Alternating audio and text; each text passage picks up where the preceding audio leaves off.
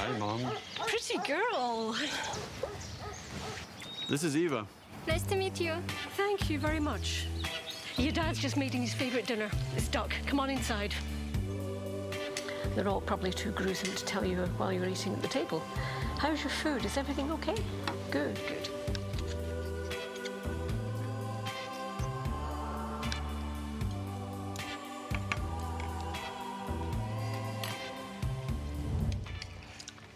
You seem to know each other. Yeah.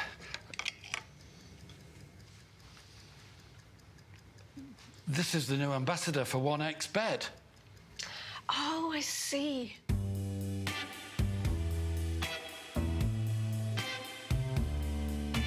Everyone felt good when Eva Elfie became the new ambassador of 1xBet.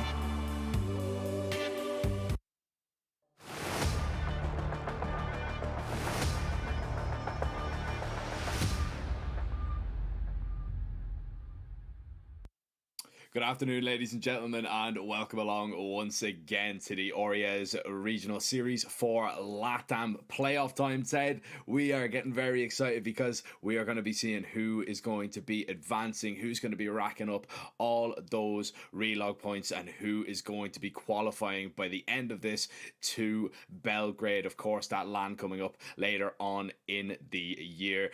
It's a very exciting time, Ted, because not only do we have, a few familiar faces in the playoffs, we've got a couple of newbies as well, a couple of teams that have taken a lot of people by surprise, making their debuts in some fashion as well, I might add.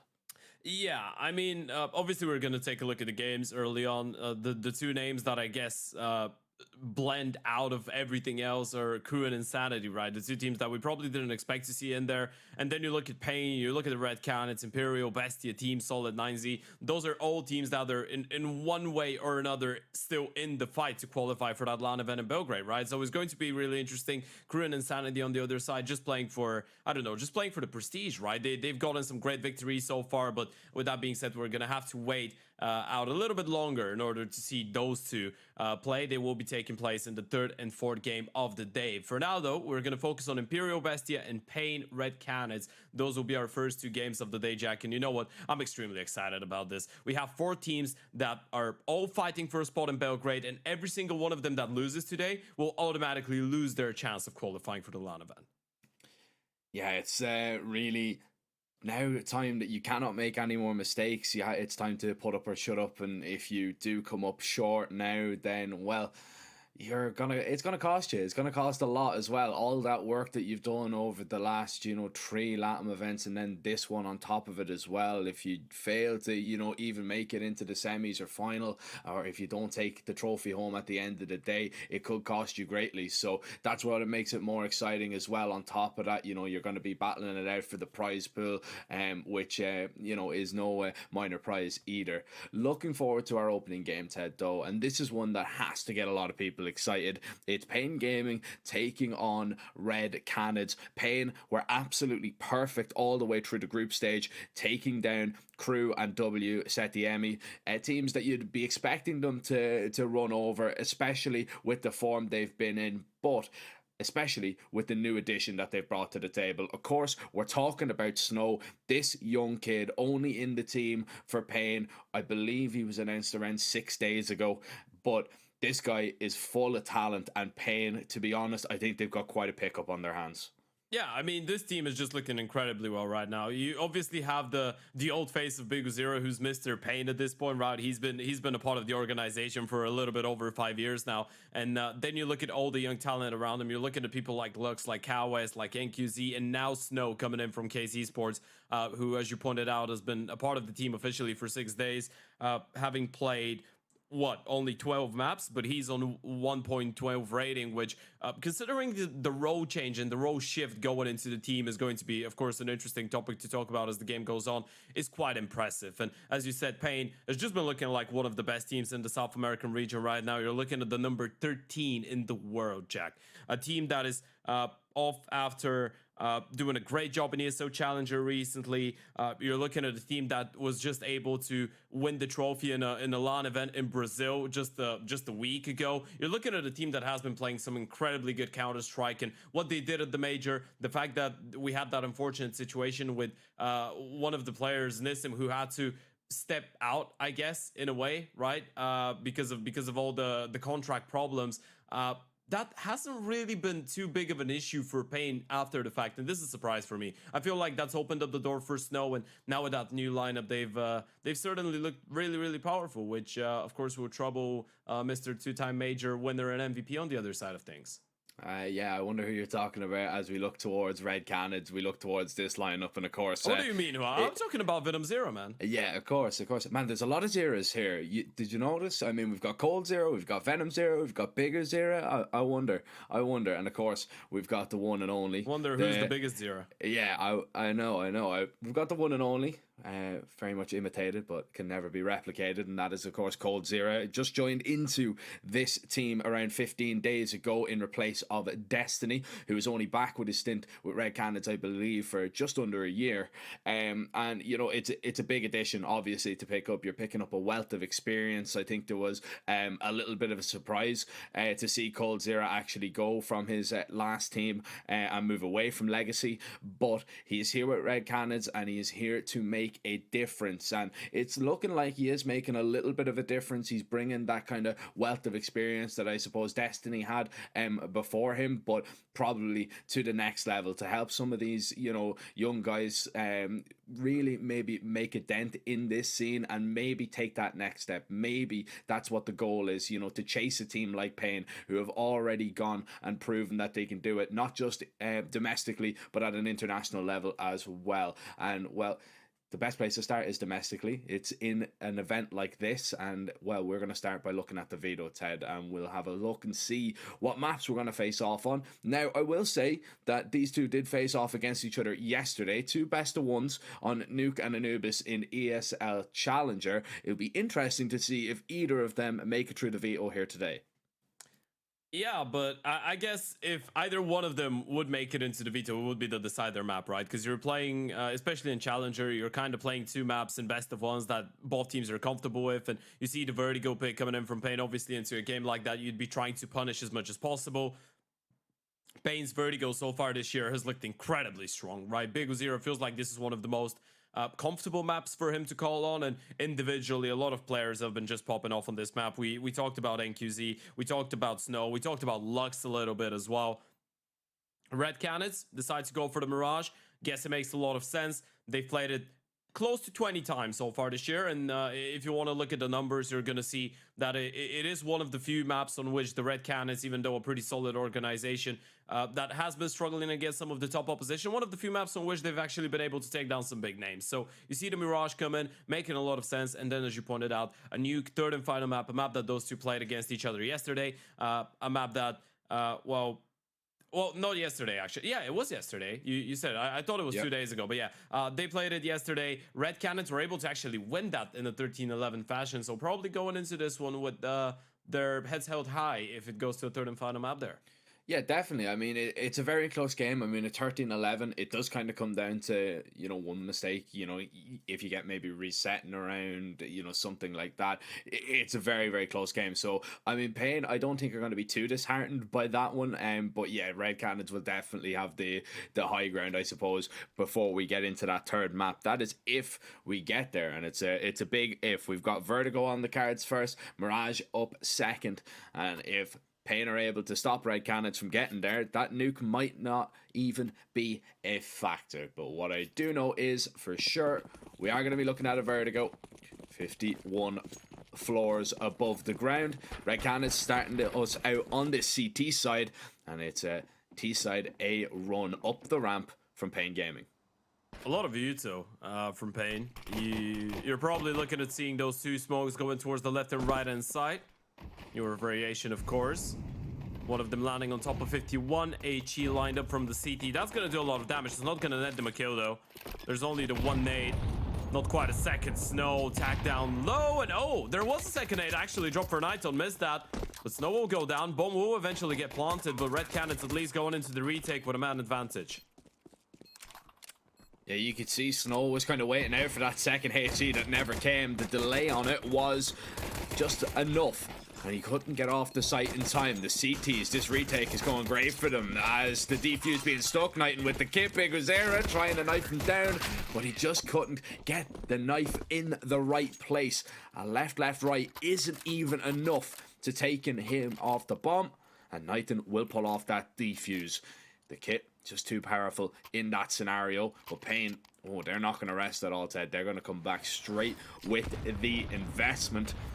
That was actually unlucky.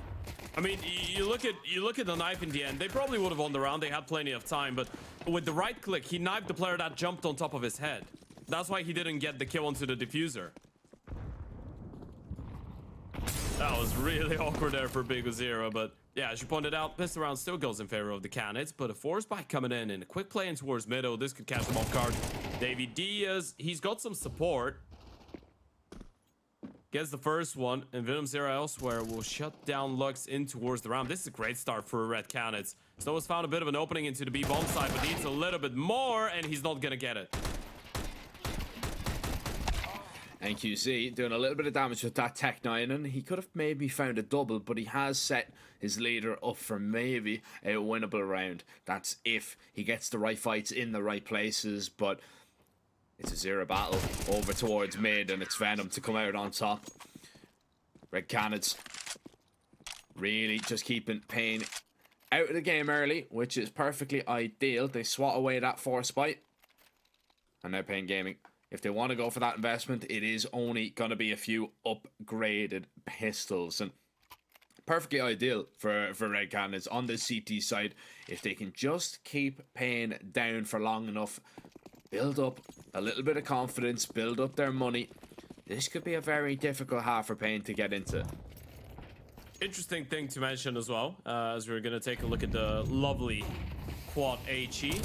Oh, it's just one at the start, but yeah, nades should come through towards the sandbags any moment now, but there's a lot of storylines going into this matchup. You look at some of the players, you see coldzera play against NQZ. Of course, the two of them did play together for quite a while, right? They played together on Legacy, on 00 Nation, on Fake Natty for a little bit. They played 140 maps together on the same team on HLTV. It's going to be an interesting one, of course, considering the factor that coldzera did end up being the oper for a little bit on Legacy after NQZ left to go and join Payne a while ago. Then obviously you have Nighton, Harzao coming in, playing against one of their former organizations from a couple years ago. Of course, back when they were playing on Payne, the two of them did spend 7 months on it. The lineup still consisted of people like Nekis as well, PKO. Of course, Big Ozera is still here. There's a lot of friendships. A lot of ex-teammates meeting each other today. And so far, so good for the CT side.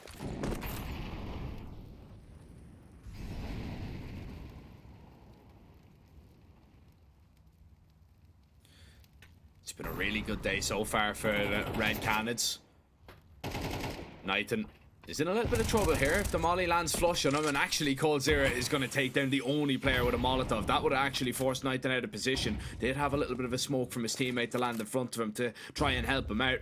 As Lux trying to dodge these flashbangs, but Red Canids are doing a really good job of just contesting Payne, and they're not getting a lot of space on this ramp at all. They're being shut down completely. These gun rounds have not bared any fruits for Payne Gaming, and this is a big problem.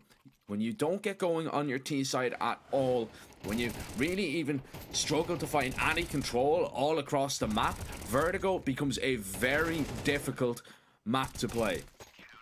I mean, I guess you could say that about any map, right? When you spread around and you're playing a default and you just get shut down everywhere on the map, you feel like you're strangled for options. It starts feeling a little bit suffocating. And that's the thing that obviously is too early to talk about, but Payne want to make sure they don't allow later on in the game. This time a little bit quicker on the pistols. Nighton gets the first one. That's a good refrag from the Tech 9, but look at all the damage from the CT side Yuto.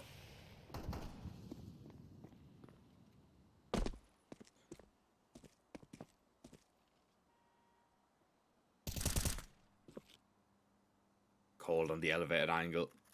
Lux trying to get a little bit sneaky with it. Around that smoke and Pain. They're just too low really to see if they're going to have any success in a round like this. It really relies on the mid lurker Kawes if he even wants to go out, but he's already making his way back, and Red Cannons are not going to be resting for Pain to try and pop on through. They try and get aggressive. This could go against them, especially with Snow finding that headshot, but still, it's just one bullet away from death on two of these players. And even a tick and a molly would be bad news for either or player that were aggressively trying to peek into that bomb site. Now Kawes has joined up with them, and actually the rotate away is not really going to help things for Red Cannons. Knighton has seen nothing. He's called his mates to go on back and just batten down the hatches over towards B and middle, but there's an early warning sign at least. There's the peak. Spots out at least one of these pistols. Needs to try and deny this bomb plant. That'll be still a success for Pain if they're able to get it. The time is ticking, and surely the peaks are just about to happen. But it's from the tees that maybe they're not ready for a Knighton. Not able to deny it this time around. Big O0 up close, and all of a sudden, Pain slow it down completely. And David is realizing he's in a horrible position. He's in a 1 versus 3. Timing could be everything, and Kawes has walked all the way around. Pain somehow pull off a miracle round. Oh, there's no way. They just underestimated it so much, but look at those shots from Kawes, man. I mean, you're in a 3 versus 3. He's the only one that's not in the red sector of HP, and you just let him go in with the Deagle. Makes his way closer. A lot of spamming going against Nighton as well, but Kawes getting that 1 kill on the Deag, that 1-1 Deag onto Harzal. That was the big difference maker. If he allows his teammate to go down there, even if it's a 1-for-1, it's still a pretty expensive round for the CT side, but they can take it over the finishing line. Pain early on, just giving us a hint to what the ceiling firepower wise of that lineup is. One of the most dangerous teams in Brazil right now in terms of mechanical capability of all the players. That's why you don't want them to get kicking early on, and NQZ already getting onto the open, finding his first opening kill of this game. Red Cannons, man disadvantage, and now Pain can slow things down. Play with their lead.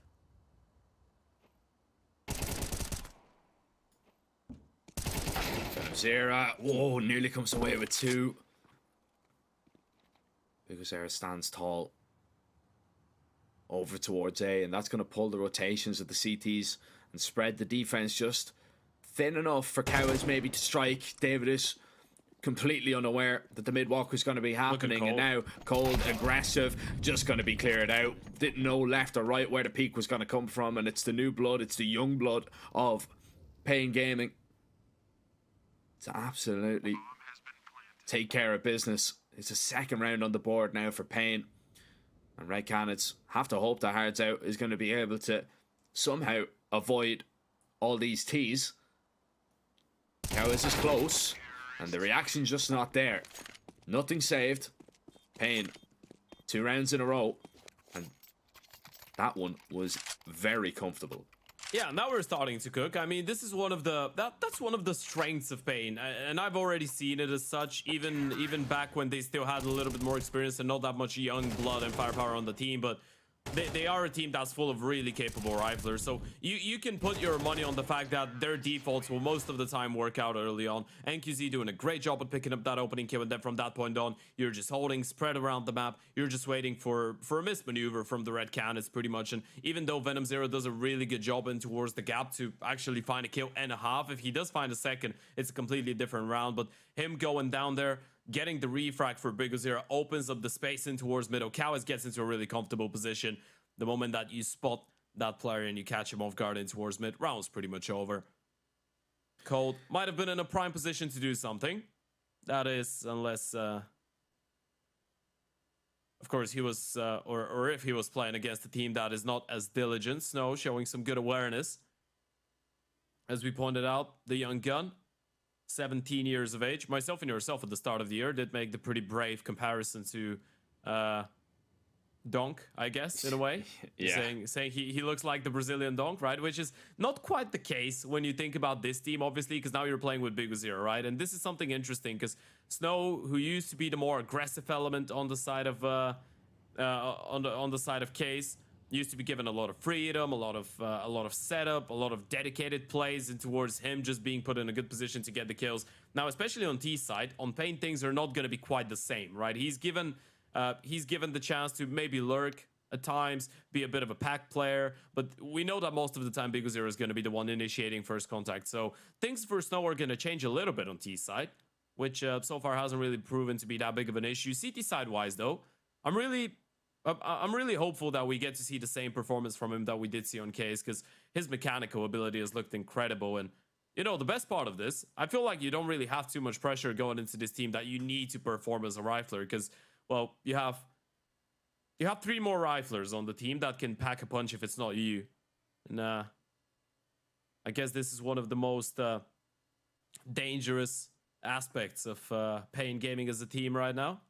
The fact that you're just trying to spot a player that's a little bit behind mechanically, and you just can't identify them.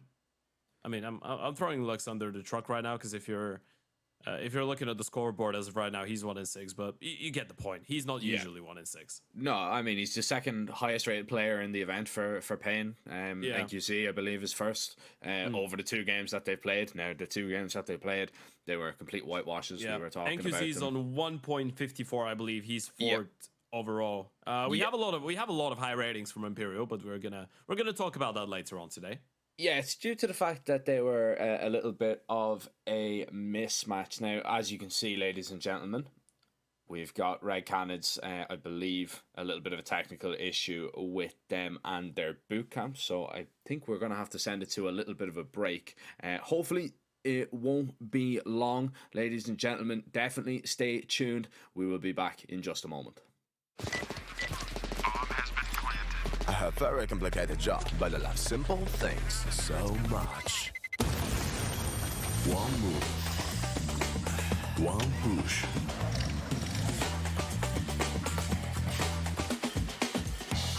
One touch.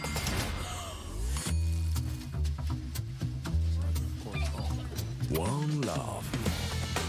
One click. One XBet.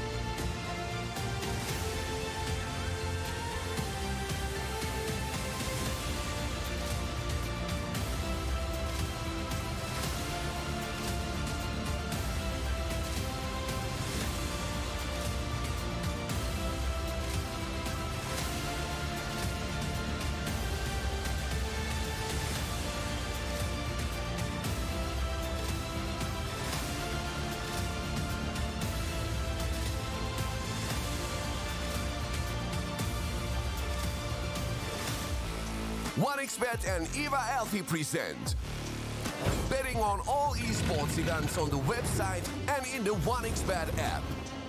OneXBet. Play with Eva.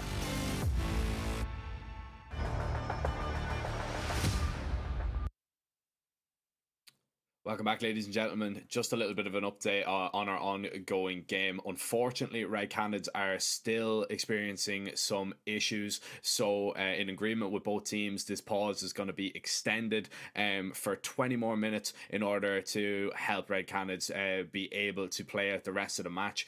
If not, unfortunately, Red Canids will have to forfeit map 1 and play out the rest of the series. Of course, that is if the issues have been solved by then. So it's a sad situation, unfortunately, Ted. But that is just an update for you guys as we move forward. Hopefully now things will be sorted soon. But as we said, both teams have agreed.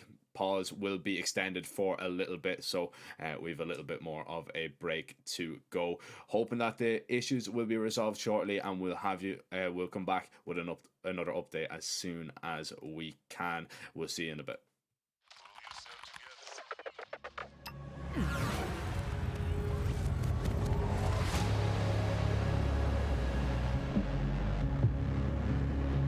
The world is changing quickly.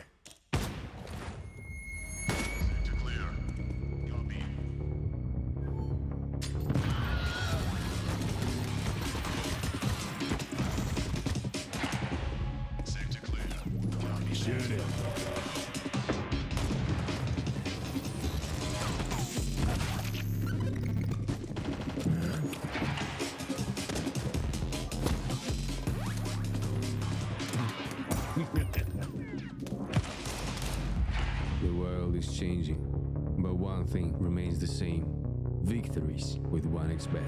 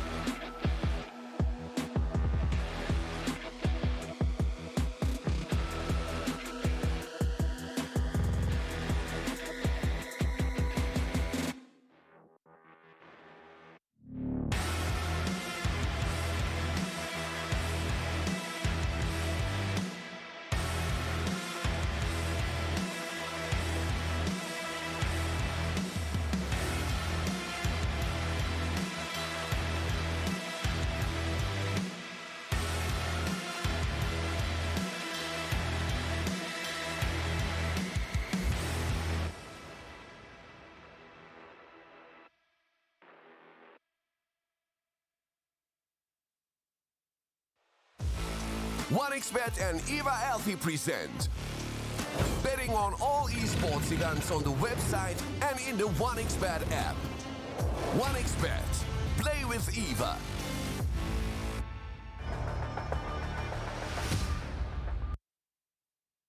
Welcome back, folks. Now, I'm sorry to be the bearer of bad news, but unfortunately, we're not going live in the server.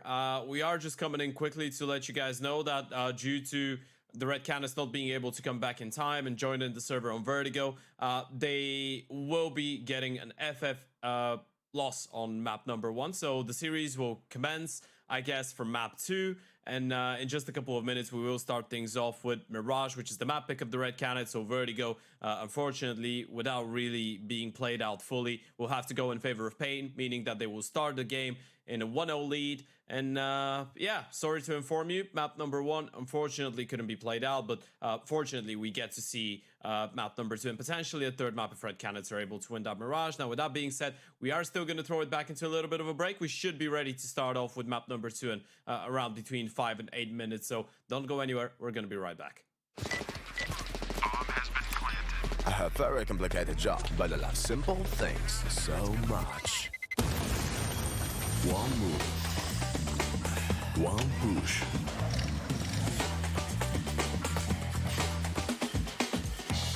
One touch.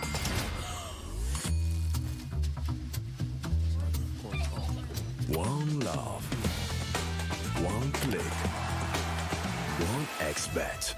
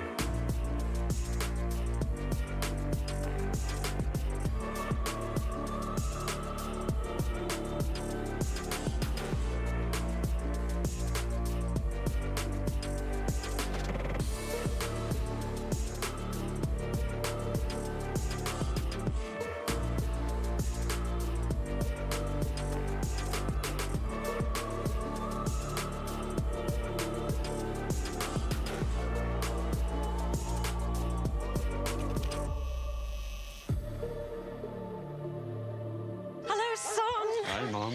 Pretty girl. This is Eva. Nice to meet you. Thank you very much. Your dad's just making his favourite dinner. It's duck. Come on inside. They're all probably too gruesome to tell you while you're eating at the table. How's your food? Is everything okay? Good, good.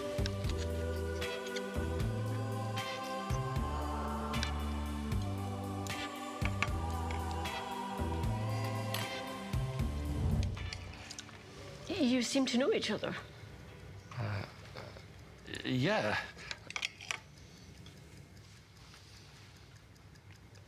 This is the new ambassador for 1xBet.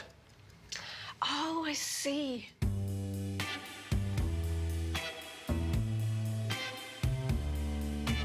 Everyone felt good when Eva Elfie became the new ambassador of 1xBet.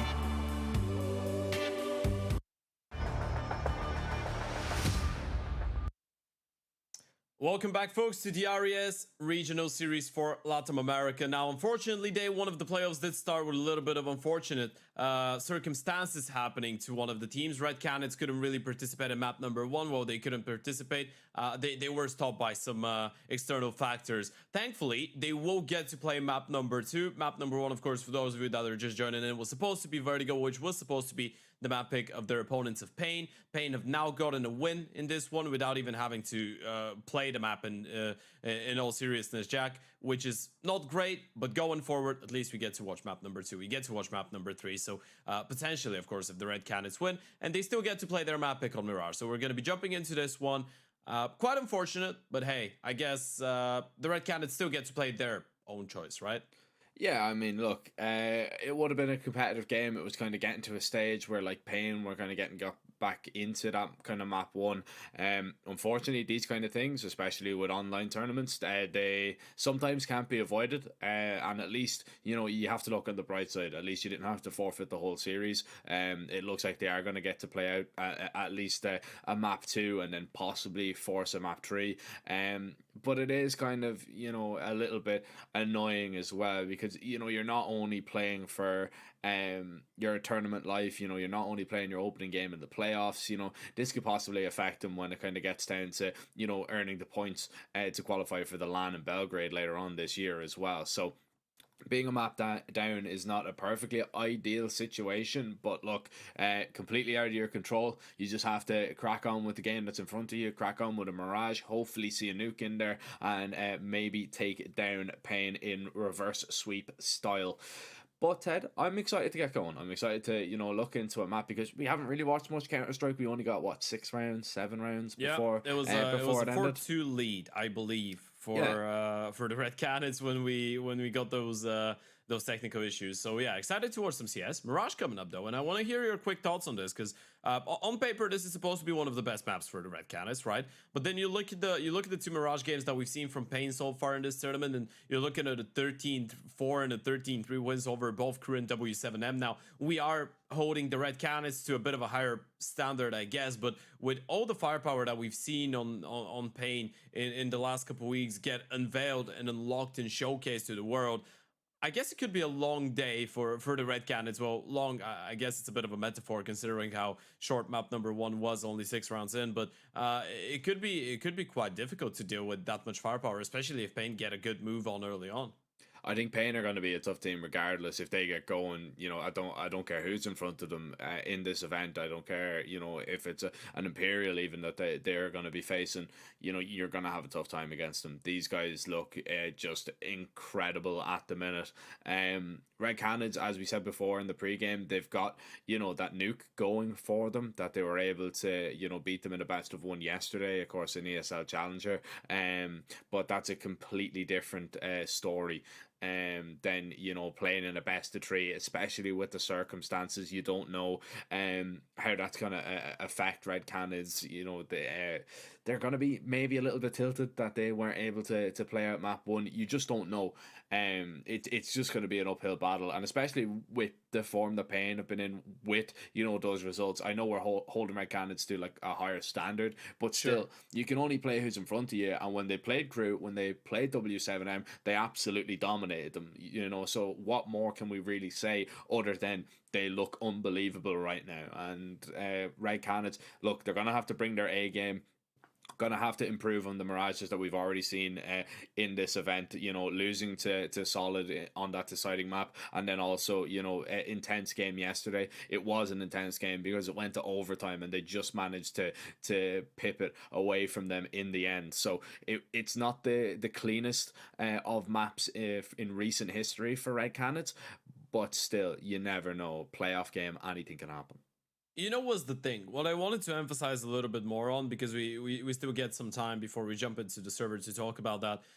The mental factor, something that you pointed out, obviously, those are not circumstances that are under your control. For those of you that, of course, are wondering what might have happened, there was major power problems with the Red Canids, who happens to be on a boot camp, right? So whenever something like that happens, it's not something that is your fault. It's not something that you could have provoked in any way, and it's not something that you can fix yourselves, right? You can't go to the electric station in your town and just fix it yourself. So in that situation, I really want to see people like Cold, people like Nithon step it up a little bit and mentally try and keep everybody in check, right? The reason that you pointed out, and the reason I'm saying Cold's name and mentioning him once again, you're probably going to be looking towards him as some kind of a father figure in the team, even though he's not going to be the IGL, which I think is a good thing. And you look at some of the numbers that he's been posting, because he's played the same amount of maps for Red Canids that Snow has played on the other side for Pain, which is an interesting point that could be made. Cold is averaging 1.20 rating since joining this team over 12 maps. And this is some great performances, right? I mean, this is Cold Zero not having to IGL, not being forced into opening anymore. He can play whatever he wants. He can be a little bit more involved. He can initiate a lot more aggression on the T side. He can be a lot more mobile on the CT side. This is Cold Zero that gets to play with a little bit more freedom in the server and gets to be the leader, but without really having to take all that responsibility of being the IGL as well, right? So you are the leader, but you're kind of like the leader in a shadow, so to speak, of that of Nithon. He's obviously going to be a big voice in the team, but I want to emphasize on his on his impact on the team and the mental, because if you're the other players on the team, when you have Cold Zero by your side, if he's really active with the communication, if especially in situations like that are really nerve-wracking, and as we pointed out, this tournament means quite a lot for those guys, because you get to qualify for a massive LAN event in Europe, and this is not something that the Red Canids as an organization have been able to do quite a lot, right? So I feel like, considering how important it is, considering the circumstances, I really obviously we can't see that, but I really wish that Cold would be, and he probably is, stepping in and helping out everyone to stay in check mentally and going into that second map. Because even performance wise, I mean, if you see someone like Cold Zero just go absolutely nuclear on that second map and have a couple big rounds, that's gonna hype you up in a way, right? That's gonna help you to stay in the game mentally. Could go the other way as well. You know, we don't know. You know, yeah, Cold Zero could be a little bit infuriated by the way things are going. You know, it's a big game. Red Canids are sitting on, I believe, 65 points. So, you know, they're definitely in contention. If they win this event, you know, they'll be pretty close, if not, you know, able to qualify, depending on it always depends on some of the other matches. Yeah, so some of the other matches, yeah, as well. But, you know, this is a really big game for them. And, you know, if you're getting a little bit infuriated, you know, if it gets under your skin a little bit that, you know, you have to deal with these kind of outside elements, unfortunately, that can, you know, take a little bit of a toll on you. So I just wonder what way it is going to go when we kind of get into the server. Are we going to see, you know, a Red Canids that are up for the battle, or is it going to be a Red Canids that have, for the last 45 minutes, you know, sat there, been a little bit cold, you know, trying to sort out everything, trying to get themselves back online and back at the PC so they can continue this playoff game?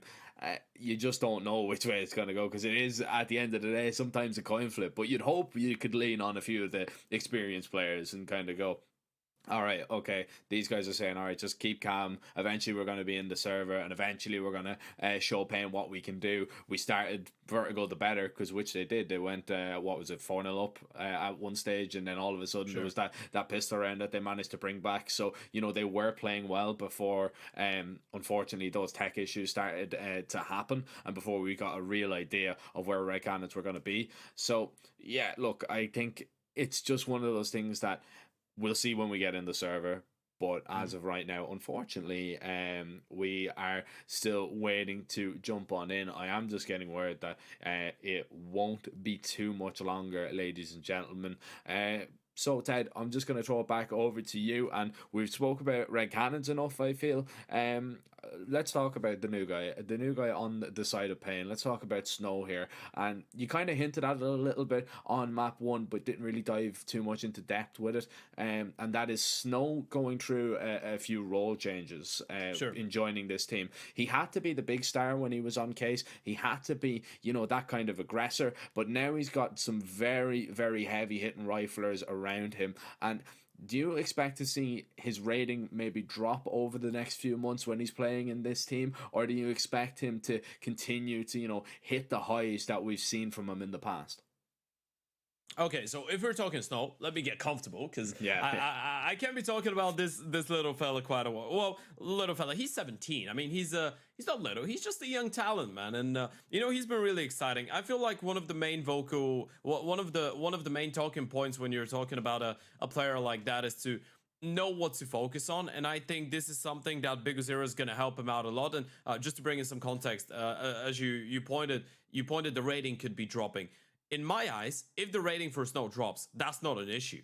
Because you gotta understand, I feel like he's in that age of his career where when you go into a team like Pain, where you're surrounded by a lot of heavy-hitting riflers, you're not going to be the star of the show anymore. I mean, if you are able to still be the star of the show with the game just being built up a lot around Biguzero and just the main structure of of things, good enough. But I just feel like for Snow right now, it's about getting the experience. I think Biguzero is an IGL that for a lot of time has deserved to get a shot at playing big Counter-Strike, and it's almost poetic that he's created that chance for himself in a way, right? Because he didn't go to, I'm not saying Pain is a small organization. Pain isn't a small organization, but Pain isn't a tier 1 organization that's used to playing on those circuits, right? That's used to qualifying for majors, tier 1 events, and blah, blah, blah, and so on and so on. Biguzero is the one that created that for them, right? And it's almost poetic because, you know, he is one that can teach himself how to play world-class Counter-Strike, and he is one that can teach people around him how to play world-class Counter-Strike. Let's not forget, and that's the reason we had that conversation, Biguzero has not always been the in-game leader, and even if he has been, he's always played with really big minds of the game in the Brazilian scene, right? We mentioned Nighton. He used to be a teammate of Biguzero some time ago. We mentioned people like PKL, like Nekis, people that have plenty of experience in the South American scene, and everyone that has been watching Counter-Strike for, let's say, 9-10 years remembers those guys from the early days of CSGO, and some of them even from CS 1.6, right? So you're looking at a person that, even though he's only 26, has got, and I say only 26 because he's got an insane amount of experience out of playing with so many proficient players, knows how to teach a youngster how to approach the game and how to be valuable for a team and how to be a professional. I feel like this is the most important thing right now, because I guess I'm going to use the term eye test. I don't really love that most of the time, but I think the eye test is simple. Snow is a good player. He's incredibly skilled. The potential is there, but I don't think that could be an issue. I don't think the potential is an issue with a lot of players in the world right now. I feel like the capability of just approaching situations and acting like a true professional is the thing that people should be focusing on. The fact that you're not looking at your HOTV page and looking at the statistics, you're looking at the amount of times that you've helped your team in key moments, you're looking at the statistics of the team in general and how valuable you have been for the team's success, for them qualifying for bigger events, for them doing better when they play against some of the top teams in the world. Those are the things that he should be looking at.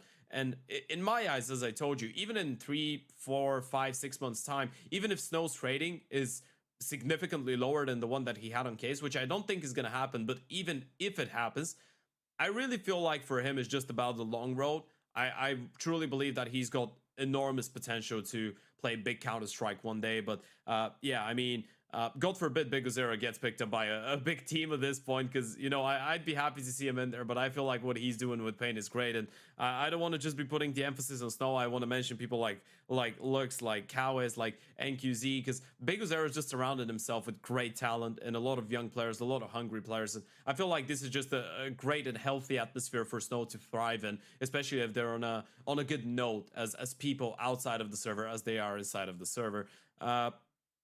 With that being said, though, Jack, I believe we will have to throw it back into another break. And I'm really sad about this because I had more things to talk about, right? But I could tell. Yeah. I mean, man, there's nothing, guys. It's a caster's nightmare to have all that prep and then have to throw it into so many technical timeouts. But you know what? We're gonna get to talk about Brazilian Counter-Strike again in just a little bit, ladies and gents. We are extremely sorry about this, but unfortunately, the players are not ready to start off the game, so we will have to throw it back into another break. We will be right back though, as soon as we have any updates for you guys, or as soon as the players are ready to commence with the game. So stay tuned. I have a very complicated job, but I love simple things so much. One move. One push.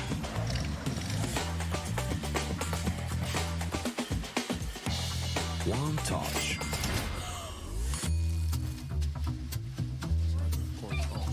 One love. One click. One XBet.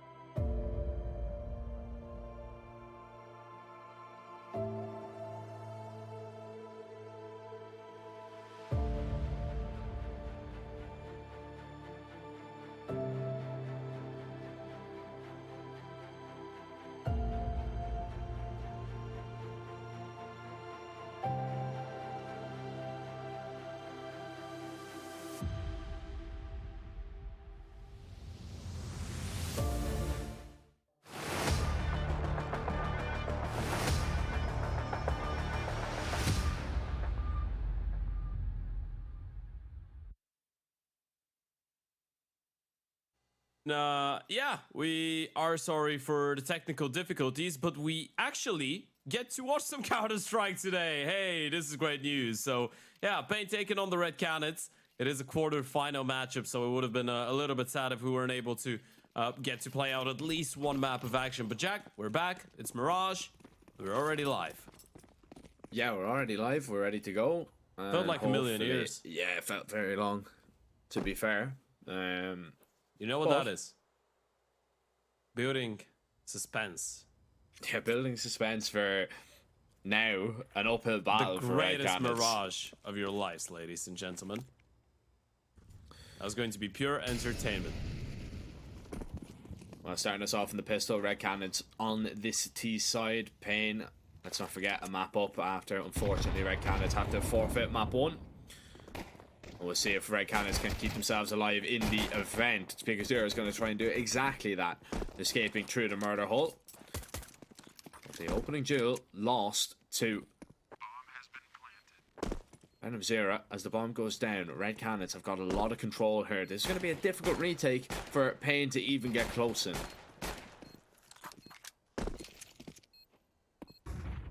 Not gonna be an easy one. Flash comes in. They still have a smoke and a kit for the bomb, but they're so low on HP and there's so many Glocks to find. This pistol round is completely out of reach, and Hard's out with a nice little double. We'll confirm it. Venom Zero gets the same amount. Cold with 1, and the Red Canids get things going for themselves. Now, for those of you that are just joining in, ladies and gentlemen, this is a quarter-final game, and it's tournament and LAN qualification on the line here for both those teams. So, win, quite important. Red Canids did have a 4-2 lead on Vertigo for what that's worth. So, they were able to pick up the first pistol round of the series, I guess. Now they've picked up the second. Pain, though, decides to go for a straight-up force buy.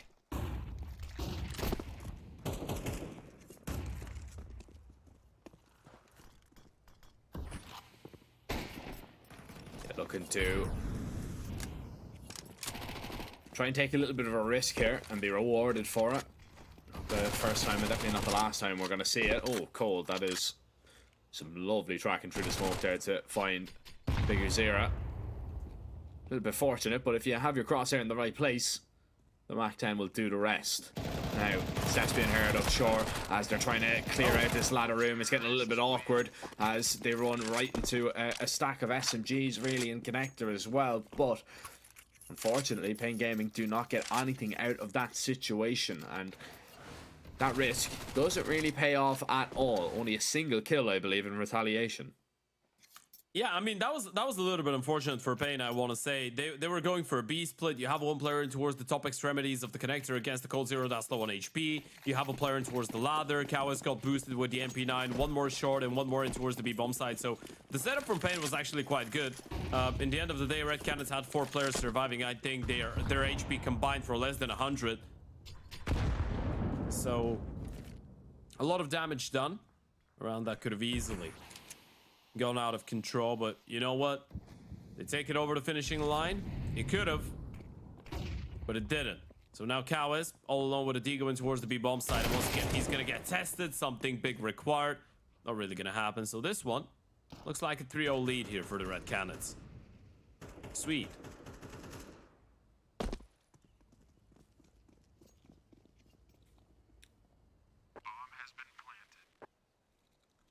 So far, so good. Red Canids making Pain a little bit uncomfortable on their CT side. Pistols are going to inch a little bit closer to this bomb. And they might look to try and find a few kills. They might come away with something, especially after being spotted out. Snow is going to claim 1. And it is getting a little bit awkward because they're now the last player standing. Surely they realise that maybe he could be close to TV room. Hasn't been spotted out. Hard's out. Might go down to the bomb if he's not careful. Eventually, steps are going to be heard, but Cold makes sure that it is only going to be 2 players coming away from that round without guns. They can reinvest. It's absolutely no problem. And Pain Gaming, now in round 4, have their first investment. Should have enough money to bring out an op. We'll see if they can finally stop Red Canids.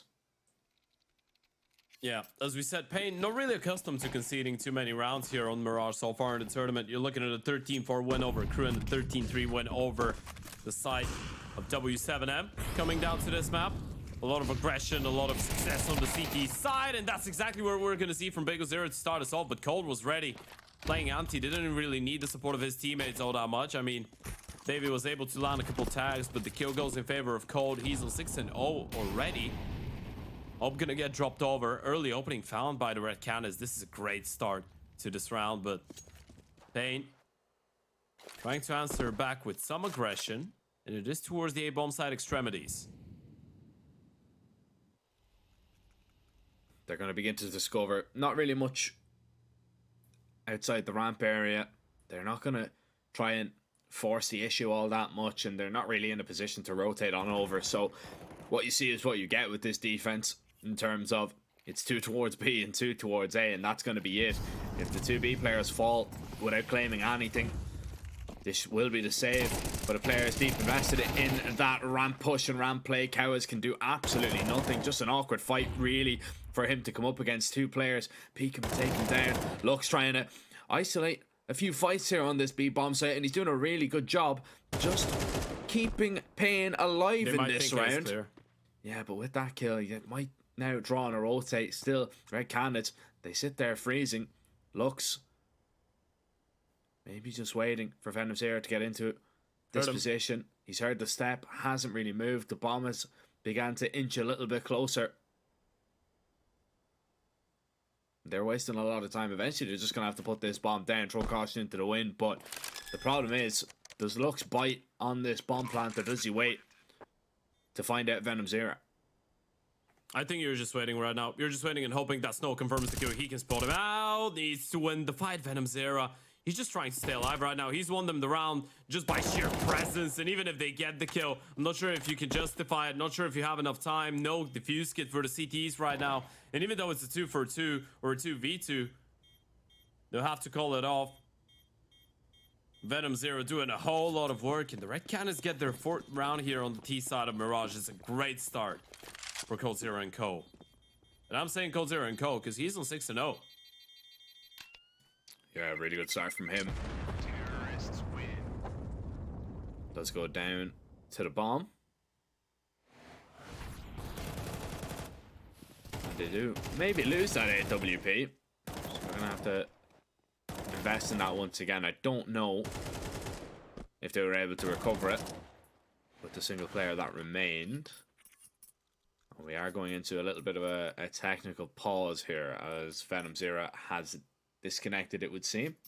Hopefully not again, Ted. Oh no. I mean, at this point, if it was a Payne Gaming player disconnecting, I would have been feeling safe, but yeah. Yeah, once you see a Red Cannons player go, you're like, oh no, this is not good. You never know. It could just be a game crash. You never know. CS is having a few problems recently.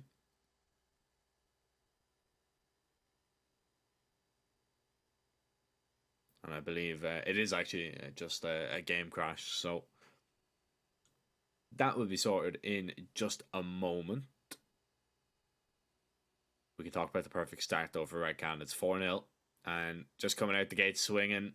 Don't really look too bothered at all that they had to, you know, wait 40-45 minutes, lose a map. I mean, it's more. It's like an hour and 30. Has it been that long? Yeah. Oh, wow. I'm losing track of time. Yeah, in case you were wondering what we were doing during the pause, ladies and gents, because we were right here and waiting to see what's going to happen.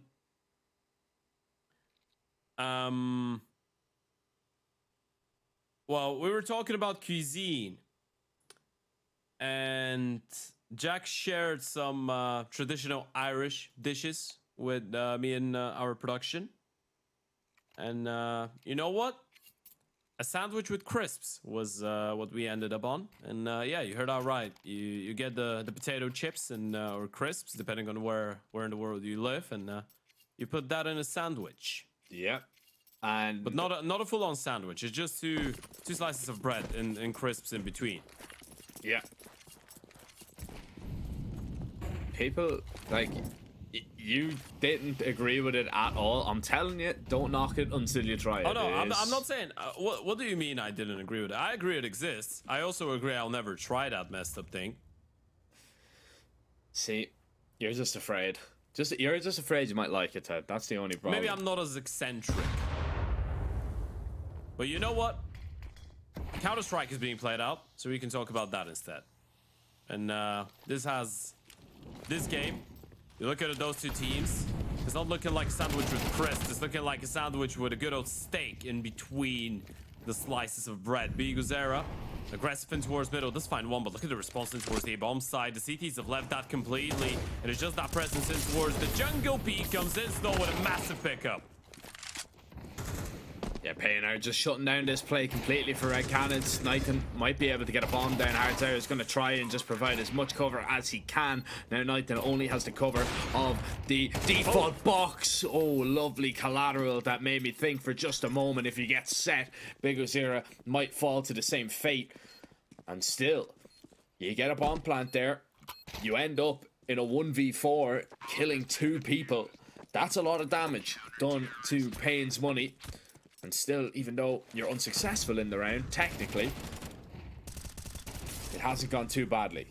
Yeah, I mean, considering the round that Payne were able to play out, I think if you're the Red Cannons, you're happy with 3 kills and a bomb plant, as you pointed out. It's probably way more than what you should have been able to get away with. It was a great round from Payne, right? We're seeing good protocols from the team, quite decisive on the fact that they were alright with leaving the A-bomb side to focus on middle a little bit more. The moment that they find those 2 kills, they had great flashes and the timing was good enough to still try and contest the bomb side itself.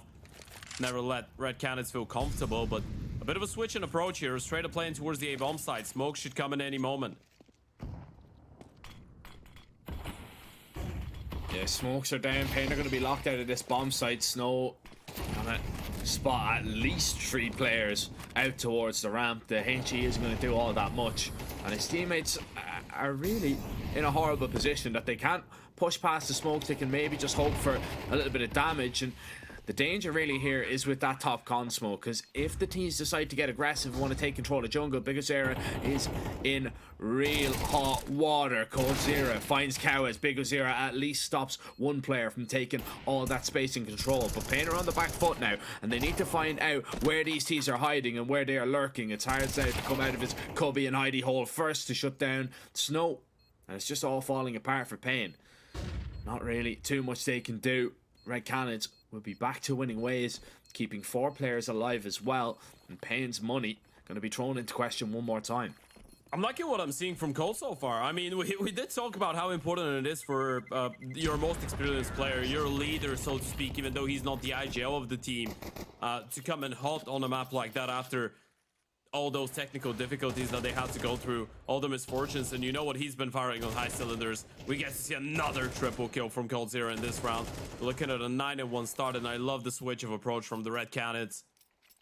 You adapt to that heavy mid-centric stance from the CTs. Head in towards the A-bomb site, completely avoid that, lock them out, and essentially recognize the fact that you had to get aggressive in towards the jungle, get a couple kills, and just make sure that the CTs don't really feel that level of comfort at all. They still have at least enough money to go for it once again. You're looking at the AVP for NKZ. He was able to hold on to that and a couple rifles, but it's a great start for the Red Cannons, especially if you're able to keep it going. You get one more round. That's going to be with the value of 2, considering the state of economy that the CTs are in right now, and that boost might net them a free opener. Oh, spray goes all over the place. A lot of damage being exchanged between the 2 players. Yeah, but only 1 kill going the way of Payne. And it's Bigozera with that HE perfectly placed, and even gets 2 for the price of 1 when you look at David Deuce's health. Cole trying to get aggressive in connector once again. Bigozera's caught a glimpse of Knighton as he baits out that shot and tries to get away. Oh, has to go forward into a fight there. Wanted to try and apply the pressure onto the op. Instead, and another T extremely close, but the damage should be more than enough. You've got a 4 versus 3. David is in a dangerous position later on in the round, but Snow already up close in the ramp. Never mind. Hardzow quickly clears him. That instant headshot will make things now difficult, but they've lost their mid-presence. It's down to just the two players making their way out ramp. Kawa is waiting to see if anybody falls.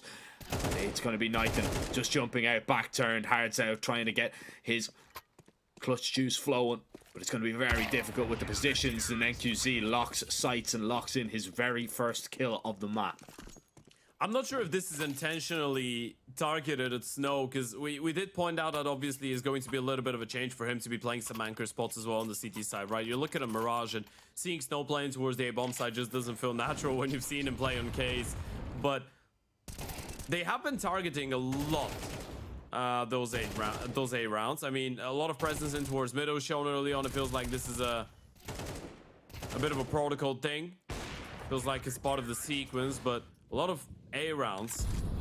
B was targeted, I guess, towards the start when the CTs didn't really have too much weaponry and too much util. But speaking of which, they could be lining up to switch it up once again.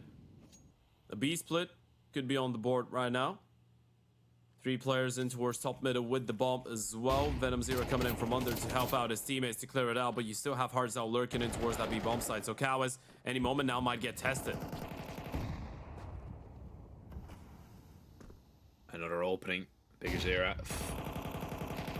is finding a little bit of impact now in towards Connector, and he's still just playing around this smoke knife, and he's not even going to be ready for a Bigger Zero.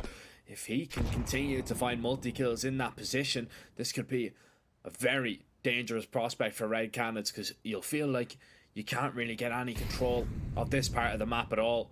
Bomb still dropped, you've got 50 seconds, and Red Canids are really going to need to group up and try and find some of these fights. Cowards is alone, so you technically do have a 1v1 here, but Cold, is he ready? Oh, reacts in time. Picks up that bomb, and looks now backed up into a corner. It's a good angle, though. He's playing really close towards short, and Hardzal might be trying to make some noise, but it's just a Tech 9. It's all going down to this one. Fight Code Zero wins it. That's the B-bomb side. Doesn't realize it, but he can get away with a bomb plant here. David Diaz coming in from Kitchen is going to potentially make Cold turn around, though. The thing is, there could be a Kitchen timing on the cards. You should be thinking about the B apartments being a possibility, but there's 2 people coming in from here. And Cold Zero might need at least 1 kill. If he goes down without a single one, that's going to put Davey in a whole lot of trouble. There goes the first one, though. Headshot, second spotted. And it's the rotation coming in from the CT side to actually get that kill. 6 on the board. Red Canids showing us that they can pack a punch so far on Mirage. Pain is struggling, and they go for their first tactical timeout. Money's in the bin. Yeah, they're really having a problem here. You know, you get down to a very winnable position there, and all of a sudden, it just all falls apart. Cold Zero is really showing his worth already, showing that wealth of experience that he brings to the table. 13-2 on Mirage, and I mean, we were talking about, you know, they're probably going to look towards him, especially being in that tech pause, especially after forfeiting the map last time out. Well, they're in the server, and how about that? You're looking at him getting 13-2 as a start. You're 6-2 up on the T side of Mirage. Surely there's just more good things to come here for Red Canids. Pain, they take their time, they have that discussion and try and sort something out. This aggression is nice. Bigger Zero, he's having a lot of impact as well. It's another kill for him, not towards mid this time around. And Red Canids, they've lost 1 player towards Palace. 3 are coming out the ramp.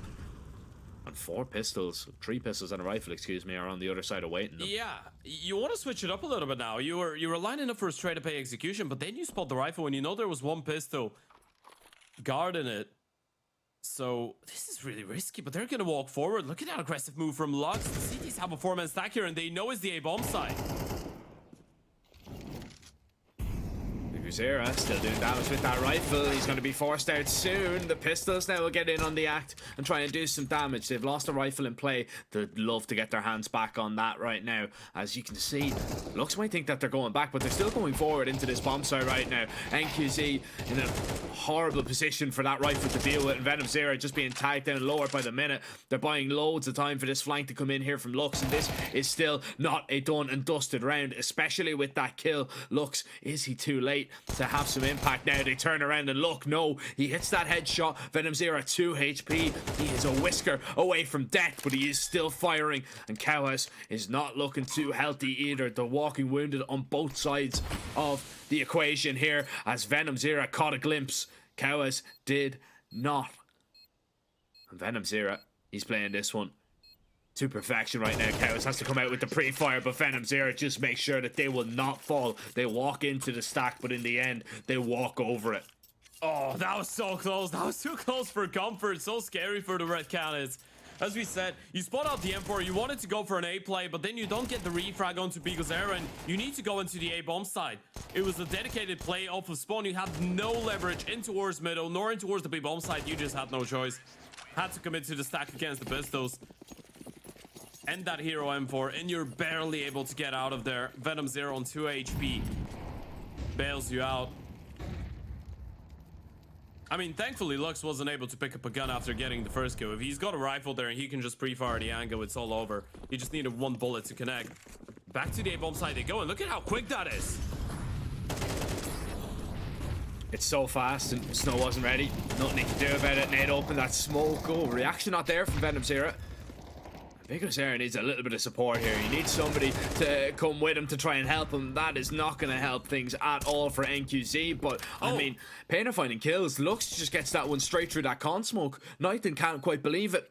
And Cold now aggressive in towards CT. He's lost his teammate, and now he's lost his life. Cow is refragging NQZ. And Hard's out.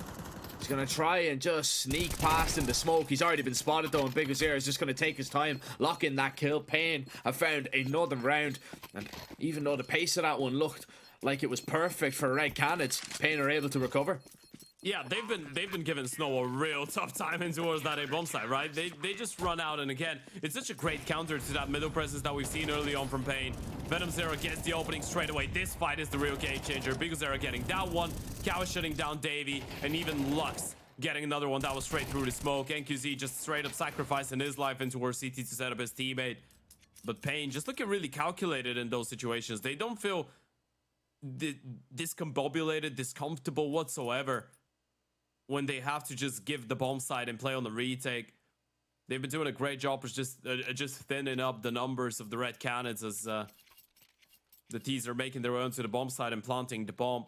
Every single time when you think about it, Pain have been going into those retakes with at least a 2-man advantage. And that's courtesy to the rifles. Not really looking desperate for fights. They're just waiting for the ones that the T's will offer to them. 7-3. It's still a great half for the Red Canids, but with the reset of the economy, Pain could be aiming at 5 here. And that's going to keep them in touching distance for the second half.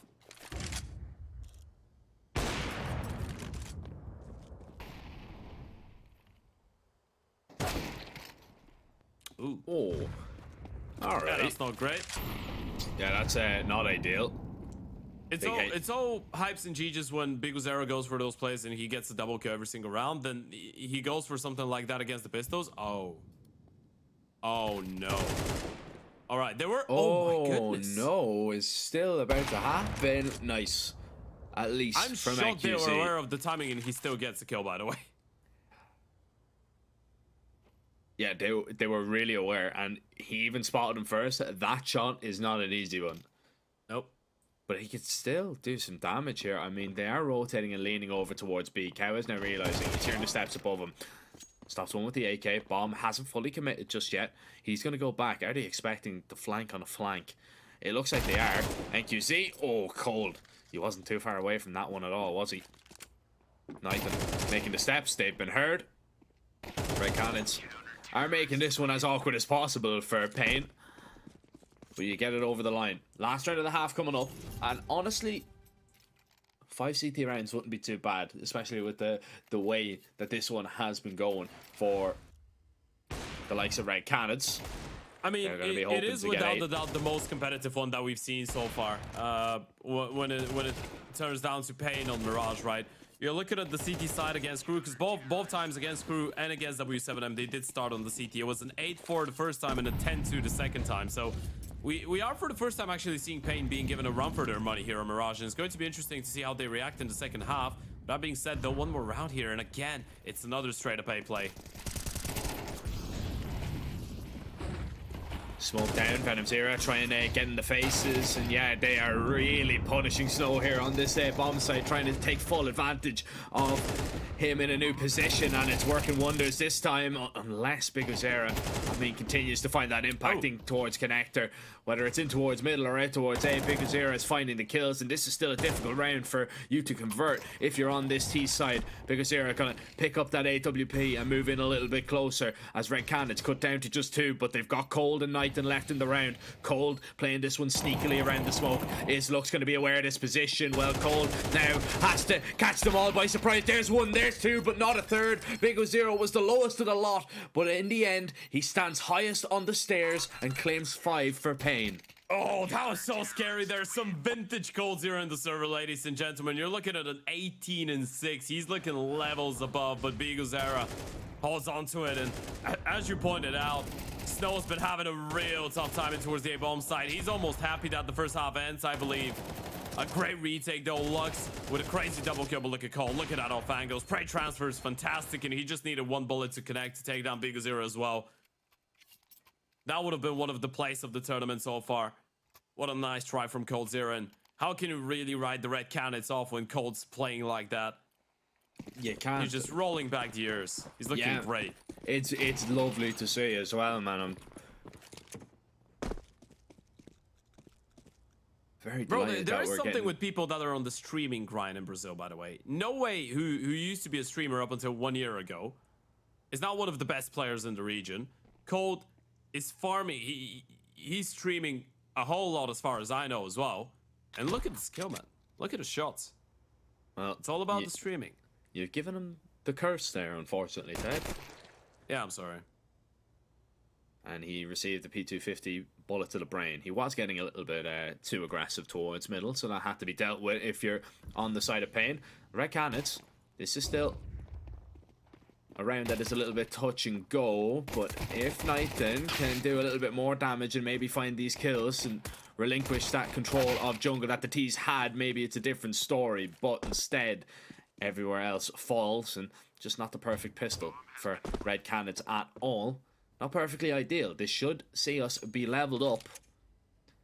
Let's not forget, Red Cannons had to forfeit map 1, so Pain are a map up in this series.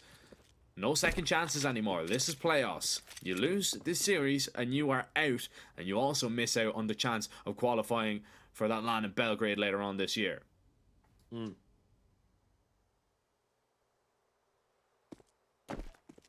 Yeah, and as we pointed out, especially for a team like the Red Cannons, this is a big one. But I guess you could be having a similar conversation with Pain too, right? We did mention the Global Esports Tour, the LAN tournament in Brazil, where they were able to, well, dominate the competition, beat teams like Monty, like MIBR even twice, beat Imperial as well. NQZ having a great event on LAN at 1.21.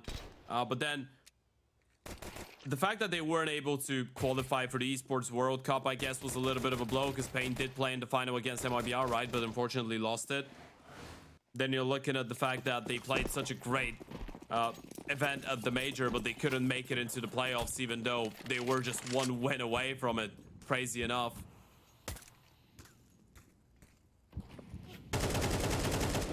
You're looking at some of the previous finals that they've lost here in the RES.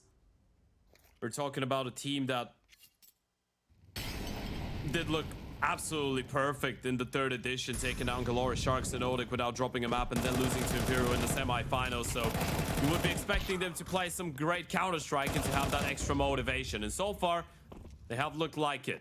This is starting to look more like a competitive game now.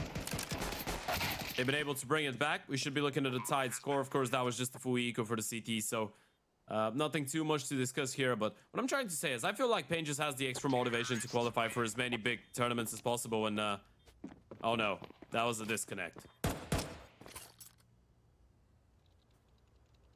I'm scared. I'm a little bit scared myself. It's such a competitive game right now. Oh, it's just about to get interesting. Look, we won't think of the worst, and he's back pretty quickly, so let's hope he stays in here. Still 7-7. You've got a full bite coming up. Everything seems to be okay on both sides. Although Cowes might have just taken this time to step away for a minute. So we will probably be waiting to resume. No, he seems to be back. All right. Okay. We're good to go? Nice. First gun round, second half, underway. Well, just about to be. Investment, quite solid on both sides. No AWP just yet into the mix. Look at that B split spawn for Pain. I know they see it.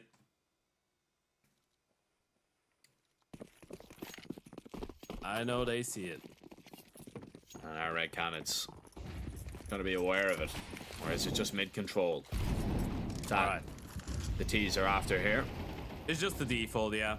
I mean, they had the option if they wanted to throw in a quick round, but I guess when you're playing against a team that, such as yourselves, is quite initiative taken on that CT side, a team that loves taking space and fighting early on, you can give it a go with a more slow, more scouting, if you wish, round. In your first buy on the T side, you can just try and see how deep the CTs want to try and take you on their side, and the boost is going to come in. So that little piece of aggression that you're waiting for is coming into fruition. The question is if you're going to be ready for it.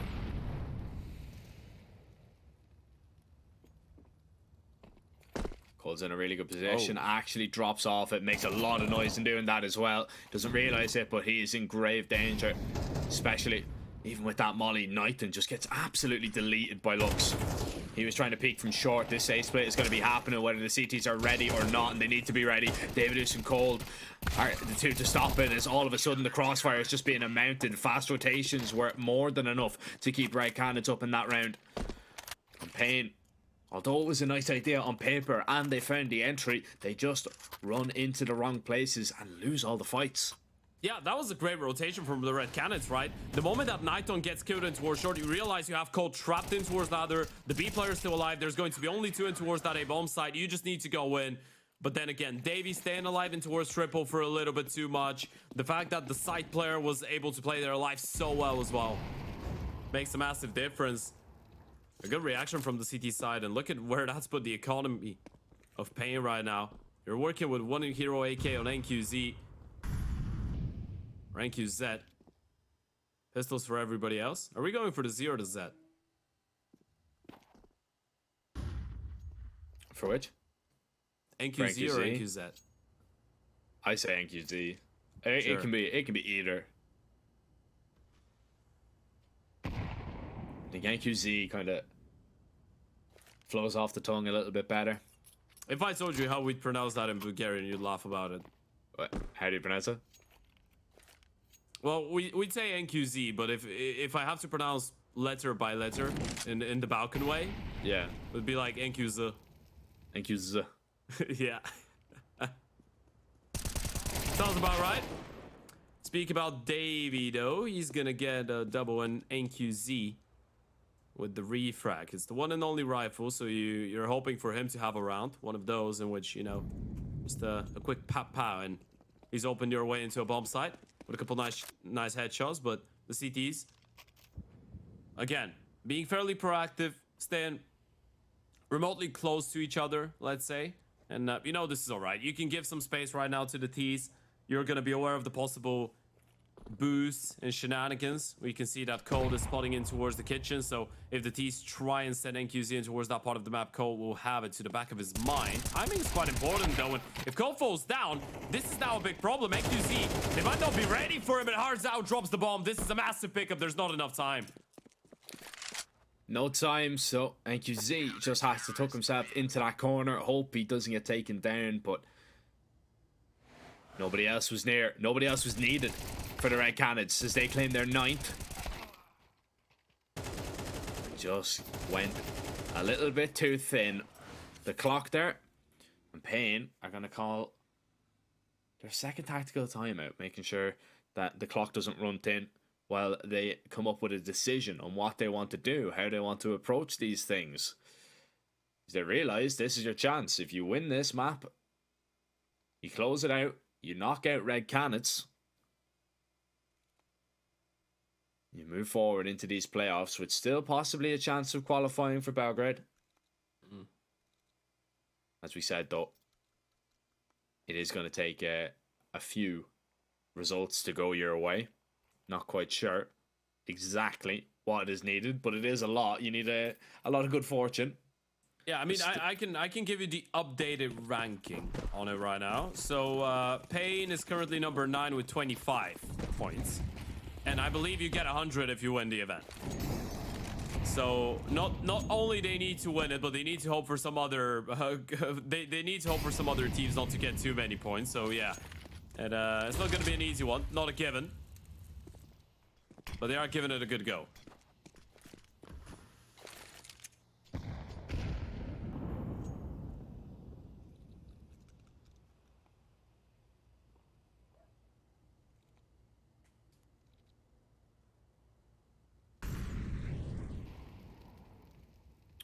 Triple B lean from Red Cannons, not playing for a mid at all, not really fighting for a happy enough to play from the site. So Payne are going to get all this control for free. And it's up to them where they want to go with this. You're probably going to be quite suspicious of it, right? You know it's a buy round on the other side, and the fact that you're not seeing anything towards middle is actually quite worrying. The thing is, they might be making the right decision here. That kill onto David, it's 1-for-1. Venom Zero is all alone in towards the A-bomb side, and they're looking to commit here. He's pushed in towards Palace. They should know this is a possibility. Oh, they'll definitely know, especially if they don't see anything more on the site in towards CT. They'll be very worried about Ramp and Palace, which is going to make things a little bit awkward, though, for the T's at the same time. Flash in towards CT as Snow is going to try and hold up and fend them off. Cowas deals with the short player. They know at least one more player is towards CT. It's just the unknown entity right now of Venom Zero, who is going to move into action towards Ramp. But surely Big of Zero is going to be ready for him. Now you've spotted him out. You've dealt with everybody else. It is just one of the original A players that is left. And he has already left that bomb site. And he's not coming back. Saving that AK, bringing that forward for Red Cannons. That is a really good round for Payne. And a massive kill in there from somebody that has had an absolute nightmare over towards that A-bomb site. And that is Snow. In towards CT there. If he doesn't get anything out of that situation and slow them down, that retake happens very quickly. And I don't know if Payne would be able to hold on to the bomb site. Yeah, it was a good reaction as well from the short player. I believe it was Cowas who aggressed and was put in that position in towards the ladder. Realized that he had to go for the peak, made it incredibly difficult for the Oper, who was trying to set his sights on the A-bomb side itself, and I believe he was on a double zoom as well, so quite difficult to react to it. We're gonna get to see the replay, a 1-for-1 on Big Zero. That's the kill you were talking about, and there goes Cowas in towards short. So a good sequence of multiple players finding really important kills, and now Red Cannons are the ones with financial money problems. And that's going to put Payne in a great position. Venom Zero trying to take initiative, being one of the 2 premium rifles into the round for the CTs. And oh, on the edge of the smoke, able to find one spray through. Doesn't realize how close he is, but finally does. And AQZ goes down. This is a big play from Venom Zero. It's a ridiculous double kill to find, especially that second one. Called up close. Oh, he still even comes away with one. And just every CT player is doing their job, going at least 1-for-1. And this has put themselves in a fantastic position. Snow has to go absolutely huge here, trying to run down the pistols, but it's just so awkward. You don't know where the rest of them could be hiding. You've absolutely no support from your IGL, who is just too far away to do anything at all. And with 51 HP, with a minute left on the clock, you still have 4 players to find on the CT side. This is such a great response here from Red Cannons, and they can really thank Venom Zero for the position that they're in.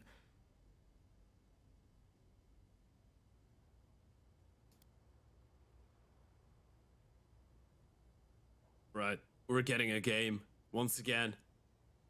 Big Zero. What can you really do with this one? 35 seconds to work with. Even if you find a couple kills, is it going to be enough? There goes the peak. And it's Big Zero to win the fight. He's got a 1v1 against the Digo and towards the B-bomb side. Hard Zhao, with the time running low, he can play his life really, really nicely in towards the back of the side. And he's hearing the steps already. So it's all about winning time right now. All about wasting it. Even if you end up going down, and now he's shown himself, but that's making it so uncomfortable for Big Zero. 7 seconds. There's not enough time for a bomb plan. Big Zero is just playing for the kills, and Hard Zhao blindsides him using his own teammate in towards Kitchen as the bait. Red Cannons get up to the double digits here, so difficult territory for Pain, and felt like they were a little bit overzealous with picking up the fight in towards middle early on, completely unaware of that play from Venom Zero, and that's the real difference maker there, and of course Cold Zero as well, getting a 1-for-1 in towards the ramp. But a tactical timeout, Jack, in a pretty difficult spot to find yourselves in. Do you really want to go for the force buy here? And I think the answer is yes. They're going to force the issue. Oh, this is such a big risk, but I mean, it's at the stage of the game where you kind of need to take big risks, right? You need to hold something. You wouldn't have had a proper buy round even if you fully ecoed into this one, just to clarify that. So yeah, you would have been in double eco territory. You're kind of forced to make a decision even though you don't want it. And it's just 2 rifles and 2 pistols and a MAC-10 to work with. You need a great set piece play. Now would be the time to throw in that special set piece that most of the time guarantees you around in practices.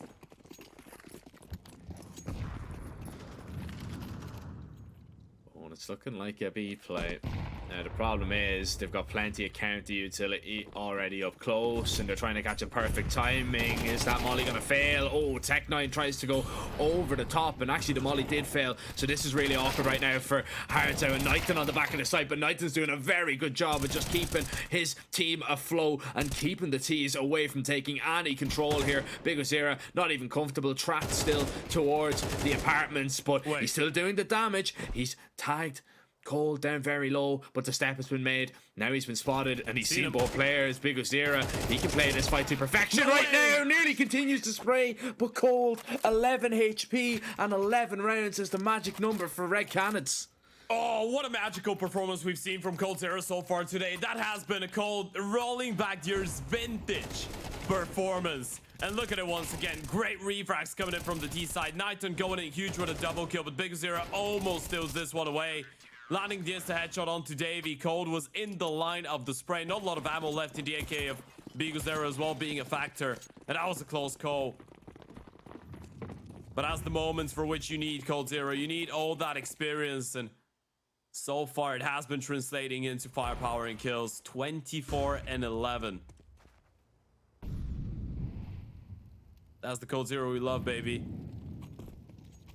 That's the Cold Zero we want to see on the server. And unfortunately for Pain, that's the Cold Zero treatment that they've been getting so far, Mirage. Is Knighton gonna... Okay. Right. He was thinking about it and then he kind of said, no, we're a map down. Why would we even give them a chance? I mean, it's not even about it. It's look at your money. Yeah. You know they were stacked in towards under with the pistols, so you don't want to just peek into it and lose more guns here. You wanna make sure you realize you're playing the long game. Well, screw that. He wants to. And that's 12. And what a response this has been from Red Cannons. Unfortunate circumstances where how we began this best of 3. And now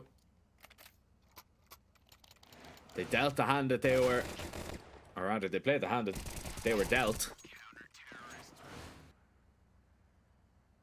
And it looks like they will come away and at least force a nuke, which they did manage to take Pain down on yesterday.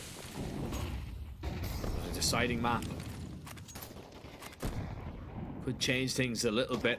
However, Pain have not looked up to scratch versus the Red Cannons on this map. And it, especially when you look at the performance, a Cold Zera inspired performance. It's not done just yet. Knighton with another opener. Big Zera this time will fall early. And he's been Pain's best player so far. He's been the one that's been keeping them alive. But taken out early. And they're gonna have to go forward without him. That might make you feel a little bit strangled for options in towards the B-bomb side as well. Because the op gets the kill from short side. You hear him rotate back, but he could still be around, and this is the case. Knighton, he could be pretty much everywhere right now. You spot him out towards short, but you're just playing a guessing game. And even if you want to go back in towards the A-bomb side, you had just left Ramp and Palace for such a long time. You're going to be aware of the possibility. This still needs to be a B play. They're gonna make it a split here. All right, but it's just one smoke that you have on offer. Well, it's actually two, so window, top connector, secured. Cold Zero with a massive ding onto Lux, though. 25 seconds and you need to get up onto this site or Mirage is going to be over, and you've got so many players to get past. Cold is one of them. Hard Zero now trying to lock it in. You get a fine, nice double bomb drop though on the cross, and Cold just holding that line of sight, holding that line of vision. Cowas now feeling all that pressure. Molly's landing on top, and Cold Zero is going to seal it. Nearly a 30 bomb. He was so close to getting it, but 29 and 11 will do, and they will send it and force it to a deciding map 3. Yeah, I mean, you say 29 and 11 will do. 29 and 11 will always do. 7 days of the week, 9 out of 10 times, that's going to be enough to take you over the finishing line. Probably even 10 out of 10. What a vintage performance from Cold Zero. We said it a couple times, but it's really important when the team was going through such a difficult time with the technical difficulties, having to forfeit a match or a map going into an important match like this, to have your natural born leader, the best player on the team, step it up like that, the most experienced one out of the lot, showing how he can lead, even though he's not technically the IGO anymore. But yeah, a great showing from Cold Zero. New coming up after the break, Jack. This is going to be an exciting one, and Pain given a real run for their money now for the first time so far in the event. Ladies and gents, we're sending this one into a short break. We're going to be right back to find out which one of those two teams will keep on fighting for the trophy and for a spot in Belgrade later this year. 1xBet and Eva Alfie present betting on all esports events on the website and in the 1xBet app. 1xBet. Play with Eva.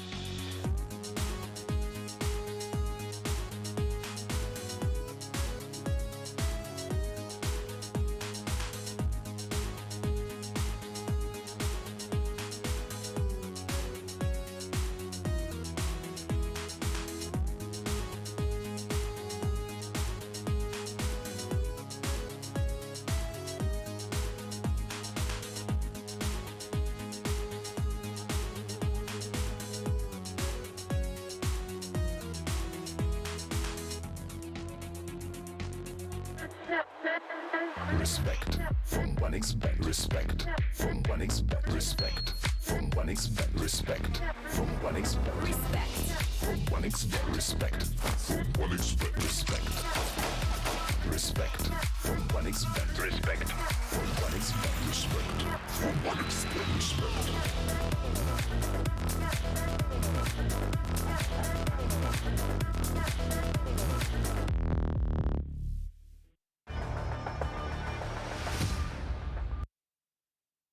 Welcome back, ladies and gentlemen. One vintage Cold Zero performance later, we are ready to jump into the third and final map of our first quarter-final game of the final edition of the RES LATAM. No more second chances to qualify for the big LAN event in October in Belgrade.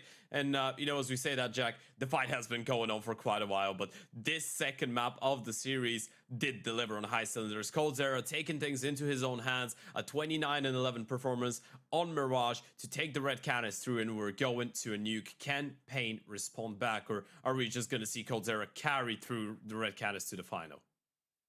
I don't know. I can't give you a full-on answer for that, but come on, be bold. You know what? I'm you know what excited I'm gonna for say. this. You know what I'm gonna say. I'm gonna say hell yeah, yeah. I want to see another performance from coldzera, from coldzera.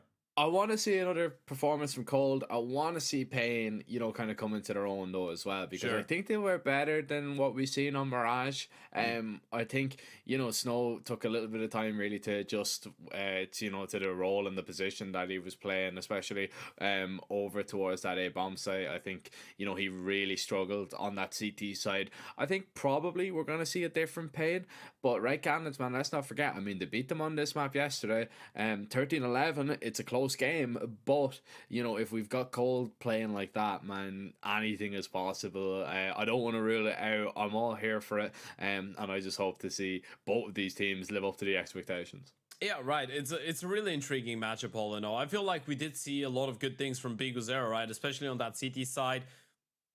It's what you would expect from a player like him. Of course, for those of you that are unfamiliar, although I highly doubt there's going to be unfamiliar with people with BigUzera, but he's been part of Pain for more than 5 years, right? He's Mr. Pain Gaming himself, and to see him take the initiative when the team is struggling has become a trend. I feel like at this point we just expect that to happen from him. And to be fair to him, he did have a couple really big multi-kill rounds, but a couple times not able to convert that advantage. Pain Gaming a couple times, the kills not really being enough to turn around the round that was already going against them. Going into Nuke though, Jack, expectations, and that's the reason that I mentioned BigUzera's name, because his impact being the outside player, especially on the CT side, has been insane, especially when you look at some of the international events that Pain have played. BigUzera has proven to be a massive threat to deal with, and I feel like this is one of the main things that I guess Red Cannons will have to focus on. If you're able to neutralize BigUzera in towards outside when Pain are on the CT side of things, you've pretty much beaten Pain to 80%. And that's going to be interesting. Going to be interesting to see how they work against him, considering they just played against him yesterday and they were able to get the win. Yeah, look, it's obviously going to be tough to deal with a player of his caliber towards outside, but they have done it before, so they obviously did it yesterday. If they were able to beat them 13-11, something must have went right. But the way that he was playing today, like in towards connected there on Mirage, he was having a lot of impact. Even though they were kind of losing rounds, he was still coming away with double kills and multi kills, and making it look quite easy. And then obviously some of the rounds fell apart after that. But what can you really do? He is only one player, but the thing is that on the T side on Nuke, he is only one player, but that one player can make such a massive difference because the map, feels so much bigger. You can pull all the rotations away, make the sites weaker, and just really keep the CT side guessing. So it just makes for really exciting viewing, to be honest. And I just think, to be honest, the matchup, man, look, if we're getting BigUzera playing at his best, if we're getting Cold playing at his best, if we see some little snippets of Nathan doing what he can do, even NQZ, he's the highest rated player on Pain, and Opera's Paradise like Nuke, it's just such an intriguing decider game, which usually we don't get. Usually we see Nuke as a pick of one of the teams. I'm happy to see it in this decider, and I'm happy to see it close out this opening playoff game. Pain Red Canids, knife round underway. And who's going to get this small little advantage? It's looking like the CTs, and it will be. Advantage Pain. That's big, right? This will be the third time this year we've seen Pain versus Red Canids on Nuke as well. The first time it was a 13-10 victory for the Pain Gaming squad. That was on the 2nd of February, though. That was quite a while ago. And then, as you pointed out, the most recent one was pretty recent. It was pretty much yesterday. A 13-11 win for the Red Canids. But yeah, those two, before the start of this series, obviously, have played 8 maps between each other so far in 2024. It's a 6-2 lead for Pain. Not anymore, though. It's 6-3 now. Red Canids picking up 1 on Mirage, and now Pain needs to keep it going. Pistol round already starting us off. A double pair of dual Berettas, 1 on top of the hut, 1 more in towards the back of the side, and the Red Canids looking quite interested in that A-bomb side hit. Yeah, I like the flash though. It kind of pulled Lux's attention a little bit. Never mind. Cow is just so focused on the hut, and the Julies are just doing all the damage right now. Eventually, it's one of the regular pistols to come away with a kill. As Knighton, left with his P250 alone, tries to salvage something in towards that A-bomb site, but nothing happens as Pain will gather that first round for themselves. And I mean, Knighton did a really good job, to be honest, to pull that rotation away. That flash was lovely outside to get a player off top hut. But, I mean, it was all worth nothing because of the position from Kawas, who gets 2. Mid-range with the Julies, it's not an easy feat at all. No, it's not. I mean, especially when you get that type of a almost Caladro even. In that situation with the Dual Beretta, it's not an easy kill to get. 1xBet still favoring Pain to win it all, despite of the misfortunes on that previous map. Start, at least, has been quite good. You get a nice, fairly clean pistol round. Yeah, you did lose 2 players, but it felt like you were in control from start to finish. Now you're up against the pistols. Should be another cleanup crew mission. And one other interesting thing to talk about, right? We did mention all those storylines in the team. The fact that coldzera has played with NQZ for so much time. They've played, as I already said, 140 maps together across their careers. So you can imagine that NQZ's learned a lot from Cold. Cold has learned a lot from NQZ on how to open, how to move around as the big green, even though he's got plenty of experience over the young gun. Then you have Hardzao and Nighton that used to be part of Pain Gaming a couple years ago for a little bit longer. So those 2 teams know each other really nicely, right? They know how the others approach the game, and that always contributes to a pretty interesting series. And so far it has been an interesting series. Now the full eco nets them 2 kills, which is not too bad for the Red Canids, but moving into the first buy round, this is where the action really starts. Yeah, it is always interesting, especially like in these scenes, you know, where there's only a handful. When it's more restricted region, right? Yeah, exactly. Yeah. It's not like Europe where you could be, you know, you might play against one team maybe twice a year or something like that, maybe even 3 times if you're taking, you know, taking place in a lot of competitions. There's a lot of variety, but when you're in a LATAM, you know, in that LATAM area, region, you do come up against a lot of people pretty much the same time. I believe the map score is 16-7 in the direct head-to-head between these in Pain's favor. Yeah, that's all time. Of all time. Yeah. It's 2-2 if we're counting the last 2 days, so advantage to whoever's going to take this one. The first fight goes in favor of Big0, but Cold was never letting him getting out of that situation. Yeah, and this is really important, right? You need to punish Big0, as we pointed out early on. You don't want to let him feel like he can go for those aggressive, mischievous plays in towards outside and get away with everything. Even if he's getting away with an opening kill, you want to make him know that there is a cost to going for those aggressive plays. And more often than not, he's going to be losing his life for him. A 4v4, some presence in towards outside. NQZ spotting a couple players, and it is time for reposition. But look at that reaction from Lux. That's a really important fight, but it's one that he loses. Cows gets that refrag, but is it really going to be enough? Because you've really opened the door for Red Canids to sprint all the way down towards B. Snow a little bit hesitant there, and rightly so, wants to back up and take a better angle, but it's not the angle that has favoured him at all. coldzera Another quick kill. He's already on 2 this round, and he's looking for a few more before it's out. Retake, both players making their way in towards the ramp. Cold is just going to be holding, now seeing if anybody is going to appear on his screen. Molly not really going to force him out too wide at all, just trying to isolate these fights if he can. Nothing being given to Payne, and yeah, eventually they're going to have to call it a day. Trying to force an early engagement. If it doesn't come in a 2v3, that B-bomb site is absolutely desperate to try and get your hands back on Red Cannons, though. They will get their hands on their first round of this T side. Payne, though, will come back with surely everything available to them. Yeah, and again, by the way, I don't want it to sound like we're trying to put some dirt on him, but again, you can see a little bit of undecisiveness when it comes down to snow, right? In some of the decisions, I guess, on the CT side of Mirage, it was quite obvious that he was not really feeling comfortable here as well. He wasn't necessarily sure whether he wanted to charge forward and go for the fight or just give it away and stay a little bit more passive and wait for his teammates to arrive. Of course, this is something that is all natural, right? And it's always going to happen when you're playing against a really well drilled side of players, people that are actually having a great game despite of all those factors on the side suggesting that they probably could have been a bit disfocused. And you're playing new roles as well on a new team. Will be interesting to see how he adapts to the ramp play. In the meantime, though, another round has started. Red Cannon's already sending in a player down secret. That will be Venom Zero, but the pack of players still focused in towards the lobby. That was an interesting tag to receive for Kawes. Not too much HP, but surely one that is making you quiver a little bit.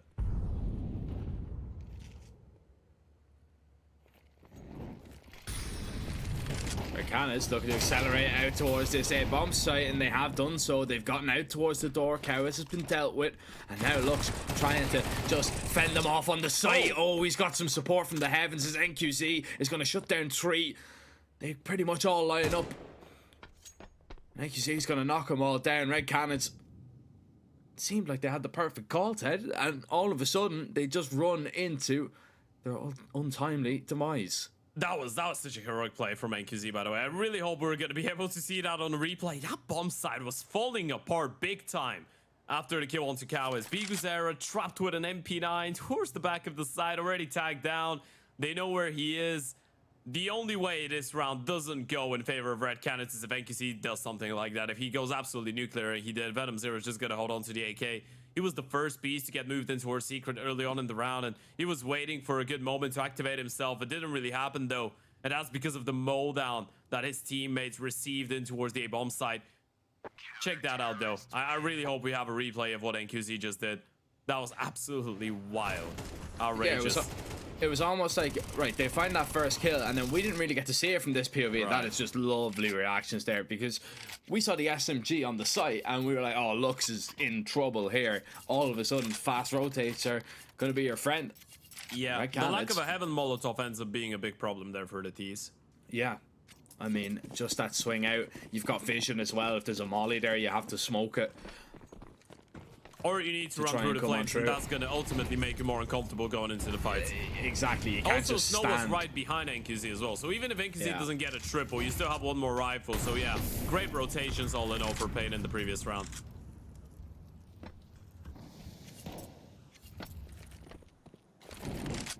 Three 1 lead. Cold Zero leading his teammates on their endeavors towards outside. Kawes is in big trouble here if they decide to split over towards main. Venom Zero trying to get close, and Big Zero is just going to take his time. The aggression on the second peak is going to be punished, though. Cold Zero having some impact in these rounds for Red Cannons. Gains them the advantage. Rifles are still few and far between, and still a little bit far away for Knighton to really be comfortable to try and grab hold of one of them. Yeah, I'm not sure. This is one of the few situations in which you could argue that the T's are actually more uncomfortable with the man advantage. You still have 2 pistols, as you pointed out, just 1 smoke to work with, and this is on Knighton, but 1 smoke doesn't really feel like it's going to be enough to open up too much avenues. Now, little do they know, the CTs have actually left outside completely, and I love that. Red Cannons are just hoping that a CT player gives them something away, but it's going to be the sprint down secret, and this is where NQZ's already rotated to, and he's just waiting here. Ooh. NQZ is definitely feeling the pressure right now. Looks at himself though, are going to be able to pretty much lock it in. Red Cannons were applying so much pressure onto that lower bomb site, and all of a sudden the kills just fall in favor of Pain, and once again they're going to be bailed out by NQZ and Lux. These guys are finding all the impact on the sites. Hards out, another save for him. Not able and not enough to save Red Cannons from defeating this round. I'm not gonna lie, if that keeps on happening, we might have to just keep our eyes off of NQZ every single time, because every single time we're not looking at him, he's somehow finding multi-kills to save their lives. And again, the setup didn't look bad for Pain there, but the moment that NQZ doesn't get a single one on that initial exchange, you're starting to get a little bit worried, but then he just swings on right through the decon door. Moles down 2, no bomb plan either for the Red Cannons. Look at the buy now. Hardzel's the only one that's opted for a hero AK, everybody else on the upgraded pistols, and he's not even going to be given the possibility to go for that early main peak.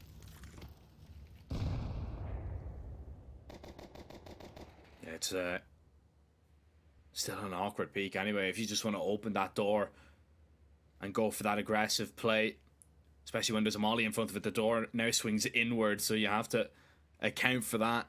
It does take a little bit of time rather than in go when you were a lot quicker sprinting all the way out. This is going to be a slow walk out the hut by the looks of things. This is looking to try and catch maybe the Rafters player by surprise, and it's Venom Zero to get that refrag. Looks now needs those rotations to come quickly, and because they're up towards the heaven, at least will nullify one, but still a very dangerous round right here. HE's exchanged on both sides, but that's going to hurt the T's way more than it's going to hurt the CTs. Snow is in a fantastic position as Red Cannons yet to even put this bomb down. Snow, that was his chance. Venom Zero was low. Just needed that bullet to connect. He's wayward. And now, Big Uzira, with that AWP and only 24 HP left, is going to move into position. The reroute is going to be good. But is he going to be expecting Venom Zira to be in the exact same position? He was toying with the idea. But it looks like cooler heads have prevailed.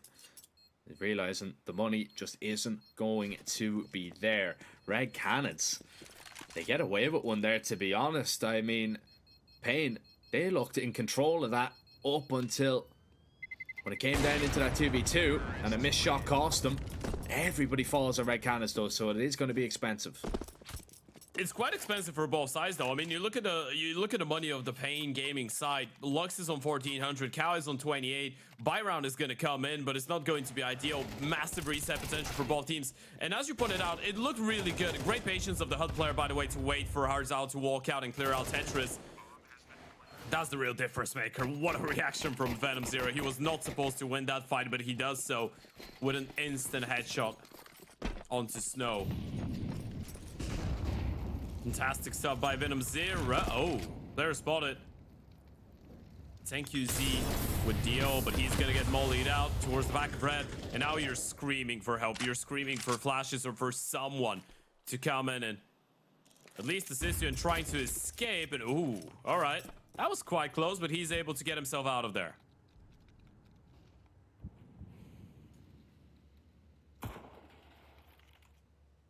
Snow could be in a little bit of bother here towards the ramp in just a moment. He stops cold, but Hardzel was just too much for him to deal with, even though he lands the dink, so it is good damage, but still, Pain are losing players. And QC needs to be so careful. If a trailing bullet connects through that smoke, really is round over, but an elbow seen, the refrag there, and all of a sudden, Red Cannons can just freeze. They can let Hardzel maybe get into a position that he can have some impact. Both Pain players are positioned on this A bomb site for now. You want people to scout. You don't want the bomb carrier to be making the first move. And Davey, this is so risky. This is incredibly dangerous, and he's gonna get baited in by the sound cue. Didn't expect the second player to be in there as well. And Harzal, the one on 11 HP, now needs to clutch it up, and they're thinking about it. You can see them giving it a glimpse in towards heaven. They're gonna be expecting that. Great reposition from both players, and Biguzera has his sights locked in towards heaven. There's no way Harzal gets away with this one, and Biguzera gets his second of the round. Pain still another one away. That's 5 on the CT side now, and money is not present for the Red Cannons. Yeah, not at all. This is a horrible situation to find yourself in if you're Red Canids, and you were just baited perfectly. I mean, Venom Zero goes searching, you hear the player drop up, and you're just not expecting them maybe to be doubled up. You're definitely not expecting them to be on top site that late on into the round. Pain have the advantage in the betting market. If you want to take advantage of those odds, head over to 1xBet by clicking the banner below the stream and sign up using our code 1XORES LATAM for a 130% deposit bonus on your initial deposit. And QZ needs to be very careful that a second bullet isn't deposited into his skull. It's just a one for now. And that dink will mean he will still be walking around with that AWP. But yeah, a triple bullet deposit in your skull and around against the Glocks is not ideal. Game over. It's not what you're after. Awful sound as well. You'd rather get one deked than triple glocked. Snow. Might be the time to turn things around. It has been a long day in the office individually for the young man, but a couple eco kills could be boosting up the economy, and it's just the one. Oh my god. Oh no. That's terrifying. This is falling apart. They're trying to push the Oper, and QZ, a lot of pressure. Gets the first one, second misses, smoke out, back to the pistol. Oh, this is so scrappy. Naito's gonna take him down. How is this going down to a 2 versus 2 right now? Lux and Cowas need to save the day.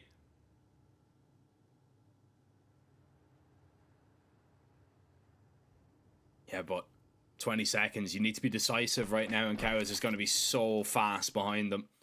Lux as well. They're doubling up here. Venom Zero. If he doesn't turn around in time, he's just going to go down for free, and Knighton is going to be in a whole world of trouble. He's already been spotted. You've seen the gun barrel, and well, on the turn, just dealt with. Knighton doesn't have any armor, finds that instant headshot onto Cowas, and that's where it could have really got away from them. Lux shuts him down. It's a 6th round for Pain, but in no way, shape, or form should that round have been that close. This is so dangerous as well in the 1v2, because he gets the kill onto the player that did not kill his teammate with the ult. And there could have been one more coming in from the ramp. I mean, there was one more coming in from the ramp. It was just, it all happened too quickly for them to process the communication there, for him to realize that Lux was coming in from the same position. That was so dangerous there for a second. And as you pointed out, too many kills going in favor of the T's for a round like this one. Pain's still racking up the rounds on the CT side, though. Money's fragile as it ever was. But the Red Canids need to try and change things up, and they will try and change it. The speed in towards the A-bomb side, and down they go. Lux trying his absolute best, but it's just one kill for that entire defense of 3 CTs in towards Ajax. This round is as good as done. Yeah, just catching them completely off guard by a quick turn of pace, and it's a lovely tempo switch that Pain just couldn't hold on to. You could see NQZ is in absolute no man's land with that up when that hit happens, and completely blind anyway. He's just trying to walk backwards, regain some vision, and hope that nobody sees him, and that was never really going to work out.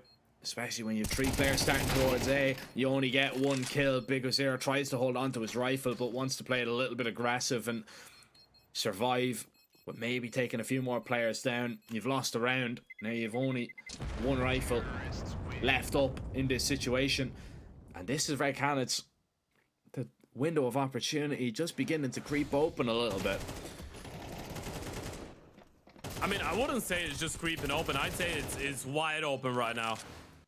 Look at the state of the economy of Pain Gaming right now. There's a way back for the Red Canids into this half, and I'm not talking about a way back as in getting 4 rounds or just staying remotely competitive. There's a way back to you leveling things up here. You could get away with 5 or 6 rounds on the T side of you quite realistically, and Pain Gaming realized that. Look at the state of that forest buy. If this doesn't work out, you're looking at a bare minimum of 5 rounds on the T side, which is a big if. And I'm gonna state that again. They've lost Lobby and Hardzao.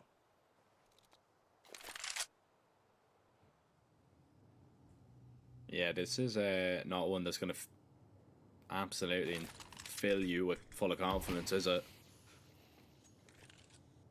Smoke down once again. Payne can continue to actually hold on to lobby for just a little while longer. Lux is eventually going to have to give it up here, though. And he is completely alone. Everybody's left and gone down towards B, so they've guessed incorrectly in that regard. Time to disengage, though, and Lux recognizes that timing on the smoke is not favorable. He's going to get himself into a position where he can at least get one kill on the MP9 close range. Even if he gets instantly refrag, it's no big issue. And oh, for a second there, I thought Cold might have disconnected. Still, though, Lux. Oh, they're going to overlook him. Everyone going in towards Squeaky, and the information's being brought in. They know exactly what's going on. Oh, Picozera even stops Cold. The refrag there is good. Up the vent. Snow claims the double. All of a sudden, this Red Cannon's round is completely fallen apart. Payne have played an absolute blinder in round 10. With very limited invested in terms of what they could actually bring to the table. They forced and they brought the fight to Red Cannons, which they were not ready for. Venom Zera, his sights set on saving. Another round just too far out of reach, and now that window, Ted, seems like it's slammed right back shut again. No, this is the type of round that changes the fate of the entire series, and this is the type of round that changes the fate of the entire game right now. And the Red Cannons realize that this is the flow that they need to stop right now for Payne Gaming. That's a round that you're supposed to be winning against that weak buy, and from that point on you can level things up, as we said. But now you're the ones struggling a little bit. You're the ones that are gonna have a couple Galeos. Yes, an AVP. Yes, a lot of util, but you still have Cold Zero on a Deagle, Hardzao on a Galil. You need to make this one work, or Payne could still get away with a 9-3, and I can't believe I'm saying this, but the pace of this game might shift so quickly in favor of Payne if they're able to get 2 in a row. Thankfully, you have Nighton that's going to be able to provide an early opening kill.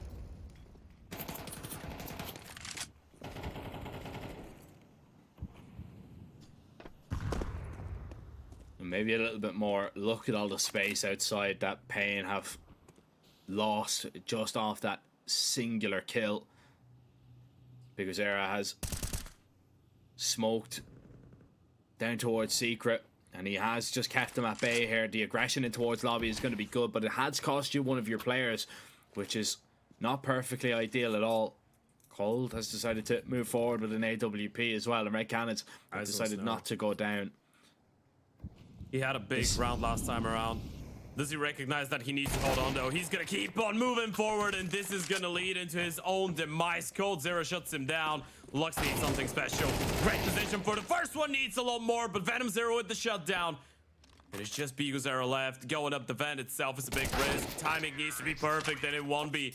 Venom Zero shuts him down. This game is just going left, right, and center, blow for blow, as the Red Cannons get 4 on the board. That's what you'd expect from quarterfinals. That's what you'd expect from a third and final map in such an important series for both teams.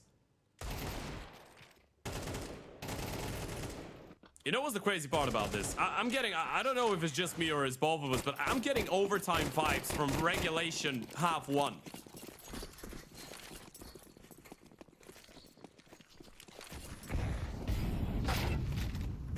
Oh my goodness. Absolutely destroyed. Venom Zero towards outside. Snow. How'd you say disgusting in Portuguese? We'll have to figure that one out. We'll have to ask a few people. Snow overwhelmed with that 5-7. Not able to get too much done, and Red Cannons are looking to continue this fast tempo to try and get down onto this big bomb site. That kill is definitely going to help things. Cowas beating that molly, not going to burn up, and is still in a position maybe to do some damage, but he's waiting to see if a peek is going to come his way. It does. Hardzao found out. Door swing open, and Red Cannons confined to just this bomb site. Above it and in towards single. NQC has found one. Is the second player going to be spotted out? Does he realize Cold is still up there as well? They seem to be aware, but being aware isn't enough. You need to be precise, hit the shots, and unfortunately they could not. Red Cannons will at least gain 5 after that was looking that was going to get completely out of hand before the half was out, and they still managed to make do. Yeah, they've salvaged it big time. They lost it for a second there against the pistols and against the half buy with a Euro M4 from Snow. Well, it was a forest buy, but it did look like a half buy. But now they've been able to bounce back. You get 5 rounds on the T side of Nuke. That's enough to at least keep you competitive. And you've won 3 out of the last 4 here in the first half. 1xBet still favoring Pain with 1.56 to the 2.32 for the Red Canids. But this pistol round is of utmost importance. And Hardzao has brought a Zeus into a pistol round. Is he going hot? Or is he playing? He should be hot.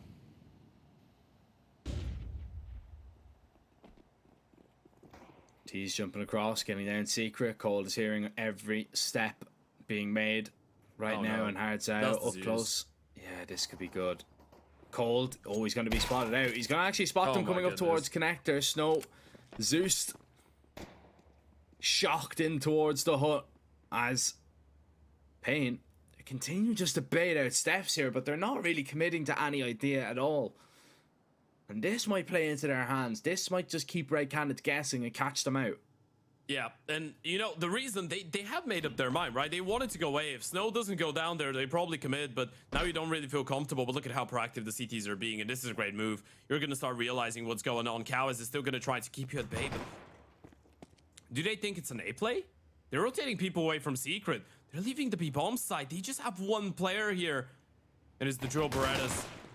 Is Davy Deals finds the first one. Quick reposition in towards the double doors. They're gonna try and push him. He has to get out of there. Has to get out of dodge. Oh my goodness, Davy! This is outrageous. And Biguzera is gonna follow suit, but that shot from the Julies, man. Oh my god. Someone call an ambulance. Because that guy was dead. Look at that. That's ridiculous. Don't even think an ambulance would save him. Disgusting. And yeah, I did Google how you say disgusting in Portuguese. It's supposed to be nojenta. Or nojento. I'm not sure if a shot is a she or a he. So yeah, not sure if we should use the feminine or masculine form of it, but nojenta.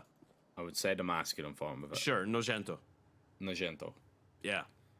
I don't know you were fluent in Portuguese. Let me wait. I'll actually Google disgusting shot. It says it says tiro nojento. Well, let's see if there's any. Oh no, it's not tiro. It's chiro. Chiro nojento. Chiro nojento. Yeah. Well, we'll see if there's any Chiro nojentos now with these Glocks. This is under a lot of pressure when they come jumping at you, those pistols, but the rifles just showing why they are supreme right now. And well, David even having to resort to a pistol of his own. Level game, 7-7 as we look to move forward here. CT side looking good so far, but first real test coming up against 5 AKs. And Pain Gaming now will look to try and break the money if they can. I don't know what's up with Davey so far, by the way, but I'm loving this. I'm loving the fact that it's not a Coldzera hard carry show anymore. It's the entire team of the Red Canids waking up. We've seen some big plays from Hardzao, from Davey, from Nithon. Venom Zero, of course, had that one really impactful double kill in the first half to get him over the finishing line, where he got that insta headshot onto Snow when he was low on HP. But as we said, real test coming up. Now, you don't have a lot of util though on the T side, so probably enough for just one wave of outside smokes, and you gotta use those really nicely. You can't really toy around with faking out too much.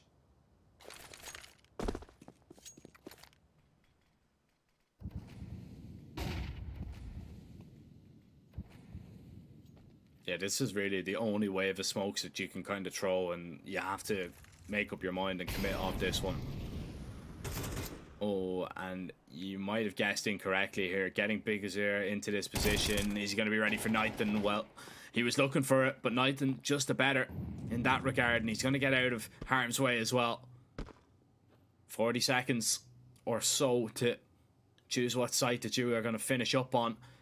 And Red Canids have just all this information absolutely all over the map, and Cold deploys that Molotov, denies any play going in towards double, but it might be paying up the vent. Yeah, this is be where they want to finish. Snow out of hut this time around will come away with a kill. You know where Venom's era is. The rotates are coming, but you're dealing with them as soon as they appear. Davidus has to go huge here with this SMG. Needs to apply a little bit of pressure for Cole to get up the vent, but that isn't going to happen. The important fights go the way of Pain, and they will take the round because of it. Oh, this is such a big steal from Pain. I was already starting to look at this game from the perspective of a Red Cannon's domination on the CT side. You deal with because they were trying to go through the smoke. You know, there's one more. The quick cross down into our secret was good, but Cold Zero was already in there just spawning with a Molotov. They were just pushed in to go in towards that A play. But then Snow, Cowiz, NQZ, everyone joining in the party, and this was really the real difference maker there. NQZ, or no, sorry, Cowiz not going down in towards the hut. Winning the fight against the MP9, that's the one that could have denied the bomb from going down as well. This is such an important round for Pain.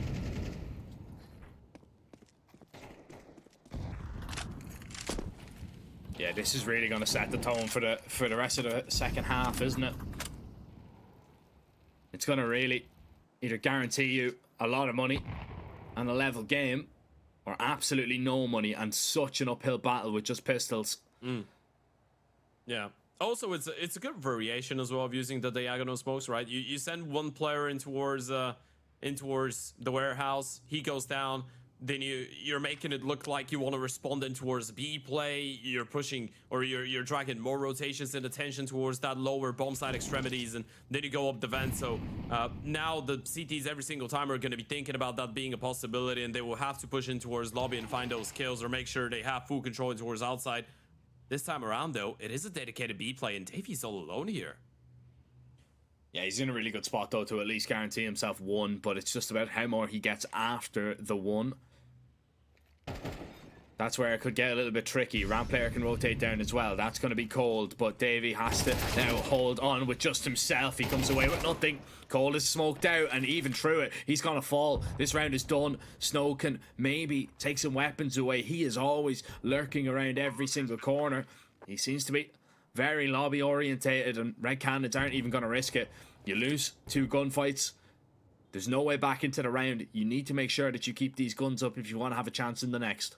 Okay, so you're trying to create your own ROPs out of Snow. That's the vibe that I'm getting out of that T side and CT side from Pain on Nuke. But you know what? I'm actually liking that, right? We did point out that last round it felt like you were gonna have a little bit more flavor, a couple more dimensions to those diagonal smokes, and now you throw in the same variation. Snow is holding. There's no reaction in towards the inside bomb side extremities, and then it's just a dedicated B play, right? You just simplify it even more. And that's when you can start playing mind games now with the Red Cannons. Something that was quite key as well. Davy's position is great, but he did feel like he had missed the timing to go on top of the bomb side in towards the rafters, which is ideally the best position to find yourself in. And then the moment that they just open both doors, they break the windows and no one is peeking towards them. It's just a great little detail.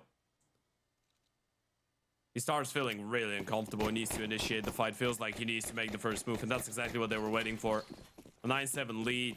This CT side is experiencing some real issues now.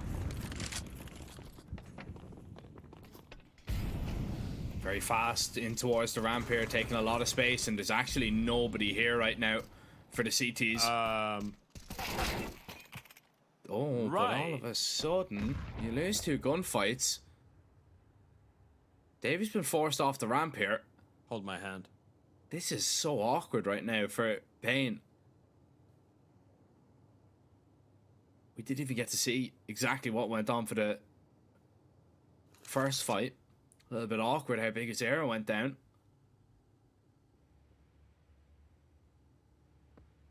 And now a slow approach down towards the B bomb site may be happening. Now, luckily, you're only going into the USP of Davy, but he's slowly going to be getting some backup as well. Hardzao is there. Red Cannons are getting a lot of information at a rapid pace. Yeah, play's gonna come in. Yuto, Molly in towards Ninja, smoking towards the Econ, but the double play is really in towards Control. First one goes down, but that's the pistol. It's not the rifle. They still need to deal with Hardzao, and look at that position. They're gonna overlook him completely. They might assume it's clear. Nightone goes down, but Hardzao could be the real troublemaker. Is someone gonna push into him though? I mean, if they don't go Control, that position, it's not gonna make a difference.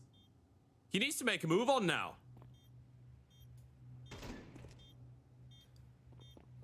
Doors are going to swing open. The CTs are going to at least have a look in. Venom Zero finds a great kill. Lux is going to be trapped on the mini ramp, and there's nothing really he can do. Snow is going to try and lock in these kills and lock in the round for his team, and he's found that double. There just is not enough time for Hauser to get close, and Snow looking to find that final kill. That's where he'll come up short, but it won't be on the round score. That's going to be 10 for Pain, and it's massive scare early on, losing 2 players, but they recover, and 3 is all they needed. Yeah, I mean, you say they recover, Snow recovers with that 1 versus 3 clutch. A really important double kill. Time was running low, but that's a 3 versus 5 for Pain Gaming. What a jump scare, as you pointed out, and Snow with a big round.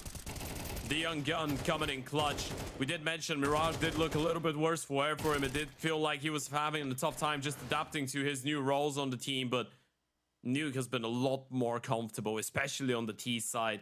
Especially when he gets to be put in those positions where he can clutch up. You can just tell he's got confidence in himself once he gets going. And speaking of confidence, the Red Canids now will be running low on that, especially if they lose 1 more buy round. This is the most important round of the tournament so far for them. And a technical timeout just to get us ready, but if you lose this one, you're out of cash and almost out of opportunities to fight back. You're going to be down 11-7, potentially 12 even, unless you hold on to enough guns to justify a reinvestment going forward on the back of the loss bonus being gathered up. But it's running out of control.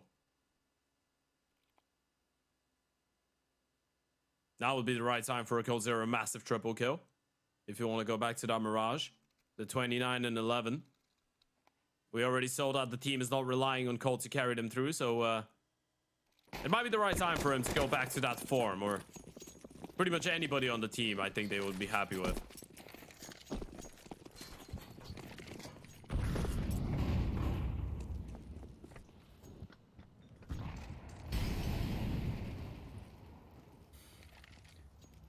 Back underway.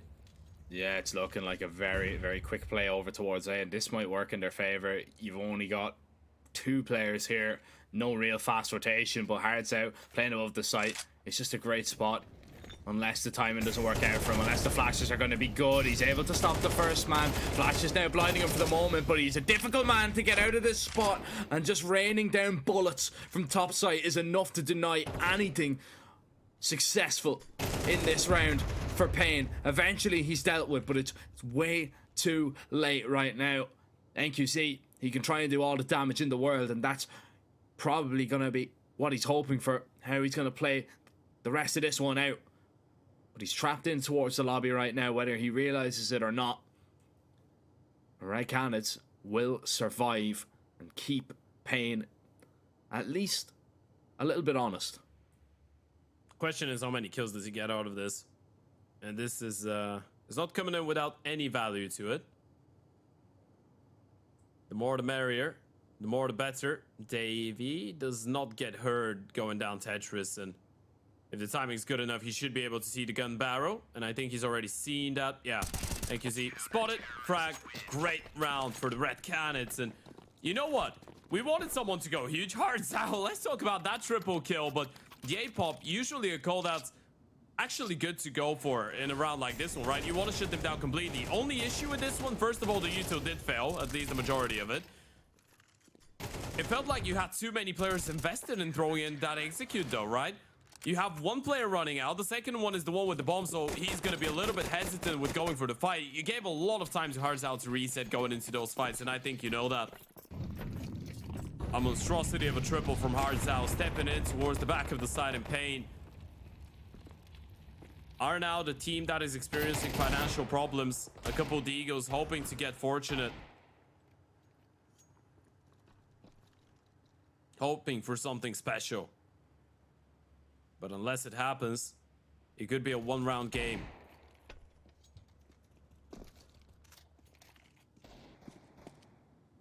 And it is crazy. The intensity of exchanging rounds has been such an evened up matchup so far.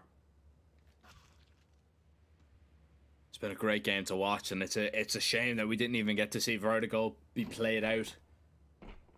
That really would have been a very entertaining viewing. But for the 2 maps that we've got to see, they have not let us down. Not at all. And we're still not even done this one yet. The pistols looking to see if they can pry an opening somewhere. You are just running out of time, and rifle is just not even really going to be giving you too many chances. You're just being looked at from long range, being chipped away at, because Era's going to get down close. Now, has he been heard rotating down? He's going to maybe try and catch a timing on the vent player, but once that goes away, the round is as good as done. And Cowards falls shortly after anyway, so it wouldn't have mattered. 10-9. No bomb plant, but still plenty of cash for Pain Gaming. Red Cannons are so close to leveling this game up, and they're so close once again to shattering the money of the T's. Yeah, that's what's made the game a lot more intriguing to watch as well. Neither team has been able to actually build up a sustainable economy in the long term, right? Every single time you feel like it doesn't matter if it's the T's or CTs, whoever loses around, they're going to be automatically put into a big disadvantage. And somehow both teams have been able to get away with an industrial amount of half buys with or scrappy investments with just 1 or 2 rifles in the mix. Pain though, go for a tactical timeout. They didn't really talk about the coaches too much, but you have a lot of experience. Of course, you have Riggs on the side of Pain. Been in this organization for a little bit less than Beagle's era, but since 2021, still quite a lot. Was a coach on MIBR Academy back in the day, Daytona as well. And then on the other side, you have a Riggy, who, of course, used to play on, or used to coach on teams like Selva, like Paquetá, 00 Nation as well, Team 1. Have a lot of Brazilian coaching prowess on the server. Let's see if Riggs is going to be able to figure out the formula to success here. Some early presence being shown by the CTs in the form of Yuto. Pain, though, more than happy with just allowing the CTs to show a little bit early on and then going towards outside later on. Now, once again, they've put Cold in towards that Alfango in the garage so he can confirm that no one's trying to go in towards main for now. And as they're trying to go in towards it, oh, this angle is awful. Cold, how many do you get out of this? Well, main is going to be smoked, so you're just going to take this fight. You know he's there. You're just going to try and flush him out. Now, Snow, realizing he needs to backpedal a little bit, and, well, he walks right forward into a fight, dropping hearts out. The refrag isn't going to be there, and the wrap is still happening. Whether Red Cannons realize it or not, Lux is about to appear in the heaven. Cowas as well. David has positioned himself nicely behind the blue box. Cowas looking for this fight. Venom Zero gets just the one. And Lux staying alive here is a big problem for David, but they know exactly where the bomb is. It's dropped right in front of Lux, and he has to make his move. But surely they know there's still somebody on the site. Up the ladder. Oh, be very careful. AWP nearly connects, but now you know exactly where David is. And Pain, they slow it down just enough, just in time for Red Cannons to make their move. That's such a genius round from Snow, by the way. I want to point it out once again. The amount of pressure he was under after that initial exchange towards outside. Cole goes down 1 for 1. They realize they've lost outside. Look at that aggression. Snow, there was one player pushing in towards the hut, another in towards single door, and one more coming in from the ramp. He gets the kill, repositions, stays alive, goes in towards the rooftop, comes in down later on, and you could see how uncomfortable Davey was towards the back of the bomb site. Knowing he could get wrapped from heaven, from main, and from the lobby as well. A big round for the T side, but Cold Zero back to fragging out. Shuts down Big Zero this time around. The T's trying to put up the pace. And money's still not great for the offense. They need to be careful, and the reaction in towards the ramp comes in. Davey spotted, but decides to disengage for now. Yeah, I mean, if he tries to fight there, he's just going to be taken down. Needs to stay alive, help out his team, hold on to that lower bomb site, and they've actually rotated a second player down as well just to be ready. Right, Cannons, they're in a good position here, but Pain, they've got so much time that they can just play around with. Burn a lot of utility on the CT side. They can go back towards outside if they want to. They still have 2 smokes to cross down should they feel it necessary. But it's a main walk maybe again. Yeah, and this time Cold Zero is not playing the offhand, going towards the garage.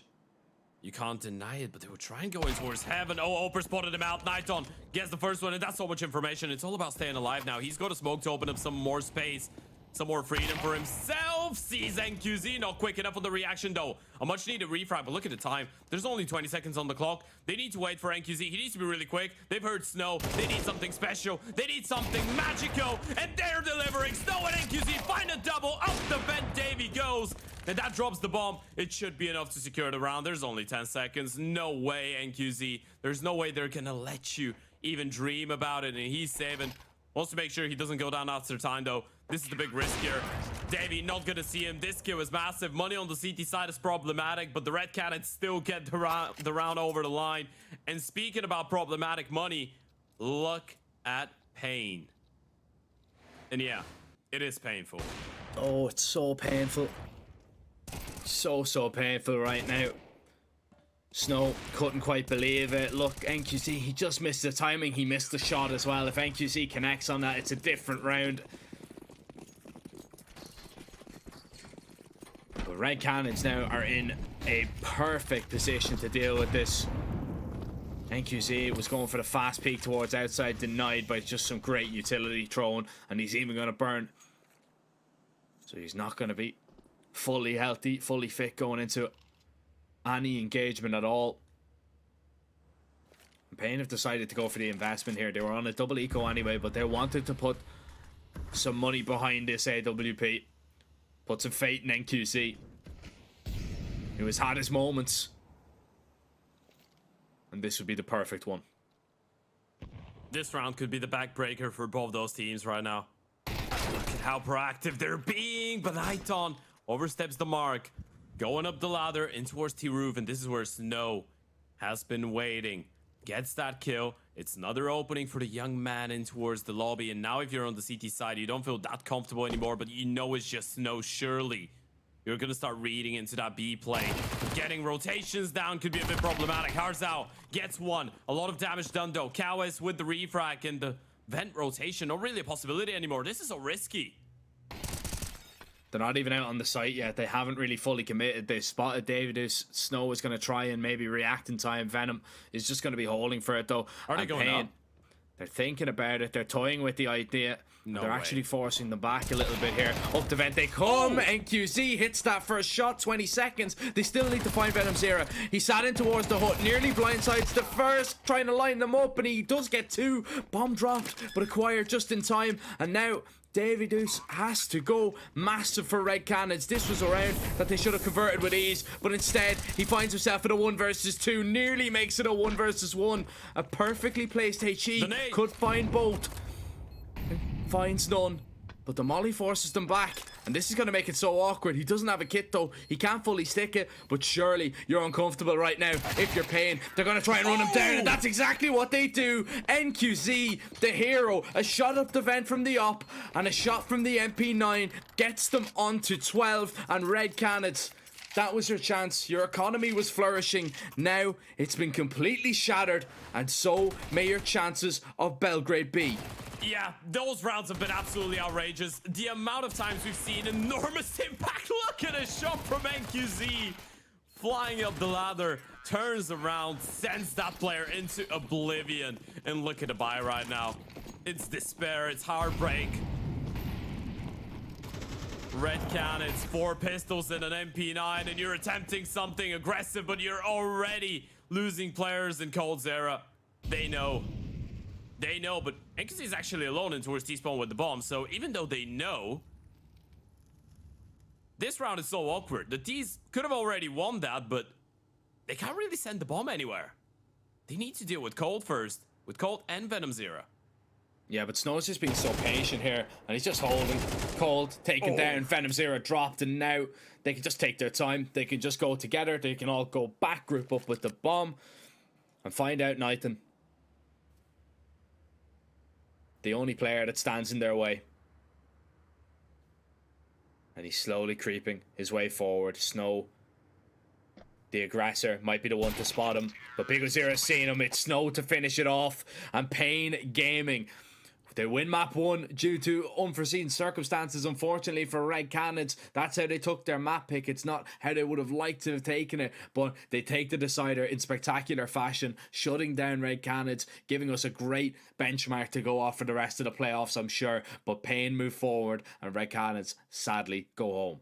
Yeah, it was a great showing for both teams, man. Don't misunderstand me. I mean, Red Canids, I think you should be proud of how close you were able to bring it back. Obviously, we can dive into that pool of ifs, buts, and maybes and start talking about what could have happened if it wasn't for the technical difficulties on map number 1. Regardless of it, though, I want to focus on the fact that the Red Canids were still able to bring the fight to Pain. They were able to answer back on Mirage. They were able to bring them ever so close on that third and final map as well. And it can't go without being mentioned. Pain had to work for that win. It wasn't an easy game, not by any means. But with that being said, Pain Gaming qualified for the semi-finals. Red Canids were in a better position to qualify for Belgrade. Unfortunately, it's not possible anymore. Pain keep on fighting though, and that third map, I think it was a pretty nice breath of fresh air, right? We saw a great performance from NQZ, what we wanted to see, what we expected to see from an Oper of his caliber.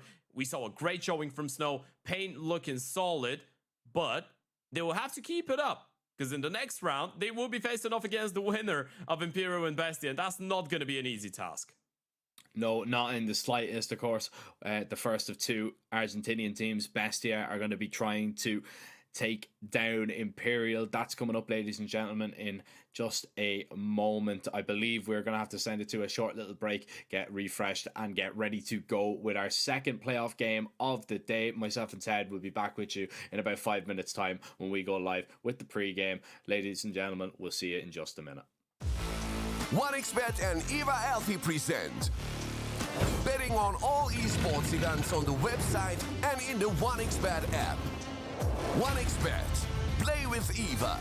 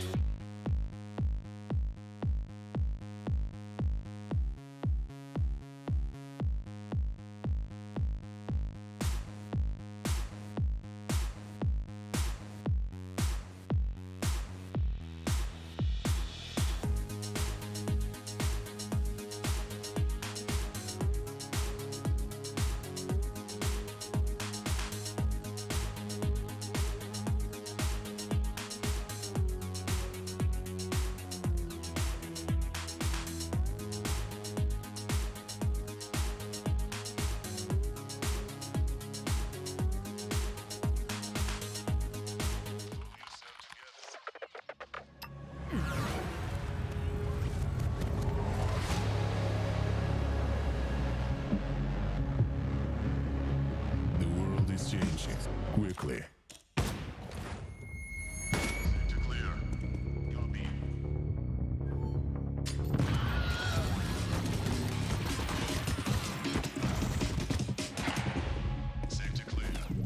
Shoot it.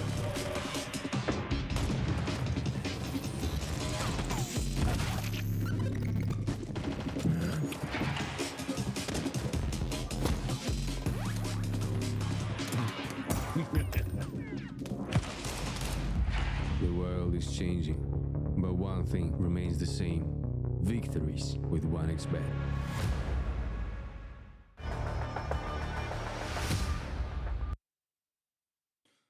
Welcome back, ladies and gentlemen. We are just about ready to jump into game number 2 of our first playoff day here at the Oriez Regional Series for LATAM. And Ted, we had a long best of 3 for the first one, but best of 3 number 2 is going to be as equally exciting, as we've got Imperial taking on Bestia. Of course, both teams are looking quite solid, I would say. Bestia struggled a little bit in their opening matchup versus Sharks, but managed to take down Vikings, and then Sharks in ultimately a deciding game to get them here. Imperial, pretty much like Pain, dominated their group, beating Insanity, beating Odic, and all of their players putting up some very impressive ratings. It's a pretty fair statement to say that this is the bracket of death right now. You have 2 parts of the bracket, and one of them you have Pain, Red Canids, Imperial, and Bestia, man. This is too much. It's so stacked, and as you pointed out, game number 1 was incredibly close. We're expecting the same of the second one. We're expecting a nice Brazilian-Argentinian derby. You have a clear favorite in the face of Imperial going into this game, and I guess we're gonna start it off with that. The Brazilians going into this tournament alongside Pain. You're probably looking at them being the biggest favorite, right on the back of, I want to say, a pretty disappointing showing in ESL Pro League. The fact that they were not able to pick up a single series in there, but it's all about the experience that you're getting. Playing that international Counter-Strike, traveling around, playing back-to-back Tier 1 tournaments. Yes, they did lose to Pain in that global finals, tour LAN tournament in Rio a couple days ago or a couple weeks ago, but playing at the major, playing in EPL, playing the LAN Counter-Strike that they did in Brazil as well a little bit while ago, as we pointed out, all of that is helping Imperial to become one of the best teams in the Brazilian region. And as you said, the same conversation we had with Pain, we can have with those guys, but here I feel like it's going to an even higher extent because of the experience that you have on the team. You don't have 1 or 2 great players. You have 3 people that have played a lot of Tier 1 Counter-Strike, and then you have the young guns of Decency and No Way that already have some big LAN experience. Yeah, they've been looking very impressive though, Ted, and they'll be hoping maybe to get their hands on a spot in Belgrade. They're currently sitting, I believe, on 100 points, and I mean, they're sitting in about 3rd, I think. So if they are able to get a win, they're basically booking their spot. If they're able to win this whole event, they're going through, they're going to Belgrade, and that is going to be, on the cards for them. That's what they're going to be hoping for. Sure. But up against a Bestia team that, I mean, could accurately be described as their kryptonite, right? Because, if we're looking at head-to-head matchups between these sides, Bestia have actually come out the better. If we're talking just straight up map count, 11-10. Now, recently, when they've played each other, like in the Betboom DACA qualifier, it wasn't close on the maps that Imperial won, 13-3, 13-3, but Bestia came out with a 13-1 of Anubis, and there's some more best of threes in there, like a rematch. Of course, this one is going to be from the Res Regional Series 1 LATAM, where Imperial were able to take them down. But this Bestia side, they've made a new addition. They've brought Naz into the equation, and look, I think it's a very good pickup, but I think it is just going through a little bit of a teething process at the moment. It's Sure. Just going to take a little bit of time for everybody to get accustomed to how they really want to play. And Bestia, they have been struggling for form outside of this event before going into this. This would be just such a great result if they're able to turn it around and do what they always seem to do when they play Imperial, which is give them a game.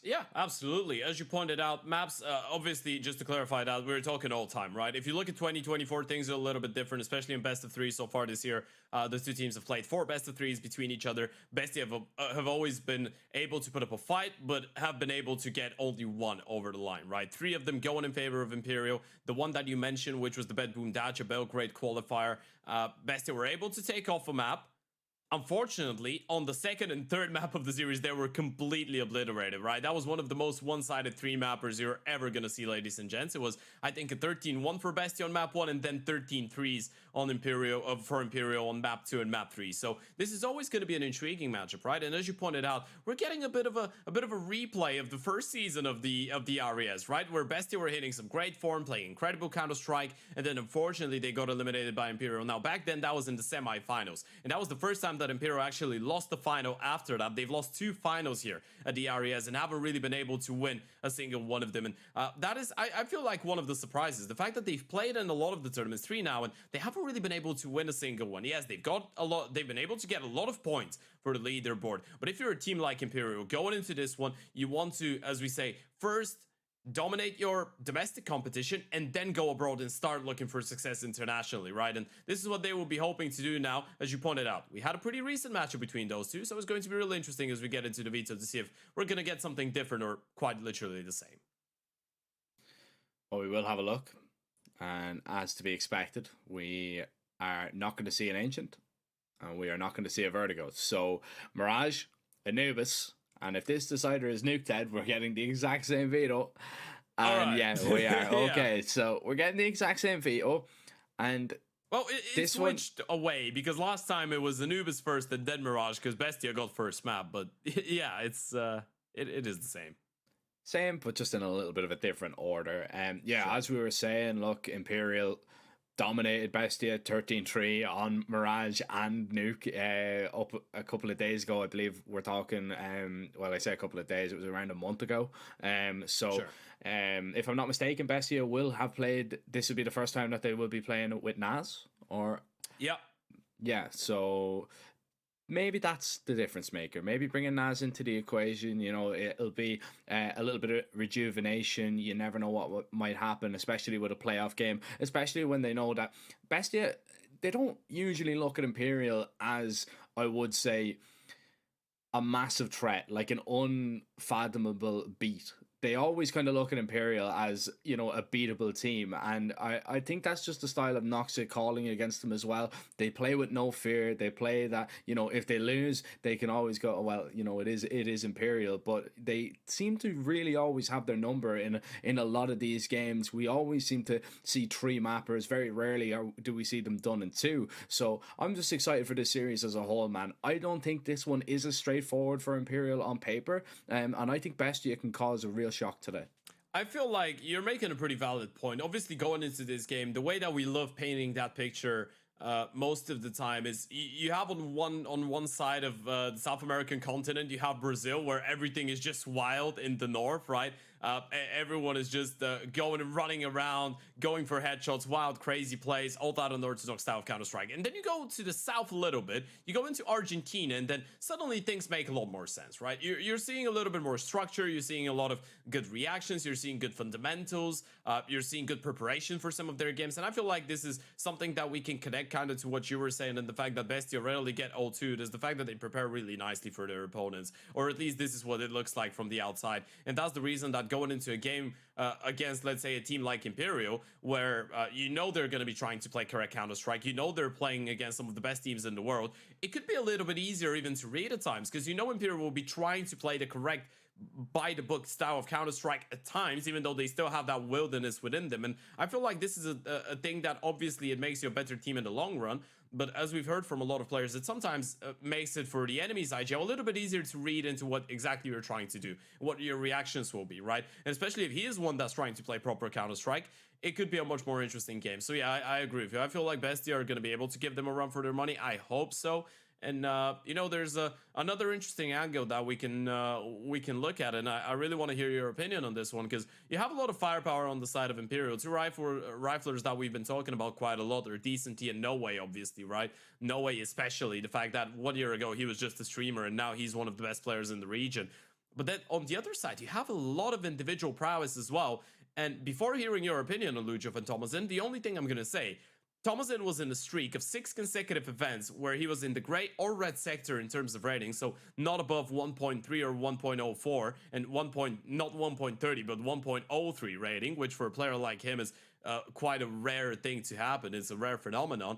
In this event, though, so far, he's been playing good Counter-Strike. He's over 1 in 10 again, and he's been playing really well. How detrimental, how instrumental will Thomasin and Luchov be for potentially Bestia putting up a fight or even succeeding today? Well, look, I think, to be honest, they have to utilize them correctly, especially with Noxon not really having that great of an event so far. I think he's the only one sitting under a 1 rating for this whole entire event, which is crazy to kind of see, especially when you've only played 2 best of 3s and, you know, you have won one of them pretty convincingly as well. But I think he's sitting on a 0.98, and, you know, as an op IGL, you need the other pieces of the puzzle to, you know, be playing well around you in order for you to get results when you have not really been performing that well yourself.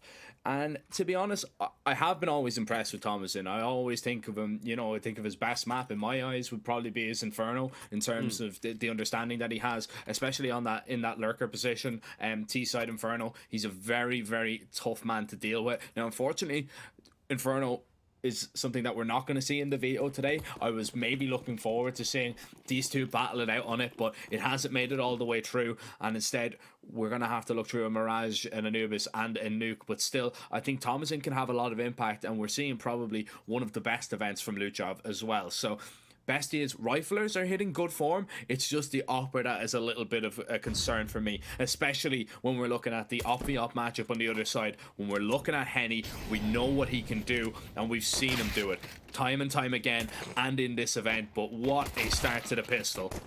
Wow. All right, Merida and Nas hitting it hard, ringing the bells of the T's. The B split is still in play, even though quite uncomfortable with the player trying to take them down from short side. That's a great reaction from Decenty, and Henny takes down another. But here comes Noxy, a double on the USP, bomb and dropped. Henny can actually pick that one up, and he can rotate around. Marin's been able to get a kill, and he's already low on HP. They know Noxy is in towards that B bomb side. Jump probably was heard, but Henny, sorry, he's gonna slow it down, and he's actually playing this one incredibly smart. He's making his way in towards the kitchen. Will they read into this, though?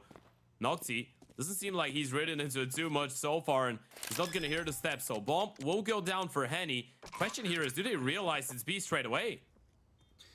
Well, now they do. Noxy is gonna move into position, and Henny already spotted, trying to get in behind the bench and look for maybe the other CT as well while taking this fight. Now knows where both players are. The tags are going to be good down onto Marin as the USPs need to find ahead very quickly. Henny's still doing the damage, and he's just playing this one to perfection, dancing around. One bullet more will do, but Marin hits that headshot. No time though. This is going to be one that he'll have to watch go by. Henny's done enough as Imperial will take that pistol. And unfortunate circumstances is Bestia, they just couldn't take him down in time. And I had to do a double check there, Ted, that it is Henny indeed in the server, and not Kenny. No.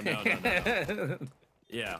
You know what's the thing, by the way? That was always throwing me off early on when I was getting into watching Counter-Strike, because that was like 2016, 2017, and then I would see Kenny play against Henny. And as you would guess, maybe my English wasn't that great back in the days, and I would listen to the commentators just go really quickly, just mention Kenny, Henny, and I was always wondering which one were they actually talking about. Like in my eyes, there was Kenyas and there was that guy from Brazil that just it was the same guy but just an age. But when you say it really quickly, it sounds the same. I can kind of see that if you don't hear it properly. But it is, of course, Henny. Yeah, would have won. Would have won. No S at the end. One in the name, number one in the game. Hey, I'm the first one that has ever said that on a broadcast. He had a good clutch there, to be fair to him. I mean, he was isolating the fights nicely on that pistol. Bestia decided to go for the investment in this round. We've kind of glanced over that a little bit, but with only one player surviving on that T side, you can understand why Bestia have decided to take a little bit of a risk here. But Imperial right now are putting up a lot of nice util, just forcing out those nooks and crannies at that A bomb site. Luchov forced into a fight that he felt he had to take. It's one he ultimately loses. And Bestia just being cut apart here, being rewarded with absolutely nothing for investing everything they had in this round. And Thomason was the only really saving grace there, but couldn't save anything at all. Clean one. Yeah, as you said, great that they're able to keep all 5 alive. It was a pretty hefty investment. They were probably anticipating the force buy, by the way. Looking at the 5 rifle investment, or at least played it with a pretty brave one, but still approached it safe. So even if it was an eco, I believe they were still in a good position to deal with it. Quite diligent, sending in one player in towards the ladder and then gathering up. They have one more in middle and making sure that they moved as a pack in towards that A bomb side as well. Initiating first contact with the pack, not the solo player. Basic stuff, but looks really nicely when executed to perfection. You keep it clean, you keep it nice and easy. Let's not forget, this map is one that those two played against each other 1 month ago, and Bestie unfortunately was able to come away with only 3 rounds back then. So you're hoping for the start not to be as clean, but Vinny is on an absolute terror. He's on 7-1. All right, Vinny. Alrighty, Mr. Captain. We're seeing some great performances so far from the captains today on Mirage. We had that 29-11 from Cold Zero, who might not be the IGL, but you know what? I'm still going to keep on referring to him as the captain of the Red Cannons just because of experience. But now we're seeing a Vinny start here. Let's see if he's going to be able to keep it up when it comes down to the buy rounds. It's a 3-0 start for Imperial. As we said, as clean as it gets. But now you got to feel like it has to start getting interesting.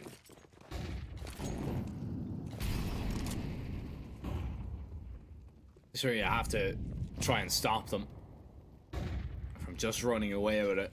As you said, they got absolutely destroyed by Imperial last time out on this map. Very important that you get going early, but it's not going to plan at all. Vinny once again finding an opening.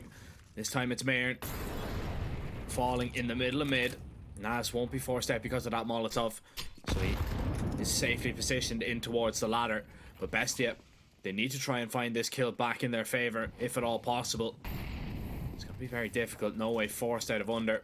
Burning a little bit and making no secrets about him retreating from that position. But still, Imperial, they can really go anywhere that they want. Thomason needs to be very careful. If he goes down, the B play is about to happen. And it all really comes down to Naz. How many kills he can get in this spot. He's already been spotted out. And surely they need to just flush him out of this position. They're going to try and run him down. Naz just staying alive here, though, is a big problem for Imperial. The longer he stays alive, the more chances he has of taking them actually down. Thomason positioned on the back of the site. He's been spotted out. He's been tagged very low, looking for a finishing blow to finally been hit, and there it is. They're so tagged down. The bomb is planted, but this post plant will never be comfortable. No, especially with how quick Naz is. They heard him drop in towards the window, and now they're both coming in from short side. Henny gets the kill. It was a preemptive spray, and now it's all about finding Vinny, but he knows exactly where Noxie's coming from. He's got a smoke, he's got a kid, but look at Vinny's position. He can just play on the back of the sound cue. He's just waiting for the right timing. Needs to blindside him, needs to get the kill from behind, and needs to be instant on the headshot. Vinny's so close. Noxie, this is getting paranoid now. You're clearing out angles, but you can't seem to find Vinny. It's a tap on the bomb. He's not sticking it, and Vinny surely is going to realize it, but he's on the other side of this, and now Noxie needs to hold it. Spam comes in, and Vinny keeps on delivering. 10-1. It's another triple for the captain. Yeah, he goes down with the ship, but it's a 4th round for Imperial, and that is all that matters. Bestia, second best that time around.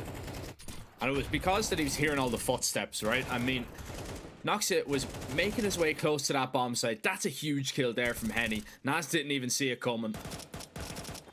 But because he was making so much noise, Vinny didn't have to peek. He could hear exactly where he was at all moments. Yeah, it's the fact that I think there must have been information that Vinny's low as well. So he was playing this one with a lot of confidence and realized that they know he's low, but they have no idea where he's gone off to, right? Because Henny was the planter as well. Vinny could have been absolutely everywhere, and Noxie wanted to make sure that he's clearing out those angles as quickly as possible. But as you said, gave it away to Vinny. He played it extremely intelligently.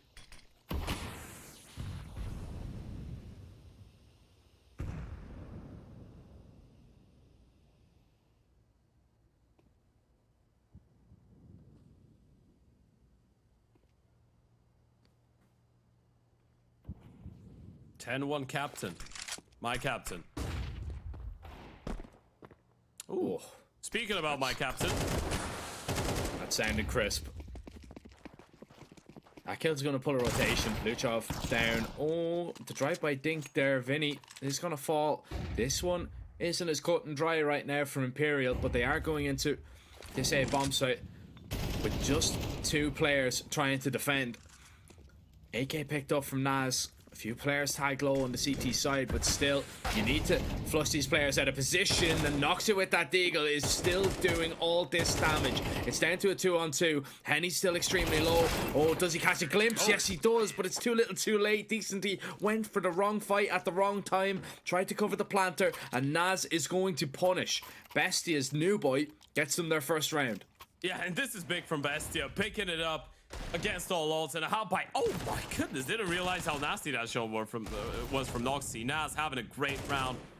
Noxy getting a double as well, and as you said, just picking the wrong fight at the wrong time there. Naz already with a rifle in hand, able to ride away with a double. So Imperial, they do go down early on in one of those rounds, but looking to switch things up a little bit. A straight up call off of spawn and a lot of bodies focused in towards that A bomb site.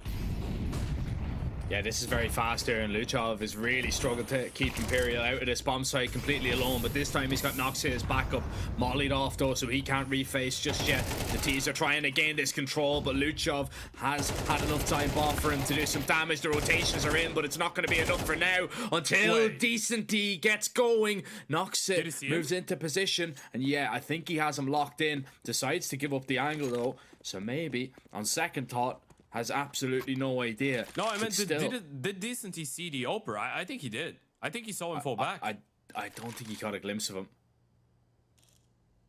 They're going to be holding anyway. Vinny has to try and cross safely and knocks it in a great position. But no, scope cover Decenty, who's going to claim 3 and the round for Imperial. That got really awkward in the late goings of that round for sure. There was a chance for Noxia really to give that 1 versus 2 a good bash. But Imperial saved really by this wonderful Decenty play.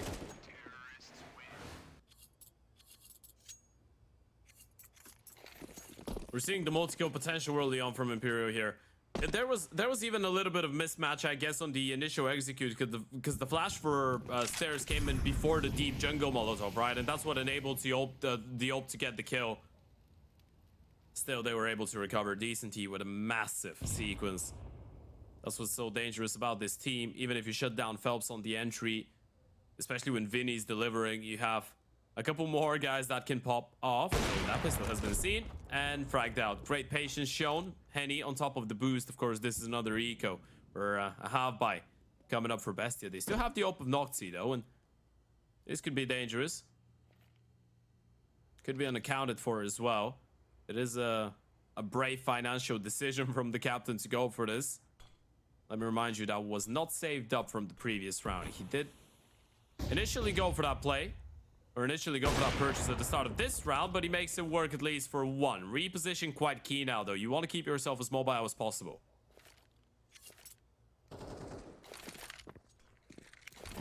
And that's not what I meant. No. Not at all. Now, Naz is going to get his hands on it, and this is going to be interesting. Seen him. Usually a player we see will do say WP, but he's going to have to make do in the fire and the flames, though, and bit of wishful thinking. Imperial really strutting their stuff on Bestia right now. This round as good as gone and sealed. 6-1 lead. Bestia, wouldn't be too surprised if we see a little tack pause brought into the equation now in the next 1 or 2 rounds. Bestia need to get a grip on this, and there it is.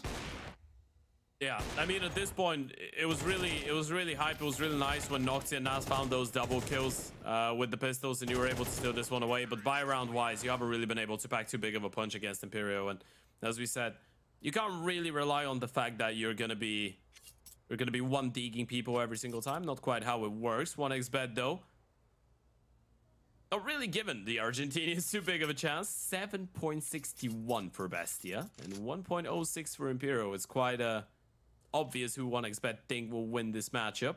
And you know the score so far has been backing them up. Of course, if you want to take advantage of those odds or the other odds that they have on offer, you can head over to 1xBet, click the banner below the stream, and use our code 1XRES LATAM to get up to 130% bonus on your initial deposit. Back to the swing of things, though. One tactical timeout later, Bestia. We'll try and switch things up with Imperial. Look at that. It's another off spawn call. They want to shut down the economy. It's going to be a straight up B play.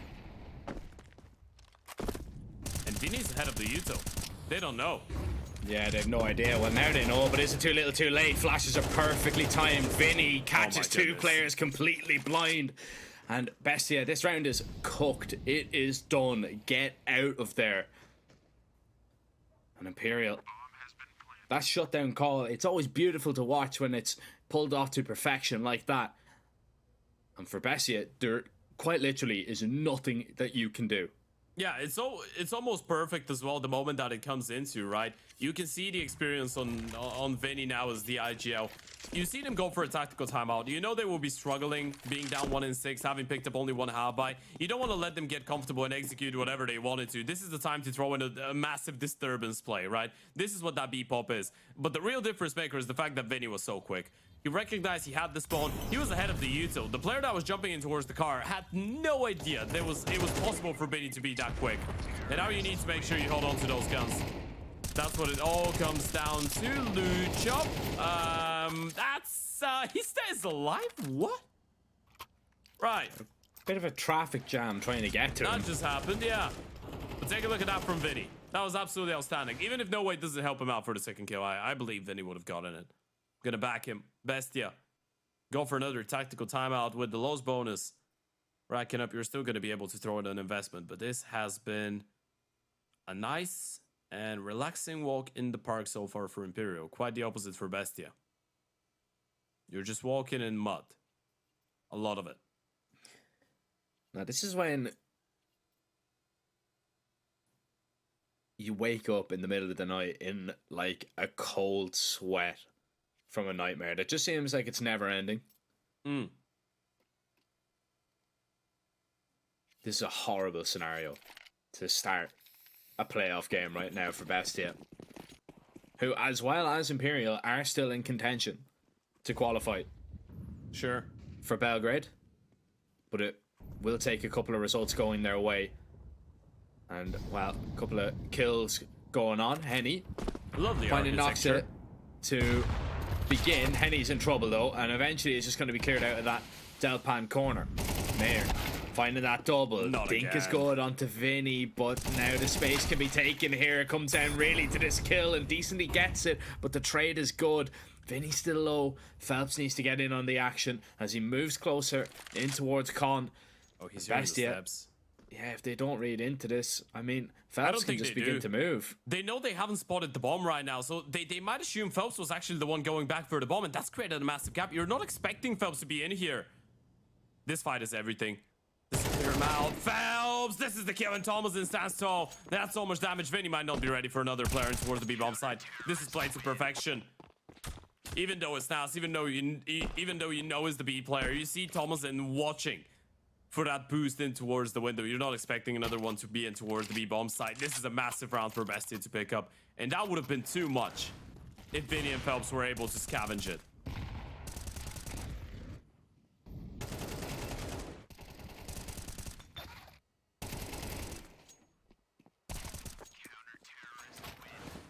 Still, though, surviving with two. It's not going to be perfectly ideal. And you'd have to back Imperial All I'm gonna say is, with the responses. and as the beggars can't be choosers, but I'm not gonna use that one. When you have no fish, a crab is a fish too. That's all I'm gonna say. Bestia need the rounds right now. You don't care how clear they are, or how clean they are. You don't care how many people you lose. You just gotta try and stay in this game, score-wise. That HE hurts, but so does that off bullet. Nairn trying to get his molly down in towards the palace in time. Nas at least deals with that underlurk from Phelps, so it is just basically the A play that you need to be worried about, whether you know it or not. Mairn trying to get aggressive. Henny was just so patient waiting for that swing, and Imperial, they fold that A bomb site in half once again. Nas and Thomason are going to have to be quick if they even want to attempt this, but still, you're at such a disadvantage, and unless you get fortunate with one of these fights early, you need to save once again. Imperial have really just been outplaying Bestia. There's been a few rounds that Bestia have been quite solid and held on, but for the majority, Imperial have just looked so much better. In 10 rounds on the T side for Imperial, we've seen 3 openings from Henny with the AVP, by the way. And this is great from him.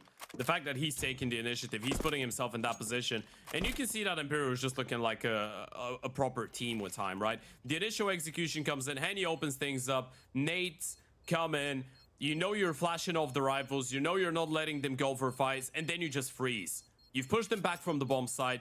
You know the flash effect will fade away eventually, and then you're just frozen and just waiting for them. The lack of comfort, the lack of information, the assumption that the T's will be trying to make their way into the bomb site lures them into the fights. There's the replay. Henny with the shutdown.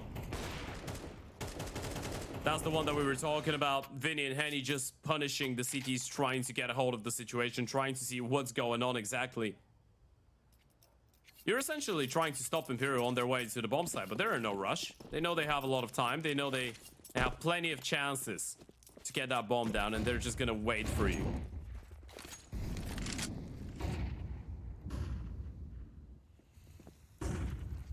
Oh, it's getting desperate though for Bestia.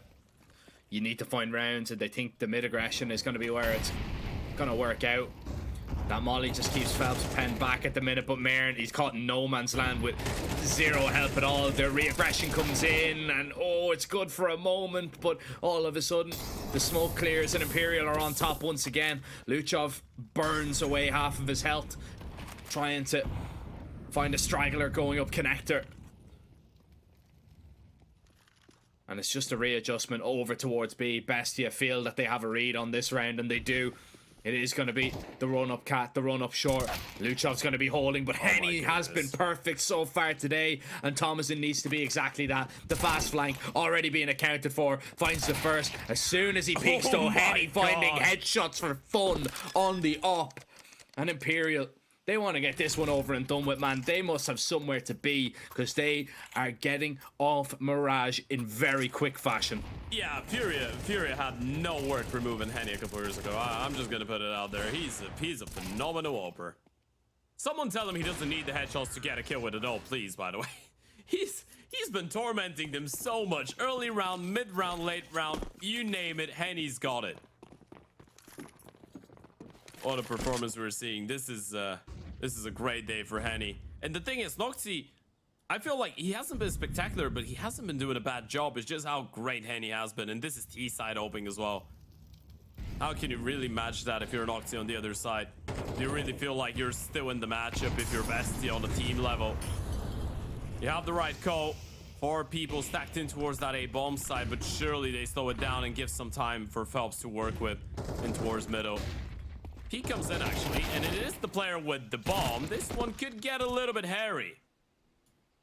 Yeah, U2 was good to at least set Vinny up for the first kill, but there's nothing more on top of it. The CTs are still holding on right now decently, taking a little bit of a risk here. Makes sound, and he's lost in the sauce a little bit here. Got the bomb. Not sure if this is what he wanted to do. I believe he was trying to drop down and beneath the palace, but you know what? He doesn't know it, but it's better that it didn't work out. Luchov's in there. And now he can find that kill for free. And missed he's off shot. the ope. Yeah.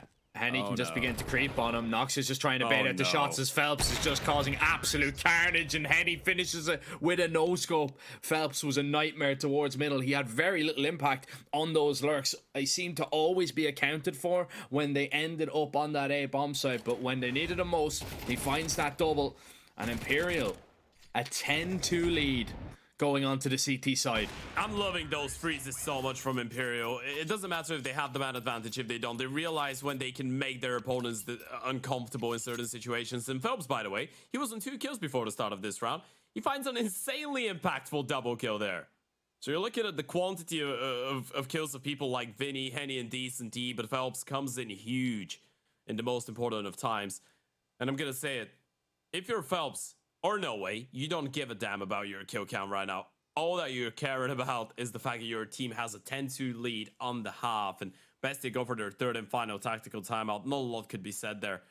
And you know, this is the change compared to last time when those two played against each other. Because Bestia did get to start on Anubis. They did get to absolutely dominate Imperial in a 13-1 fashion on their map pick, and then got dominated on Mirage, and then on the third map.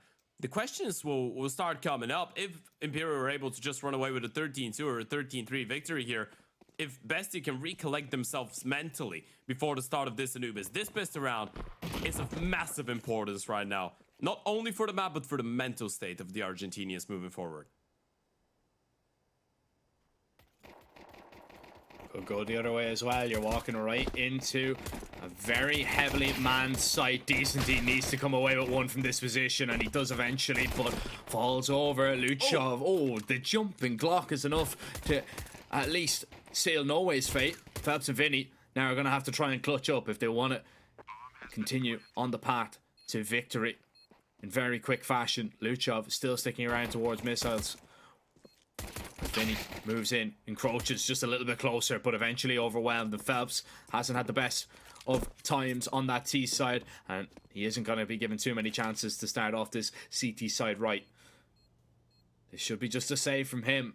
Bestia do at least keep themselves alive, and it is just a stage of keeping themselves afloat. And it is Luchov and Thomason, those two that we highlighted, those two riflers that we were expecting to see a lot more of in that first half, but didn't. Yeah, that's where you want to see some signs of life here for Bestia. Usually we see those on the CT side rather than the T side for them when it comes down to Mirage, but at this point, as we said, beggars can't be choosers. You've been playing some really tough oppositions when it comes down to Mirage in recent times, but you still lost your last 4 in a row. You've been able to reach double digits only once, and that was against the Red Canids.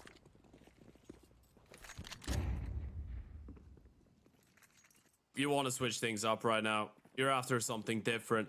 And at least you're going to be able to get 4 on the board. I mean, it's a long way if you want to make it competitive. Imperial is still in an insanely comfortable position, and they will stay in that seat for a little bit longer, but it's one thing to lose the map 13-2. It's another thing to lose it 13-8 or 13-9, or please don't get full ecoed. That's just one kill. A falling double dink from Vinny. It's just one kill. It is just one kill, but that could amount into a whole lot more. However, everybody seems to be tracked towards jungle and stair side, so Marin is just going to go and have a little bit of fun, I would assume.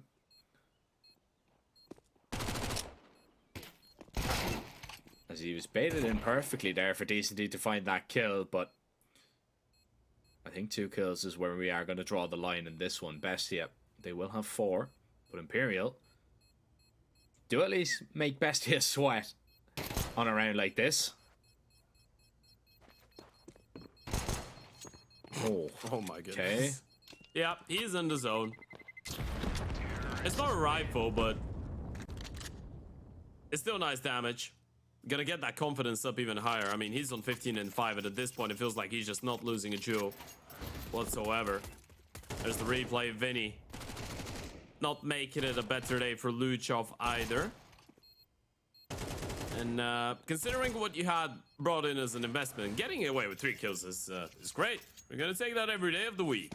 First buy round for Imperial though on the CT side. No ope, unfortunately, for Henny just yet, and Vinny's gonna be the one rocking that Mac 10 that Decenty was able to bring in. Phelps failing to jump in towards the ladder. Smoke in towards top mid will allow him to go for it another time. A little bit scrappy on the movement side of things, but he does get it to his desired destination.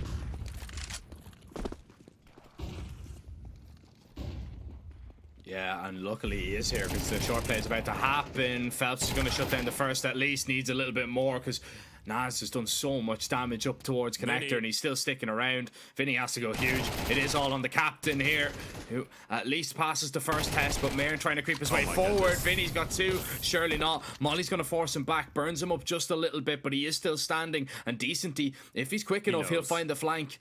Vinny knows. He's looking behind anyway. Naz is low. Oh, but timing. Oh, it's so awkward. However, Decenty, he's already beaten that Molotov. It's just a 1 versus 1. Noxia hasn't crossed to the site now. Decenty can win it all here. Just needs to be perfect in the fight, and Nox is going to be shut down. Vinny and Decenty, the heroes that Imperial needed to keep this win train going. 11 and 4 right now. That's their first CT round. And surely that is the one to break Bestia's backs. Yeah, that's the performance that just discourages you, discourages the hell out of you. How do you believe you have a chance to pick that round? I mean, Nas does God's work in towards Connector. They cleared out the entire A-bomb side. Decenty was the only man left in towards Ticket. Everyone else falls down. Vinny with a monstrosity of a double kill with a Mac-10. Playing the angles perfectly, staying alive for a lot longer and setting up Decenty for a double kill to clutch it up. Look at the investment for Bestia. This is all that you have. And Decenty, he hasn't had enough. He's a hungry predator going in towards top middle and finding another double kill. And Nas once again trying to keep them in it.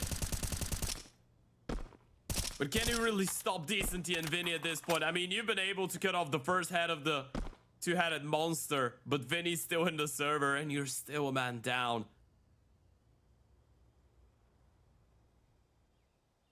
This is incredibly suffocating on the T side right now. It has been an incredibly suffocating first map here for Bestia. You don't really feel like they're doing anything wrong either. You just feel like they're getting skill checked in a lot of those situations. Imperial just looking like the better team at times.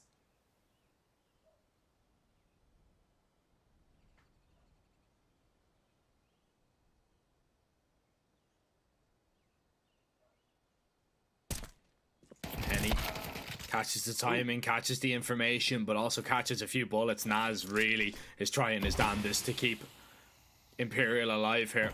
They know Vinny is left up and No Way as well, so they decide to go into No Way.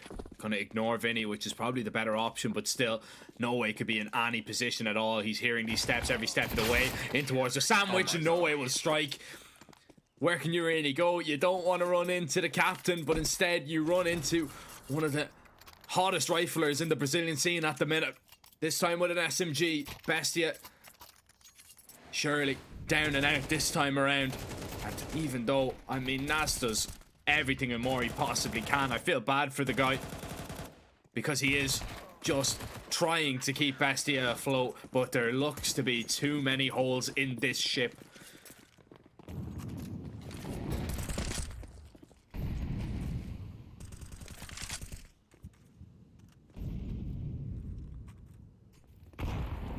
What can they really do?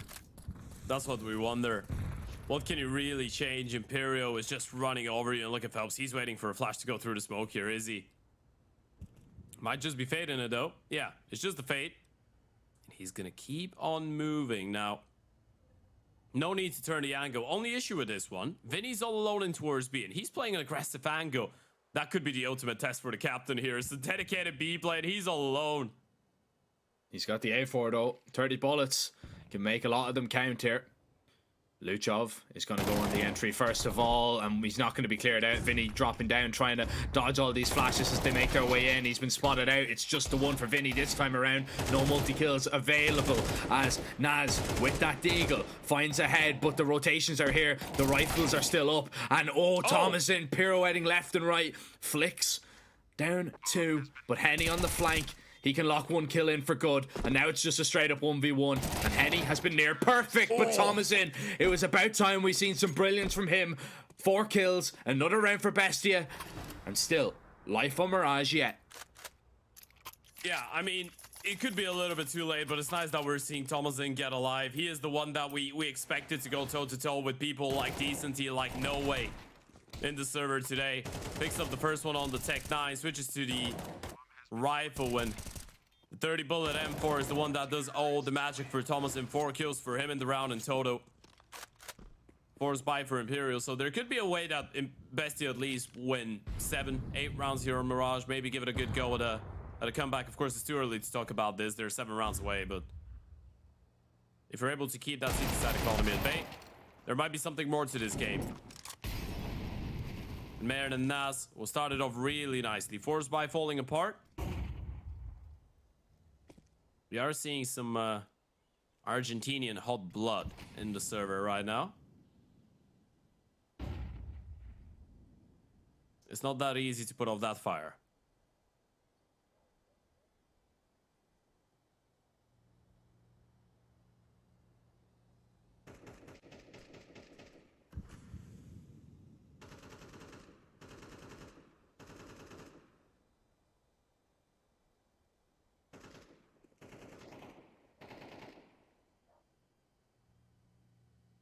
saving probably the best option that Imperial could hope for. That's if they're that lucky.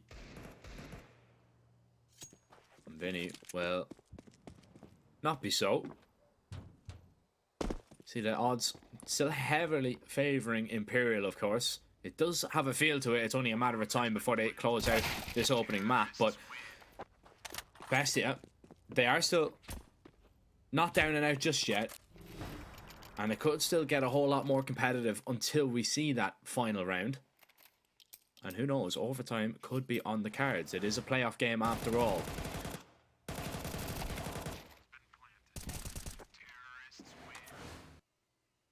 All right. This is starting to pick into our interest right now.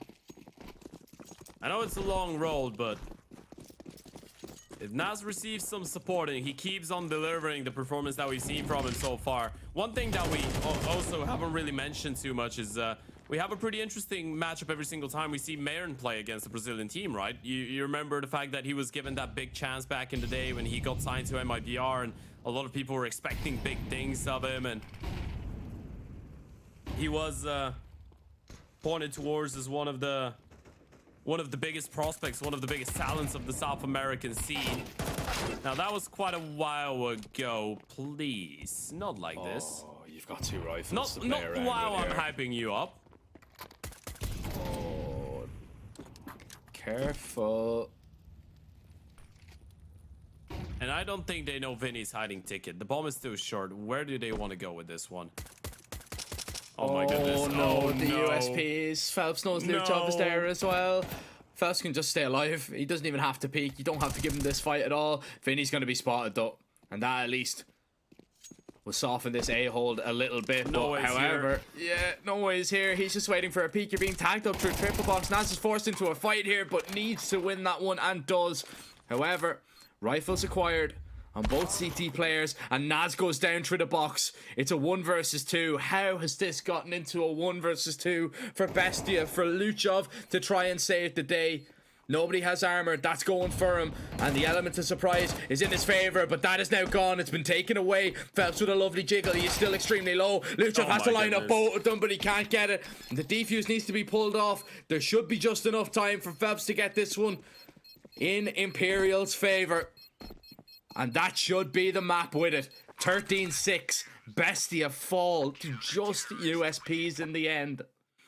See, that was supposed to be Imperial's map for the taking, but it's just the fashion in which it happens. It's absolutely heartbreaking.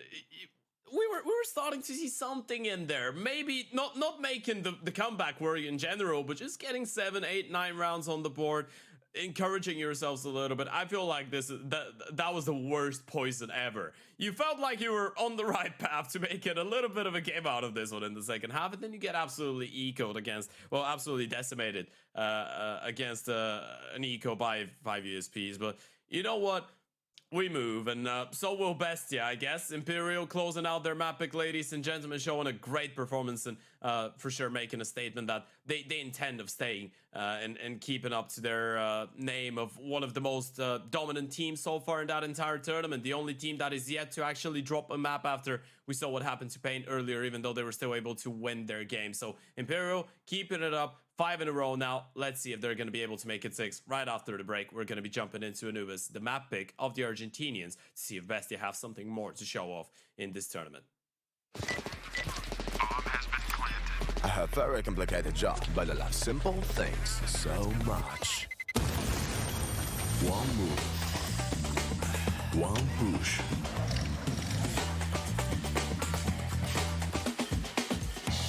One touch.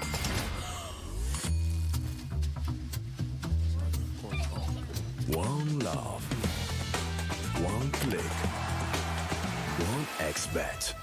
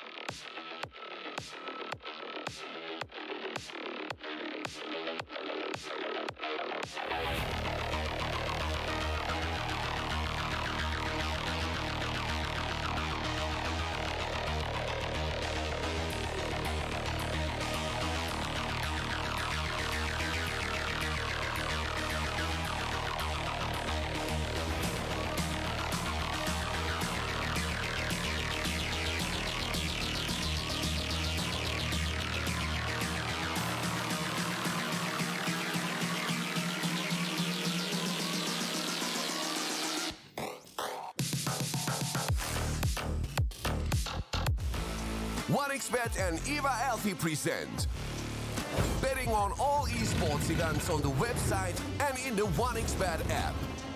OneXBet. Play with Eva.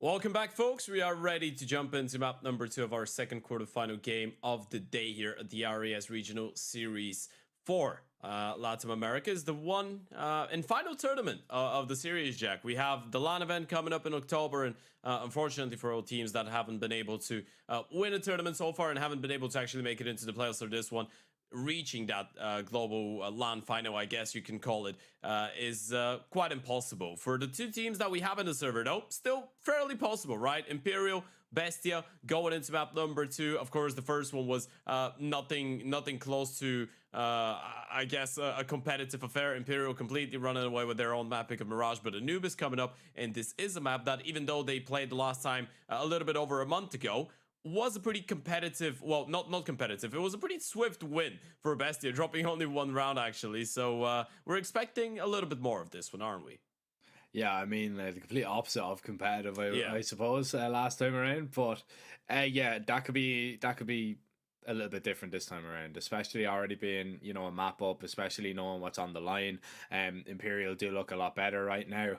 Bessie, they kind of came alive, I would say, towards the kind of later stages of that map one. So there is kind of promising signs for them. But just the fact that Imperial are going to start on that T side, they're going to get obviously the choice of sides. I assume they're going to pick onto that T side and be able to set the pace early on, which sometimes we know that Anubis, it can be a tricky map to play when you're on the defense, when the T's have a really good idea of how you want to approach it and how you want to play it. Sometimes it can be just a very hard one to get any control in at all. So Bestia need to hope that they're going to be able to pick up a few rounds early on. If they do that, and just keep Imperial, a little bit honest. I'm not saying they have to win that first half, but pick up 4 or 5 rounds on that CT side, then I think they're going to be in prime position maybe to force a third. I mean, who knows, right? We did see some promising signs from Bestia towards the end of that first map. Now, for those of you that missed it, they were able to get a couple rounds.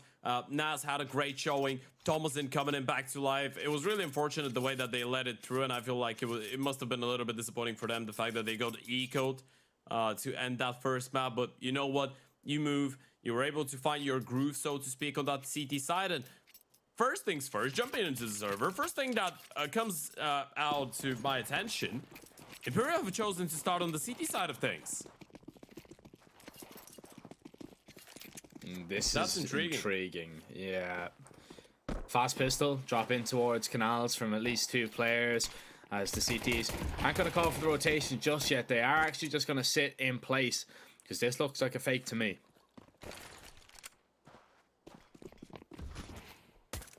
Yeah, going back in towards that A-bomb side, and Vinny shuts down 2, and this is already falling apart now for Bestia. Henny in towards the pillar, just winning more time for the rotations to arrive. No way he's gonna get shut down, but look at the amount of players coming in from A main. You're just not ready for this. Bomb side is incredibly uncomfortable, and the Molotov is not gonna make life easier, but a couple of gooshes later on, and Mayor's left in a winnable 1 versus 2. First one is this, second one, 5 HP on Henny, just needs 1 bullet, and Mayor pulls it off. A massive clutch for Bestia early on. Now that is a round that you should not be winning, and if you do come away with it, especially being a map down, you need to capitalize off it. I mean, you've been completely outplayed. That was beautiful from Vinny. We didn't get to see that. A quick 1-2 in towards the canals. Had every idea of what was going on in this round, but still, Imperial just continued to fight, weren't crisp enough on the shots, and gave Bestia chances to really get back into it, and ultimately have been punished that time around. Imperial's money, of course, not in the perfectest scenarios. They didn't want to risk going for the investment, so want to get the guns up early on. They will have to play this one out. Up against 4 Mach 10s, which is a horrifying offense to be facing if you only have USPs pretty much on the other side.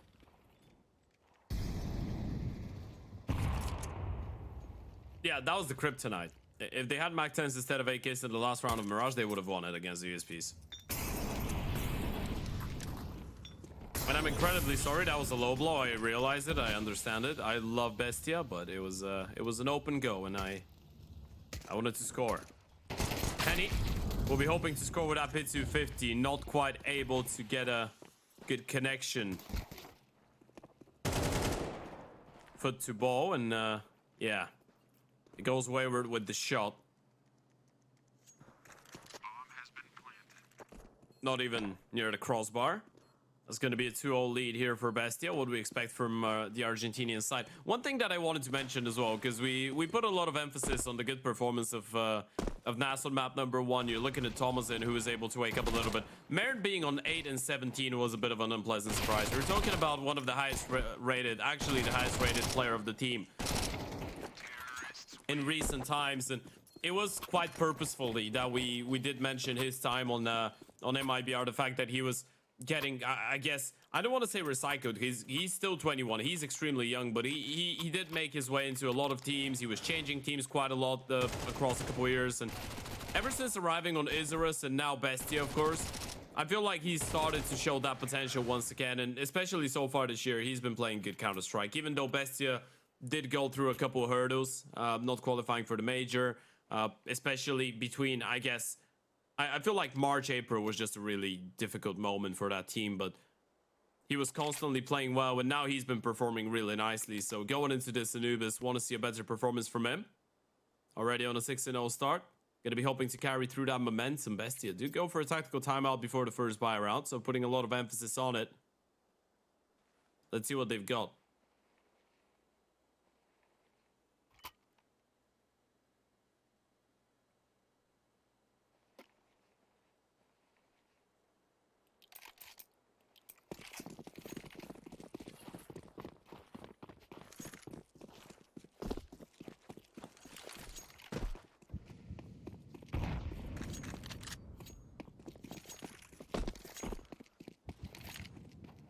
He's making their way into pretty standard default. AG not going to do as much as maybe intended. Thomason is going to take a lot of the space for free. Good use of a smoke there at the mouth of A main, just to take that control and then fall back away into it. The issue is Phelps is playing aggressive in towards the canals. Luchov, he realizes it, but it's just a little bit too late. Good aggression. Advantage gain for Imperial. And it seems like they want to get pretty proactive to find that opener. Yeah, you also catch him trying to get closer in towards connector, and I feel like that might change the plan a little bit. Initially wanting to show some presence, not the one with the bomb. This is so risky. This is the round over. He wanted to go for the refract so desperately. That was supposed to be just a play towards middle to push the CTs back and then a fall back down the canals in towards the B play.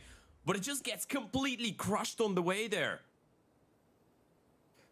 It's such a risk. He wanted to go take him down, but just the off angle that was being played here. Henny's going to spot out both of them, so even though he loses his life, there's the information. That's all Imperial really needed. Even though they have the bomb, they just now know exactly where they're coming from.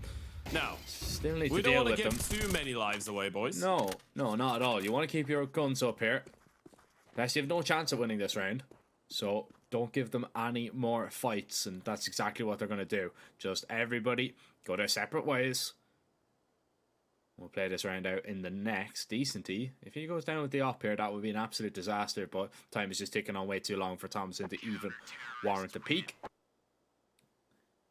Still, good gun round from Imperial to really get their CT side maybe rolling.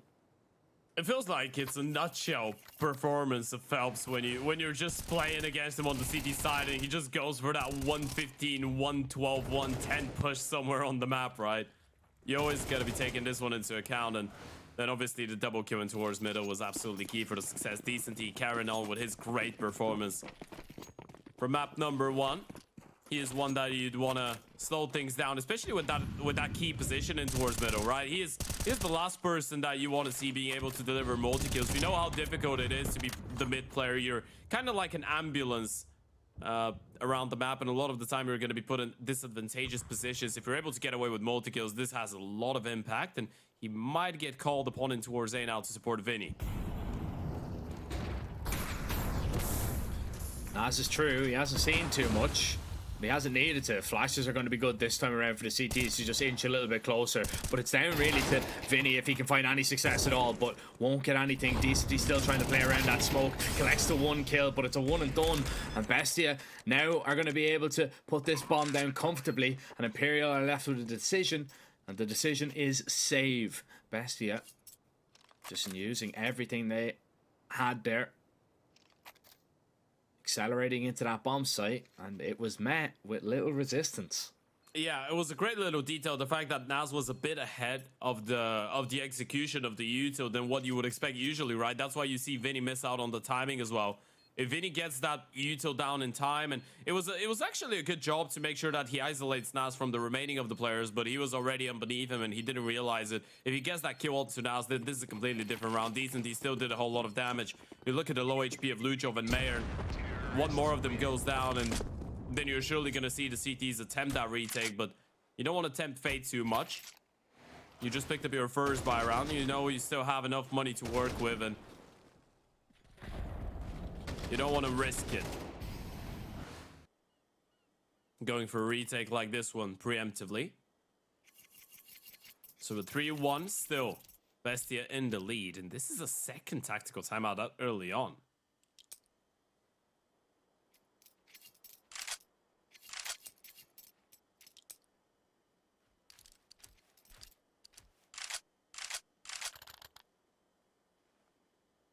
Yeah, it's interesting that they're taking these tacks very early on.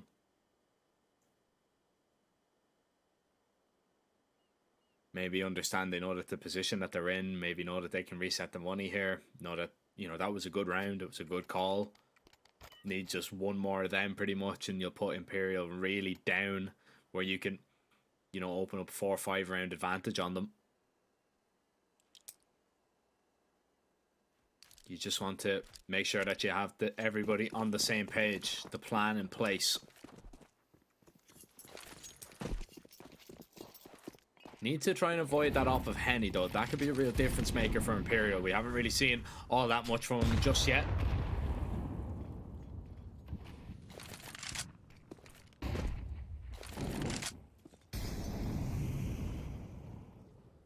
But it looks to be an A play. Phelps gets that smoke down in time. He's going to play pretty close to it. Yeah, you don't really have any rotations, though. And if you're talking through, yeah, they are. And he still manages to get a kill. Vinny, that is ridiculous. Wow. I mean, the ball's on him to just swing through the smoke like that as well. And Decenty now again in a great position. He knows he's got one trapped in Yuto, and he's going to respect that. It's a little bit of damage, and unlike the previous round, this time you have a 4 versus 4. You go for this 100%.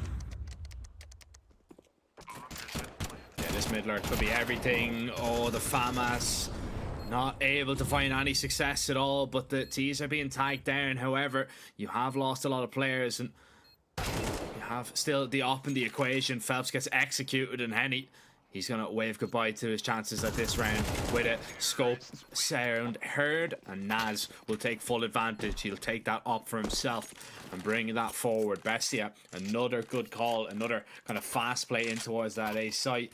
And Vinny was expecting to see a flash. Just comes back to that, you know, initial engagement. The fact he even gets one out of there is ridiculous, by the way, because Bestia have just made a perfect call to swing right on through. But as you said, it is so risky. That could go horribly wrong for you. Yeah, imagine if it's a double setup, and a lot of people will do that, right? Imagine if Vinny is playing anti, but there's one more player holding with an M4 on the other side of the smoke, or with an AVP. I mean, they didn't have the money for the open, I guess. That's why you go for a play like that, but imagine that was a double setup in towards A main for Imperial. This play for Bestia just goes horribly wrong. It's all on the read on the situation. You're just risking it big time. And you were not ready for Vinny to be playing that close angle, by the way. You were looking for a deeper one from a rifle, but still able to deal with it. Again, a bit unfortunate as Imperial do a whole lot of damage, but don't convert, and now they're stuck with the pistols. Enough for Vinny, which he's going to be using in towards the close extremities of middle. Doesn't get anything with it. He's still up close, though, and this one could be falling apart here. Decenty gets one more. Now, the A-bomb side has been lost, and Decenty, unfortunately, wanted to throw in that nade, so he's going to get caught off guard. But his pants down, and that could be a save for the 2 AKs here picked up by Imperial. It's still a good eco, but Bestia get a 5th. Now you get a little bit worried if you're Imperial, because you just can't really stop Bestia at all. And if this going around once again next time out, you can't keep them off a bomb site, well, then you've got big problems. They need to work on finding an opening early. That's what worked for them in the past. Just finding that entry and then playing off the sites. But Bestia's called so far. Fair play to Noxa. They have been superb. I think if you're Imperial, you don't really feel like you're doing anything wrong either. I think it's been a little bit unfortunate as well, the fact that they've lost a lot of close fights. And one of those fights going your way changes the outcome of the entire round, probably. It is still a close one in terms of the potential count of players you're going to be left with if you're able to retake that, because you're still going into a 3v3 or a 4v4, so you're highly likely to still lose a lot of players and be down on money. But I'd say that Imperial have not looked too bad on the CT side. I would say I agree with you. I feel like Bestia have been calling a good game, and both teams should realize how close a lot of those rounds have been, and that one fight or just one little detail has been changing the outcome of it. So if I'm Imperial, I'm not too discouraged going forward, but if you lose one more buy round, then you could start feeling like you're not getting as much as you should be out of that CT site, and you did make the decision to start on it. No hope yet for Henny. Money does not really allow that, but you are working with full utility on pretty much everybody and with premium rifles, so hoping for something better here. And finally, Bestia will switch it up. It's not going to be a straight up A play. More of a B lean. Yeah, Vinny going to be flashed in here. Oh, nearly reacted onto Thomas in the time. That's just a wonderful frag to find, though, because you're just going to spread. The defense is really thin right now. And the B play is about to happen. You hear Luchov actually burning that Molotov, so you might be ready if you're Imperial, but you still need to lock in the kills. Whoa. And, well, there's the round locked in just instantly. Right. Yeah. Now you can start getting a little bit worried, and I felt like that was not too bad for Imperial once again, right? You're trying to be proactive. You're anticipating the change in towards B and middle. It was an intelligent push. I feel like the moment that Vinny doesn't see anyone towards the stairs or the left-hand side, but he just sees Thomason, it's a good recognition as well of the fact that this could have still been a B play, right? That's why you don't see the B players move around too much. They were still waiting for that hit, but Bestia just walk in and they delete. The Mayor's on 9 and 1. He's on an absolute terror right now. And this is starting to run away. The T's on the hunt. Only 2 guns left. They need to hold on. That's everything that they have going forward. Henny gets the first one. That might secure an escape route out of that A bomb side, but they're still gonna get pushed and put under a whole lot of pressure.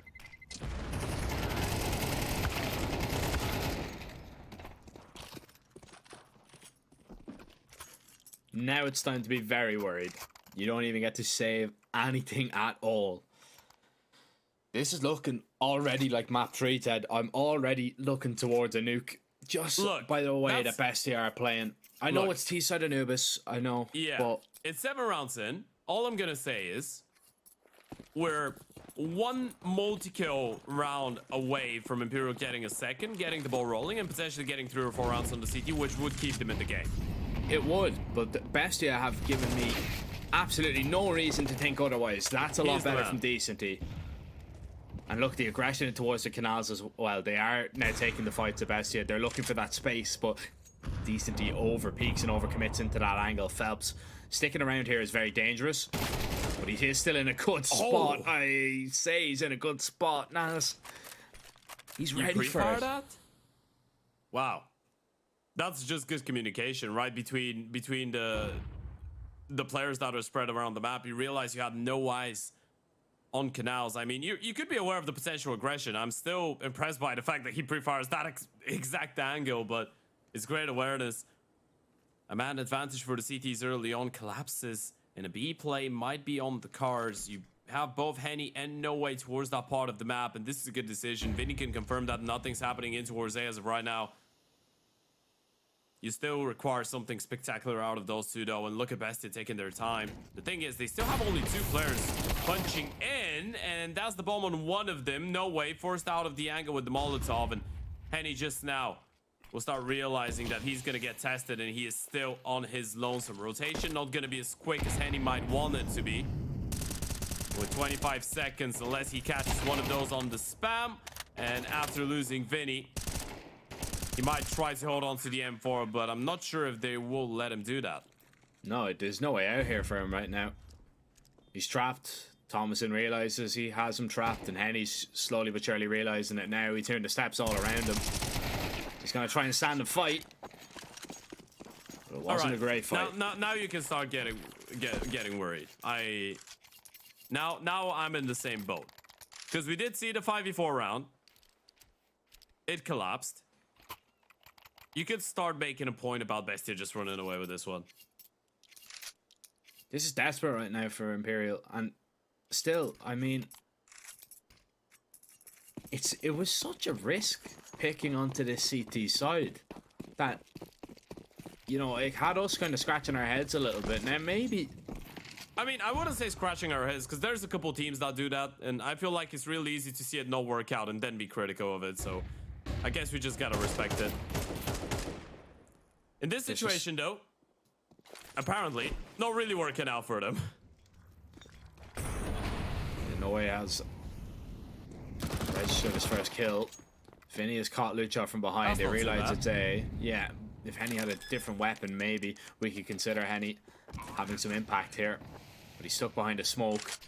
Thomason's going to nade that open, and Henny now realizing what trouble he's in. Thomason's just going to shut him down. Vinny and Phelps are going to inch closer.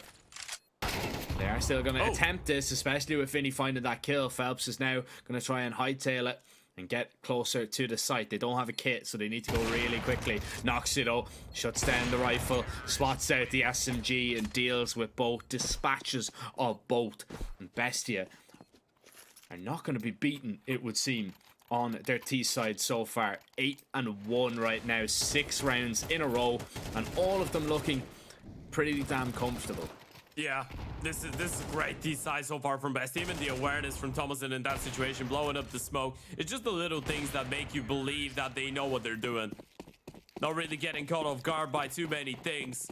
And it's now or never. If you're Imperial, you either start winning rounds now, or we might as well be thinking about nuke already. And this is going to be a straight up plane towards the A-bomb side. It's a straight up rush as well. They're not spending any time, not wasting any time. Henny positioned nicely though for the first.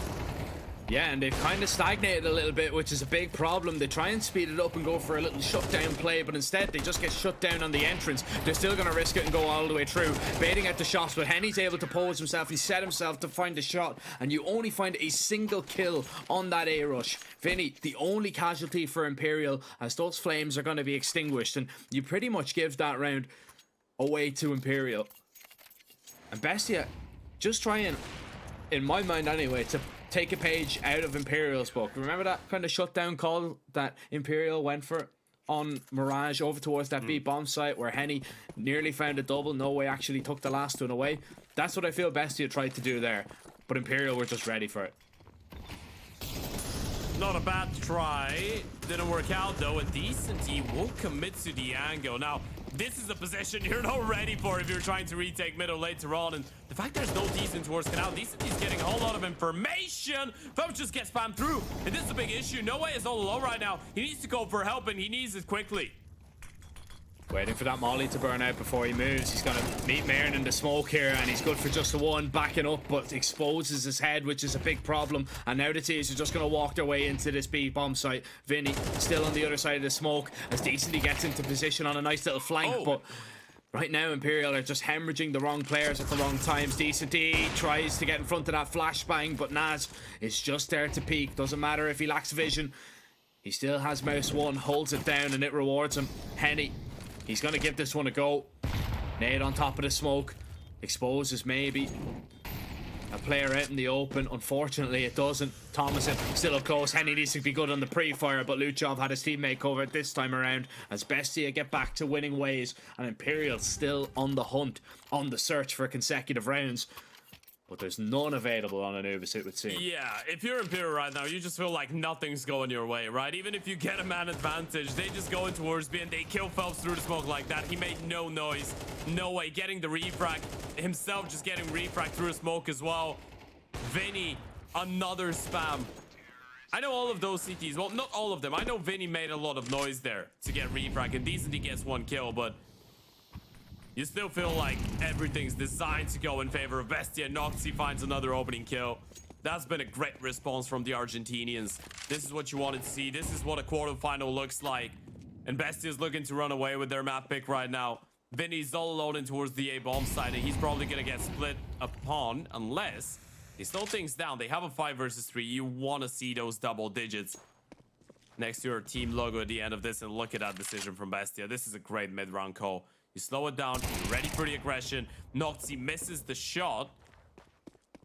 And now this is interesting. Vinny hasn't seen anything else. If you're Imperial right now, you might start making your way back towards the B-bomb side, but you feel like you've left it for too long, and Decenty is not necessarily sure on what he's walking into, and now he confirms that needs to win the fight, does so.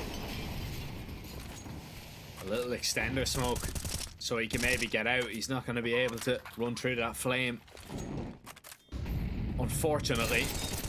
Now he can make his move, and Decenty still racking up a few kills here. Imperial, they're looking to get 3 before this half is out. Thomason spotted in towards connector.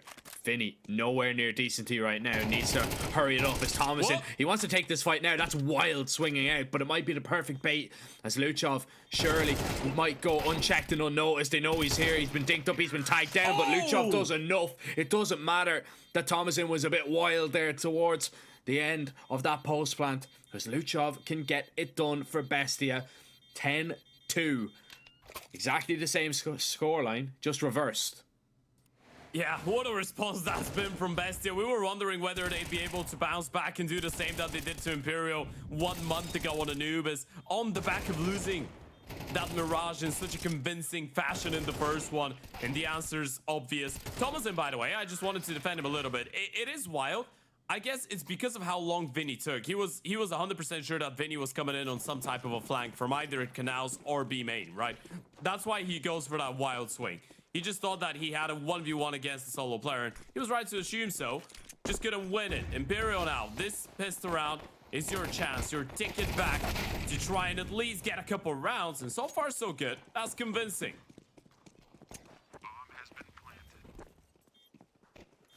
So far so good, bomb down, but still chances for the CTs and less when the tags are coming in like that. Flash is going to be good. Vinny's going to be completely blinded. That should be a free kill for Thomason as he finds another doubles up. Looking to spot out these players towards main, and they found a few of them. That smoking towards connector is going to make things difficult. Phelps is going to have to come on through on a timing, but the CTs are finding all these frags. It's down to a 1 versus 1, and both players need to hit a reload, but Marin gets it off first. There is no kit. He's going to have to stick it, but just no time. Imperial, a very close pistol that goes down to the wire, and Bestia can feel a little bit hard done by. They didn't come away with more. Yeah, I mean, that's why Thomason is a devil right now. He's a demon to be up against in the server. That's a 5 versus 3. It's just the fact that if you're Imperial, you feel like you can't win a clean round anymore. Even a 5 versus 3 on the B bomb side with smokes towards left and right hand side. A 5v3 hold against the CT side that has no smokes. Well, they have one smoke. They threw it in towards Con, but they have no flashes, no molotovs, no defuse kit, and they still barely take it down to the line. It was so close to getting out of hand here for Imperial. Forced by coming in best here, just playing with so much confidence right now. Luchov gonna get an M4 dropped over to him by Thomason, who's gonna be down to a Deagle. So being a good teammate right now. And a 3-man stacking towards B, that's gonna get a little bit aggressive. No way he's holding for this. Oh my god. Oh, awkward. Imperial get it down at least into an even game. Decenty wants to try and get close to Marin, gets a dink for his trouble, but yeah, the reaction's great. You know what? He might be the only reason I'm actually considering allowing my heart to believe Imperial can pull this off. Decenty's been playing exceptional Counter-Strike today. You know what? I think honestly as well, there might be a chance. There might be just a small chance here. And that was still gotta win this one though. And you're running into the M4. Never mind. And you run into the M4, but you just hit its holder right between the eyes. So that's absolutely no problem. This is going to be 4 on the board now for Imperial. The investment doesn't really get you all that much if you're Bestia. You can see Thomason is hightailing it, trying to get at least a rifle in his hands for the next round. And he has found a Galil to work with. Will he keep it, the Galil? That is another question, and answered by Decenty. Nothing saved. Bestia upgraded pistols once again, if anything at all. You're looking at an MVP-like performance right now from Decenty, by the way. Yeah. The amount of times that a multi-kill from him has just turned everything around in favor of Imperial, and the fact that they're still losing with 6 rounds, being down 4-10, and he's still having that type of a game, absolutely mind-blowing. I mean, we're not seeing the all-round kind of team performance. We're not seeing the Vinny and Henny show that we did on Mirage. Norway is really struggling to kind of get going. Marin has found a double with the USP. Right. There should be no way they lose this round. Yeah. And, I'm gonna say it again. No way. But getting one more kill on the C. Oh, the bomb is alone here. Okay, there is a way they lose the round. There absolutely is a way they lose the round. No way's realized it though. He's not gonna give him that fight. Yeah, you don't want to be walking in alone with a bomb. You want to give some time to the CTs to make a move and Decenty to work with. Timing. Oh my god. They have the right read on the situation. You've heard the steps on the player falling back from it, so you know he's not picked up a gun, and Thomason is gonna miss the bomb carrier just slightly. Bomb gets planted. No way in Decenty in a 2v2 against Merrin and Thomason. No kit for the CTs. Thomason doesn't... Well, Merrin doesn't even have a gun. Thomason has picked up a Galil. This fight is so important. No one needs to win that. No And chance for Thomason. Yeah, that's the kill. Should seal the deal here. It gets incredibly dangerous, but... Again, it is the round that they pick up. It's 5 now. Man got 3 kills with a single USP in that round. That is crazy. Actually crazy. Oh, the Phelps one was disgusting. Anyway, as I try and gather myself once again. And Bestia are going to have to gather themselves for this first gun round. If they can stop Imperial early, they can really just kind of put any chance of a comeback to bed. That's what they're going to try and do. Heavy A lean. Up and Merrin up close in towards A main. Over the smoke. Phelps doesn't see anything. Trying to bait him into the opera though, and it's worked perfectly. No way in Decenty are going to have to spring into the action. The op is coming back for a look though, and Noxy, he's even hit the collateral. It hasn't got 2 kills, but it's done more than enough to put Decenty low. And Henny's had to swap over weapons with him. Imperial on the back foot in this round, and they've little to no presence at all. Look at that call though. Luchev's gonna go through the smoke, but they're gonna blow it up for him. There goes the white peak. Henny exposed with a bomb on his back, and this is the end of the round, surely. They leave the B-bomb site completely, re-aggressing in towards middle, and the T's weren't already. Henny was left all alone. He was waiting for his teammates to make a move in towards A main. This round is over. You might even have to hold on to your guns. Vinny can drop over an AK. Decenty needs to save that hope. They will have no money to reinvest into it. And Bestia take it to 11, surely. What a round from Noxy. It's a complete another shutdown.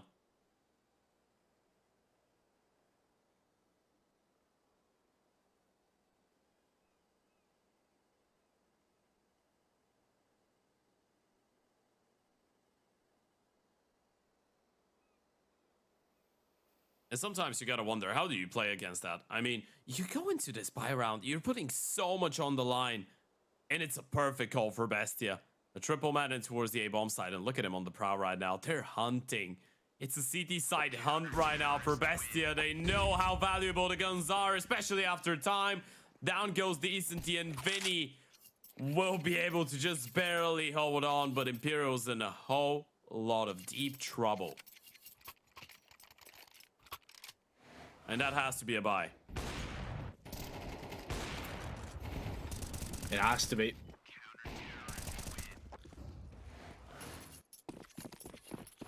Oh, but it's not pretty at all, is it? Fast play, maybe, to try and catch a few players by surprise. Vinny getting aggressive towards middle. Gonna be deterred by that Molotov as Bestia look to take a little bit of control in towards canals as well. Imperial are getting set up to what looks like a little bit of a B split maybe later on. But it's still so awkward. You've only got 3 rifles and you need them to really try and find an opening early. That's good might though. Be You push them to go for an aggressive maneuver. You push them back from middle, and that's what you wanted. Wayward shot from Noxy. No way punishes. Won't miss that time.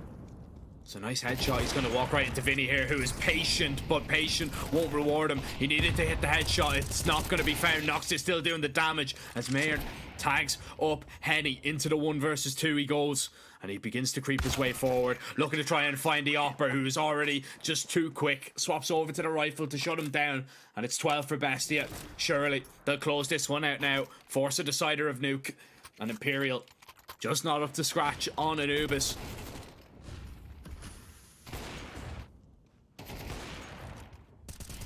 Not even close. The Noxie's had back-to-back phenomenal rounds right now. He single-handedly, by the way, closed out this game, in my eyes. He's on 13 kills right now. He got a 4K in this round and a triple in the previous. He's more than doubled his kill count in 2 rounds on the CT side, and those were the 2 most important rounds of the second half as well to take it over the finishing line. Now you're just up against the Pistols. Talk about impact fragging from your captain. We saw one from Vinny on map number 1. Now we're seeing the same from Noxie here on map 2. He's delivered a masterclass of a performance in those 2 rounds on the CT side, and that might as well be enough. It's a B play. Put your eggs into that one basket, and you just hope for the best. Flashes are good. Space taking is even better, but you still need to find the kills. Eventually you'll find one trying to run down the Opera. Noxie is in a world of trouble right now, but he's been able to just get away to safety. Thomason is now here to try and help him out, but just that Tech 9 up close rips him apart. A 3 versus 3 that is still extremely awkward for Bestia, because Noxie, he can't really play close at all, and he knows it. He needs to rely on the rifles to do the damage here, but Vinny's already been spotted out. Henny was on the bomb, but the Tech 9 in hand is still paying dividends. Decenty, the last player standing to try and keep Imperial alive. And Luchov, he has a kit, he has a HE, and Decenty is low. If the HE is perfectly placed, Decenty won't have a chance, but it misses. It fails. Bomb tapped. Decenty doesn't want to go for the peak just yet. HE is going to land at Luchov's feet. Doesn't even do that much damage as he backs up and backs away. This time Luchov is going to stick it. Decenty, he needs to get onto the angle to take him off, and he will. He plays it to perfection there, Decenty. And Imperial, a Hail Mary of a call, and it relies on that MVP performance from Decenty once again. Say that again. It's an MVP performance with capital letters. Decenty has been spectacular. He's the only reason they're alive on this map. Here's what's keeping them alive. Noxie's been playing an insane game, and this round was no different. But one thing was different. Decenty getting the chances here. Henny with one that was really impactful as well, but Decenty gets a 4K yet again. And this role's reversed, as we pointed out. It's a pretty similar situation that we found ourselves in on Mirage, with Imperial being up to 12 rounds and Bestia just trying to get as many as possible to help out their mental going forward. It feels like it's the same story here for Imperial. We're a long way away from even considering a potential comeback here for the side of Imperial, but the more you win, the better for the overall team atmosphere as you go into that 3rd and final map. And who knows, if you get a couple more, if you get up to 8, 9 rounds, we might start considering a comeback here. It's such a long way, but at least you're trying to make sure you know you can be competitive. But again, look at the call from Bestia. It's broken by, sure, but they have the right idea. They're going to have everybody here. An op and an M4 as well, and the op has already got things started. Henny back turn. Oh, the Zeus was a little bit too far away, and Henny tagged down extremely low, but the crunch on middle has just happened with Mayer and Stubble. They might just have a chance. However, Phelps creeping in behind them. He is so close. But it's all about if he can find these kills, and Nox seems to be posted up. It's really no way that is gonna have the big difference here. 1, 2, and still a chance for Imperial. It's down to just Mayer. The double swing comes in, and he can't look 2 places at once. No way. We haven't said his name all that much at all so far this game. That might be one of the biggest, most impactful multi-kills that we have seen all game. It's keeping Imperial alive. They are now only 5 rounds away. It felt like this was the round that we saw on Mirage as well, right? One that you're kind of looking over and you're assuming is just going to go in favor of Imperial, but then it starts crumbling. They just walk right into the stack, but as you pointed out, it was the flank of no way that they didn't take into account, really. Didn't believe that there would be one more player coming in from behind of the main plate. Imperial, you got to go round for round. You got to keep it 1 foot in front of the other, step by step, closing out the distance. But Bestia are back to the guns. And Doxy's pushed deep into enemy territory without hope. Phelps does get tagged down, survives the encounter with the AVP though, and this is good enough. You've gotten that information. You have that control in towards middle. Imperial have put themselves in an alright position to work with. You have the majority of the map on your disposal. And that might honestly make things a bit more uncomfortable for Bestia. The more that time takes off. Oh, no, he needs to be so careful here. Here comes the aggression. No flash, just a straight up swing. And No Way was expecting the second, but couldn't deal with him. A 1-for-1. But now Bestia know, surely, that there's a little bit of a gap over towards middle. They know that maybe Imperial are trying to exploit it. A smoke in towards A is just going to keep Naz occupied, but this is perfect. They're going to end A here. They're just going to walk through that smoke, surely, and see what they can find.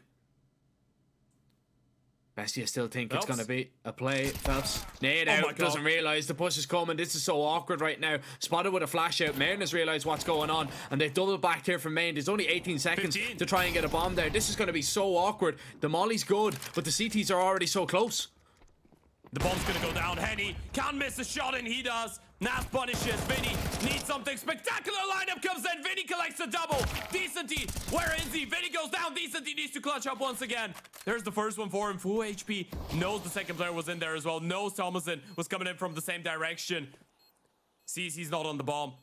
He's called the bluff. Thomason might need to tap it another time, and Decenty's calling the bluff right now. Thomason has no kit as well. This is so uncomfortable. Decenty gonna try to move in closer. Thomason gets the kill, and I believe there's plenty of time for the defuse to come, and Thomason clutches up in a 1 versus 1 to send this to a third.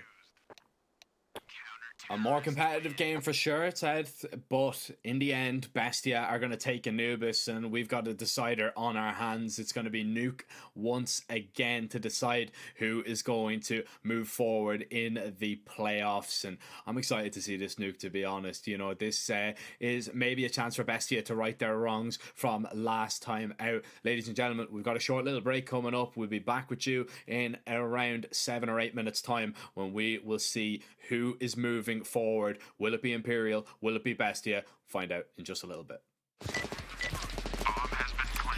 I have a very complicated job, but I love simple things so much.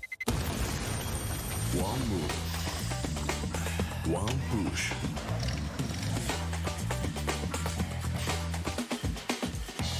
One touch.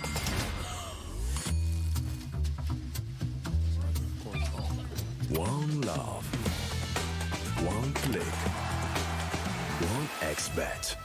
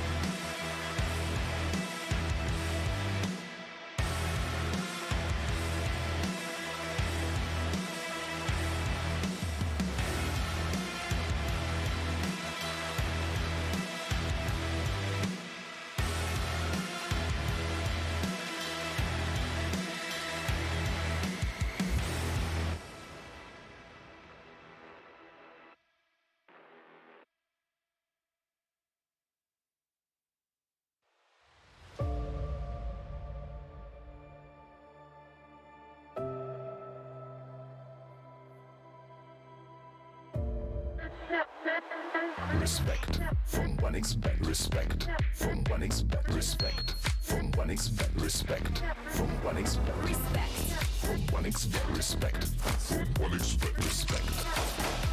Respect from 1xBet. Respect from 1xBet. Respect from 1xBet. Respect.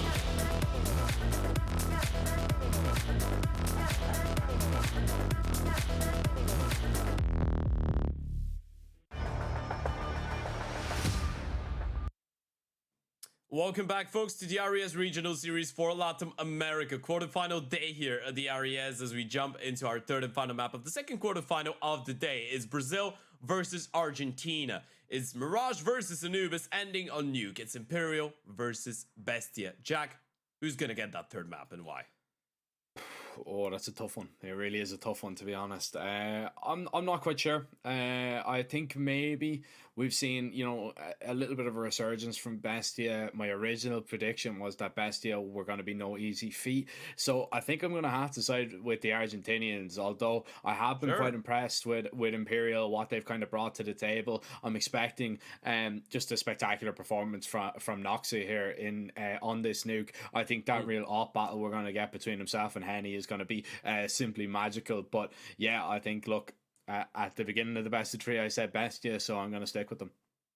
Okay, so we're going 1-for-1 with this one. Now, for those of you that don't remember, this is a pretty fair point that you're making. It's a little bit different, but we've already been here, right? We already know that those two have the tendencies to dominate each other, and I know you freaks, I know what you're gonna think I'm talking about, but no, I mean 1 month ago when those two played against each other, it was pretty much the same circumstances, right? It was even more one-sided though. Bestia were able to win their Anubis 13-1 back then. Now they drop a couple more rounds, but it was still a pretty dominant and comfortable showing from them. Imperial were able to win their Mirage 13-3. Again, Bestia won a couple more rounds, but is the same energy we're getting out of it. And then it was the same third and final map. It was again a nuke, and it was a 13-1 win. A 13-3 win, sorry, in favor of Imperial. So a pretty dominant one. Momentum has been a big thing. Map number 2, though, as you pointed out, Bestia did look like the better team. And let's be true to what we actually saw. And I feel like if we want to be honest with it, if it wasn't for Decenty's performance, that could have been a 13-1, could have been a 13-2, could have been a 13-3. It could have been a much more one-sided affair coming in from the Argentinian side. So going into this matchup, ladies and gentlemen, just a quick reminder, winner still is in the fight to qualify for the RES Finals in Belgrade, the LAN tournament happening this October 2024. Write that down, by the way. It's going to be a sick event, but winner still gets to fight, still gets to play Pain tomorrow. Loser, unfortunately, going out of the tournament and no more chances given. And moving into this one, it's going to be an exciting one, right? We get a final third map, a best of one, a nuke. How do you reset mentally going into a game like that if you're Imperial on the back of losing in such a one-sided affair on Anubis? You look at the last time you played nuke against these. That's exactly you remind yourselves of how easy it was. Sure. That's usually the way that you can go about it. You can probably count yourself a little bit unlucky. You can even look at that Anubis as a success, I suppose, in the fact that you didn't get 13-1. You did actually make it somewhat competitive, and just know that if you go into this nuke game, you had their number last time out. You know what they're going to bring to the table, and we'll see. Of course, knife round is going to be a big factor in this. Usually, you don't like to put a lot of weight on it, but especially when you kind of look at this head to head and you see that how one-sided this map was last time out. If Bestia are able to take this knife round, it could be a completely different story. But if Imperial win it, then they know that they are in the driver's seat, they have the advantage, and they can maybe replicate what happened last time out. Yeah, sure. I mean, as we said, it's not the first time that those two teams have played against each other. Not the first time they've played against each other in the RES as well, and in playoffs too. Did happen in the first edition of the tournament. It was a semi-final back then, and Bestia did end up falling short in a 2-1 fashion. Of course, the veto being a little bit different back then. We had an Anubis Mirage and Overpass. Rest in peace. We can't have an Overpass anymore, but back then, Bestia was the team to actually pick up the first map. It wasn't Anubis victory, and then they lost the Mirage and they lost the Overpass. So far so good for the Argentinians. What they've been doing in the series against Imperial, I guess historically, has been winning their Anubis and then falling short on the map pick of Imperial, and then whatever the decider is in the end of the day. we'll be hoping for a different outcome this time around. They win the pistol round, so as you pointed out, starting on the CT side, giving you that extra level of comfort. And Imperial on the offense in the first 12 rounds, as they've already made their purchase. So a bit of a technical timeout as we're waiting on either Phelps or someone on the side of Bestia right now.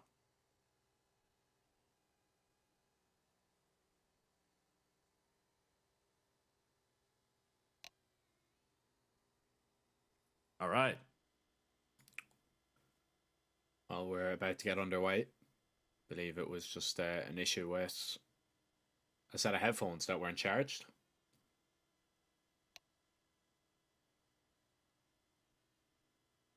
The good stuff. You know what gamers do? You just charge it when it runs out of battery. You charge it for like 5 minutes up until it's up to 20%, and then again you use it up until it's down to 0.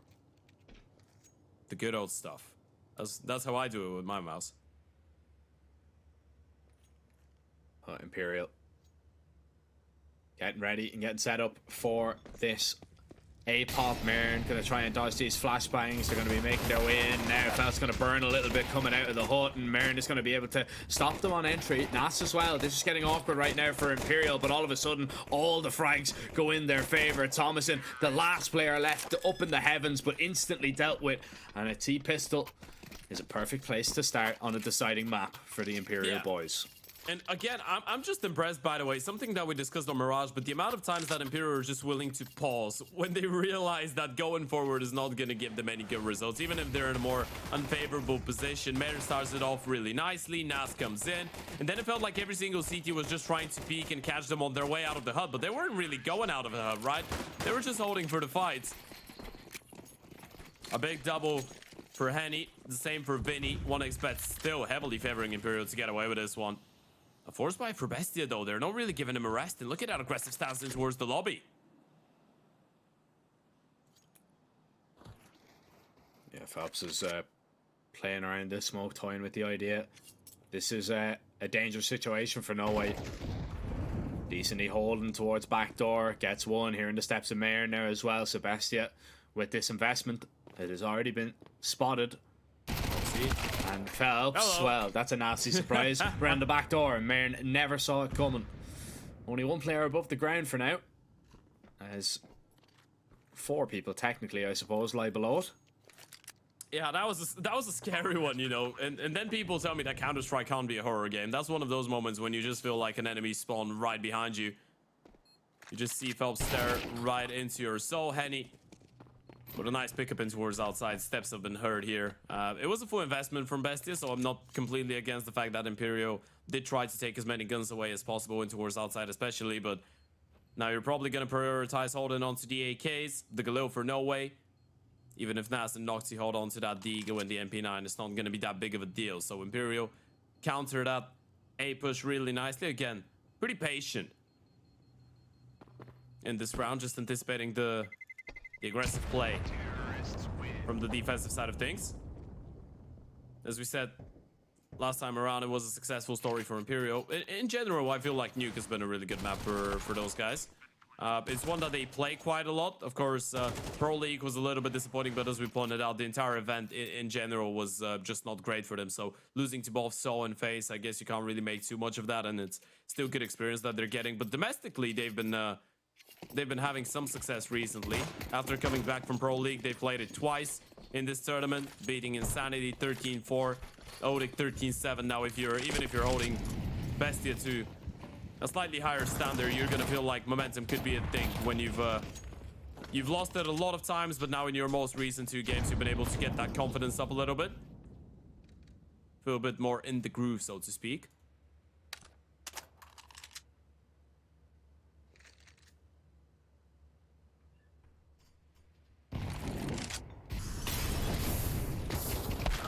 Nas, unfortunately, forced out of that position because of the molly, and Imperial just begin to pick the pistols apart. The SMG that was in the round already found on the site. The ramp hold will be shortly found out, as Phelps is going to try and farm up as much cash as possible, but no surprises that this is going to be a 3rd round here for Imperial. Bestia should have enough money to at least field an AWP on Noxic, which could be a massive difference. Interesting to see how the first round goes. And the approach that they want to take, if Imperial want to be more outside orientated, which, going off the first few rounds, has been a part of their game plan. We have to look towards Noxic really making a difference.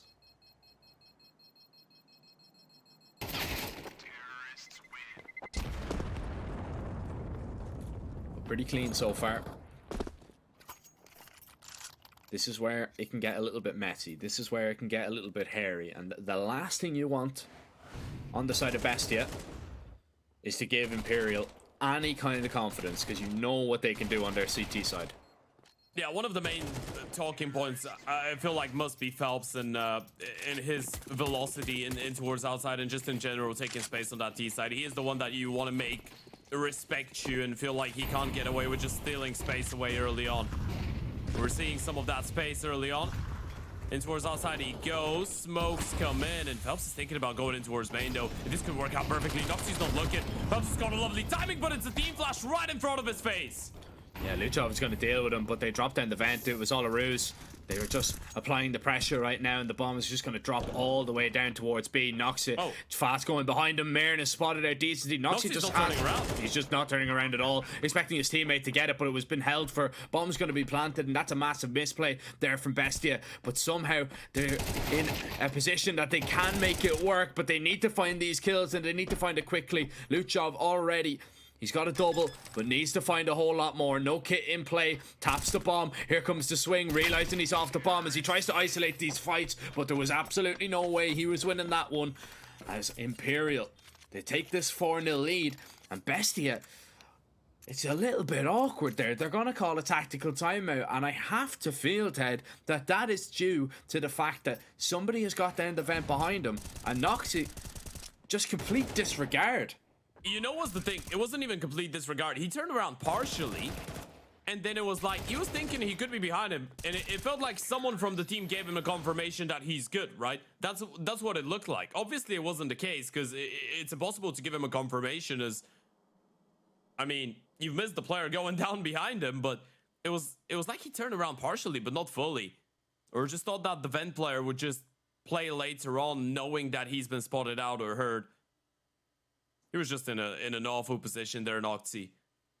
Such a chaotic round. And those are the things that you need to take into account. I mean, the timing was a little bit off there for Imperial, and they're still able to win the round. And if you're wondering what I'm talking about Phelps and going for the peak. If he doesn't get team flash there, he probably gets the first kill, and the round is going to be even cleaner for Imperial. Worrying signs early on for Bestia.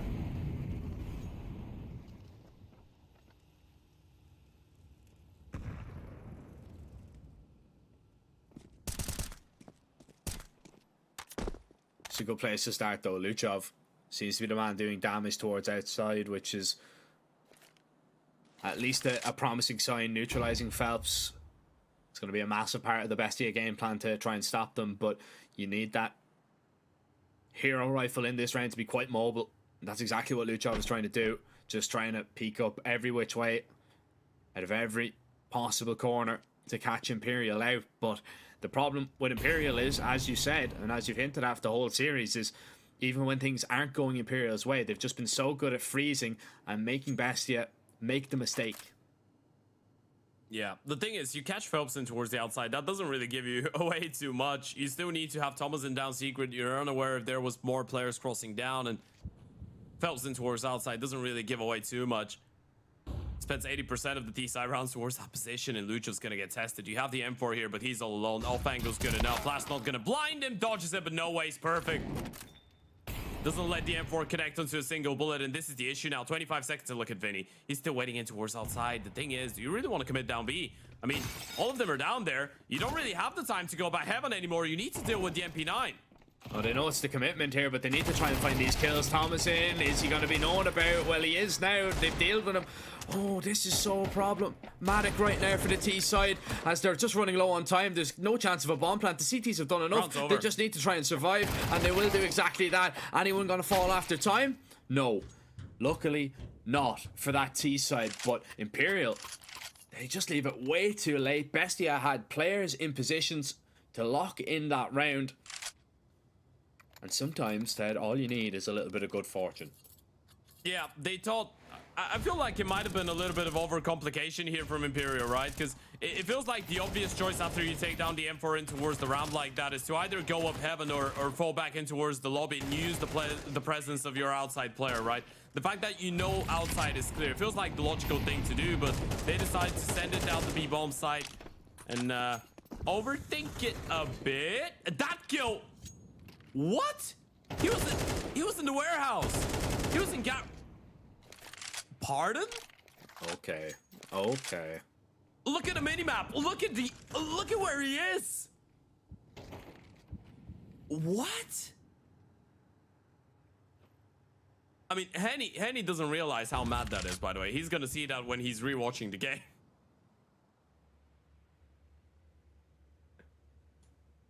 That is crazy. Hopefully we'll get to see a replay of that one.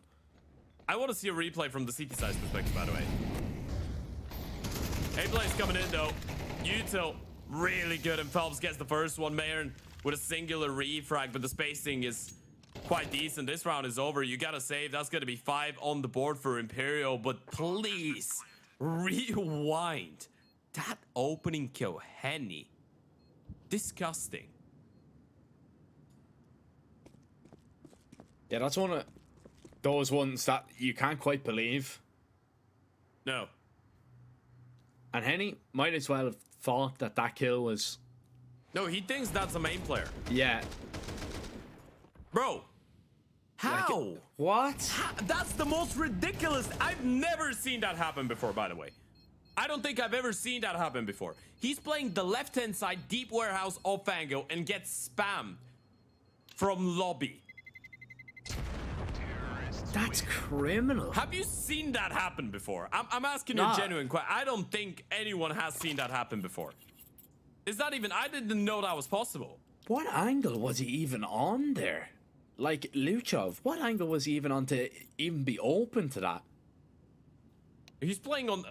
next to the box on the right-hand side, but I still didn't know it was possible to just spam him through the vent like that and just one-tap him.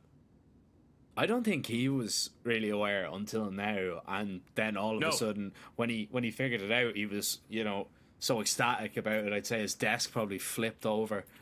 But Bestia is the feeling that you get the stream of new knowledge, right? Yeah. You're so excited that you got to find out something new about the game you love. It's like when Device finds a new way that he can be killed from, and his monitor knows all about it very shortly. I know, it's when Device finds out that a certain brand of monitors has produced bulletproof monitors.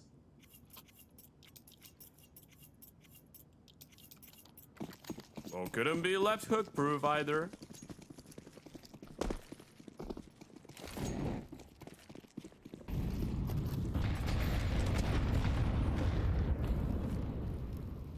Fast ramp play. Nobody there to stop it for Bestia. And they're going to try and take a lot of space. The glass is already broken, so they should know Thomason is down here. Well, now they definitely do. And Thomason hasn't come away with a kill from this one. Molly not going to land. It's actually a HE just to try and force him back. So Imperial, with those nades blowing open the doors, it's going to be difficult. They need to get the smoke down, and Bestia already identifying that, and they're going to try and swing out towards single. They're going to try and make this retake happen before the bomb plant's even down, but it hasn't really gone their way at all. They've lost so many players. Mayern is the only one left standing, but eventually he's going to be dealt with, and Noxie, the last late rotation down the vent, has to be the savior with this AWP in hand. 1 versus 2, knife out, and that is going to be a perfect opportunity for No Way to strike. Imperial just so quick, and Bestia could not do anything to deal with it. Yeah, prepared. Prepared is the right words to just describe those D-sides that we've seen on both Mirage and here. That's the first kill that makes the difference, by the way. You decide to go for the swing because you know one of those players is going to be occupied with the bomb. So if you swing with enough players coming out of the decal and smoke, you could overwhelm the T's. But that only happens if you get the kill onto Phelps and you still use the fact that Vinny's on the plant. The moment that Phelps wins the first fight, that means that Vinny can get his gun out, he can focus, and he can help out as well. And in that moment, you're just running into a 4 versus 5 against 5 people holding for you, maybe 4 because there was one in towards the round, but still, point stands. You're just going into the T's, just holding the smoke, and you're running out. It's a complete dissimulation. Could be difficult to collect yourselves mentally. You still need to try and find a way to do so, though. There is still a way to make a competitive game out of this. But you need to turn things around. And they're going for another investment. Maximum loss bonus. At this point, you can't afford to let Imperial get more rounds on that T side, or this game could be running away. Yeah, you need to start winning these rounds, so.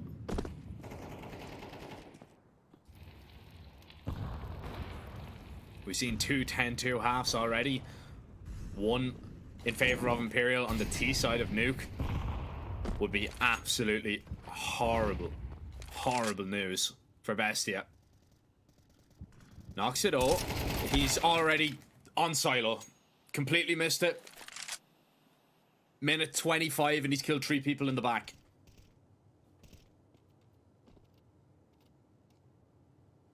This could be the one. They need something special. Decent. He's had so many big moments. Bomb is still down in towards Secret, by the way. And as of right now, there's actually no one from the CT side in there. Decent, he has been seen. Doesn't realize there's a player in towards the CT vent. Now he does, but that's the fight that Mare needed to win it. He does. So, Vinny, 1 versus 3. You haven't been hurt. The moment that you open up a door or break a window, rotations will start coming in. So you could get away with a bomb plant quite genuinely. I don't think he believes the bomb side is going to be empty. Flash comes in. Now he's going to realize it, and it's to his surprise. He's going to try to commit. It was never going to be happening, though. Thomason shuts him down. Bestia, get around. One that they desperately needed. Issue is, you're a long way from resetting the T-side economy as well. I mean, even without the bomb plant, look at the T-side money. Imperial are nowhere near having any financial issues right now. There's the replay, though. Great play from Noxy. Like, how is he on T roof? How is he on silo at minute 25? That, you know what that is? That's the good old burp from Sky Classic. That's what that is. Issue is that works out one time. You can't do that again. No. But it's good to get you around on the board. Yeah. It is a big risk, but as we say, desperate times call for desperate measures. Back to the A bomb side we go, though. And Imperial picking up the pace this time around. No way. With a good refrag, but look at the wall of smokes. Yeah. The waterfall smoke as well. And crunch your way to the back of the bomb side. But Noxy's going to be up close and climbing on top of the hut here. Bomb's not going to get planted. This is so uncomfortable for Imperial. Yeah, and all of a sudden it just falls apart like that. Naz and Noxy combined. Spam on the bomb was great from Naz. The flash really just caused problems. That landed and blinded both players on the site. Decent has got himself into a pretty decent position. But can he do anything with it? That's the main thing. And Noxy, still trapped in towards the corner, is not going to see him. Tries to react in time, but not to happen. Decenty had some performance on Anubis to keep Imperial alive. Now is going to try and step it up and reach those heights once again. In a 1 versus 3, has a little bit of time to maneuver. Luchov, though, has made a step. He's made a sound. Going up on top of hut. And surely Decenty is going to see this one coming. But as soon as he walks out of that hut door, that's when the problems will begin to arise. He makes his way out. Surely he's just going to go down. He gets away for free. Surely not. Luchov, you need to clutch up this time. You let your teammate die. Decenty, how have you won that? Imperial just cannot be stopped. They're inevitable. Oh, this is heartbreaking. This is absolutely heartbreaking. How is Decenty getting away with this? What a clutch. Luchov is so sorry for what's just happened. It doesn't matter how sorry you are. This round collapsed. You're getting this round collapsed. Yeah, man, how you have that? You've played it perfectly here, and then as soon as you know where he is, I'd love to know. I'd love to know what went on. I'd love to know what went on there that Luchov didn't find that kill. That is crazy, and he's definitely going to get an earful after this. That was your way back into the half, and instead, possibly, you might have just handed Imperial a 10-2 scoreline. Naz trying to do his best on A once again. And that's a wonderful double to find. Noxy getting in on the action, a 2v5. This is one that you have to convert. And it looks like you'll win this round cleanly. The recovery might just be there. And it is. important mentally to bounce back with a with a triple like that for Naz in a clean round for the CT side, but it's the amount of rounds that you're given to the T's already that's a little bit concerning. You're looking at 7 for Imperial, and that's the bare minimum. As well, the balls on Imperial to call in another quick round in towards the A-bomb side on the back of the previous one, but this time Naz was ready once again. Has been quite solid so far in the series, all things considered, when you think about it. Newest addition to the team. We did say that he would need some time to get accustomed to the atmosphere and find his comfortable spot. Feels like in this game so far he's been able to do so, and Luchov opens things up onto Decent. He threw the smoke early on. Bestia is starting to show some life signs here on the CT side. Yeah, better late than never. Before they flatline from the event, and Bestia are going to try and get the defibrillators out.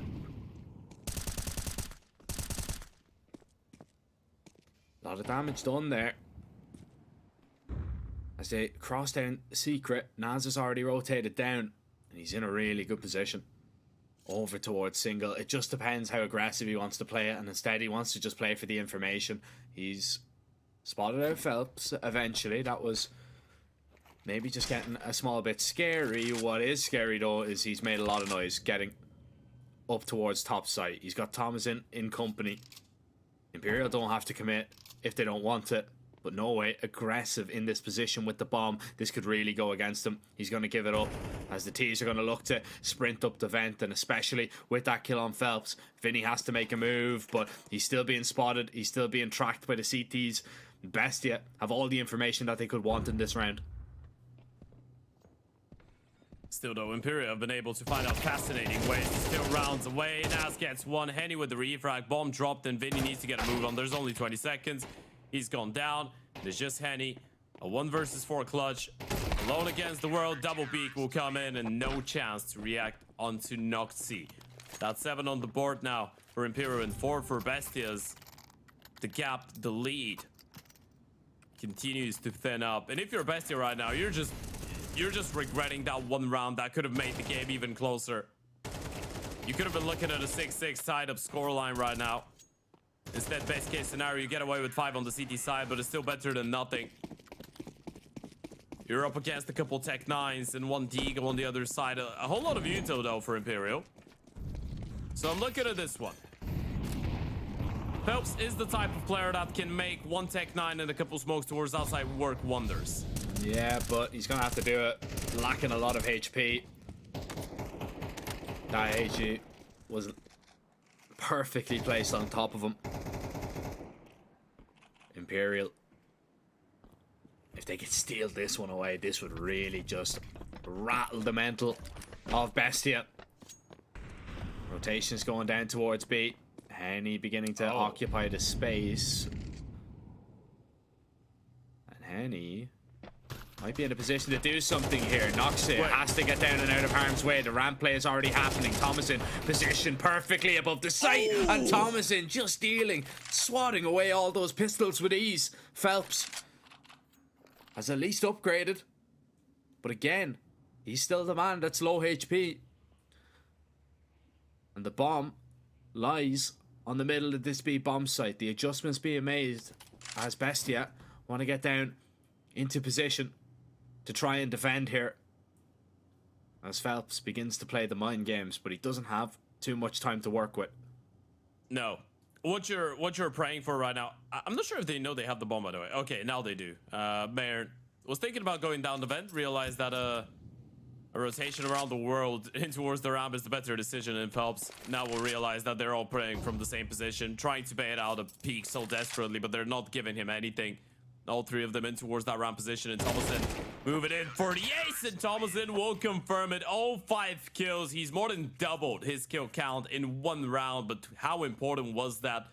The B bomb site just crumbling around him, but Thomason steps it up with a big sequence in towards the back of the bomb site. Look at that. Perfectly isolating 1v1 after 1v1 after 1v1. The 4th one was the most impressive of the lot, running out of ammunition on the AK-47, still able to get that headshot. Bestia at least get 5 in the end of this. But they still need a spectacular T side in order to make it work. No, 1xBet know it. Look at those odds, 7.61 for Bestia. course, if you want to take advantage, click the banner below the stream, sign up using our code 1XORIES LATAM for a 130% deposit bonus on your initial deposit. An A pop by design for Bestia. As Luchov, with a singular smoke, goes towards outside, and a pop without any flashes. This could prove very difficult. Molly forces Phelps off the top hut and into a gunfight that he eventually does lose. Vinny and the Raptors dealt with as Bestia. They're gaining this control, but the rotations are going to be quick and fast, and you still need to be perfect on the shots, which Decent he is. He claims 3, and Mairn now realizing as the clutch juices begin to flow, but Henny in this position is just going to take his time, creep his way out and shut him down. He gives up a bomb plant, which is going to be a little bit of extra money for the T's, but the round is what Imperial were after, and they get it.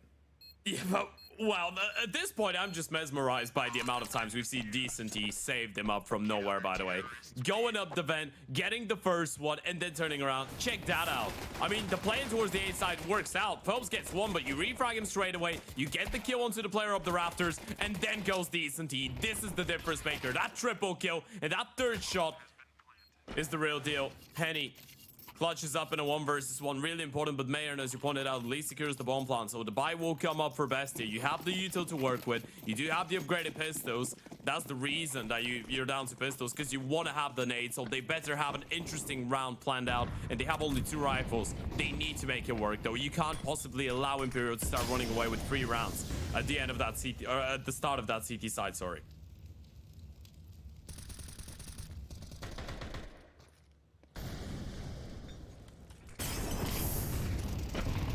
Thomason finding that opening, applying the pressure as Bestia try and get down towards this B bomb site towards Secret. Actually, they're going to reroute and maybe go for a little bit of a wrap. This is all over the place this round, but Bestia have come out the better somehow, and Imperial, that pistol could be worth absolutely nothing if No Way and Vinny don't come up with something magical to save them. No Way in towards the heaven, wants to take his time, but that could go against him. As Naz has made a lot of noise. Oh, yeah, he is. But he's just selling the fake here. Down towards B, and eventually Noah's just going to drop out of the heavens, but surely that confirms the whereabouts of at least one player. Bestia should get a bomb plant down pretty safely. But Vinny and Noah are going to be extremely close. And Vinny can close the distance here.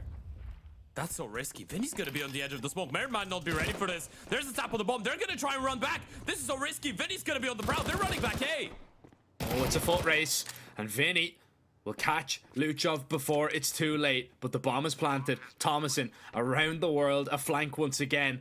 Marin is alone, but he gets away safely. That's so important. He just needs to stay alive in this position. It's on Thomason on the flank, the low HP player. No Way looking for that kill. Is not going to be able to find it, and Vinny has already turned and looked the other way. Bestia just caused absolute havoc. I'm not even sure what happened, by the way. We didn't get to see into towards outside, but there was a lot of fights happening, and Imperial were just constantly trying to stop Bestia from going down Secret. But the Tech Nine's getting so many kills that eventually they decide, you know what, we're just gonna try and go in towards that A bomb side. Imperial still make it really close after Bestia take their time quite extra, and Vinny goes down to the bomb. So does Thomason, but it's not that big of an issue. When you look at Thomason, Decenty trying to get that space. He thought it was an outside play there, but was not ready for the Tech 9. They still make it close. Still take it down to a 2v2. Bestia stay alive, though. Force buy works out. Force coming in for Imperial as well, and this one is going to be really worse for wear. You're working with a couple 5-7s. A Deagle for Henny. A little bit of util. With a fuse kit, that might be an interesting factor if it goes into a late round here for No Way. This could be something that you're not ready for if you're on the D side. But you gotta get it into a post plan and into a defusable position first in order to use that.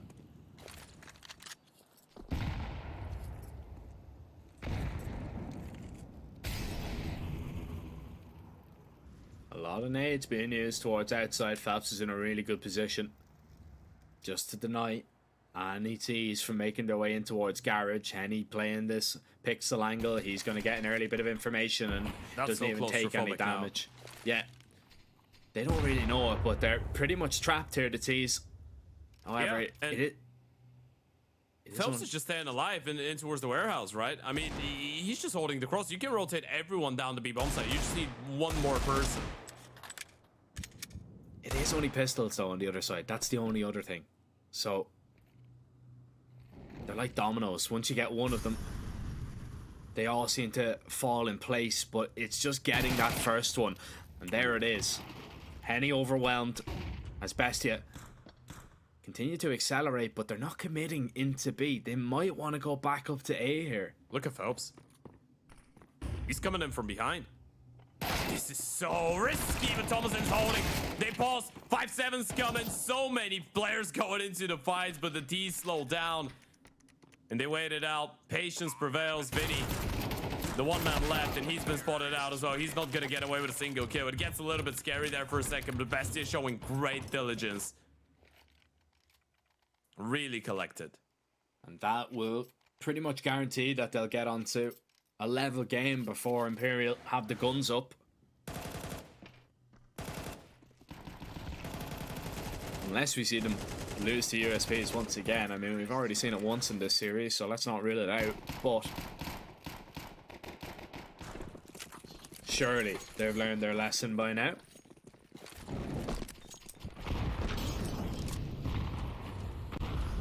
Vinny with a singular flashbang.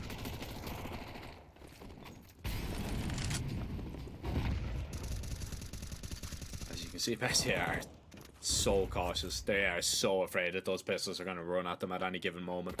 That's how you lost map 1. You don't want to overlook it right now. You're on your way to a great comeback. Tournament life on the line. You want to keep those as clean as possible, and so far that has been the case. There's just no one handy left. We should be looking at a leveled up game after this one.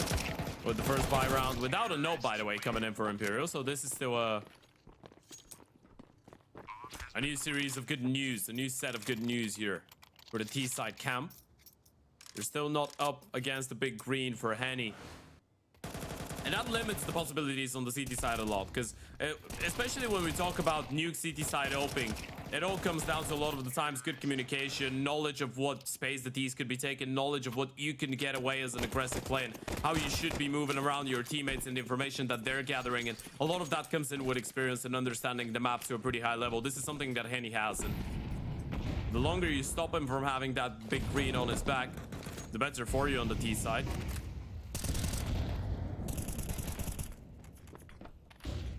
Vinny double naded on top of site. That is perfect. He's already down to 9 HP. He hasn't even seen anyone. Very unlucky that the HEs didn't find a little bit more success, but once you get into a gunfight with him, you'll know all about it when you just connect with a singular bullet. Both He's playing that HEs, position with an MP7 as well, by the way. yeah, so not ideal.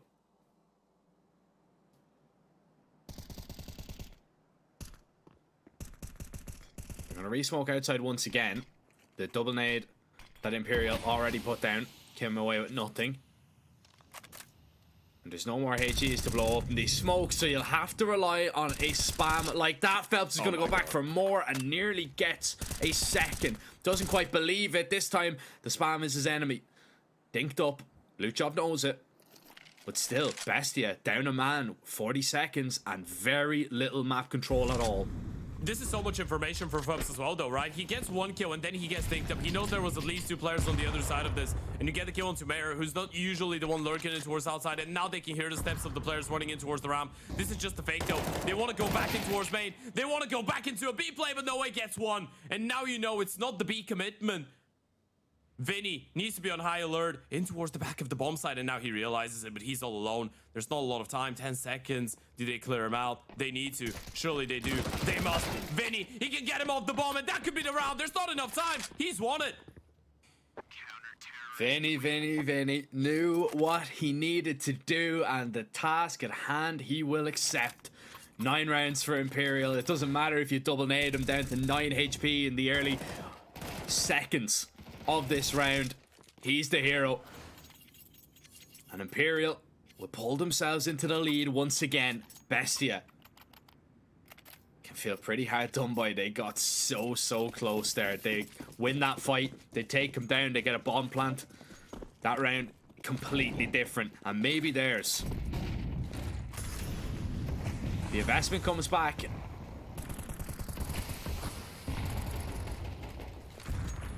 As Bestia go exploring towards outside once again.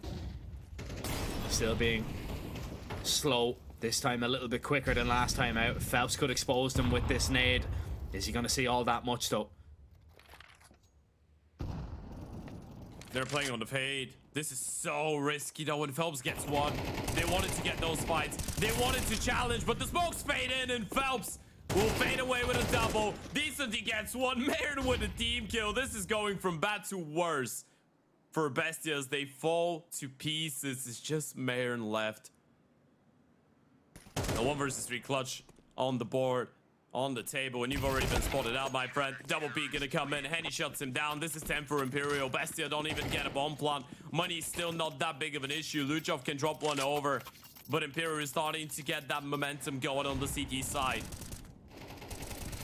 It's such a problem for Bestia, right? I mean, they want to get control towards outside, but the issue is both the outside and the rotation player, they're keeping their HEs and they're using them at a perfect time. So even if they see nothing, it's denying the information, but you're always in danger of just being exposed out there at any moment. It's the fact that they wanted to play on the fade, right? They wanted Imperial to just blow the smokes open, not see anything, and just walk away, but they didn't. They were just sticking around. You gotta play a little bit quicker if you want to make that work. And now they will try to be a little bit quicker, but look at the reaction. Phelps this time around is in towards Secret and he gets one, but Mayern with a great response. Oh, Henny's a dead man here. Surely Mayern will find two. Trying to spark a little life back into this Bestia side, and he might have done just exactly that. No way is towards the ramp. Vinny up in Mustang here. Surely it's going to be cleared out. Vinny's going to spray down two. Is he expecting the third? Tried to just get out of harm's way, but unfortunately wasn't able to do exactly that. No way. He might want to give this one a look in, but he's going to change up the approach, not up the ladder. He has enough time to go the way around, but does he read into this Sally position from Mayern? He's already got 3 kills. You haven't heard a drop, and that's the big detail, right? He could be thinking about it.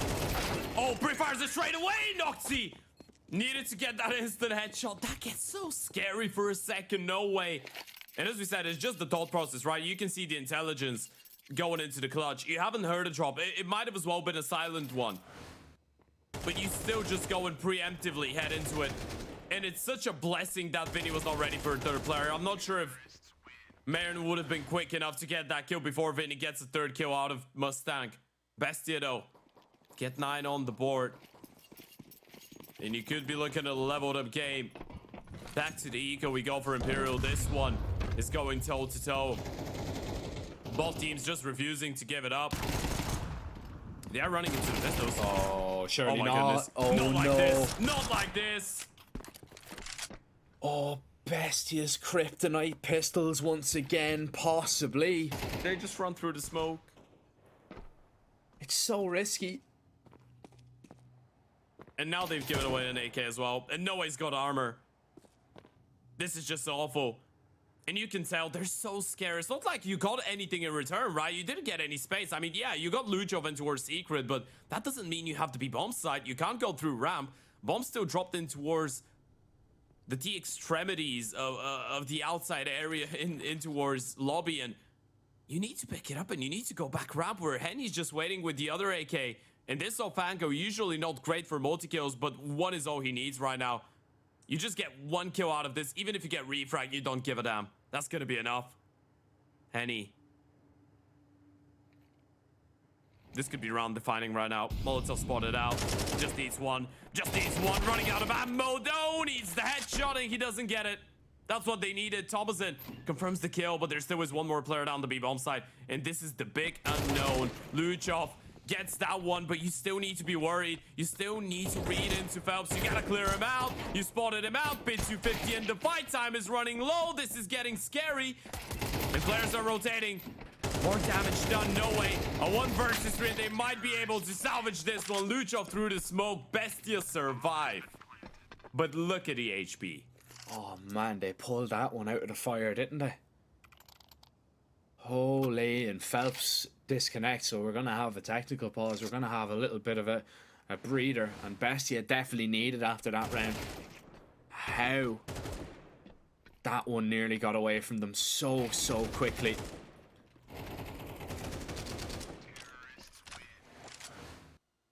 But it didn't. Just in time. And Imperial are back. Everybody's in the server. They'll buy up what they can. The investment is coming here. But this is heavy reset potential. This could be the game in this round. For both sides. If Imperial lose it, only 2,400. If Bestia lose, only 1,400. But they will have a little bit of a money cushion on a few players. Imperial will have next to nothing. And it's a fast ramp play. No way. He's going to be tested here. They're just going to send it through the smoke. He's already been dinked. He's 4 HP trying to fall away, but Naz is already hot on your heels. Shuts you down, taking that control, and straight into glass they go. This is desperation, though. You need someone to be the hero. You've just lost complete control of that B-bomb side. Vinny, he's trying to push forward, but he's just getting mollied. He's getting smoked off. You have no vision. You have nothing going into the round. You might have to call it off. No reason to risk it. Bestia might have done it on the back of one jumping dink onto No Way. That seals the deal, and this is a save for Imperial. This is 11 rounds. Bestia with a genius goal going into the round is the most simple of rounds. Just a good old ramp rush. But it pays out dividends, and it pays it out in full.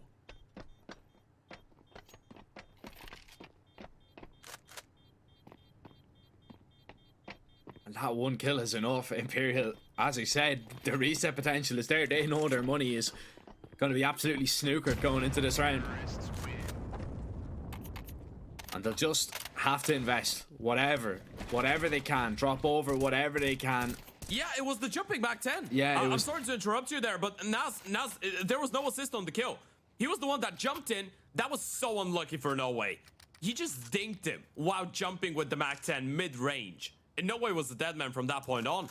Nothing he could have done there.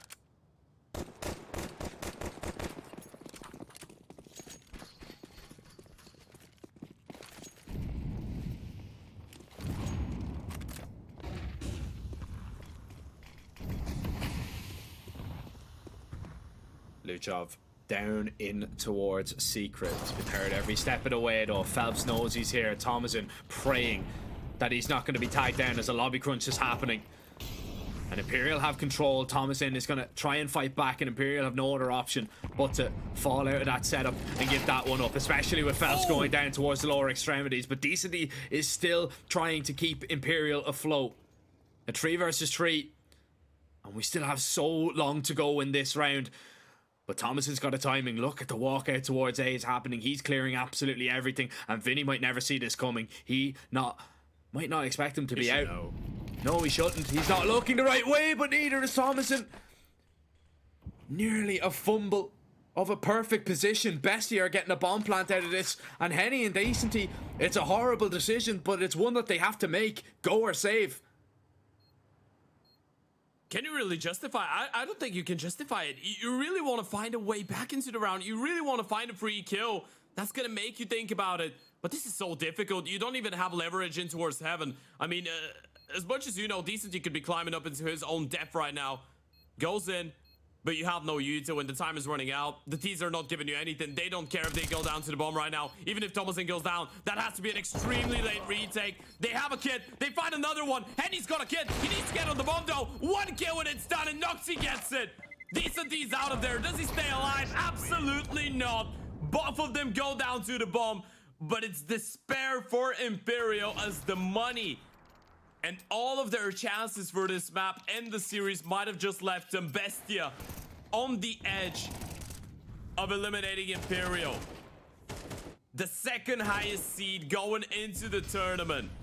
One of the best Brazilian teams in the world. One of the best South American teams, sorry. This year, internationally speaking, one of 2 teams that was part of the major in this tournament might be going out. We thought it was destined to be an Imperial Pain matchup in the semifinals. But it might be another Argentinian and Brazilian derby. That could be the greatest revenge arc for their loss in the semifinals of the first RES to coming in here today and being so close to eliminating Imperial now from the last and final one, from the most important one, and really making a strong case for Argentinian Counter-Strike. You're one round away.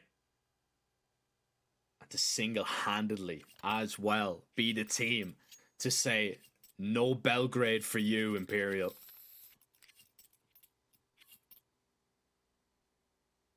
They're so close, Bestia. 2 rounds to do it.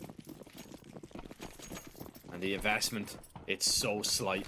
In terms of utility, it's a big problem, and the pace is going to be set quickly, trying to get down the vent, but they run right into Vinny. He sprayed down 3.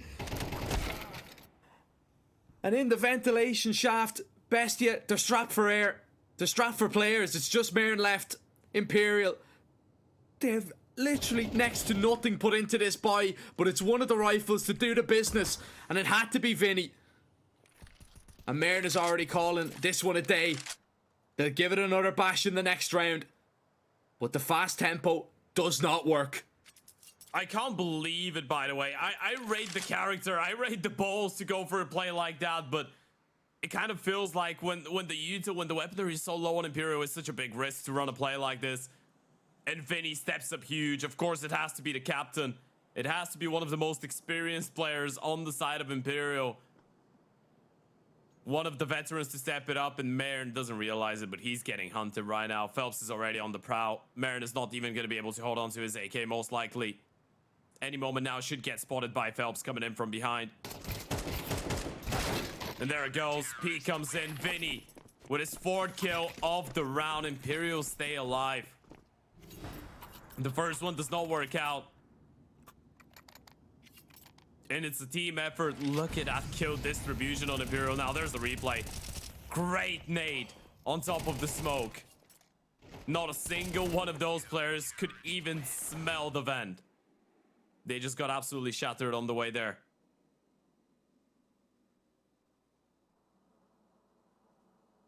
Luchov disconnects, so we're going to wait a little bit, but I mean, you can get a rough idea what's that has done to the Bestia economy. Thomason knocks it only on Tech 9s here. If you're going to have to do it, you're going to have to do it the hard way. And Bestia have had a real problem with calling those quick rounds, and sometimes they haven't worked. More often than not, they have not worked. A shutdown call might have just shut themselves out of closing this one out in regulation. Yeah, and it's the signal of an experienced in-game leader being on the team as well, right? You know that Noxy made that call going into it, knowing that they wouldn't be expecting something like that, but the moment that Vinny goes huge and denies that completely for you, then you're strangled for options. One more chance to close it out in regulation. Otherwise, we would be going into overtime. And judging by the experience that you have on the side of Imperial, judging by the really difficult spot they found themselves in the previous round, you would be favoring them. And look at Phelps. He's already taken a lot of space into towards outside. He's ready to call every single bluff that the T's could be throwing in towards that part of the map in the form of Yuto, but he decides to give it up.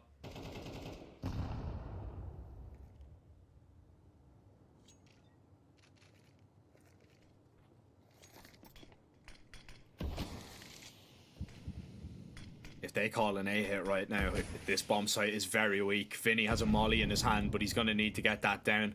It looks like Bestia, that's what they're after. But they want to go exploring for something. A fake and a ramp play maybe.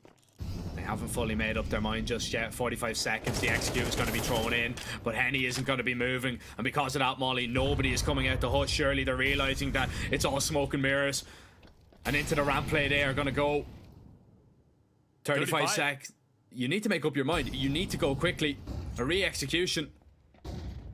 And now the ramp play is going to happen. It's pulled the rotation. Henny has gone all the way away. No, he's gone down. Henny at least stops the first. But 24 seconds. There just has to be no mistakes. You need to be perfect. And it's a wrap in towards this A bomb site that needs to be it all. There's still 2 players on the site here. Vinny still hasn't moved. Phelps has taken 2 out of the heavens and 3 will do it. Imperial send us to OT. And Phelps and Imperial, they do not budge on that site. It's so poetic that it's 2 of the most experienced ones to step it up like that to take them into overtime as well. Vinny in the previous one, and look at that from Phelps.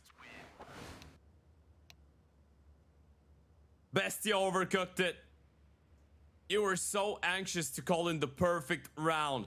You throw in the outside smokes. You don't do anything with them. You go into an A execute. You don't do anything with it. You try and make it look like a desperate play towards the A-bomb side. Then you run it back ramp, you get the refrags, and you go up heaven in towards the A-bomb side, but Imperial didn't move.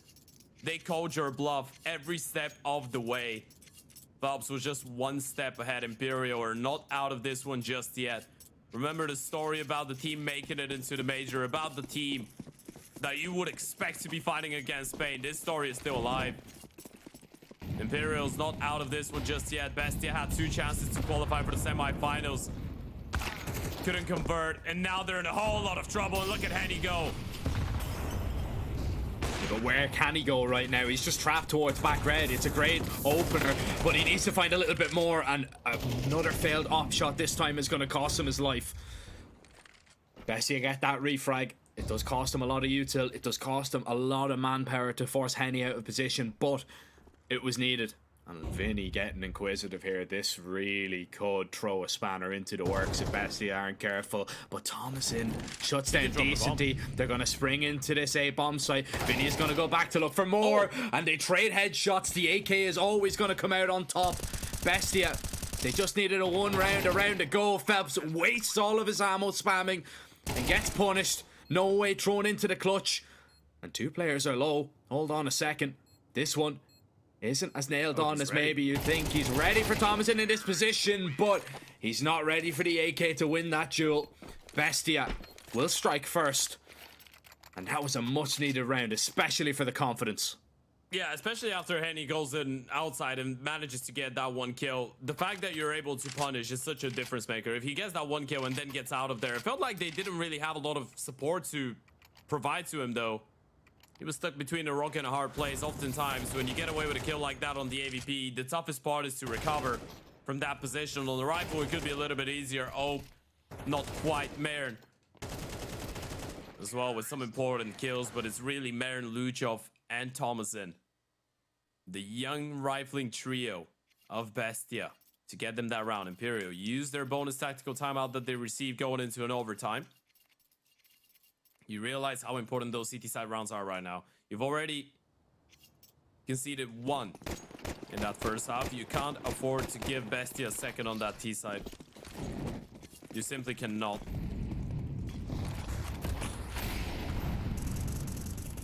And they're looking hungry for it. Oh, that's decently just down. Trying to jump peek over the vent, but Nox is ready. Phelps doesn't want to give him a second chance. And look at the position already occupied by Luchov. He's getting so much space right now. Phelps is going to fall.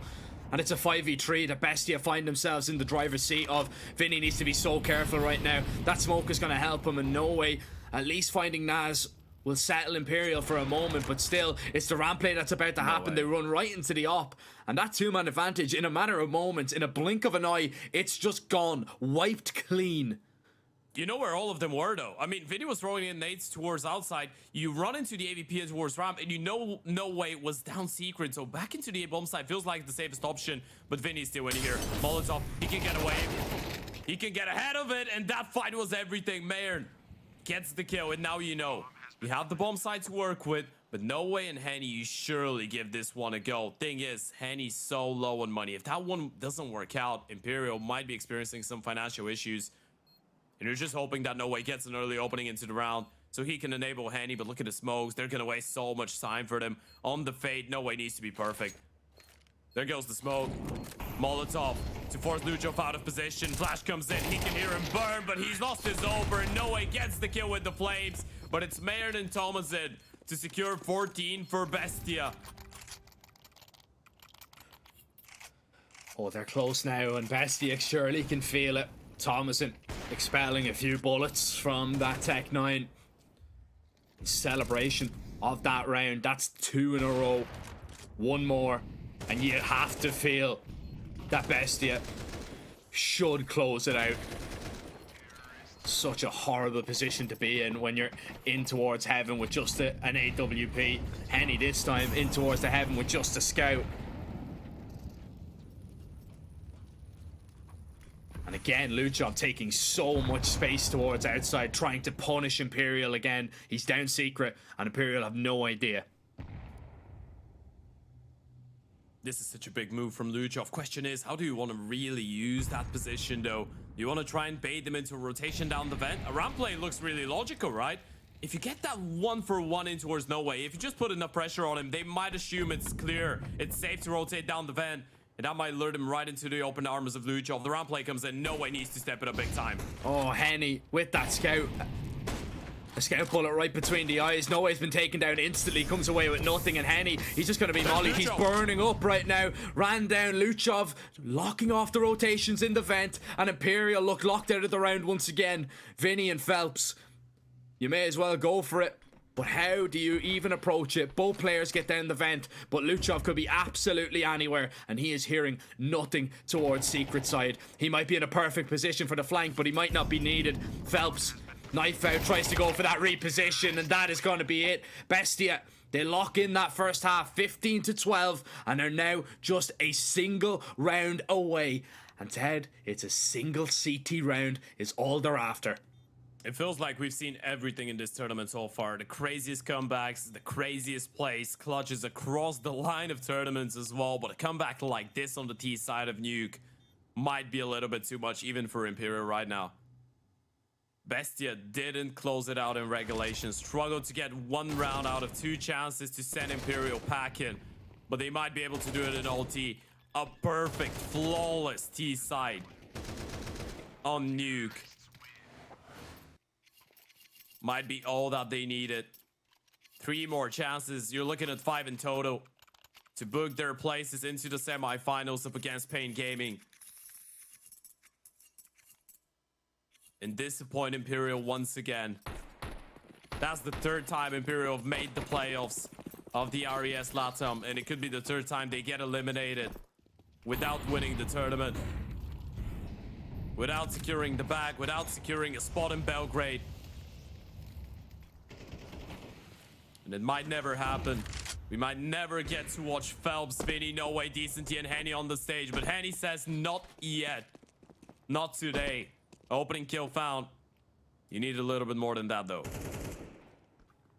Noxie in position towards the ramp here. He's going to creep his way in. Now the swing could happen at any moment, which could be a big problem. Is he going to clear out the close angle? No, he's not. And 2 kills in unison. Imperial, they're not out of this just yet, and they're going to make sure of it. Wonderful reaction from Naz there to find the headshot.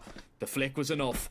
Rotation from him. Fast down the vent. He's already going to be here trying to deal with these T's. He's beaten the Molotov, and they have no idea just yet. Decenty, though, will not be caught by surprise.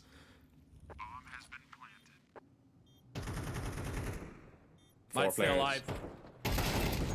And they stay alive. Oh, just First about. one is on the board. That's it, just one. And it's round by round at this stage. That's all it is. It's round by round.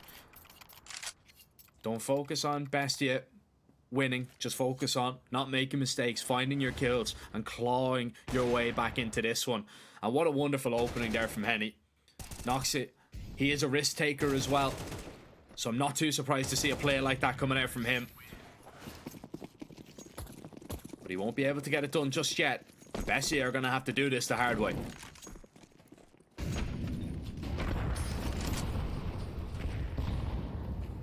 No aggression in towards outside this time from the CT side. No early smokes from the T's, not really using them. And Luchov will confirm that there's nothing happening actually.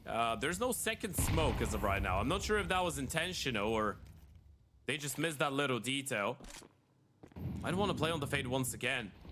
There goes the second smoke now, but look at Luchov. He's moved in towards secret. Spam comes in, but No Way spams him back. Kill goes in favor of Imperial. No Way with a great opening kill. And the main issue here, Luchov couldn't really confirm how many people there is towards outside. As much as Eno, I mean, it could be just no way. Rotations need to come in, though, from the CTs, and they need to come in now. Oh, well, Nas needs to get down the vent quickly, and he has beaten them down here. At least Imperial haven't fully committed all the way down. But you still have no idea what's going on. You still have no information. You're hearing util. You're not seeing anybody. And no way, now getting aggressive. Is he going to be aware of Nas in this position? No way. Taking a little bit of damage. Nas is spotting him going back here. That might be a giveaway. And Bestia need to be ready on this A-bomb site. Mayern in position towards the door. Noxie on the site with the AWP. He's going to strike first. Mayern, it's your chance to play. He's letting Phelps get a whole lot closer before he strikes. Nox is still just waiting for his teammates to get up to try and help him out. Henny with the jiggle, it might be enough. Bates at the shot. Noxie somehow still alive, swinging out. And Thomason, last player standing, is still doing the damage. 13 seconds. Decenty has to either look for the kill or get that bomb plant down. He chooses to plant and now can maneuver in any way he wants. Thomason looking to try and seal the fate of Imperial and send them home and send them packing, but this angle surely is going to be enough. Thomason, is he going to be ready? Still waiting for a flank. Time is ticking, and Decenty moves into position, in towards the hut. Thomason is playing himself here. He needs to go quickly. And he still has absolutely no idea where Decenty has gotten off to. He's played this one with absolute class, with absolute precision, but is it enough? Thomason might have just snatched it away. Bomb not planted the right side for him, and Bestia, Imperial's kryptonite once again. Thomason closes it out. What a way to close it out as well. Bestia qualify for the semi-finals, and of course it had to be Thomason. We spoke about the impact of Thomason in this team. The fight between him and Decenty had no way going into the game, but the Argentinian talent is the one to prevail. A 1 versus 3 clutch from Thomason to close it out, and they had no chance whatsoever. Played it to perfection. 27 kills for him in the end of that map, Jack. And Bestia dropped one of the biggest bombs of the RES, eliminating Imperial in the quarterfinals. Man, that was crazy. That was absolutely ridiculous. I've no idea how Thomason has managed to pull that one off. It was looking dead and buried. It was looking like it had double OT written all over it for sure, man. But, I mean, Bestia, they were just not beaten. Even, fumbling the last 2 rounds in regulation, especially that vent dive round. To be able to recover, to be able to bring that one back. And Thomason just showing why he's one of the hottest names in the LATAM region at the minute. Bestia advance forward, taking one of their biggest scalps yet. And they were in poor form coming into this, Ted. I don't think we can say that about them now. They'll face Pain Gaming in our first semi-final here at the RES Regional Series 4 LATAM. And of course, we still have 2 more games coming up today. Ladies and gentlemen, I believe we are a little bit stuck for time here. We've got Team Solid taking on Crew Esports coming up next. And I believe 9Z Insanity is coming up directly after. 2 teams making their debut here at the playoffs of the RES Regional Series 4 LATAM. It's going to be Yumi and Tea Time taking over from myself and Ted. We hope you enjoyed the cast, and make sure to stick around with those boys, because if those last 2 quarterfinals are anything like the first 2 that we've seen today, you are in for an absolute treat. We will be back with the show in just a few minutes. Make sure not to go anywhere. 1xBet and Eva Alfie present betting on all esports events on the website and in the 1xBet app. 1xBet. Play with Eva.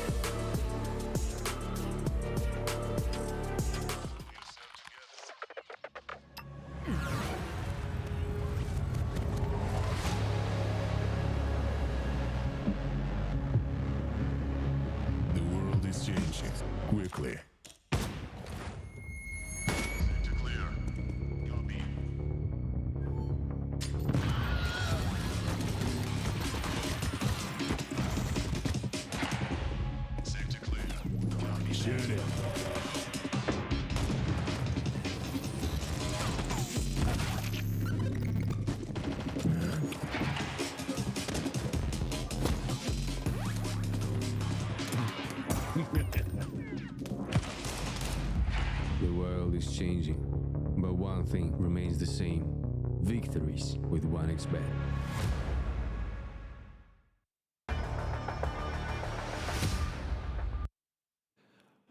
What a match coming out right before us, Michael. I feel like we missed out, but at least we were with you guys in Twitch chat. Welcome back to the Relog LATAM series for the final edition for LATAM region. It's the fourth series. We're going to be continuing things on with the quarterfinals. I'm Tea Time with Michael, Yumi, Cassidy. Michael, already some upsets over here. And listen, we had to get some upsets to get to where we are right now for this matchup as well. Yeah, I mean, it's been an exciting day already. You know, all of these series going all three maps, and although there was that concession where the Red Canids had some issues, I think in their earlier games where they actually had to forfeit one of their games, they still actually delivered on being a very compelling series between them and Pain as well. So we've gone all three maps on both series so far, and I'm kind of hoping that today, coming into the last set of games as well, we're going to see a little bit more of the same. And Solid vs. Crew will be what we're picking things up with. Solid, of course, like I mentioned before, a couple of upsets for them to even make it over here. Michael had them marked down as a dark horse from earlier on. Very impressive stuff from them. And then Crew, obviously, coming in. A relatively newer team overall, but we're still hoping to see some greatness for them. And then we're going to finally top things out with 9Z versus Insanity. But Michael, before we can talk about 9Z and Insanity and the insanity that is 9Z, let's talk a little bit about something more solid, more concrete, Michael. Yeah, I mean, for the playoffs and how they're rounding out, you know, we have Pain and Bestia already waiting in the wings to face off against each other. But yeah, Solid coming into this tournament, you know, definitely were a team that's surprised based on the fact that they were able to win one of the previous Latin America series previously. And for them, you know, coming away from Series 2 as the winners, but also the quarterfinalists within Series number 1 as well. Yeah, they might be a bit of a weird dark horse to a certain degree, but they're on the kind of the favorable side of the bracket to actually get some of those extra relog points and find themselves at that LAN in Belgrade. And, you know, so far, we've seen some great work from both Zareba and Destiny as sort of these two main driving forces for Team Solid.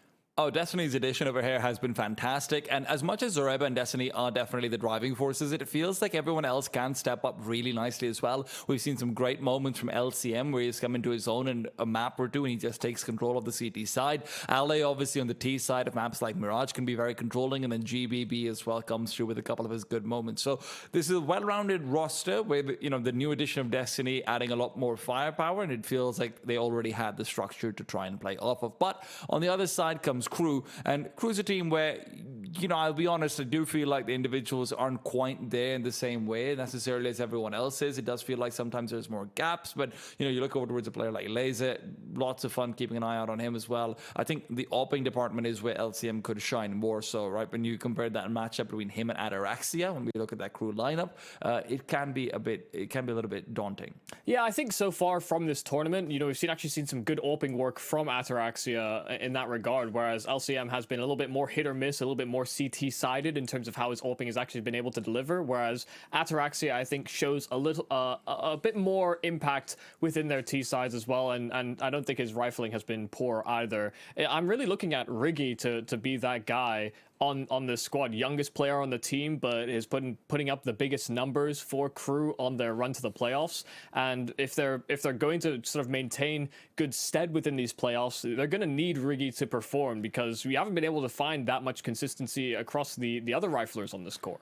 Look, anyone with that maniacal smile while everyone else is trying to look badass, that's the eyes of a killer. So I'm with you, Michael. Riggy's got me scared in my dreams, and I can't imagine what he's doing to Solid right now. But I want to imagine where he's going to do it to Solid, or maybe the other way around.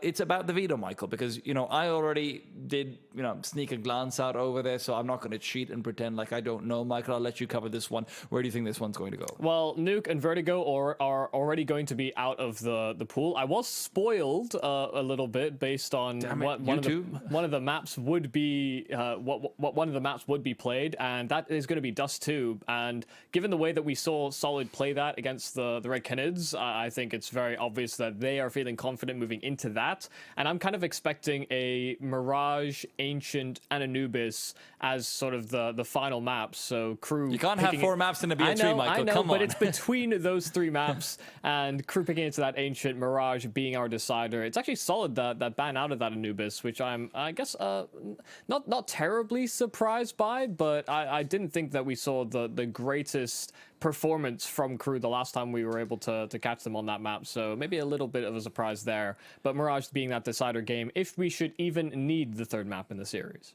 All I want on Dust 2 is that Destiny be short control on CT side that he pulled out versus Red Canids. He looked untouchable. The amount of chaos he was just sowing into the fields of Red Canids was insane. It felt like everywhere they looked, Destiny's just now pushing up. Now he's withdrawn back towards the side. You just couldn't find him. So he was a great person to keep an eye out for. Zoreba as well. T side, B side entries, insane. But Ancient for Crew is actually a scary prospect.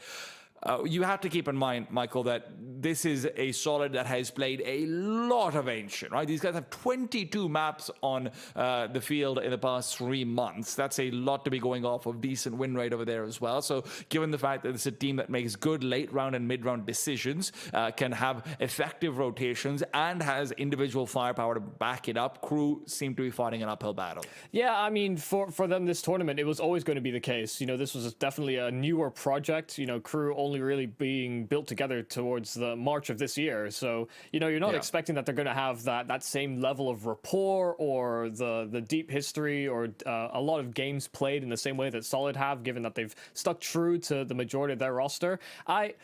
I find that argument a little bit hard to angle towards, just simply because I think Crew have impressed so far at this tournament. They've been able to beat some of the teams that would have been favorites over them so far. And Solid aren't, you know, one of these, the Red Cannon squads, you know, the Pains that we've seen, or the likes of, I guess, Bestia. You know, I was going to say Imperial, but Bestia.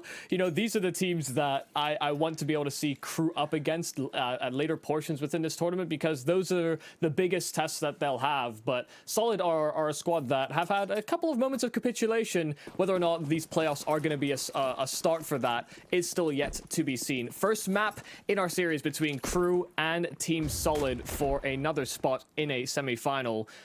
First battleground is Dust 2, and Crew starting CT with a kit and a couple of flashes on Reversive, the rest of the squad on USPs.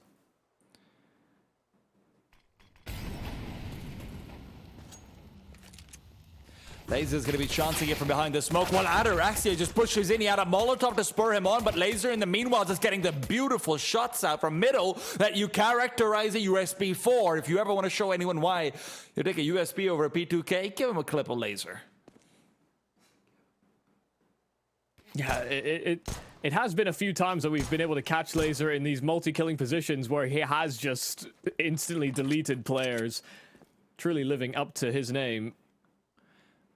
LCM trying his best to recover what started off as a 1-on-4, but now they know where he is and they have full control of that package. Riggy as well, relocating to join up with the rest of the squad as they sit atop that bomb. LCM will have quite a bit of wiggle room. He has some information as well that kit is down. If there was a world that he could somehow sneak away with that bomb, it's something for him to consider. But this is an incredibly difficult scenario to break past, and Riggy will dial it in. A nice little sort of mid-aggression there from Crew. Solid tried to get those smokes down and get quickly up towards short, but Crew fighting forward past that smoke, just able to stop that before it even gets started.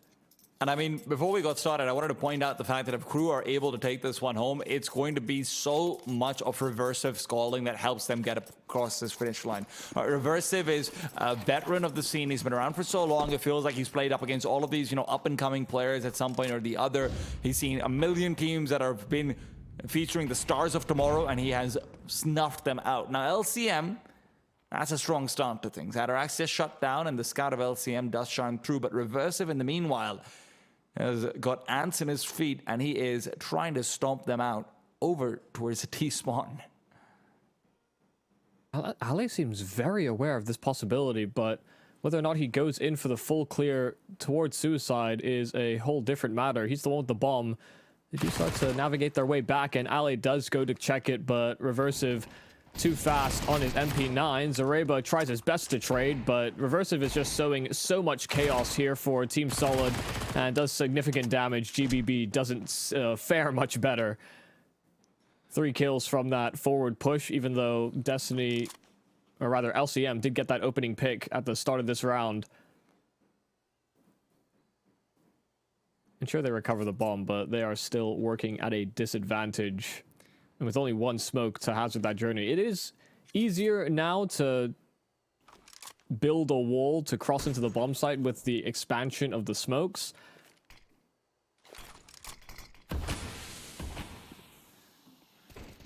But they basically have to cross now. If not now, then it will probably be never. Destiny floored, and LCM, known about over at Long, Reversive will just find every single one of these frags in the round.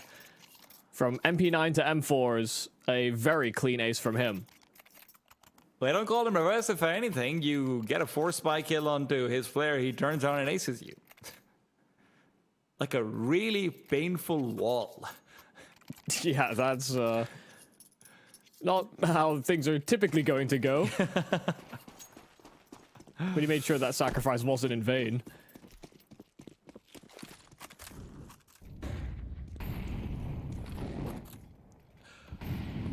And look, as much as I wax lyrical about Destiny and his presence in B short, I do also want to remind everyone that players or teams who are generally historically very reliant on like a B short, or rather an A short player being the major instigator, can very often be countered and anti-stratted specifically in preparation of that and isolation of that.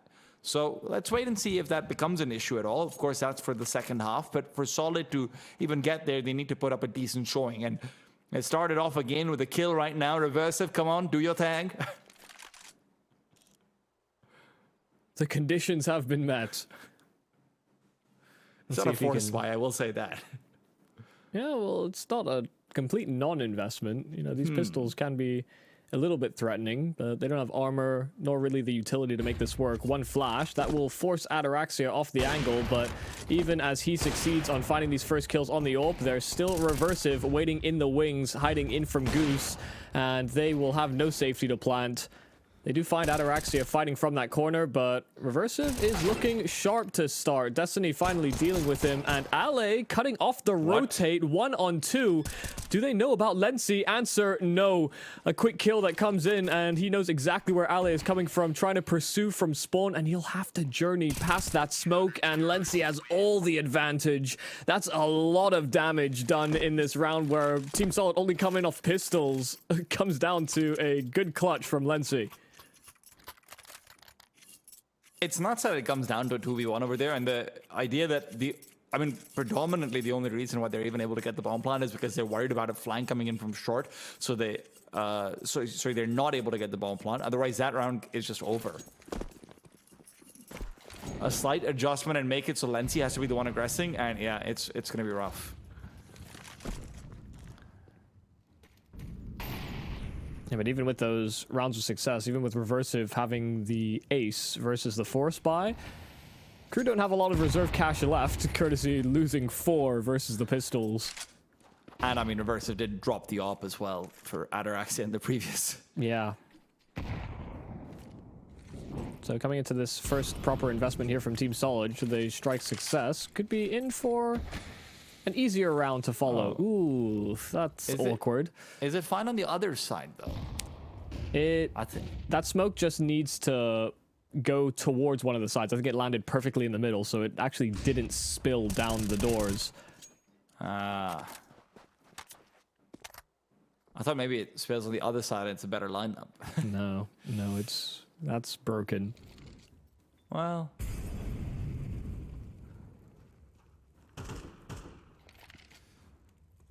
LCM is just waiting for Lency to make the crossover. He's got the bomb as well, so if he wants to try and give this to his teammates and at any point that feels like the best chance for Lency to make a move. Riggy, in the meanwhile, has given up his position of backing off. He's trying to give the sound cue, setting up for maybe even a push or something like it, but it's going to be the old Vanguard or, you know, just the general crossing smokes. Oh, never mind. I don't know what this lineup is. No, it's not a lineup. Okay.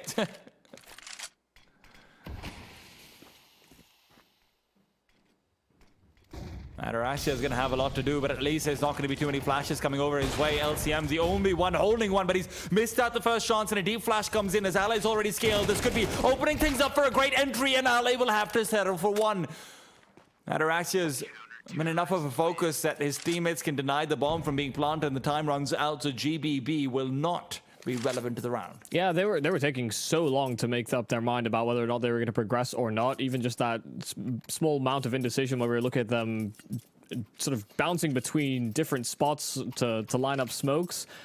They're chewing off an extra 5-6 seconds, and they only had about 25 to make that work. I do think the Vanguard smokes, you know, the one that drops in towards spawn and lands on those boxes, I don't think that works in CSGO to the same degree.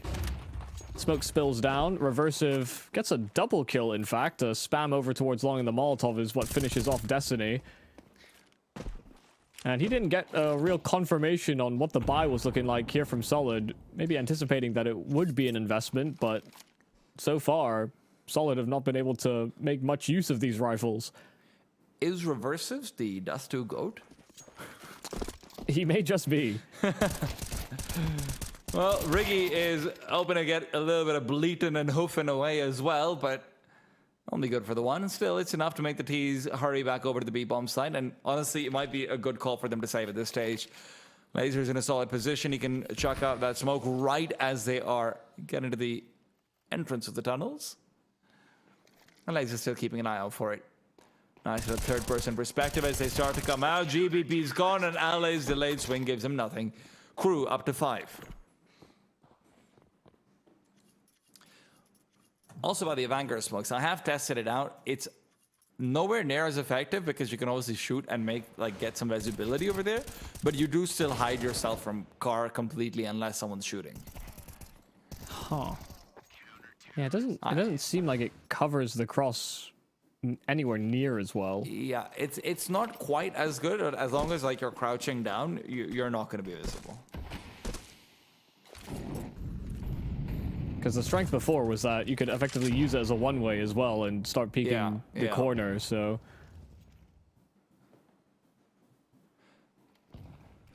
Laser knows what's coming his way. He has heard that utility being shot forward. The Molotov doesn't quite come to the T-stairs, but that's where Riggy comes instead. Ataraxia with the USB is feeling a little bit ambitious.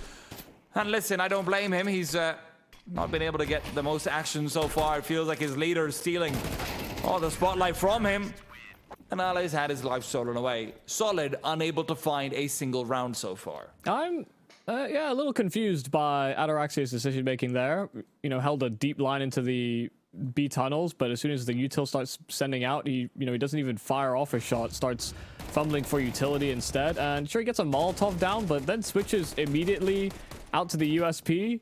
You know, his teammate was fighting from window and actually could have covered his cross, could have relayed that information over to him, but he still wanted to fight, albeit not with the weapon that he really intended to. Doesn't matter, you know, crew are still able to lap up those kills, no problem. And given that this was the pick of Solid, this is a very, very confident start here from crew.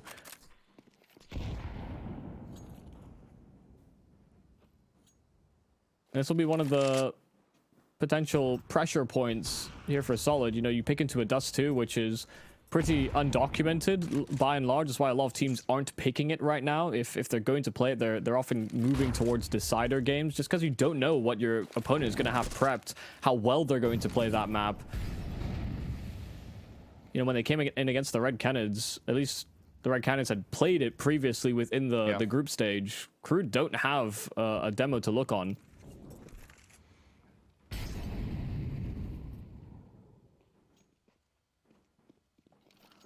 And it does feel like a lot of Solid's play does come down to figuring out positions and trying to manipulate them as well in the late rounds. Reversive, though, in the meanwhile, is... Oh my god, he's going to get the timing. He is literally the greatest Dust 2 player of all time. He is a G-dote. But what is Destiny looking at? His teammates are all over short. He has one responsibility, and it's to probably look forward.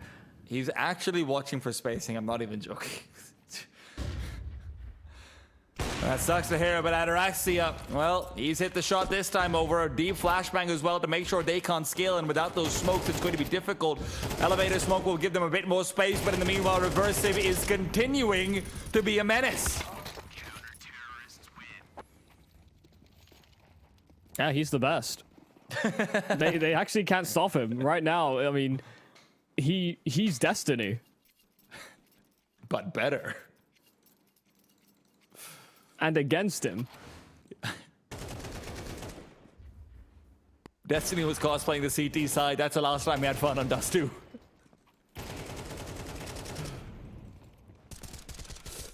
I just couldn't believe that he fought from the front side of short, dropped spawn, and then flanked short again. You know, that's wild to me that he was able to fight from the front and the back in the same moment, in basically 20 seconds of each other.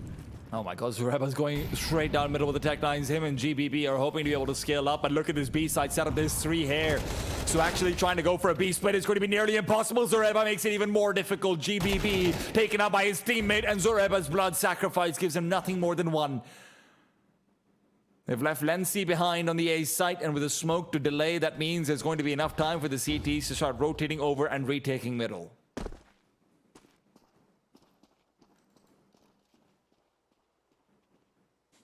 For them to have started and gotten that pressure in towards middle, definitely adding to some nerves here for crew, knowing that they're against pistols. This is hardly the round that they'll want to concede. But a good recovery to take that space right back from from that T side. And huddling together inside of these bomb sites, they do insert Lency over towards pit at A, and they're playing very defensive in that regard. Laser taking that contact over on the B side. His teammate lost in at the doors, and Laser overran as well, but Ataraxia does find that angle in from spawn on the AWP. Destiny does have enough space to plant, but a 1-on-2 in which it'll be very difficult for him to set up into any other post plant. Ataraxia is still holding for the cross in case Destiny decides the tunnels is where he wants to play from. Both CT players also have head armor, so it's not like he's going to have an easy duel against either one of them. And while being on 26 HP, that is actually very significant. Makes your chances much worse. Flashbang doesn't really do too much, and they're rounding the corners, trying to isolate him. Destiny's playing this very well, though, but he's caught out in the end. Let's see whether Claire will give crew the 8th, and although solid, one could say they do well in finding 3 kills and a bomb plant. It's not about doing well, it's about finishing the job now. Yeah, I mean, we saw a round similar to this before over towards the A bomb site on a low buy, and, you know, had they... You know, doing that at the early stages of the game, that matters a lot more. But you look at the crew money, and they're sitting on, what, 10k in the pocket for a number of these players. So this extra damage doesn't really bear those same repercussions anymore, given that we're already so close to the end of this half, and crew have yet to concede a round.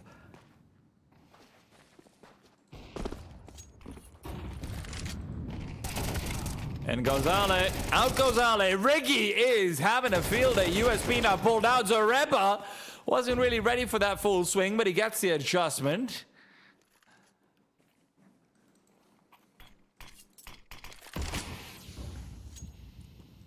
Look, again, it's a good place to be in the mid-round, but Solid so far have been unable to find advantages. LCM has changed it for now, though.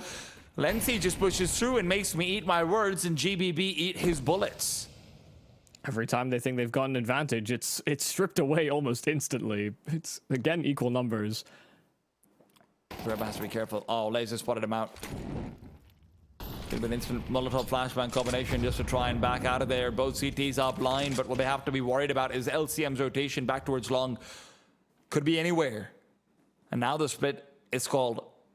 Lancy zoned in. They don't want to try and contest over towards A site. They know that there could be a creep through on long, so Solid have a window to get an easy free bomb plant and try and defend it. Now, there are no smokes for the CTs unless there's one to be picked up on the dead body in short. So should LCM go back towards platform, this round should be a done deal. Zoreba gives himself more of a guarantee, and as Laser will at least trade, LCM has put himself firmly back over towards that platform position. Yeah, no smoke either here for Laser, so this is going to be very difficult. I mean, we just picked one up. Yeah, on from short. So this suddenly becomes a whole lot more winnable, because if LCM misses out on the spam, he only has really 2 shots to find him. Smoke is down. LCM first shot on the money, doesn't need the second. Blows off his hands. Yeah. Okay. Finally, something happening here for Team Solid, but it still comes down to only 1 survivor, which is still not a very confident step in the right direction, but a start nonetheless. Don't want to come into your own map pick and get completely blown out of the water. And, I mean, that's still a possibility. Maybe Team Solid can consecutively find some success. Given how well they've played already so far this tournament, it would be... I mean, I think Crew would be a strange opponent for them to suddenly start having these problems. Yeah.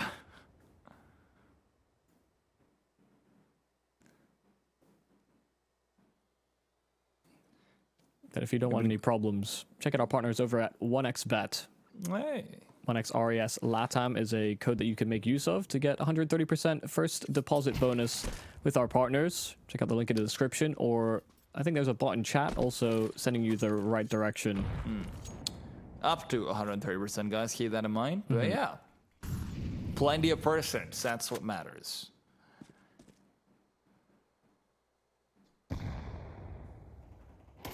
The bomb is very far away for Solid, but they've at least dealt good damage to Ataraxia. Ataraxia does not care. He's on top of the green box on the base side, and he is shooting them down. Meanwhile, with full long control, the Crew feel comfortable re-establishing presence inside the site itself on A. And it's going to have to be a very, very good scale to come through. They've been sussed out on A as well. The bomb yet to commit, but Destiny is down, and what started off as a good round with some good damage being dealt is now a 5-on-3 with Lenzi in an almost unbeatable position, but GBB shuts him down there and then, and now things are looking a lot more threatening for Long. Ricky takes the fight to them. My God, the 2Rs are killing it. Crew up to 9. Yeah, they are destroying this A defense. I mean, just having so much impact, whether they're being aggressive or playing off each other.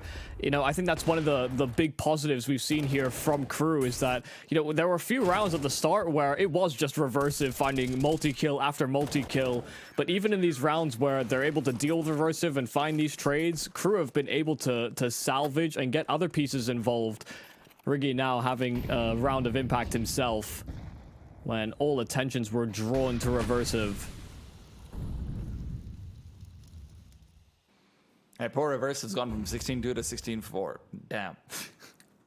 Sorry, 14-2.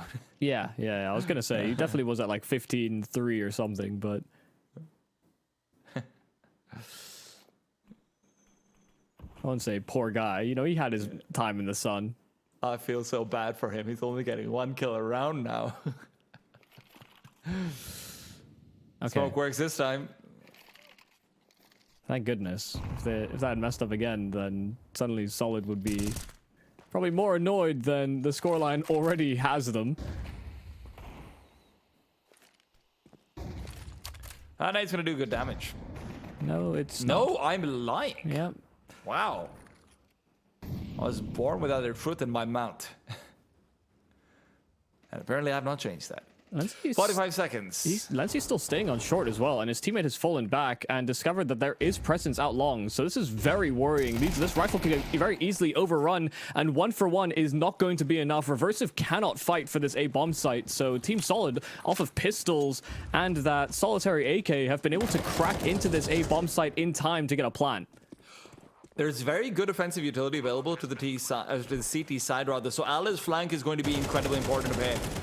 CTs, if they accelerate now with the Molotov and a grenade, can honestly just overrun the site completely, and there's no one out to car or long to care out for them. Now, Reversive, great as he might be, but he's about to be flanked as well. Ale is set up for success, making noise, and he's making noise in more ways than just one. GBB even picks up a quick headshot, and Ale is there to seal the deal, doubles his frags, and the rounds are solid all at once. Yeah, that's perfectly done there from Ale.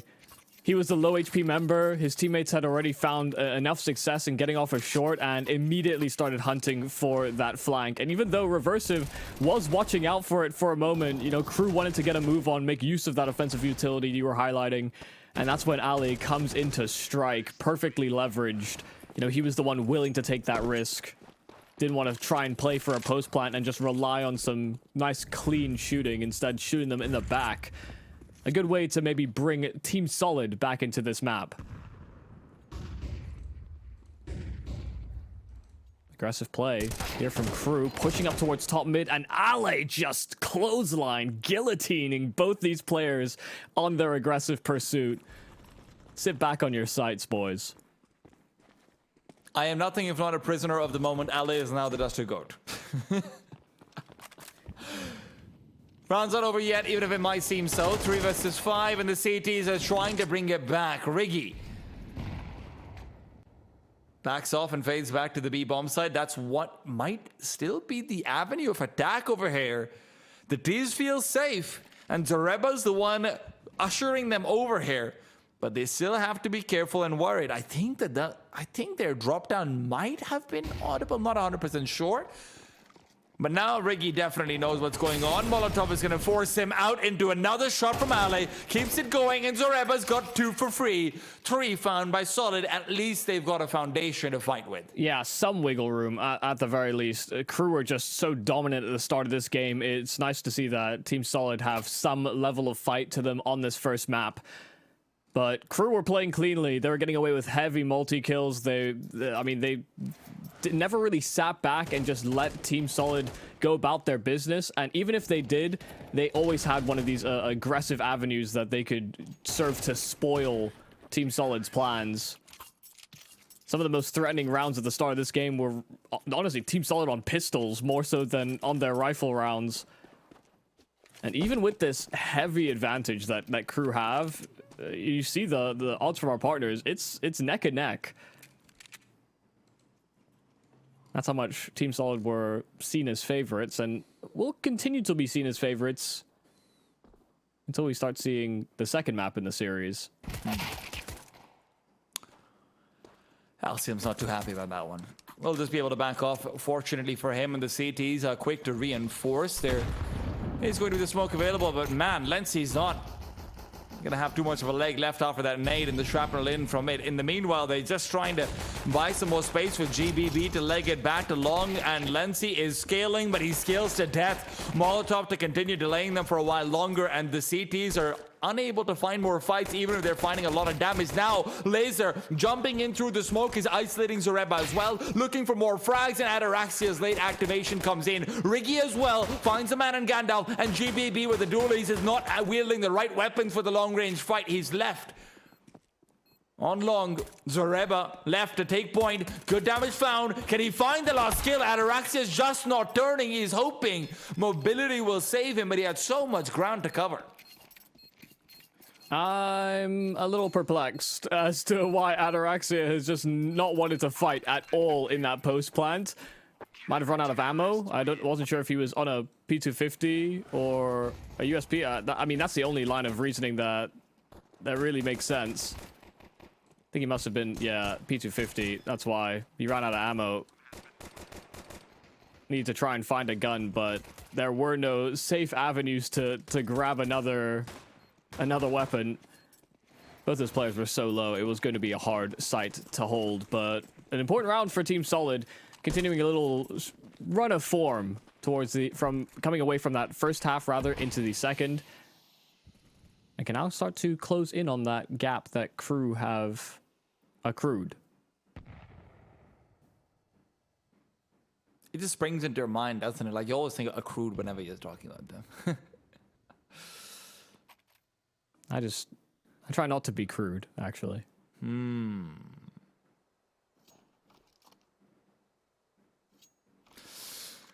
That was not very cruel of you. Anyway. 4 spy. And no presence on middle from the CTs. All they have is Zoreba playing the Eagle Eye back from B window. So if this is going to be a full contact in from short, there's a lot of players who are ready for it, but it won't be the easiest contact of all. There are 2 smokes available if you want to scale, 3 if you want to try and get the elevator one out as well. That might be a bit overkill, but you know what? Better safe than sorry. But those smokes won't be used until later on. LCM flashed up and the hit comes through. The T's swinging out wide. They want to take the fight early on. That nade is good. Forces them to figure out their spacing again. But Ataraxia alone is taking over the site. This is not what you expected. The CTs felt like they were in great positions, and Riggy even finding Ali. Vertical adjustment found, and Solid have to move back to try and save. Once again, on this T side, I mean, from that pistol, Riggy was already being a nuisance on his lurks, and now as well in the force by able to find that same level of impact. I think there was a world in which these three members might have been able to justify this had Riggy been taken down in the lower tunnels, but these entries from Ataraxia are just incredibly disruptive.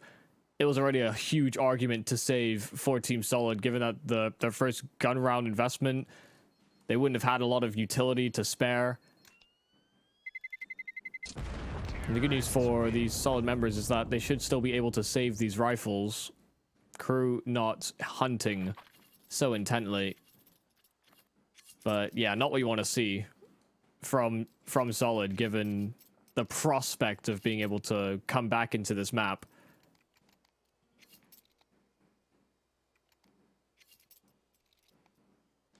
And of course, if anyone watching has forgotten, this is Solid's map pick, and they were looking really good on it versus Red Canids. Honestly, they looked like they were just by far the better team. Yeah. Oh my god. Wow.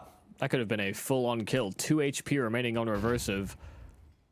Those double nades destroying him, but not completely.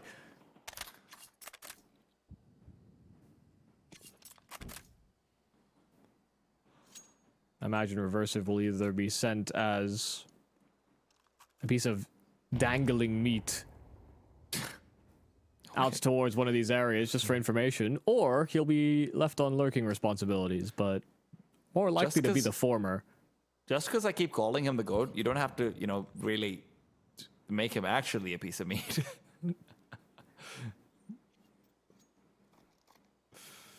But you're right. Yeah, I wasn't the one that made him that way.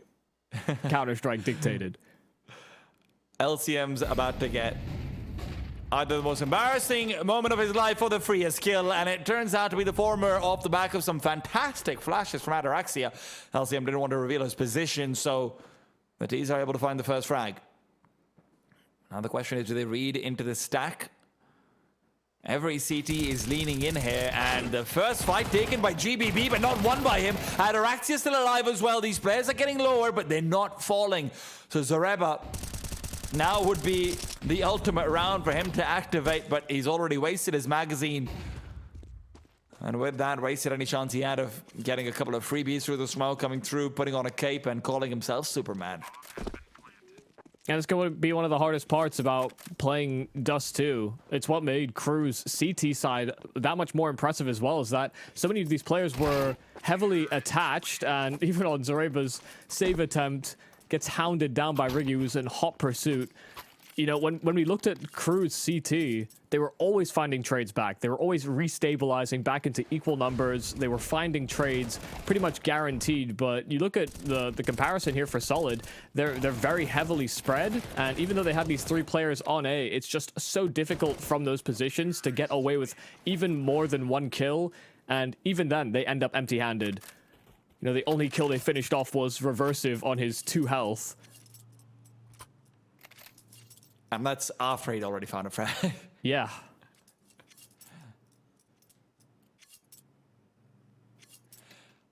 Crew are making them stew by that. This is not a, oh, let's prepare for next round. Oh, let's all get fine, guys. Because this is a, hey, you guys are an eco, aren't you? Have fun. Yeah, you guys decided to pick this map. It might be them trying to figure out the economy and being like, well, you know, it could be a force by guys. Be careful about this. You know, let's try and make sure we're using all our Molotovs. Don't be overconfident. And go shoot some heads.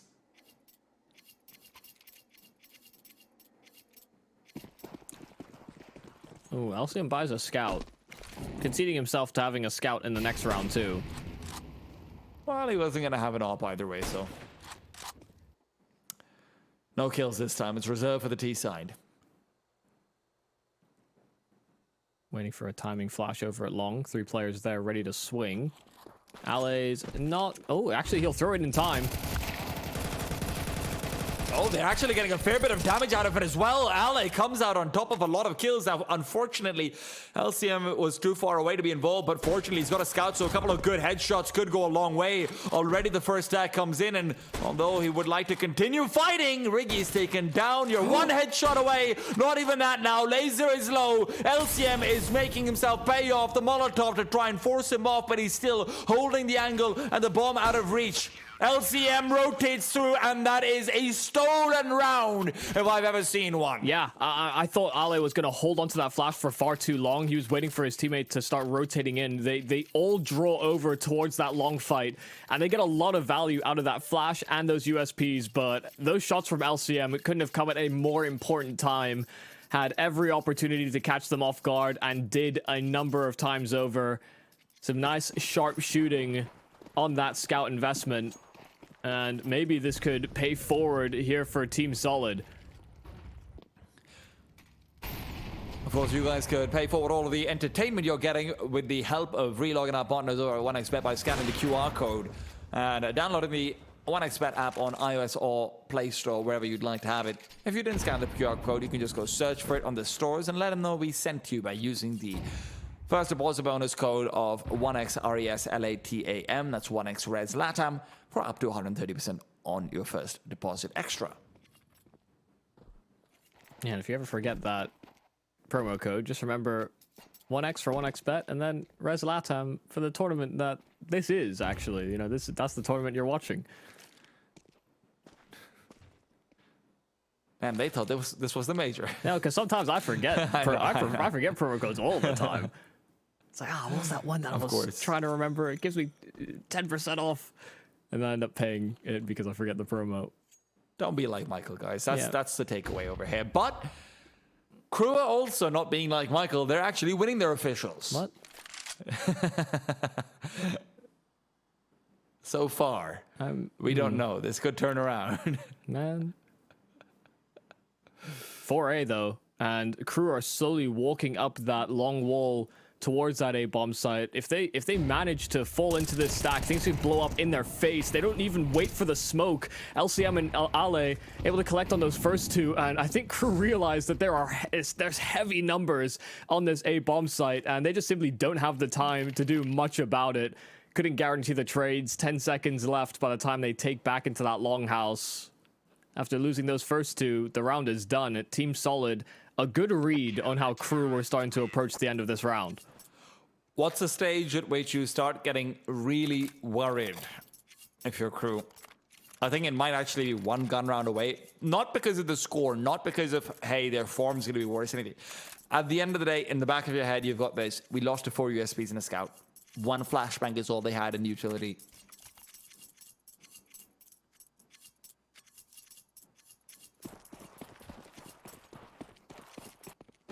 It's a real mental stress. It would be great for them if they're able to take this round out. Otherwise, they will be found with a lot less ideal weaponry, already sporting a Tech 9 on 1.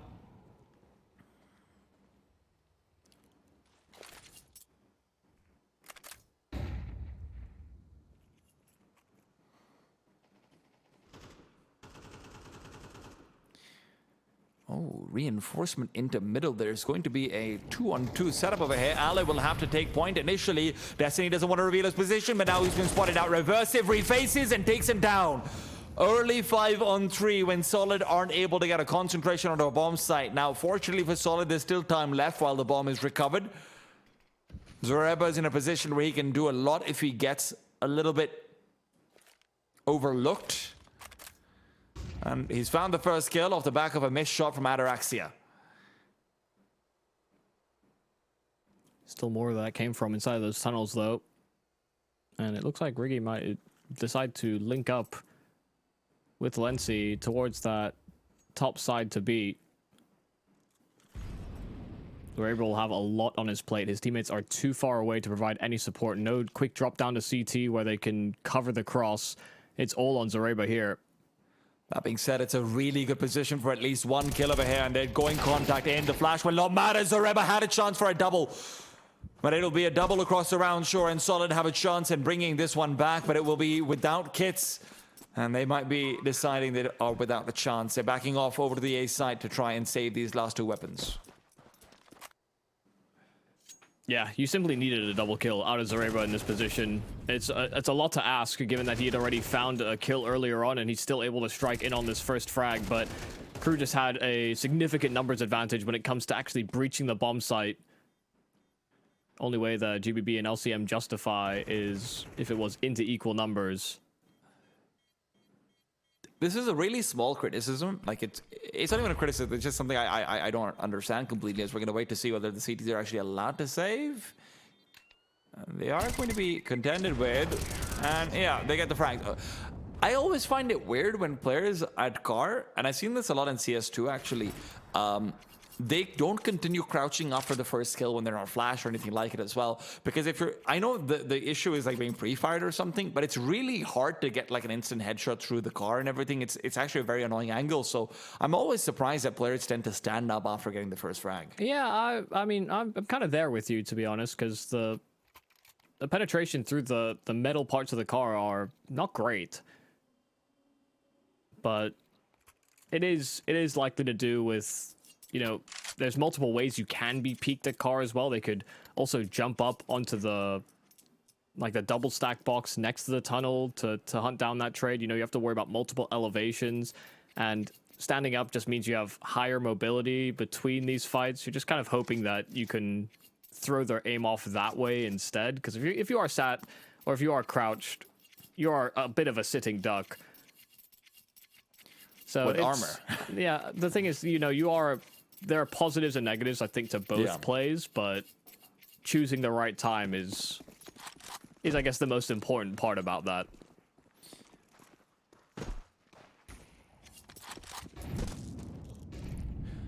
LCM's unable to find the frag onto Ataraxia, and that would have been a big boon to Solid, whose plucky comeback story has been interrupted by a very cruel map point.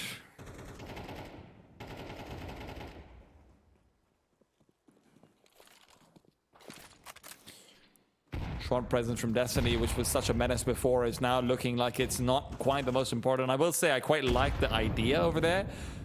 Blowing open the smoke coming up from middle with the nade so the short player can get a peek out.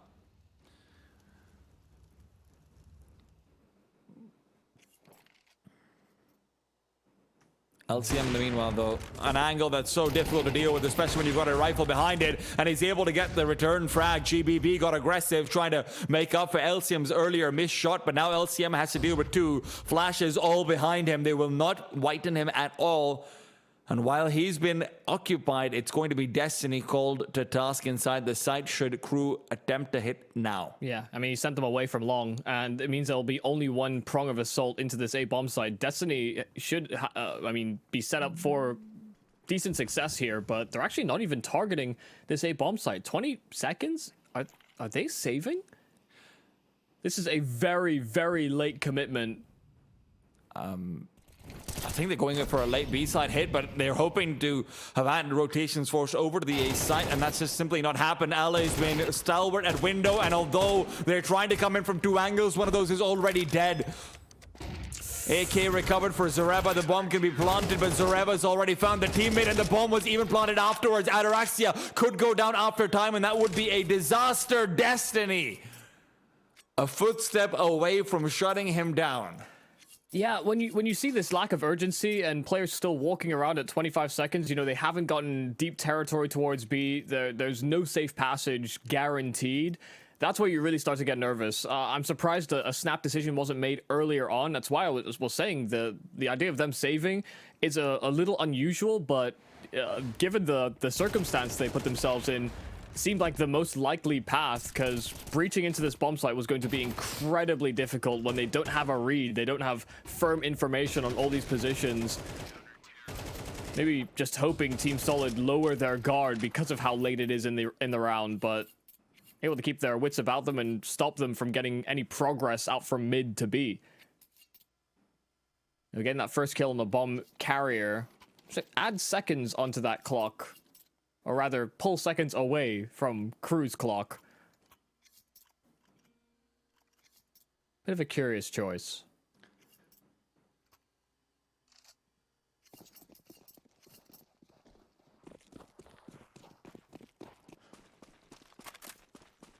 Although Riggy's caught up to reverse, if it doesn't feel like everyone else is really packing the same punch over here. Ataraxia, though, oh, that's Exhibit A. Lency has to come in to finish what was really an easy meal from Ataraxia.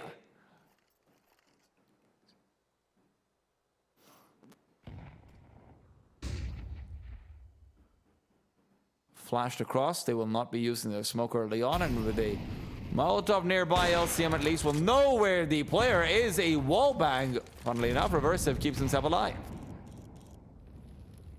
They've missed the timing on Laser. Never mind, though. Call's given over.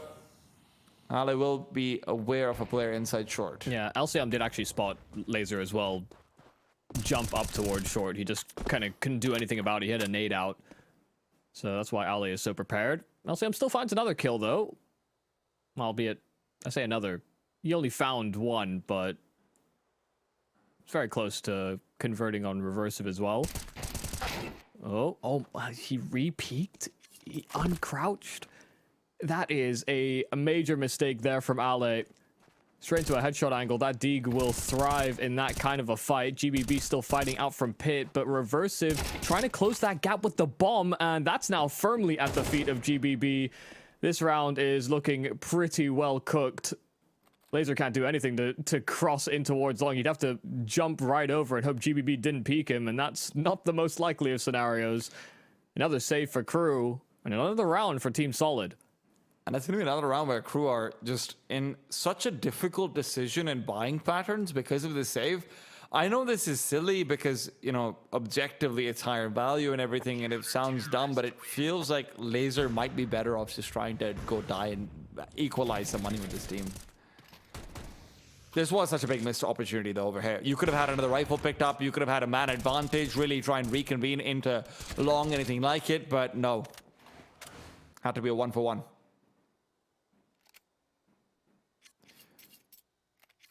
God, they're not gonna. So Laser is gonna be left on the short foot. Wait, is no one picking the AK? Okay, Lency has it. Yeah, far from optimal.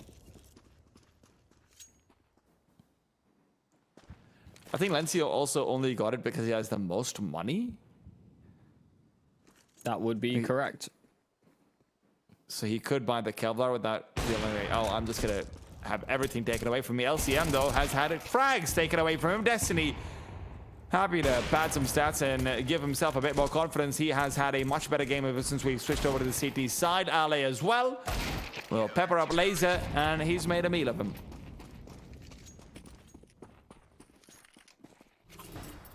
Things are getting scary now for Crew.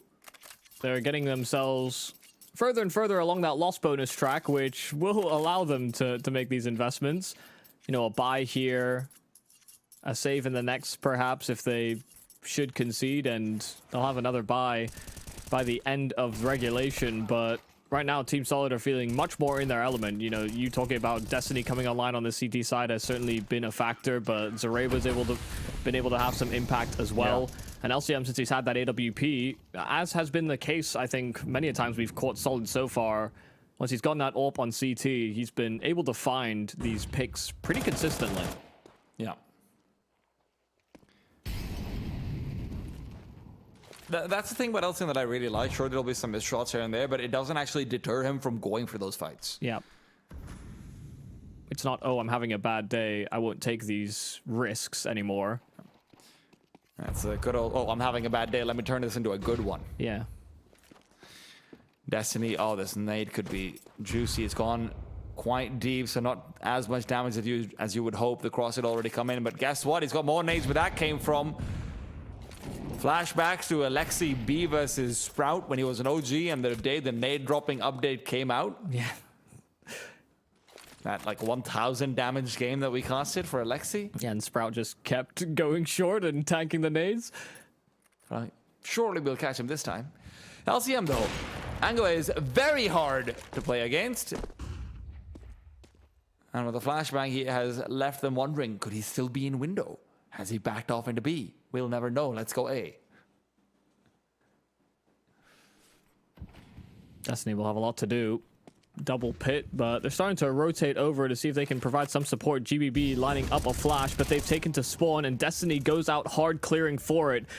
They have conceded some space on the bomb site itself, and Laser will finally find a kill right back, but they lined up, and there was a real chance there for Laser to come in with a double, but GBB still holding onto this long control. A man advantage for Solid on the retake. Laser wasn't even aiming for Alan. Poor guy gets taken down. A straight shot from the side, and Solid will never have a chance to even consider a save. Let's not forget that. We've been painting a story of their comeback, but it has to come through with blood, and Zoreba is happy to spill it. Spots out Riggy as well, but the AWP can't shoot in. LCM worried about taking his teammate down. The bomb is planted awkwardly. GBB finds a frag. It's going to be right down to the wire, and they've got it. Fortunately, kits aplenty for the CT side, so Solid, although it gets scrappy, they still get the site one more time. Yeah, I mean, a kill onto GBB there would have been exactly what the doctor ordered. Crew, that one kill basically determines the round.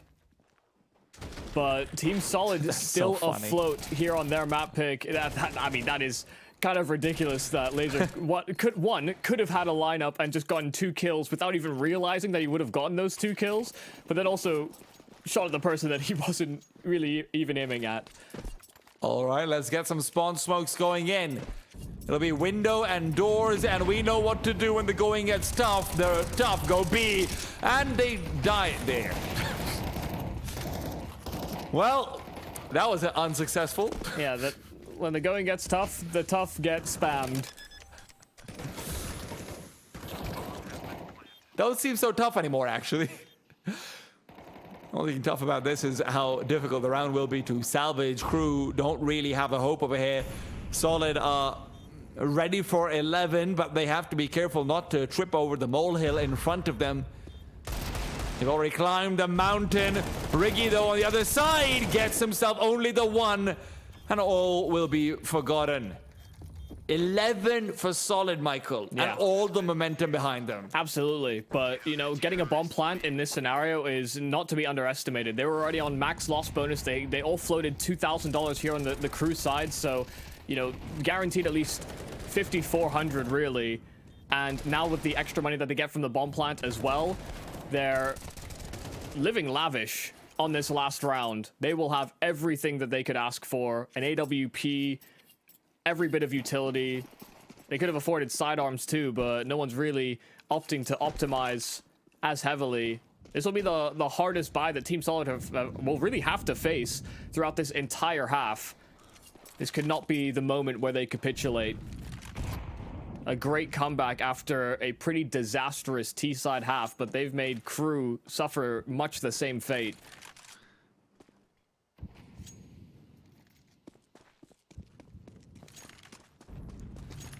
LCM rotation will have been heard.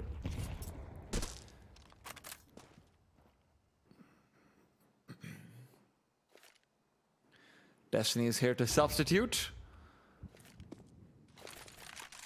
And frankly, it's actually a very difficult angle for the AWP to get too much out of. The flash to delay as well and continue to do so. Destiny's nade this time looking much better. And there's another one where that came from. So Destiny could continue to get the pepper going.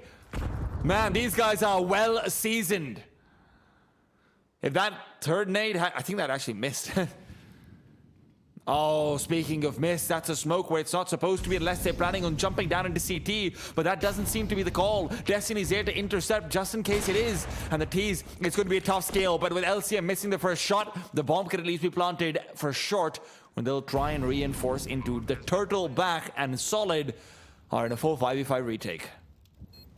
And they have no offensive utility, no smokes either here on Team Solid. They've got a lot of flashes, but they have to be very well placed. Crew are ready to fight forward to defend this bomb site. They're willing to throw their lives out. They just need this round. Flashes from LCM, that's all he can really do over here. He's never going to get a sightline. Missed shot from Ataraxia is going to start making things troublesome. They're already on the site, but they're losing members to do so. Crew have let Solid come so far, only to steal hope away. 13 is found. Yeah, an incredibly difficult retake, and coming into that final round, the best buy that Crew could muster throughout that T side finally comes through, and they get a whole lot of work done on just being able to get into that 5v5 post plant, being able to set up in that after plant position as well. Team Solid didn't want to make a mistake just trying to defend the bomb site, instead not being able to have that player that whittles down the numbers ahead of time, maybe cost them a little bit, but a hell of an effort from Solid given that we came into that half with them at such a deficit. And to be honest, they looked incredibly lackluster in that first half. I wasn't sure they were even going to offer up much of a contest on the map that they decided to pick into this series. I mean, let's not forget this was going to be like a 13 or at least like a 12-5, 12-6 maybe, if not for the fact that Solid wanted a full eco round with a scout on them with just a flashbang bot with USBs, right? Like that was a place where it felt like the game had just changed. It's turned around on its head, but Crew get across the finish line in the end on their opponent's map pick. Now we're going to be heading into Ancient, their own map pick. Crew come through with a scary upset, but can they do it again to complete the series and head into the semifinals? We're going to find out after a break. A very complicated job, but I love simple things so much. One move, one push.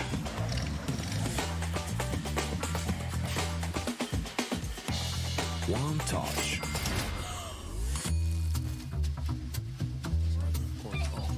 One love. One click. One XBet.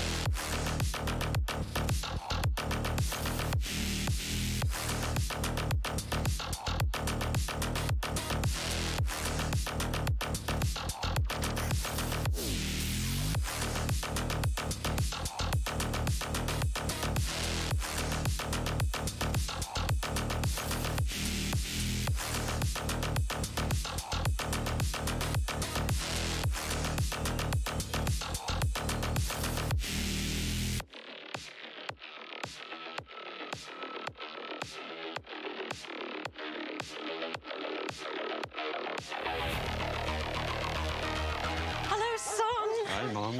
Pretty girl. This is Eva. Nice to meet you. Thank you very much. Your dad's just making his favorite dinner. It's duck. Come on inside. They're all probably too gruesome to tell you while you're eating at the table. How's your food? Is everything okay? Good, good.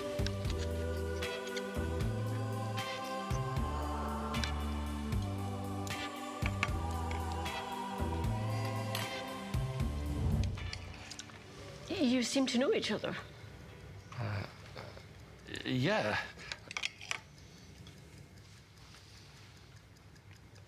This is the new ambassador for 1xBet. Oh, I see.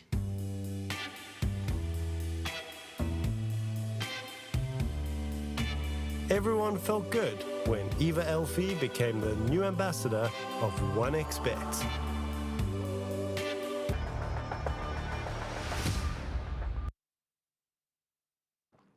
Welcome back to the RES LATAM Series 4. I'm sitting down with Michael Ubicassi, and we have just seen Crew pretty desperately bring it together on a 13-11. I'll be honest, I was thinking, wow, Crew, they're insane. Reversive and Riggy are literally goats, and they struggled, Michael. They struggled. Yeah, no, that they certainly did. And, you know, moving into that T side, there was a lot of questions to be answered about whether or not they'd be able to find these successful rounds. Even with Riggy having a lot of these sort of impactful lurking plays and the sort, you know, we actually had to rely on players like Ataraxia to suddenly step up into the limelight and actually find some of these final kills that finally bring Crew that map win, even though they had such a substantial lead coming out of that first half. I think it's fair to say Crew are a team that we cannot underestimate versus the likes of a Team Solid. Sure, this is a squad that is relatively new compared to what Solid have been able to offer up, you know, having a much longer standing roster, but there were cracks in that defense for Solid going into their own map pick, and now we move into Crew's pick in the series on Ancient. And even though there is a lot more demo work, there's a lot more of a track record for Solid, I think Crew are going to have a few tricks up their sleeve. Let's wait to find out. Because Solid definitely have a lot of demos to study from, but also Crew had zero footage available on Dust 2. So it's a much more known playing field for either team.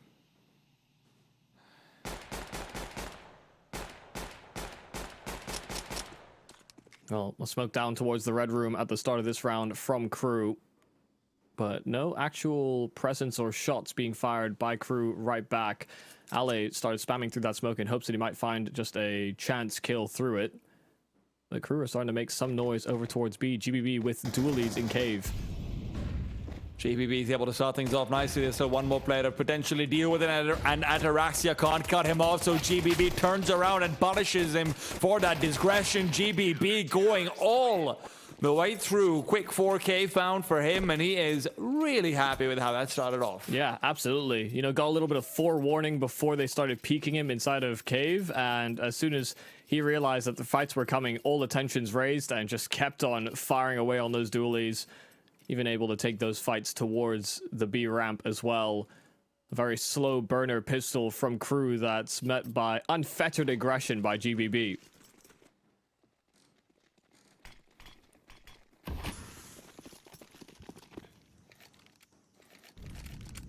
Didn't find any kills on that pistol, no plant, so Crew full Glocks. Not a single bit of investment, no flash, no nothing. Just gonna try and overwhelm, and LCM is here with more dualies, but it's actually Zoreba that finds the kills as LCM took contact. All they really want is a plant, but they'll be denied even that. Only the one lost life, but that was LCM saving on those dualies, because he wants to get that up nice and early.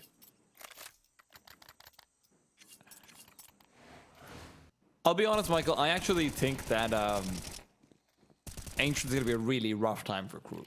I know I sort of prefaced this in the veto as well, but I think Solid's Ancient is significantly better than what Crew are likely going to be able to put up with how early stage it is. So we're going to have to see this activation on the T side soon. And they're starting things off with a couple of Galeos to prioritize a bit more utility. I do love me some of that. Destiny walks into fire. That's never easy. And never lasts too long. LCM's AWP going to be tested quite soon. Maybe anticipating that a boost would be there, but it's a flash that actually catches LCM, but the adjustment back to main is great. Ataraxia the first to fall, and GBB getting some information that there are still some players over towards that B lane. So no actual commitment being lined up here by Crew.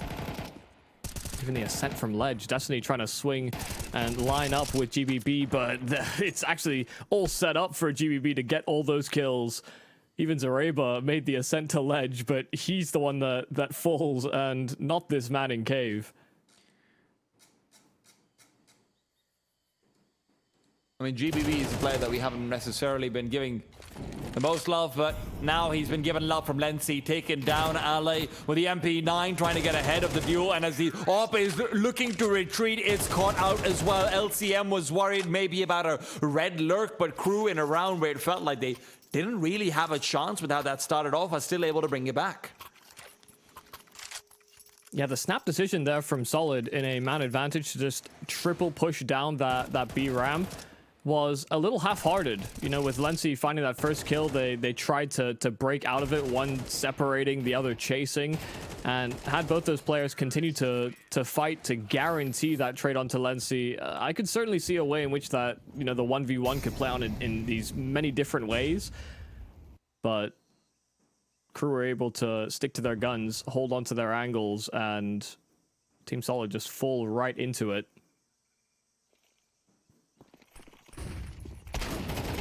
LCM shotgun finds some fruit, but it's only the one, and Zoreba's here to look to keep things a bit more in the favor of Solid. Wants a re-peek out again, a flash to try and help him from Destiny, but Lenzi isn't blind at all. Zoreba had to take this duel honestly, and honestly, he's lost. 3 on 2, and now just the one. The MP9 again of Ale is looking a little bit lost, and he might want to get lost and get out of here. Just look to save the M4. Just a straight burst play from Crew towards A main.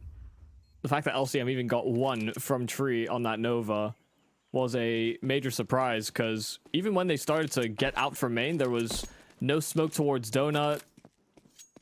You know, there was very little utility lined up from Crew ahead of that site take. And it could have gone disastrously for them, but some really nice shots being hit by Ataraxia on that AWP, just sealing that round in. Kind of can't blame Ale for rotating in so late. All of his teammates had died by the time he actually was able to offer up any sort of assistance on the A-bomb site. I honestly thought Zoreba would be able to get more done there with the Destiny flash, but Destiny's flash went a little bit too far to the right, so he's not actually able to blame the player that blind the player that Zoreba's dueling with. So Doesn't really work for him, and Riggy can take it out. Not Riggy, sorry. It's Lenzi can take him out as a result. Yeah, it was kind of a battle of who swung and kind of caught the player trying to unswing. It was a bit awkward between Lenzi and Zareba there. Pretty much as straight up a 50-50 duel as it could have been. It all came down to timing. And not in the way that you would typically expect. You know, timing, when we talk about it, typically is, oh, someone's looked the wrong direction. They both knew where that fight was coming from.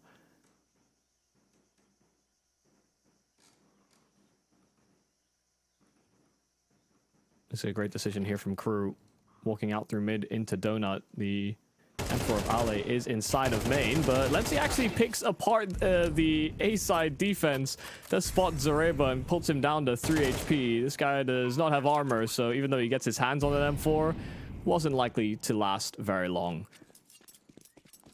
And no hopes to recover that weapon at all. It will be safeguarded at the back of main. Crew answering back with 3 straight.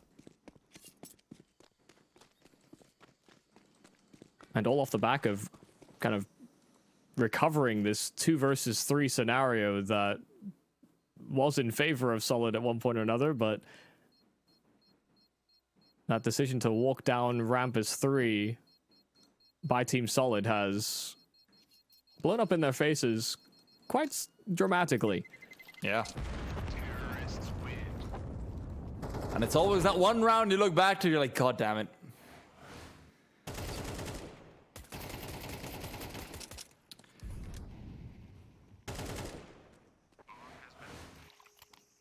On the bright side for Solid, they will be able to pick up the AWP for LCM as long as he forgoes armor, which we will do.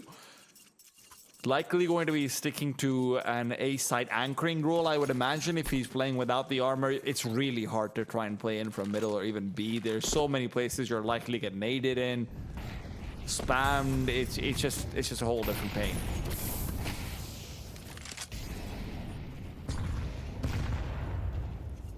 Well, a lot of utility expended over towards the B lane at the start of this round. Team Solid throwing that presence over, but very difficult for there to be much actual progress made here from Solid, even though they have 3 players here. They were late to the cave peak, so they don't feel safe to reinvestigate that area. I'm surprised GBB doesn't get even a single bullet onto Laser over there. That's the problem with spraying like a madman. Sometimes good, sometimes bad. This is a very concentrated setup back towards default and cave from the CTs over here. So Solid are hoping to maybe even look to retake in deep cave. No, they've smoked it off. That'll be there till about that 28 mark. So do be wary of that. If the T's want to back off and go A right now, it's going to be incredibly difficult with the time, so they are heavily committed. And with where Zareba is, he's given the call. All that he needs LCM to do is focus back towards Red Room so that Destiny can be involved in this A site. And again, Crew are going to be so late. A in the shadows spotted. Ale keeps the fight going. The SMG master has found 2 again. Yeah, and immediately after those 2 kills from Ale, the Crew attack have gone to save. Just deterred by an MP9, the lowest level weapon that Team Solid offered up into this round, finding great success. And that was nervy for Solid. They had very limited map control to speak of. They didn't retain middle. They didn't retain cave. They had to just sit back on the site and see what Crew offered their direction. And once they see all that util sending out, Ale explores and finds a whole lot of success. And maybe you can find success with our partners over at 1xBet as well. Click on the link in the description or the one that is going to be frequently shown up in chat. And make use of the promo code 1XRESLATAM. That's 1XRESLATAM for the tournament that we are currently watching for up to a 130% first deposit bonus. Do show our partners some love.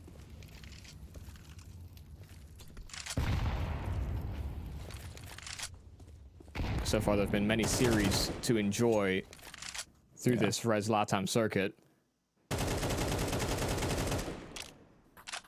Up to the 4th for this, and I think for EU as well, we're up to 4? Maybe 5. That'll be 5th. I have to check There will that. be a 5th.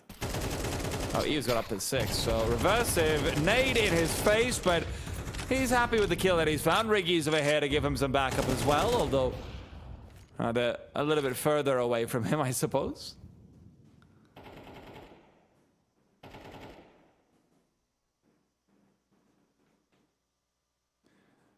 Reset from Crew with the man advantage. It's not going to be as simple as you might think, though. If you're worried about middle and you want to try and take a foray over here, LCM did have cover, but instead he's circled back. There's only one smoke left on the T side. If they deployed for Donut, LCM would have had a good sight line, but the CTs have gone for the good old gamble, and it will not have... Oh my god, that smoke doesn't even do anything. This would have been the perfect place to have it. Oh, they smoked back of elbow. Just in case there's a flank coming. Sure. Yeah, let's work with that. It's inconsequential. If LCM was there, he gets two guys. He could. But that's not the world we live in. Good reset from Crew after some aggression towards middle and some presence over at that B lane.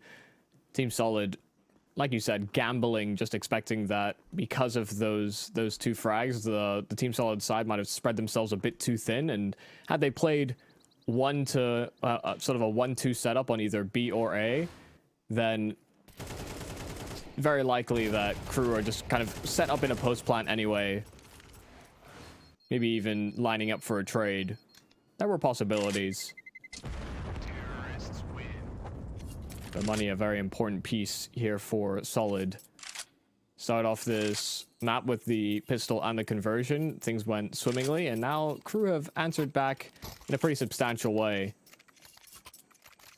I have to say, I'm really enjoying the ways in which Crew are willing to take space away from that CT side. They are not deterred. They're not scared of taking these challenges in through mid or lane. You know, those are the most commonly aggressed angles by CTs to just completely disrupt your default. Crew are very aware of that fact and have the right protocols in place.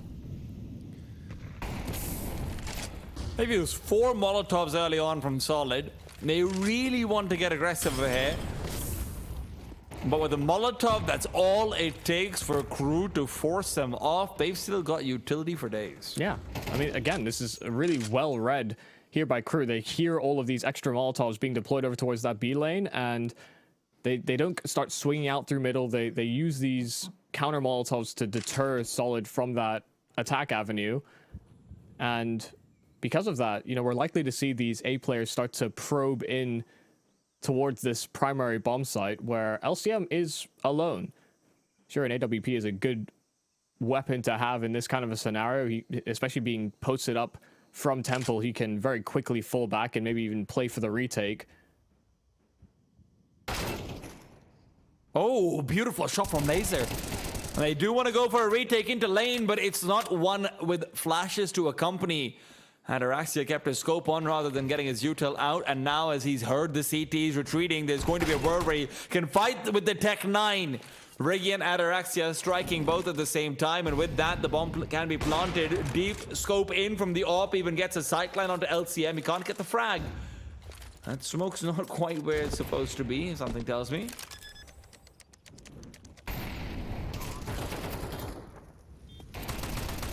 Early frag from Destiny. He gets himself a second as well. And Riggy's left with 2 players who are both low enough that the nade would be significant. He had to find the frag on Destiny himself, though. Doesn't wait for the bomb defuse to come in. He was worried about being stared at by the scope of LCM, and, well, what looked like Crew had brought it back instead is Solid still taking the round. The diversion there from Crew was actually pretty well constructed. The timing that Ataraxia is able to hit and sort of carve out a path towards this B bomb site, it all looked like it was going to end up working out for them, but like you said, that smoke didn't really land, I think, where they wanted it. And, you know, once Ataraxia went out for this swing, he actually got the drop on Destiny. Wasn't fully anticipating for that swing to happen. LCM missed his AWP shot as well. And had Ataraxia gotten away with that kill, that was probably the whole round on that one duel. Good news striking here for Solid, even at that man deficit, even with them being a little hoodwinked. Able to come away with the round win. Little flame phasing here from Riggy, and getting quite a lot of territory in through mid, but it's a very defensive setup here from Solid.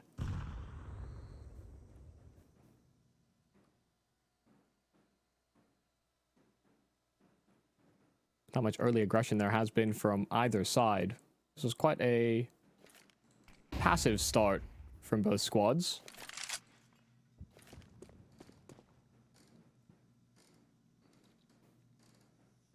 One flash from Lency, and then some audible steps running away from A main.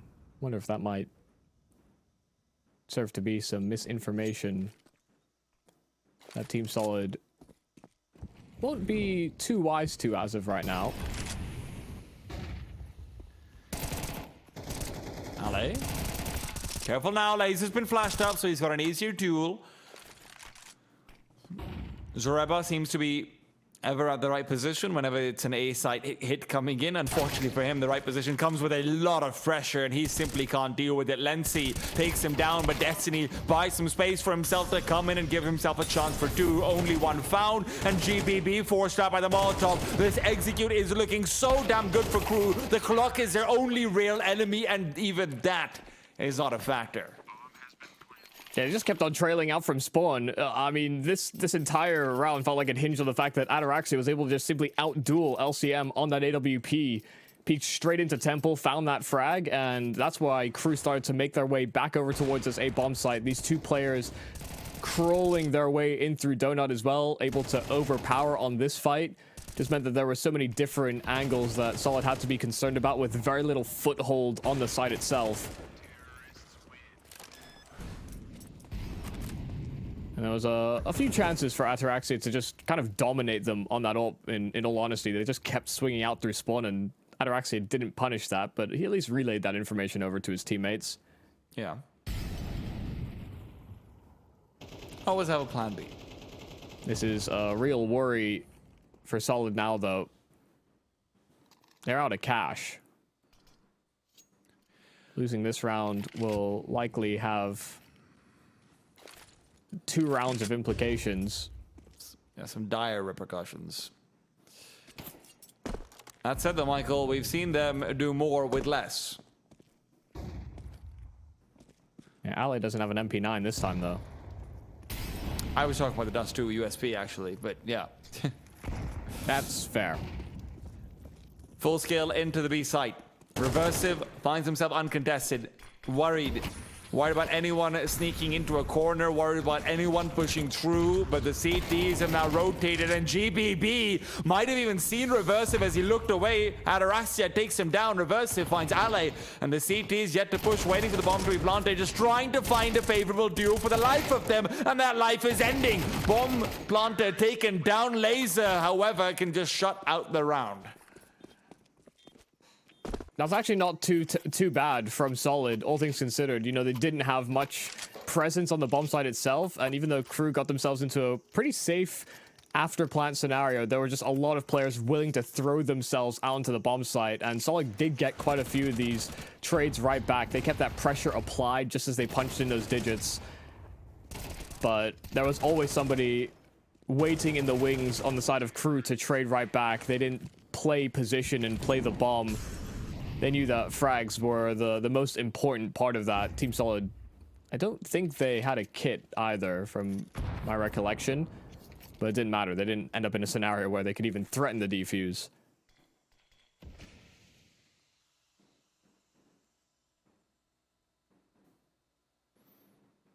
It's all pistols. And they're not at the right spot. Also missing the timing on these players walking through middle to Donut, so... Laser might not want to stick around for too long, and Riggy reminds him that don't worry, I can also find the eco frags. You can go away now. Save your soul and your body, and more importantly, your gun. Like Kanye responding to rap drama. He says, I got you.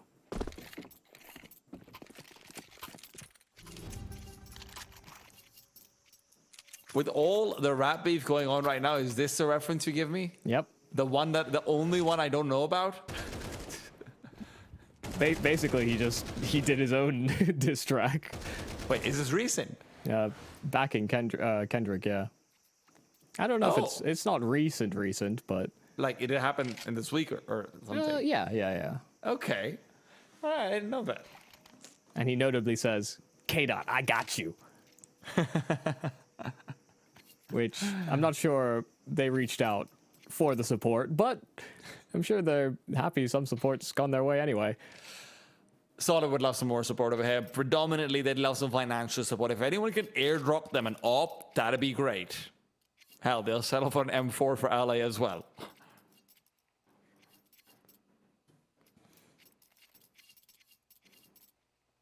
Anyone? No? Okay. Damn. Honestly, not the most terrible buy.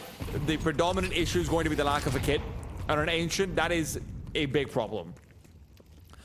It'll have to be aggression to try and find an early advantage and stop the bomb plant from even being possible, or at least very difficult to defend. But for the T's, they are patient. That patience is whittling down their HP. Laser and Reversive both effectively relegated to bait, and Ataraxia taken down as well, so he's not really any better off. Laser, I say he's bait, and well, he's not even that. Both him and Reversive do get torn apart, and Solid have accomplished their only objective. Early advantages found, and with Lenzi responding in middle, it does feel like there's still a world where it could be a 2v2, but Riggy can't find the frag, not immediately. The real concern is dealing with GBB. He's been a man to deliver multi-kills so far here for Solid. Probably the only consistent factor we've had to look at on this B-bomb site. And even then, his impact, his ability to swing from ledge has been sparse. But now they double up. They create this crossfire that will be impeccably placed if Crew decide to investigate B through this avenue.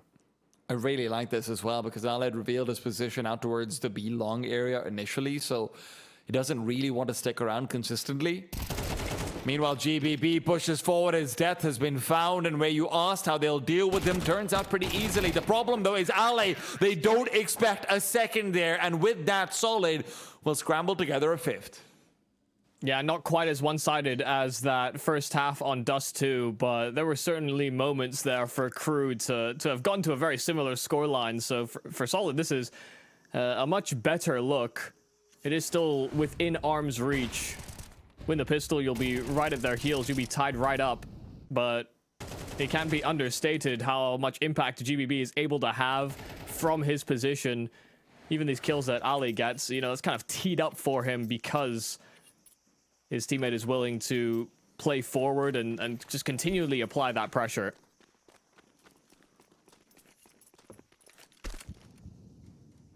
See whether Team Solid can actually find that pistol. That would be also important to them. Full belt of util here for Ale. A flash as well on LCM. And once again, this slow start. Very similar smokes used in the early stages. And pretty similar routing as well, taken up by Solid. It's exactly how Crew organized themselves on that T-side pistol, but it didn't quite start like this. Laser, just 2 instant kills on that USP, and there's a double setup inside of Cave. They were not playing from the site itself. Team Solid can get a plant in, but they'll be working 2 men down. There's also a smoke and a kit available for Crew, so they were very prepared to give up this plant. That deep smoke is a big problem, though.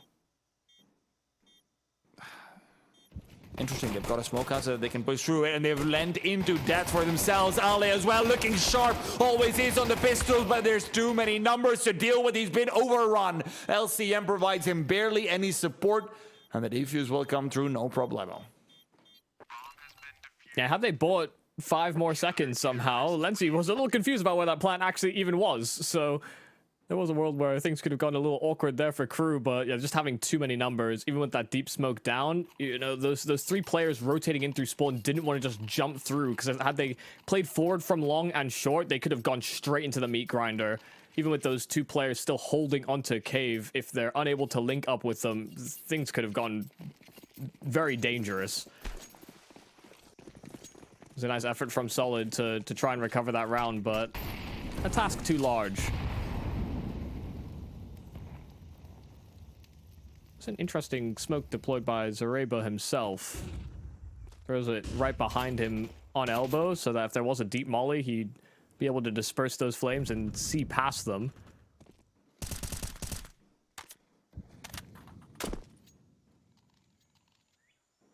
Not sure how practical that smoke is, really, but... Hey. It's about the vibes. Yeah, it's a nice idea. Solid are playing this like rugby. Full contact. Now, one of the big critiques I'll have for that smoke that Zareba threw is that they didn't have many smokes to work off of in the second round anyway. So one smoke towards short is all they've got for a B-side hit. He's just trying to divert them away, but he's not able to find the initial kill, so it'll have to be Reversive on his MP9. Laser Squad back up behind him, but it could just be a full spray down. Reversive now involved with a quick double. Doesn't keep his life, and with that, Solid have both the sight and an advantage, and it's a very long rotation for Crew to get here. It's also a spammable plant position because they held and got a lurk in through cave as well. Riggy and Lency trying to close out this round.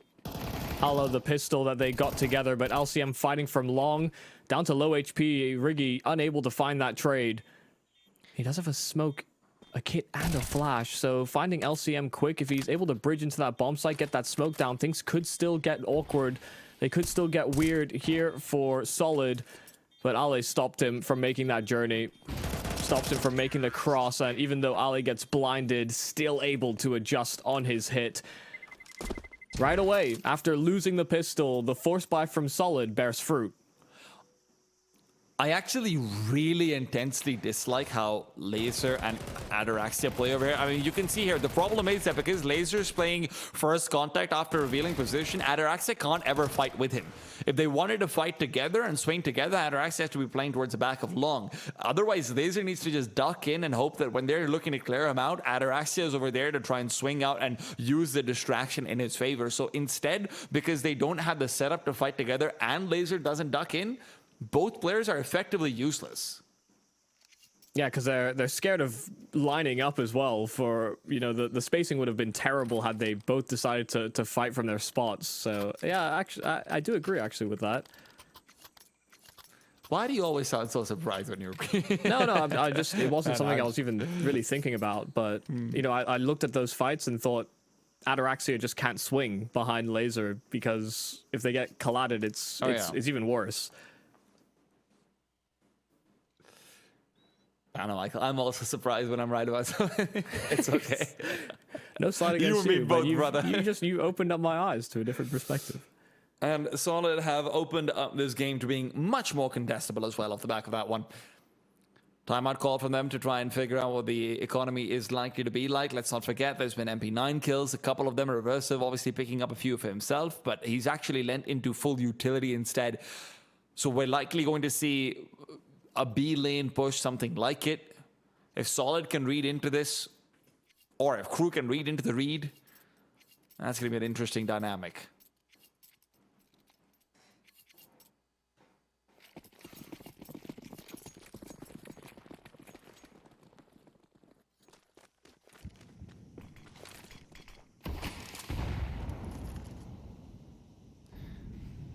Awkward smoke from mid. And an opportunity for Zareba to actually find them over the top of it, and he'll spam away and find the head of Lency. Doing some damage as well onto Ataraxia on his descent. But they're fighting straight away at those B doors, and Destiny's been able to at least dispel Ataraxia's forward presence. And there was no real support. There was no one right behind him to pick up the slack. They sit inside of this B bomb site, waiting to see if anyone crawls up that B ramp. Now, if they stick to the stack, it does seem like Solid are going to head this direction. The only question is, with this much utility for Solid, will it matter? As long as GBB is the one taking point and trying to lead the charge with the Mac 10 around the corner, he should still be able to seal the deal over here, unless there's some miraculous 5-7ing.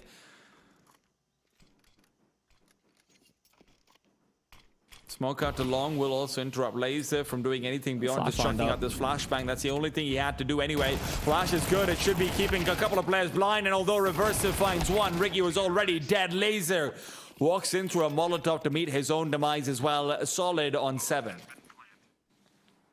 Yeah, the flash play is a neat idea, but it also just has so much travel time and is on a spot where they're expecting the fact that you're on pistols. They'll maybe even be looking out for potential boosts above the long smoke. You know, HEs or Molotovs that have been coming out that direction. So when they see that flash, a number of those players at ramp do turn around before it pops. It doesn't have a whole lot of impact. The only one that really gets full blind is Zareba at the front of the pack, but that's because he had a job to do and he stuck to it. Crew will take an 8 now. 5 USPs.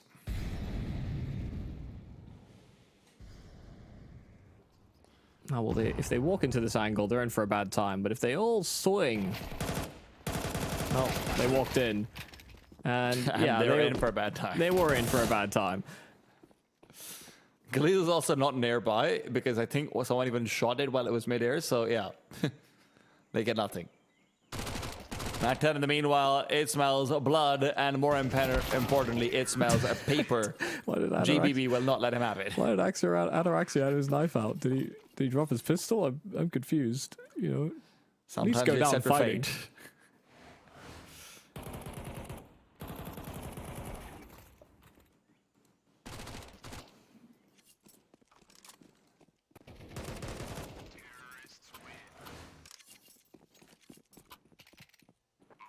Oh. Yeah, so he did have a pistol. He just... Maybe he'd run out of ammo? I don't know. I can't think of a reason why you'd have your knife out in that scenario. I can't think of a reason why someone wouldn't pull your phone out right now. Quick, scan the QR code. Go ahead and download our partner over at 1xBet app on iOS or Play Store. Use the code 1xREST LATAM as a sign-up code for up to 130% deposit bonus on your first deposit. Yeah, if you missed the QR code, there's also a banner underneath the stream, so you can click that as well. Wow, we've got it all covered.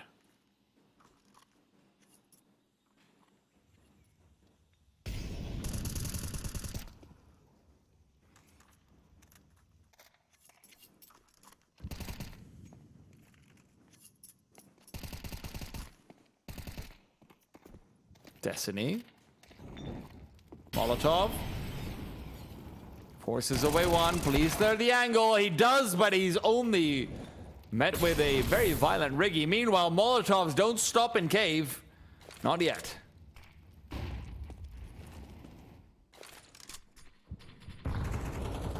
Why would he need They're that throwing when these two there's a smokes over Molotov? towards B, but I don't think Team Solid are actually planning on committing on this. They're waiting to see if anybody decides to swing from ramp, and without those opportunities being given over, they're still going to make that move. Yeah, I mean, 30 seconds left, but there would have been enough time to redivert in through mid towards that A bomb site, but it's the devil you know versus the devil you don't.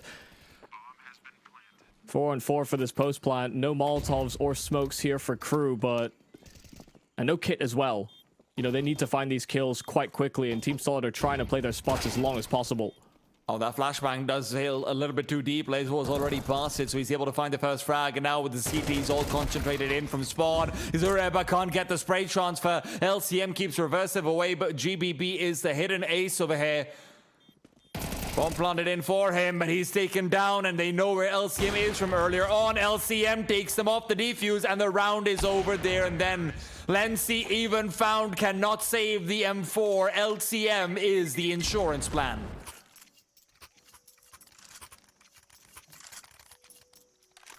Yeah, really well done from LCM. Got perfect target priority and understood as well that there was going to be very minimal time for a crew to weasel that one out from under him. Again, coming back to the fact that there was no utility available here for crew, as soon as LCM's able to disrupt and have that impact from ramp, the round is basically done. But things get a little weird. You know, that flash from Team Solid not actually working out in the way that they'd planned kind of opened up the door for the retake. And everybody sat back and not revealed themselves. There was a world where crew even back off 4v4. But it worked out better for Team Solid this way, because crew are back down to USPs.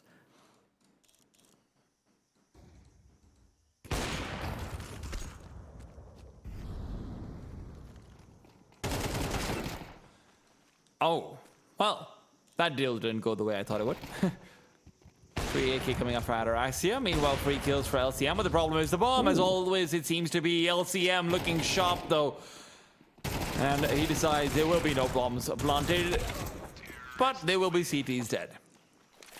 Oh my goodness. If Zareba wasn't there, that got really scary.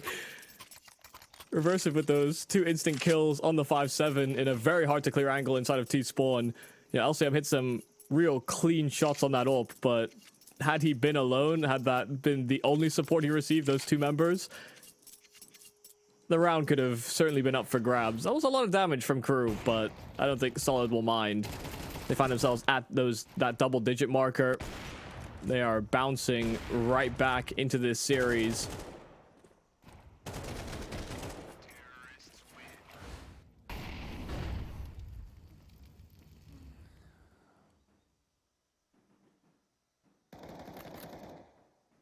A full investment and a boost lined up here for Ataraxia on that AWP. The spam from Cave is successful, and it weakens Destiny enough that it doesn't have to be straight contact on Ataraxia's AWP. Clips him through that box, and enough to take him out.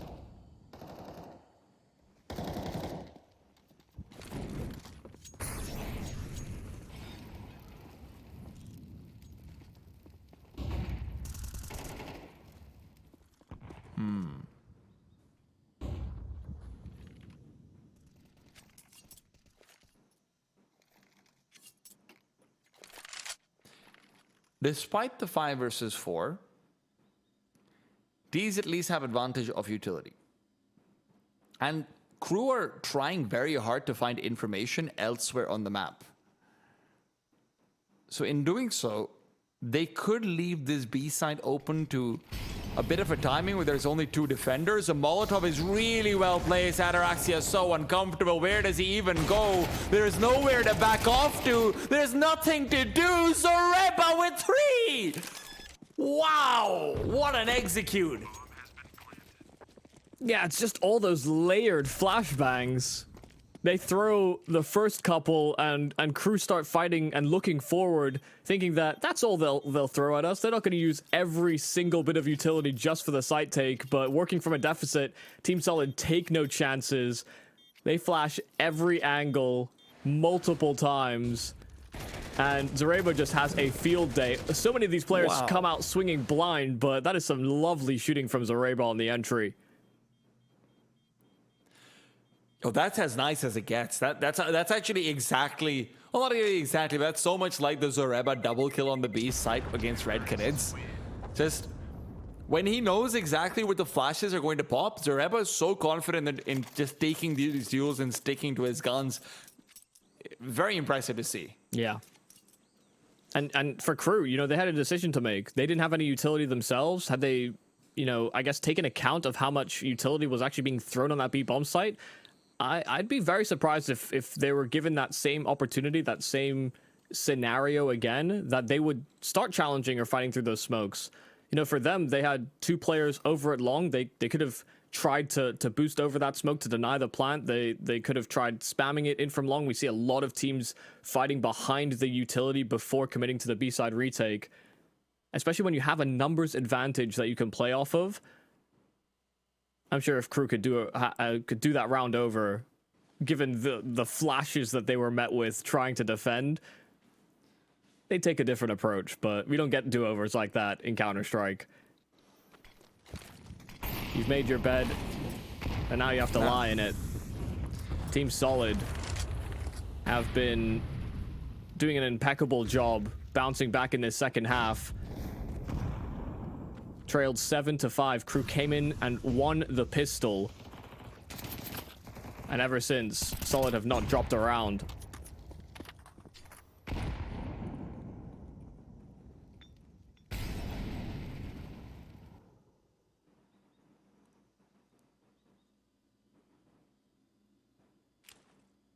Said at the start of this map that Crew might have some tricks up their sleeve. And maybe on T side they did. Here on CT, they're realizing that they came into this game wearing t-shirts.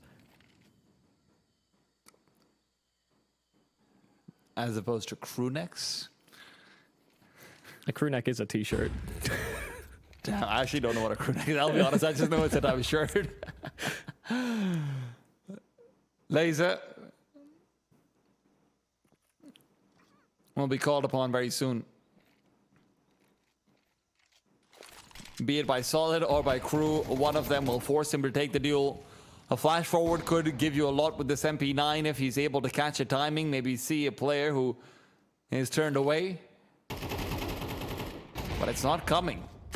There's no one to deliver it, and the flashes instead come from the T side. Reversive is here to provide backup. Solid losing advantage as they're trying to scale into B. It's one of the first times we've seen that happen, and the time is ticking out. Ataraxia has shut it down. The bomb cannot be recovered or planted. Solid lose their streak. Yeah, I mean, a great late round smoke being thrown, and Team Solid did not want to have to wait that one out. Time was already a bit of an issue, but this is one of the first times we've seen Solid commit to one of these attacks on the bomb site and do so kind of forcefully. You know, most of the time they're creating that scenario. They're building up and execute. And they're the ones making Crew uncomfortable, but that late timing on that B lanes or on that B ramp smoke just completely messes up the rhythm that Solid have had so consistently on these B side entries. That was a low buy round in from Crew, but Solid were waiting for mistakes that never came. Oh, beautiful retake back towards middle. The early nades from the players from Red Room just allow Riggy to get such a free kill onto Ale.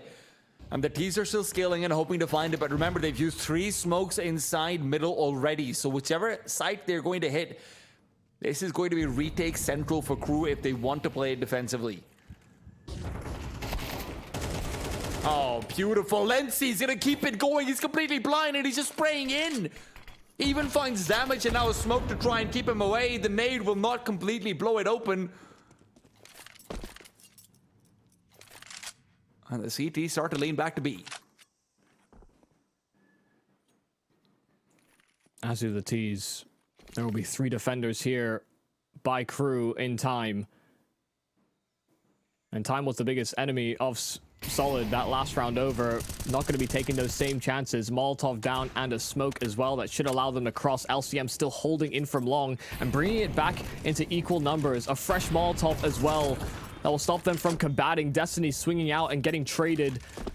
Still into a 2-on-2, but again, they're missing out on core bits of utility that could really benefit Crew for this retake. And GBB still sat inside of the back of the site, waiting for LCM to take that first contact. Crew thought they had this one. Ataraxia spotted out. LCM as well now visible. It is going to be a one-on-one between the Oppers. Ataraxia hoping to bait out a shot from LCM, but he is playing it patient. There is no reason for him to do anything until the defuse is being stuck. And now LCM 5-7 out, rounds the corner, easy headshot. What an incredible round from LCM. Backs against the wall. I mean, a man down in that scenario didn't have that same level of awareness that they could have had in some of these rounds gone by. You know, they've had a lot of these spread out defaults. They had to just commit and work together as a pack, working back into that B bomb site. And even though they manage their way into a stack, they still get all that utility down. They still make it uncomfortable for Crew to defend. And many of these Crew members were, you know, trying maybe a little too hard to continue fighting back into that bomb site. Again, a man advantage situation for Crew on this defense where it's immediately been turned around by these players just continuing the challenge. You know, they're not playing together. They're not orchestrating themselves the same way that they were on their T side.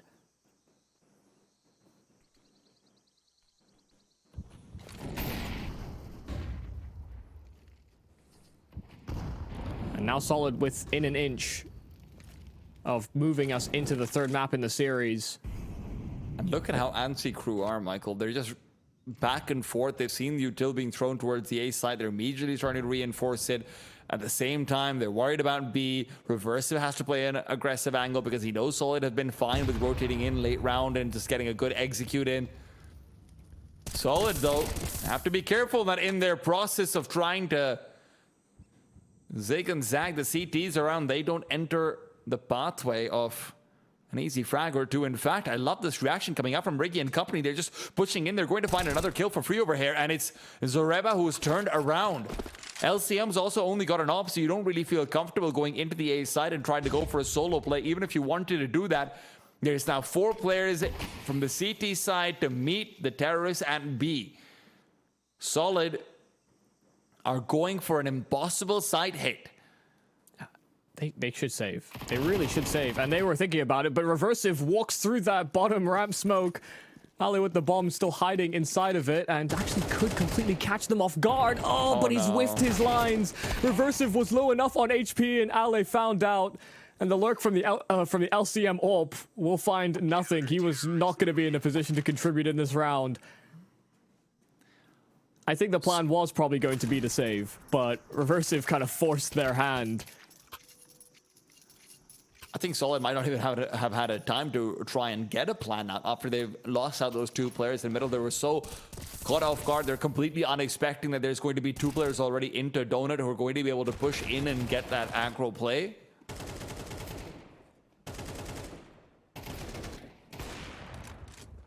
The thing is as well, you know, that was one of the few times the Team Solid have thrown A-side presence, you know, a smoke down red, one at Donut, you know, one to CT as well. That's why Crew were so concerned about an A-side attack.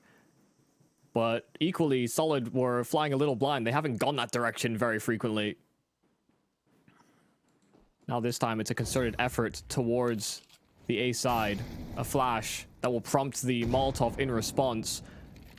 But no quick rotations coming out here from Crew as of yet. Still content to have these 2 rifles play behind that smoke. And with that, Solid are backing themselves away. They really want to give LCM an opportunity to strike first with that AWP if possible.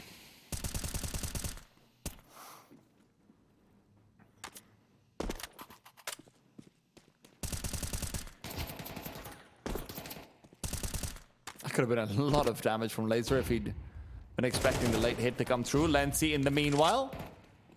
Comfy business for him, just for the AK, can start to pick up heads. Only 1 found, so Tech 9 from GBB is starting to make things risky.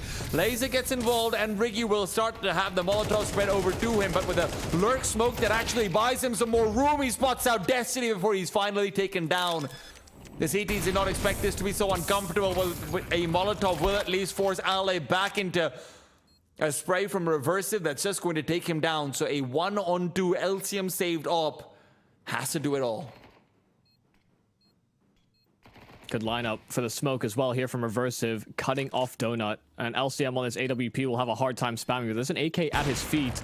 He can fire off, switch to that AK, and start to try and hound down that player on the defuse, but he can't quite line it up. Wasn't the angle that he was expecting that bomb to be planted in. He thought it was a different plant position.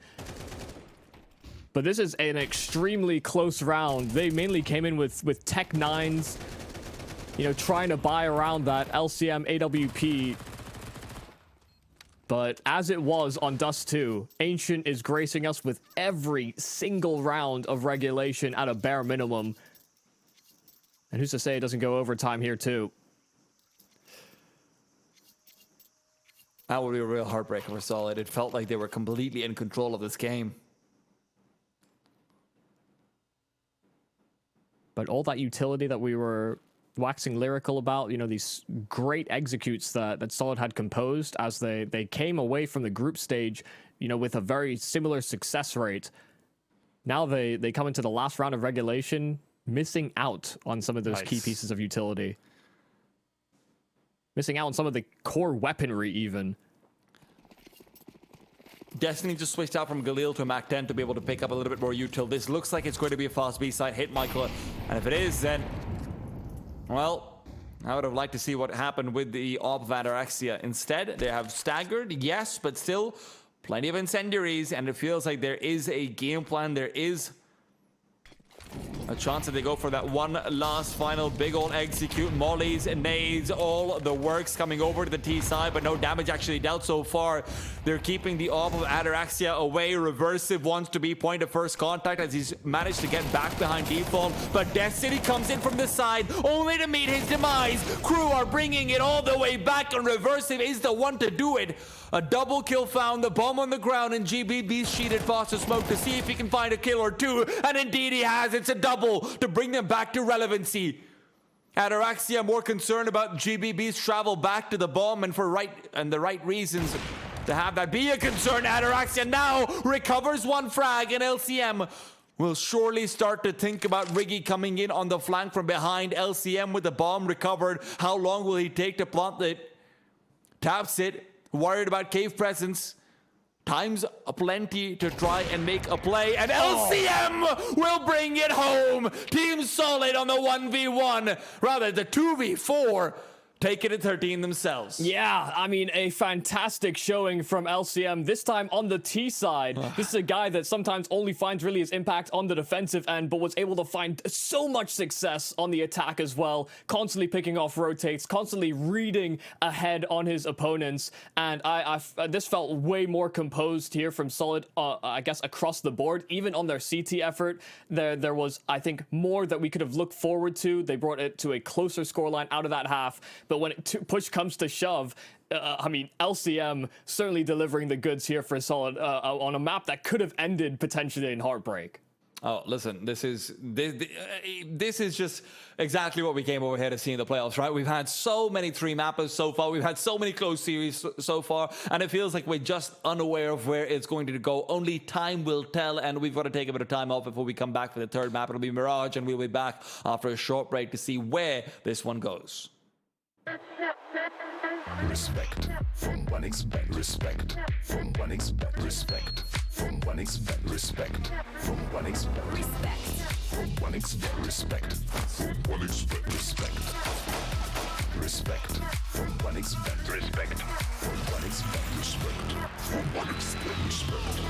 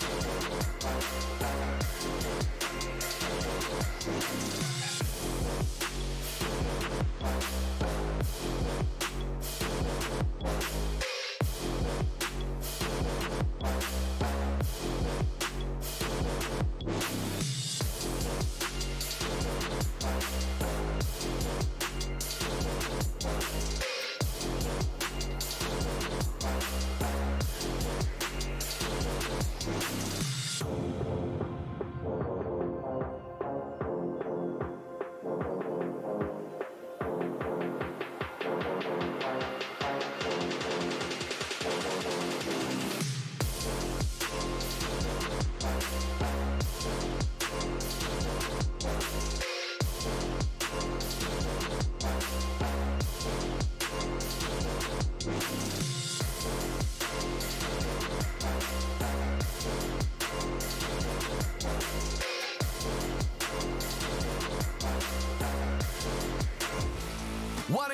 and Eva Alfie present betting on all esports events on the website and in the OneXBet app. OneXBet. Play with Eva.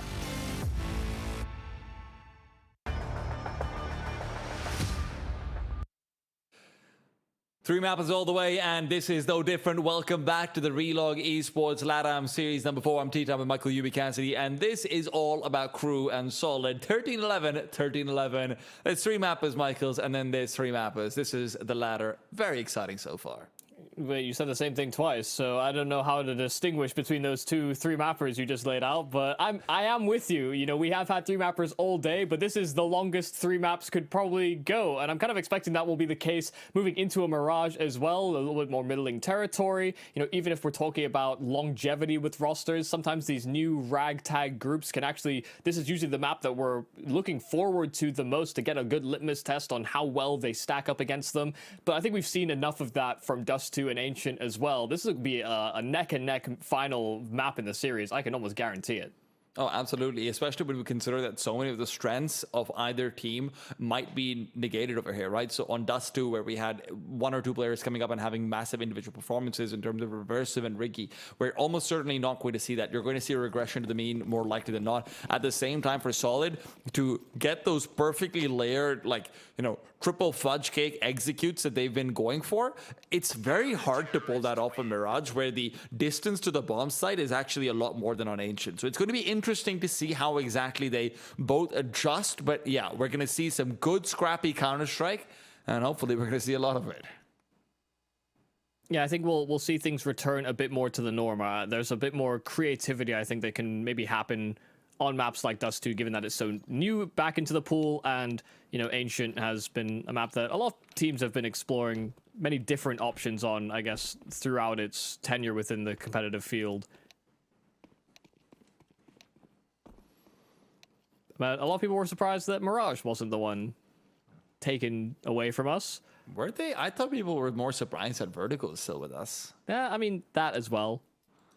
I think it was between Vertigo and Mirage, most people were hamming on for. But I actually, as much as I would have probably thought Mirage would leave, I'm actually quite fond of Mirage, especially at the end of series, because you have some phenomenal plays that can be, that can happen. You know, great clutches that can occur, and I'm hoping to see more of that here as well, because the series hangs in the balance. It hangs by a thread, but Team Solid will start their journey here on this CT side. Let's see how well they do. Crew are already organizing themselves in a spread attack. 2 players inside of Palace and 3 investigating in through mid. But given that the bomb is set up inside of Palace, likely to be an A-side assault where they make use of that con split.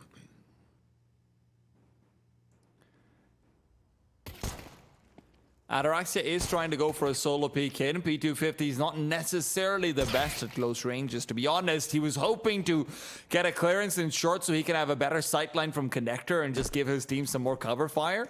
But instead, he's taken down, and with this, the early advantage lost. The bomb might not be plantable. Zoreba pulls it all together. Laser will fall, and LCM still unexpected in a main. Crew will forfeit the pistol round. Yeah, they get decimated. Absolutely rolled on this pistol. Great positional play here from Team Solid, getting LCM inside of that A ramp. Even though he had those dualies in his hands, you know, he's just willing to go out spraying. He was completely undetected. They had some idea that was a possibility, but with a double setup inside of spawn, they almost certainly would have lowered their guard. Pretty much a flawless setup if there was no one going to be taking contact from ramp. LCM was always going to be a contingency plan for Solid. Oh, the odds are actually, from our partners at OneXBet, pretty against Crew. I'm a little bit surprised about this one, but hey, Zoreba is making it look easy, so maybe that's why they've been keeping an eye out on him and his form. Yeah, a lovely 4K versus those Glocks trying their best to just get any space for a plant. About all you could really do there if you're crew. I think it's as well fair from our partners, given that Solid were definitely seen as the favorites. You know, just more data on them. You know, them being able to perform an upset versus the Red Canids. These are all benefits to Solid. Crew doesn't have that same track record. LCM, AWP out in that third round, as has been a consistent factor. Him not investing in the second does have its implications, but they're trying to fight for mid, and it's actually only LCM that finds any real impact. Ale even trying his best to swing out for another to equalize, but he only digs them deeper in the hole. Crew find a 4-on-2 scenario to play off of with a lot of time still left on that clock. Solid do want to save over here, though. Take the up and the M4 into the next round, have a very comfortable buy, and yeah. Nicely done by Crew. The mid fight taken by Solid earlier on this time, and they are going to be completely taken out of here. Crew can just readjust backwards and look happy doing it. Crew, of course, have really only played Mirage once in this entire RES series, and they were up against Spain, so it's not really the best of maps to compare it to, but they did get 13-4 there.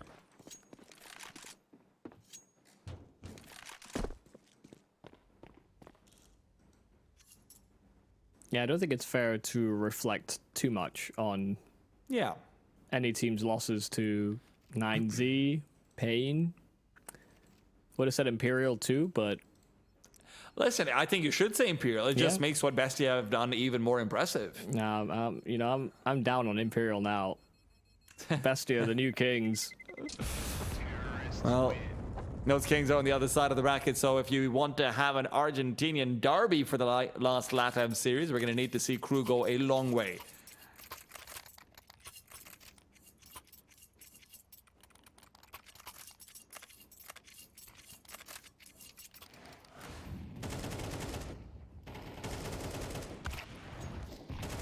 This was honestly a pretty simple round from Crew's point of view, just taking over that mid control, and they were given a lot of these fights where they were able to come out successful. So even with the save there from Solid, Crew will be very content that their first investment does see success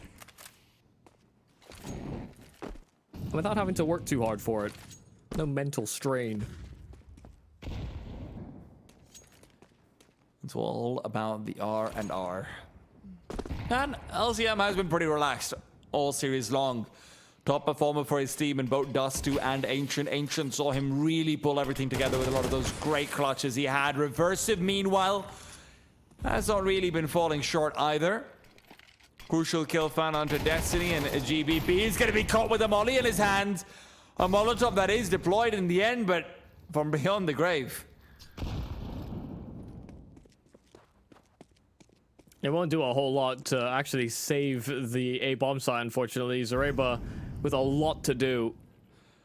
Very likely expected in through spawn, and sure, LCM starts to make his way over, but if Zareba can't punish one of these players on the cross, it's very unlikely. Does go for the spam and hits onto Ataraxia that draws more of that attention forward, leaving Ale a huge chance on the flank. Ale knows that he's about to be checked. Laser around the corner, is not expecting the hard left angle. And in the meanwhile, Ataraxia is taken down. Remember, Reversive and Riggy had a great Dust 2. But for them to be able to get this round out, they need to initially isolate out the duo versus Ale. The Molotov forces Reversive into a corner. He's taken down, but the bomb, it's planted and ticking away in favor of Riggy. LCM instant kill. He didn't even blink.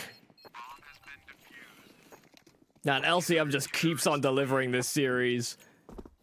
He is performing well above expectations. He is having so many of these high-impact multi-frags. And once again, from a man deficit, bailing Team Solid out. Sure, there was this flank from Ale as well, primed to sow some extra seeds of chaos, but LCM just kept on finding more and more of that space back on the AWP, and none more important a shot than this onto Riggy. Didn't bother on that immediate tap. expected Riggy to try and find an isolated fight before they jumped on that defuse. LCM's a different beast here in the playoffs. Yeah. Always want your opera to be a step-up player. And remember, Solid have tasted the air of a champion before as well. They were the champions of, I believe, the LATAM Series number 2, where they were admittedly a little bit less populated by the players, the teams we would say are the top teams in the region, but still.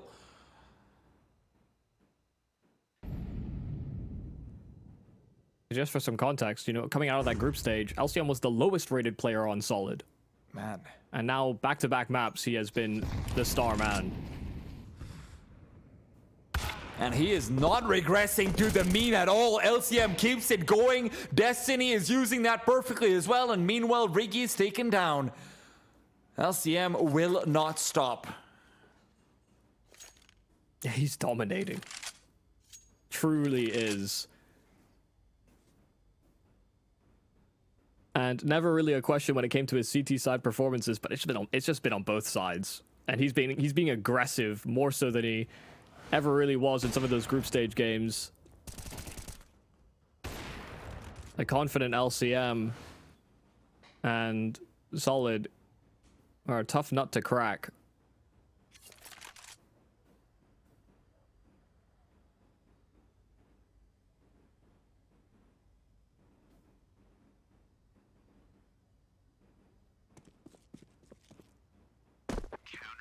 Not even really sure there's anything to really break down out of these rounds either. You know, just a quick challenge in from Con. You know, sure, you can maybe look at the fact that Crew doesn't use a, you know, that top mid smoke to the greatest effect. Doesn't get a Molotov down towards that connector to somewhat disable peaks like that, but LCM's not going for swings so consistently from Con. So hard to anticipate that, hard to critique it.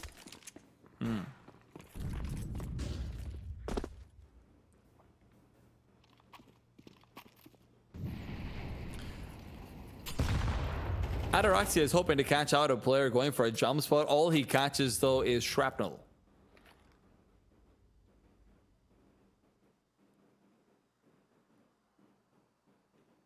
LA knows the money isn't fantastic. He is zoned in, always worried about a deagle on the other side. So even if he's not expecting the op, he's unlikely to go for this commitment unless it's absolutely vital for information. Remember, he is also alone. So his job is simple: stay alive.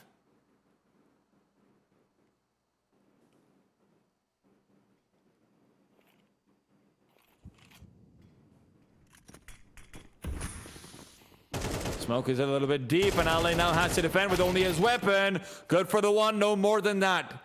The bomb can be planted. LCM late as well, as there will be a reversive. Looking to peek inside. No one's watching out for it. He turns away. He turns away and misses the timing, perhaps. In the meanwhile, LCM's already found two with a Molotov and the gun. And despite Ataraxia having an op, it's going to be the odds stacked against him. First found. Second one around the corner. Sonar is activated, but Ataraxia might have known all positions. He can only deal with one. That's a commendable effort. That is for sure, but LCM just continuing to get these frags. A well-placed Molotov and still catching another trying to transit into a post-plant position. You needed more out of Reversive in that circumstance. He didn't realize the timing that he had. You know, the AWP picked up in towards market fast enough that Solid thought there was no way that someone could have crossed towards that market entrance. And without them being able to capitalize on that quite quick enough, LCM's able to get that impact. They're able to get themselves out that market window.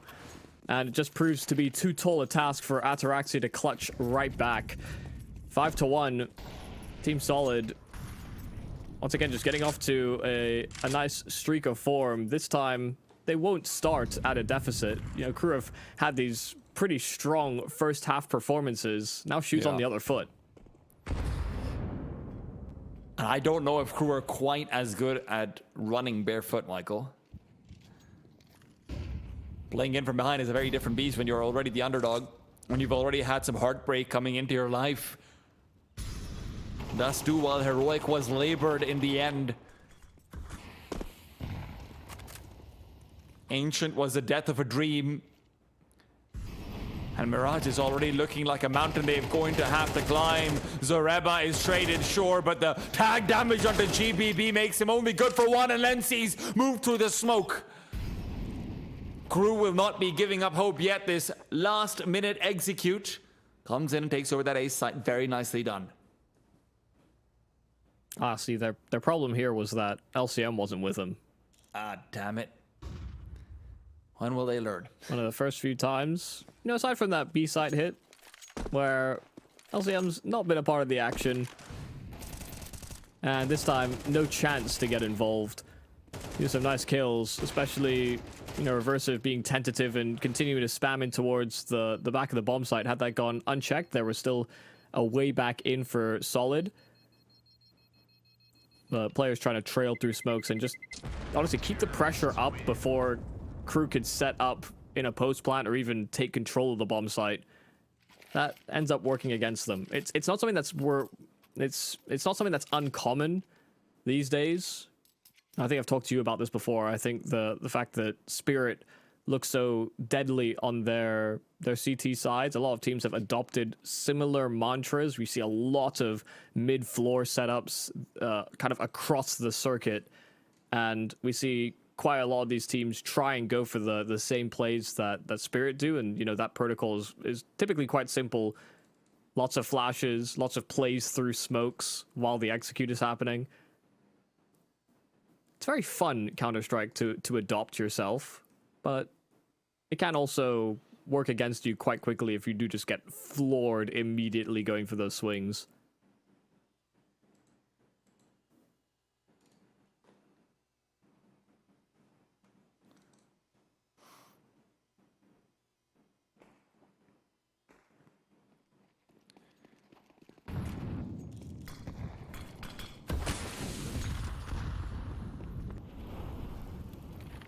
No mid-contest this time early on from Crew. Solid, however, are going to be aggressing in. Now, there's a flashbang from LCM to get them to pop through. Laser's going to be caught out in more ways than just one. He even puts his gun away so he doesn't even have a chance to just try and fire back and rely on muscle memory. Yeah, man got double timing. He was going to get caught quick switching and then flashed as well. You know, if he wasn't going to die to the flash, the fact his gun wasn't drawn certainly wasn't going to help. Good entry, though, from Lenzi over on the B-bomb site, and they do have players in through mid that can serve as a second prong, but Lenzi doesn't need the support. He doesn't need that secondary assault. Ataraxia still maintaining that position on from short, but they've taken over this B-bomb site, and Ataraxia thinning the herd. LCM kept at bay, and being that extra man down, Team Solid call it quits before they even really thought about going in for that retake. Crew break in with back-to-back rounds. I'm surprised a little bit by the fact that Ally puts himself back towards van position again, where he's trying to get a bit of information, but they've already found the kill back in A. They're going to have late rotations through from the A side players because of how deep they are. Ally puts himself in a very vulnerable position, and Lenzi does a great job of shutting him down.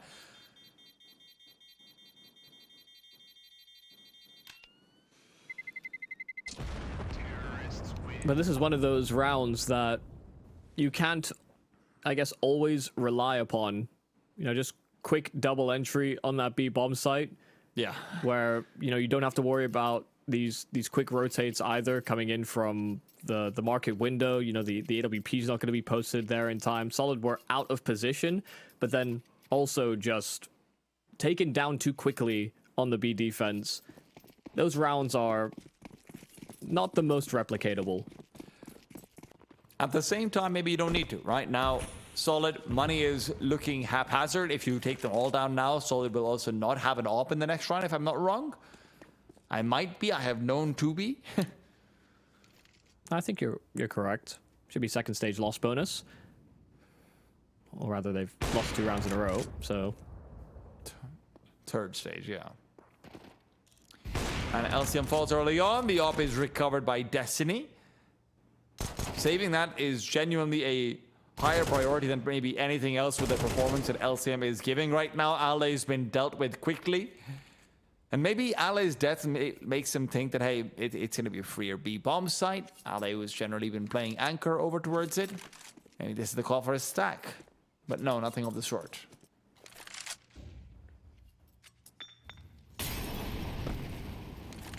Now they're going for the gamble stack. Laser Molotov. Yeah. That's actually a really important Molotov for him to be missing. It makes it so that they're not going to have time towards the A side. And if they feel pressure to go into B, the CTs are ready, Michael. Yeah, Laser's not going to want to take that risk because he missed that Molotov. So yeah, they're going to fall right into this stack. And Destiny even finding Laser on that lurk, but he'll be delayed in actually helping his teammates create this crossfire. Zareba revealing with that AK and coming in for the double. It's Ataraxia that brings it back to equal numbers, but they know that these rifles have been recovered and they still have a difficulty clearing out Zareba, but Reversive fighting back from the high ground in the apartments continues on that spray transfer and gets the job done here for Crew. A scary round versus those saved weapons and pistols that surround it. It's insane that Zareba never actually gets off on the boost box, but the double kill he's able to find is so important. Even so, you could see this round going wrong so fast potentially had Destiny only been able to train his op onto the balcony instead, not realizing that the cross had come through.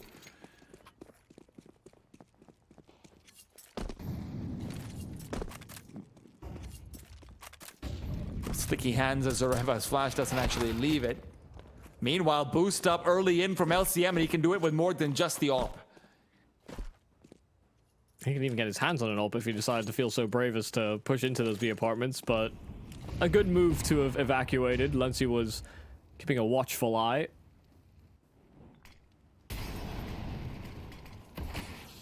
A very clean opening advantage here for Solid. This was also the round where, or rather similar circumstances did strike when we saw Lency get the double entry over at B. Ale's playing in from Van yet again.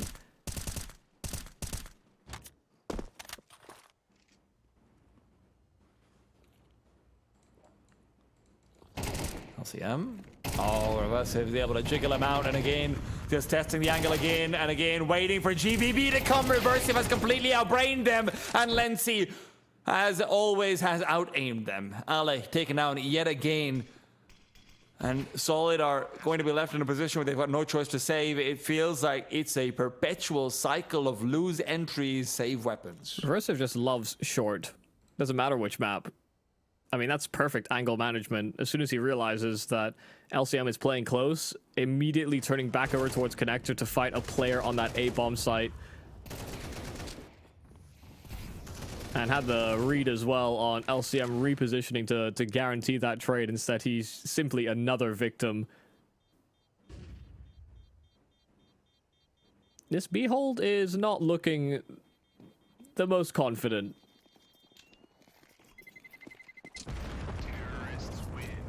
Destiny? Position known? He'll save. He's fine. I agree though, Michael. The B side does feel like it might need a little bit more assistance coming in, and what more can you really ask for him, right? You have LCM boosted up, he gets the initial kill as well. It feels like it's unlikely that Crew are going to want to commit into it, but then Reverses just comes in, opens it up. Lency's not too far behind either. It's one of those scenarios as well, as well, when you get that first kill, you know, they could throw a deep B apartment smoke and get their hands on that ult. They could have reset that way. You know, it would have been a bit more resource intensive, but given that we've seen from LCM on that AWP, you know, they saw the nameplate. They knew it was Ataraxia. They could have had that to play around with, but alas, not to be. Nice block on the smoke here from Zareba, just immediately headbutting it and blocking another one to follow, but it still lands that top side of the stairs, but it's imperfect. He could actually play top stairs and hold Palace. That's one way to completely ruin and execute. Destiny now plays from behind a smoke of his own, and this is going to be so much chaos.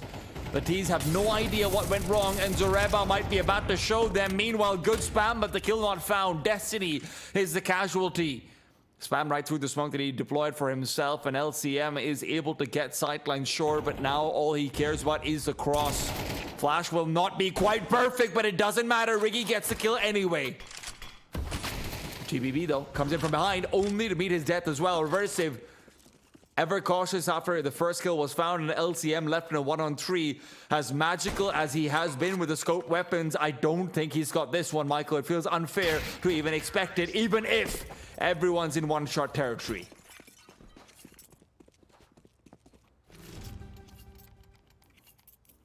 I have to feel for Zareba there. I feel like he made the perfect play, but no one actually ended up coming out from Palace. They were very slow on their progress out from Con as well. And Zareba just didn't want to keep sitting in that position, maybe scared of getting spammed or something of the like. Maybe getting caught by flashes.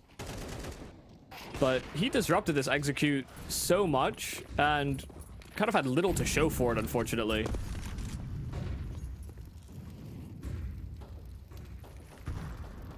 Right play, wrong moment. Now the last round of the half, Team Solid are hoping that they can find their way into the right call. Destiny fighting out for that mid floor and holding in for the underpass, but Riggy rips his head off. And they're ready to fight and swing on these players on short as well, but Ale's doubled with that AUG. Still into equal numbers, but they know exactly where Ale's last seen. It's an AWP head-to-head over on this B bomb site. Ataraxia has taken some liberties, but LCM, I'm not sure he knows about the cross. For now, he's just backing off. Laser. I think Zareba might have spotted out his gun barrel. Shoots out preemptively, and Laser is able to keep his position and life. He's often been left alone, so Solid can't feel comfortable stacking too heavily onto the A site, but at least they're going to be here with 2. And some pretty important members of that.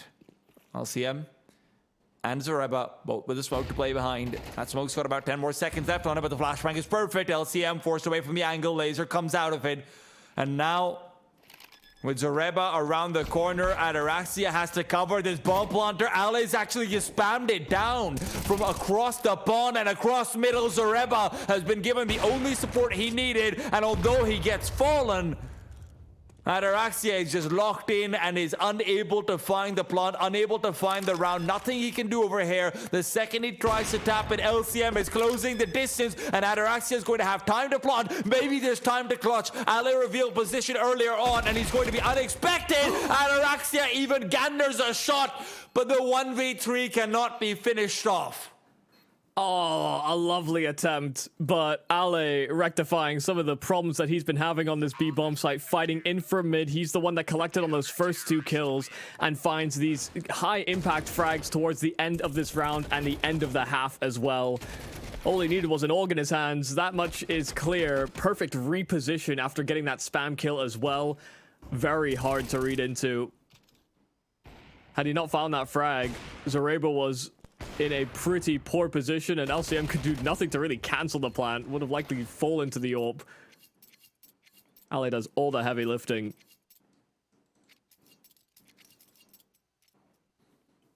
Now we're back to the equal numbers. Our partners over at 1xBet closing the gap on the odds as well. Still in favor of Team Solid, but it's about as close as they're willing to give it.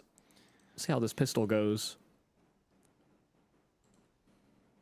He's had execute being lined up. This is a rough place for Ataraxia to be in with the duel these. He needs to find Zareba, and it's a difficult face to actually shoot. Zareba is always so agile, so mobile, and reversive. The only one left on this site, but he's going to be enough. 2 big frags found, swings for more, and the CTs have been given time to reinforce.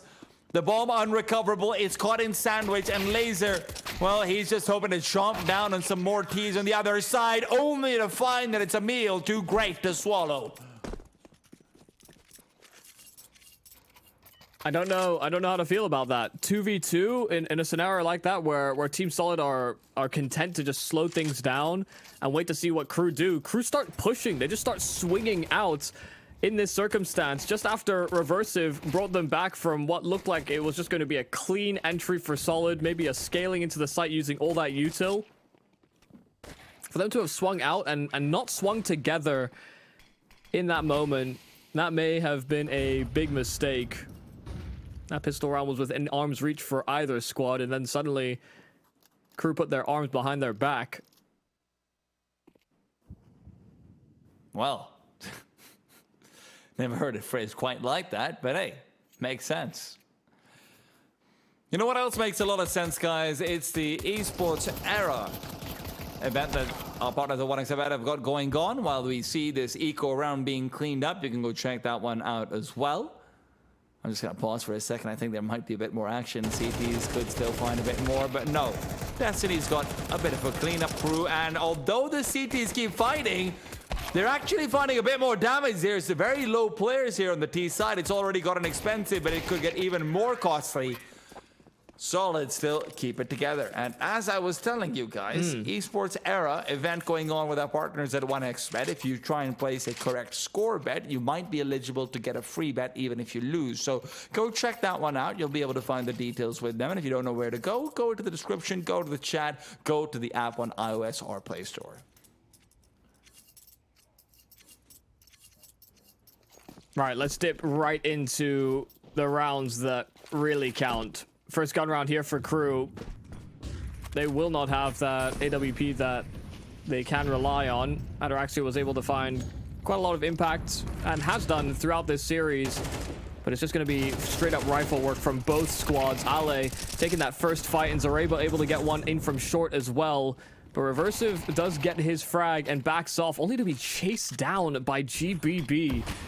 Willing to take that risk given that he has the SMG, but everybody is so low health here on Team Solid. Only one bullet needed for everyone involved. This mid take came at heavy costs.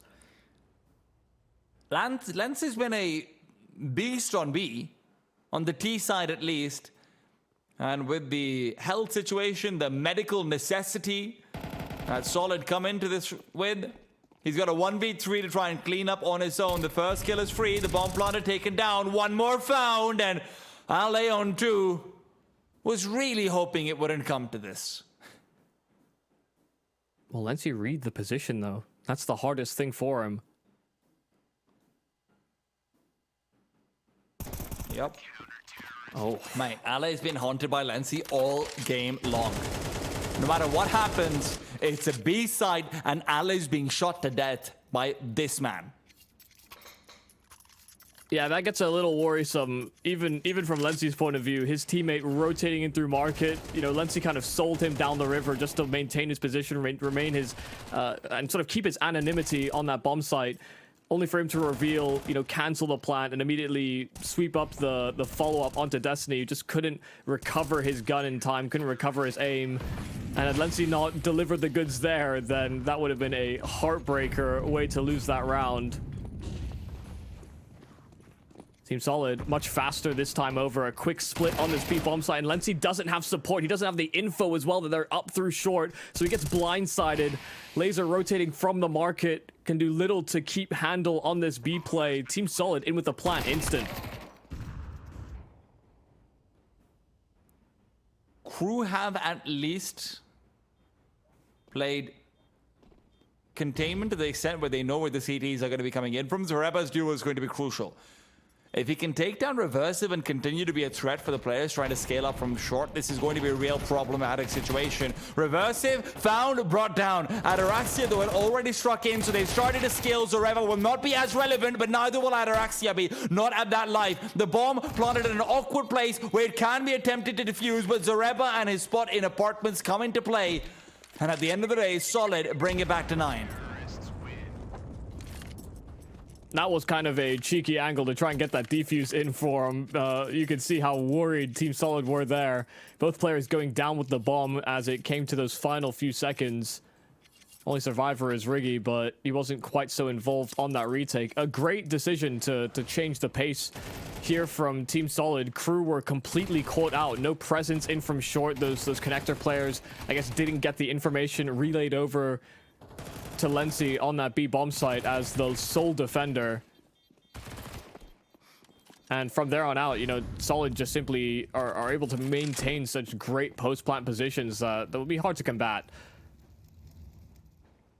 There's no investment from Crew. How could they? Came down to a 1-on-3 that Lency had to deliver the goods on for the one round they found so far this half.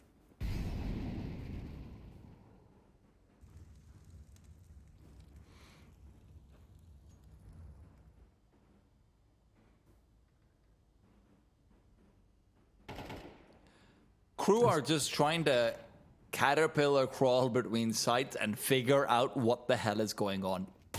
GBB's found one, and the MAC-10 is still exploring. Finally taken down. Riggy has been located. They know where the saved AK is. And that means it's a free bomb plant on B. Now, they still have to deal with Lensi eventually, but for now, they will delay. They even smoke off the B apartments. Are they saving again? Oh, I mean, Riggy will save, for sure. Sure, it's 4-on-4, but these players do not have armor. They've recovered... what, a MAC-10?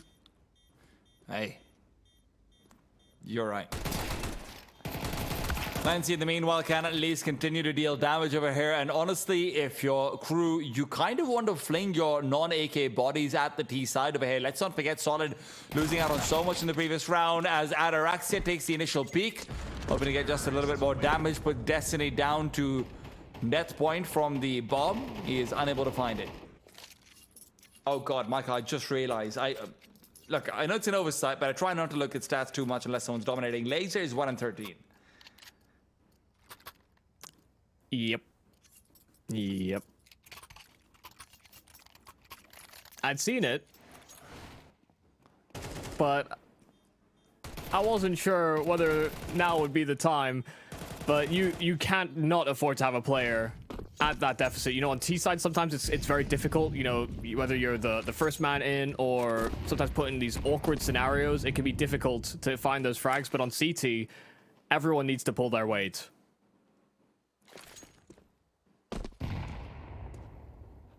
I've been waiting to see that bounce back, but maybe that won't happen. Hard to say from here on out. Team Solid already at double digits, need 3 more rounds to put themselves further into these playoffs.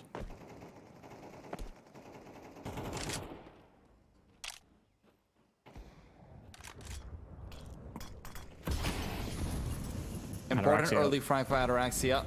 He needs to be as involved as LCM was, or at least comparably so, maybe even more if Laser's not able to find the frags. Laser comes in, and finally getting some of this job done. Lancy just looking for a jump up that he simply cannot find. Laser was hoping to buy time, and he's done just that. Lancy finds 3. And what a stud he has been. From entries on that B bomb site when they were on the T side to now finding these multi-kills when they matter most. A 1 versus 3 previously on this site, and now gets himself his hands on another triple kill. And this time, like you're saying, you know, Laser does find his impact. He's able to detract and pull attention away, just to have all eyes trained on him as they come out of those apartments. And Lensi feasts as a result. But the only 2 rounds that Crew have found have relied on Lensi getting a triple. That cannot be consistent. It cannot be relied upon. As much as Crew will have that confidence in their squad, they'll need other players to step up to the plate, and maybe it will be Riggy. A good kill towards top mid onto GBB. They only came in with a couple of weapons, and so Destiny will move to pick up that AK.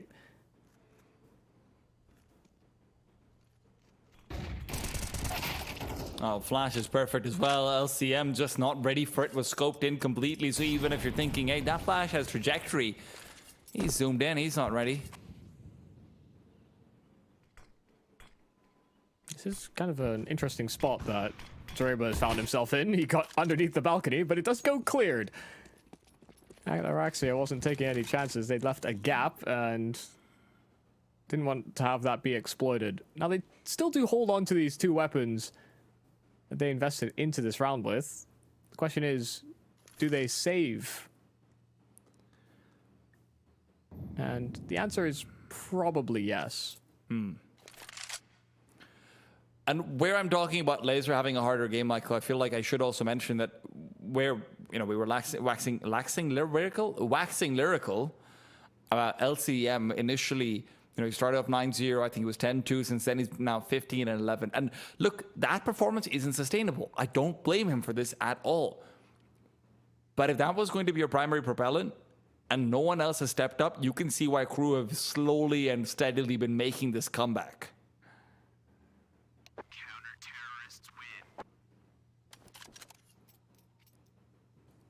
I think one of the positives that we've seen so far throughout this series is that these have largely been wins by committee from either squad. You know, whether or not we have a player popping off and finding these multi-kills, sure, there have been, I guess, greater impact rounds from individuals throughout this series, but we have not had anyone really lag behind so far on these past 2 maps.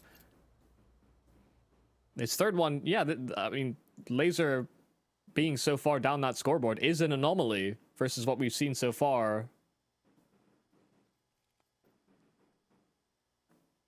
But there is always a way to bring it back. There's always a way that you can find impact.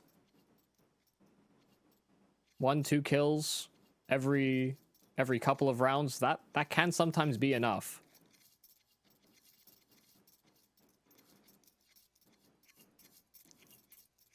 Solid calling a tactical, discussing how they want to approach this round based on these weapons that have been saved over.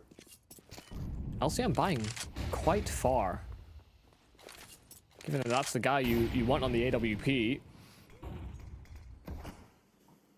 You're a little curious that he's the one that buys so low. Surely someone else could have invested into those resources, but the choice has been made. I think Ale probably had a spawn they wanted to make use of, but after waiting this long, now surely you give it into LCM's capable hands. 5 more minutes, Mom. Yeah, Ale hits the snooze button. And to be honest, it does feel like Solid has been put to bed for a while. They have been living off of a lead found early on and a couple of good close rounds, and they were able to clean up. I doubted Crew in terms of mental fortitude, Michael. I really did, but they have done nothing but impress. That doesn't mean they're across the finish line. That doesn't mean Solid can't break hearts. And Riggy, oh, Riggy! Found out by a beautiful boost. And that boost also follows up with GBB coming in and picking up another rifle. Time is ticking down low. The area of assault seems to be locked into A. Ale hoping to maybe find someone on the fadeaway, and he has heard Ataraxia drop down from far away. He tries to take it for A. Ataraxia finds one, but in the meanwhile, his teammates are falling. Laser position reveal, locked to the back of the bomb site, and Destiny continues to dominate. And they absolutely needed to find that kill at the back of the site. They were running low on time. They get that bomb planted with 9 seconds left. And LCM, up now in his hands, catches Ataraxia. And these 2 remaining members brought down to 1. Lency trying his best to save this gun, but Solid have him locked in. GBB holding that high ground. The man that took that extra space will deny anything from being carried over here from Crew, and their money is not looking so hot. They came in with only 2 rifles. Maybe a questionable amount of investment in from LCM, but that one boost that they build in towards window, that extra space that they get, it makes all the difference.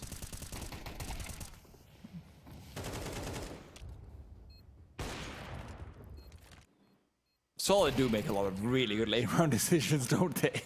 Yeah. You have to appreciate it.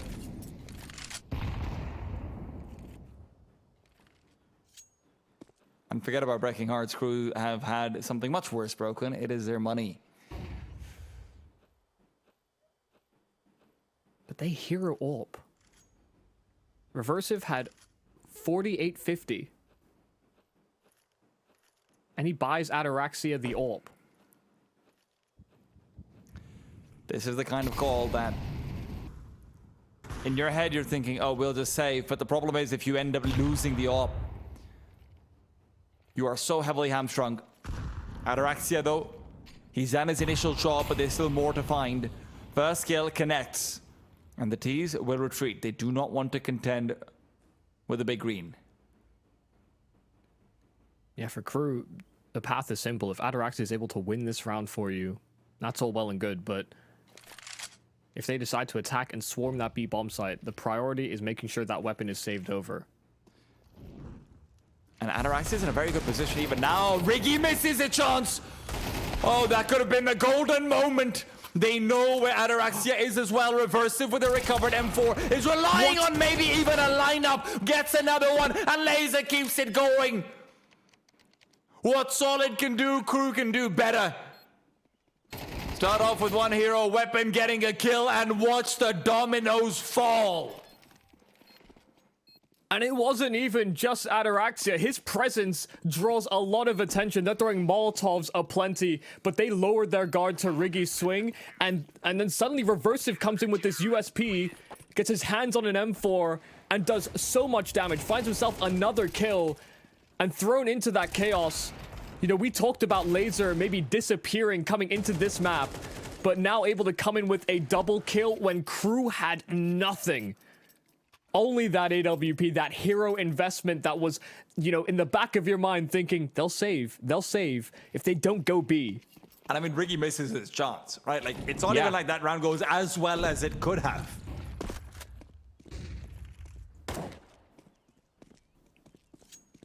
And now it turns out they've been picking each other's pockets, switching wallets consistently. Solid are back to a force buy, and they're trying to speed things up, but this has not been their forte. It's been the late round that they've been working off of, and you can see the discomfort. You can see the inability to scale. They've lost all but two. LCM and Zoreba are now only the op of LCM in a similar position as what Ataraxia was, but even without the grace of a save with money. Yeah, this will be a disastrous round to have the round blow up in your face.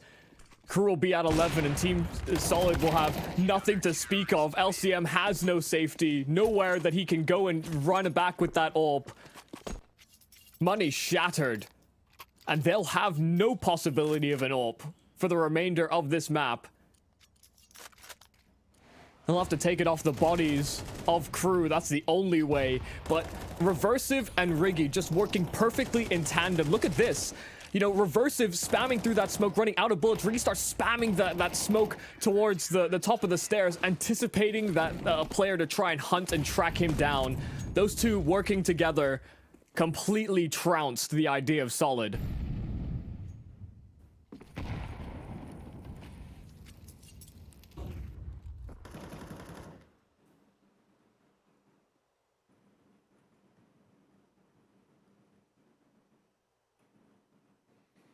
It feels as though Riggy and Reversive from that last round established a telepathic link.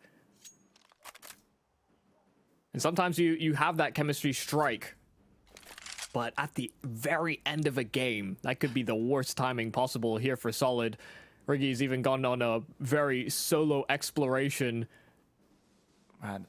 But he has missed out on a potential timing. Players making their way up through that underpass over towards the connector with that bomb still located inside of Palace. Yeah, it did look like Ali's gone for a bit of a guys, go B. I'm gonna plant a setup. And look, he's fighting, but it's not gonna work. It is very much the distance, Michael. Without getting to overtime, this is the longest a series can go in CS2. And we aren't away from overtime yet. Yeah, this is Crew's game for the taking.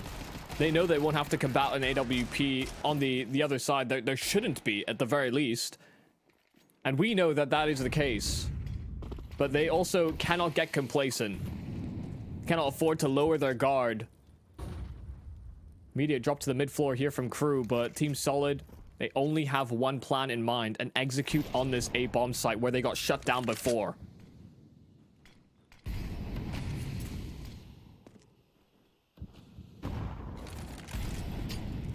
Made prime for Ataraxia to take the peek. He's not able to find the early timing, but Ale even peeks into it still.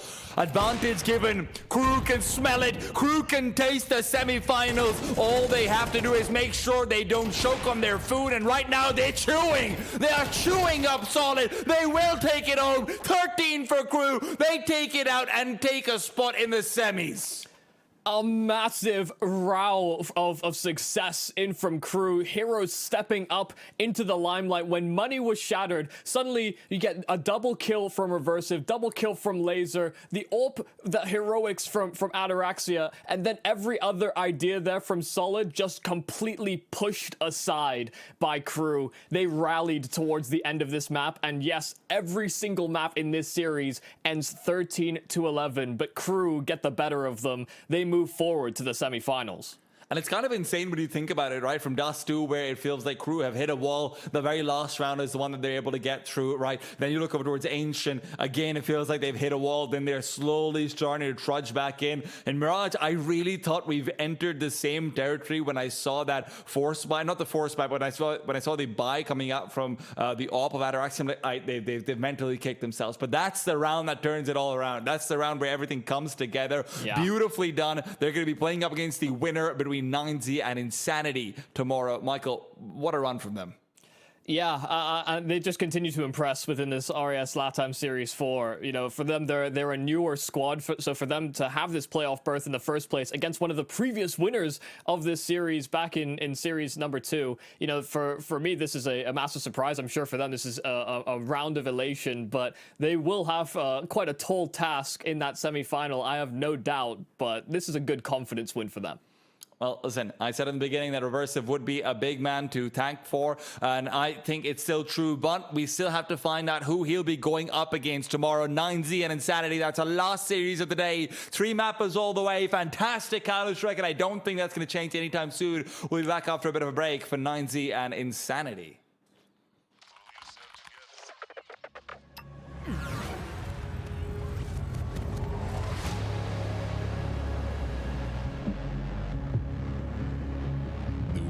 Changing quickly. Sector clear. Copy.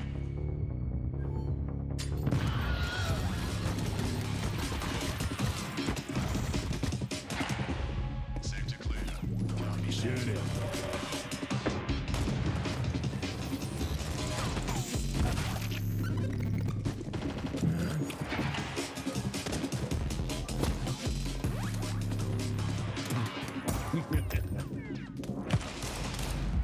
The world is changing, but one thing remains the same: victories with 1xBet.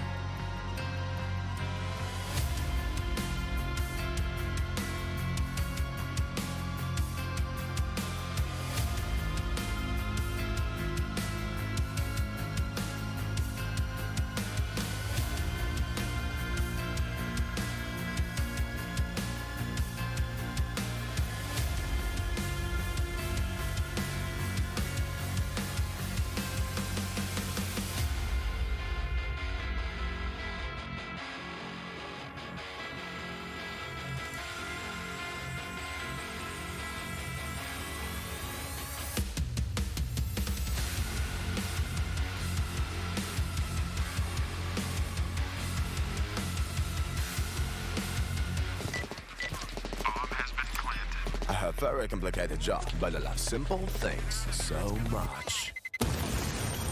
One move. One push.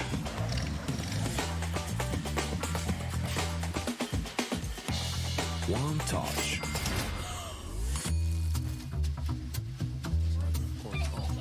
One love. One click. One XBet.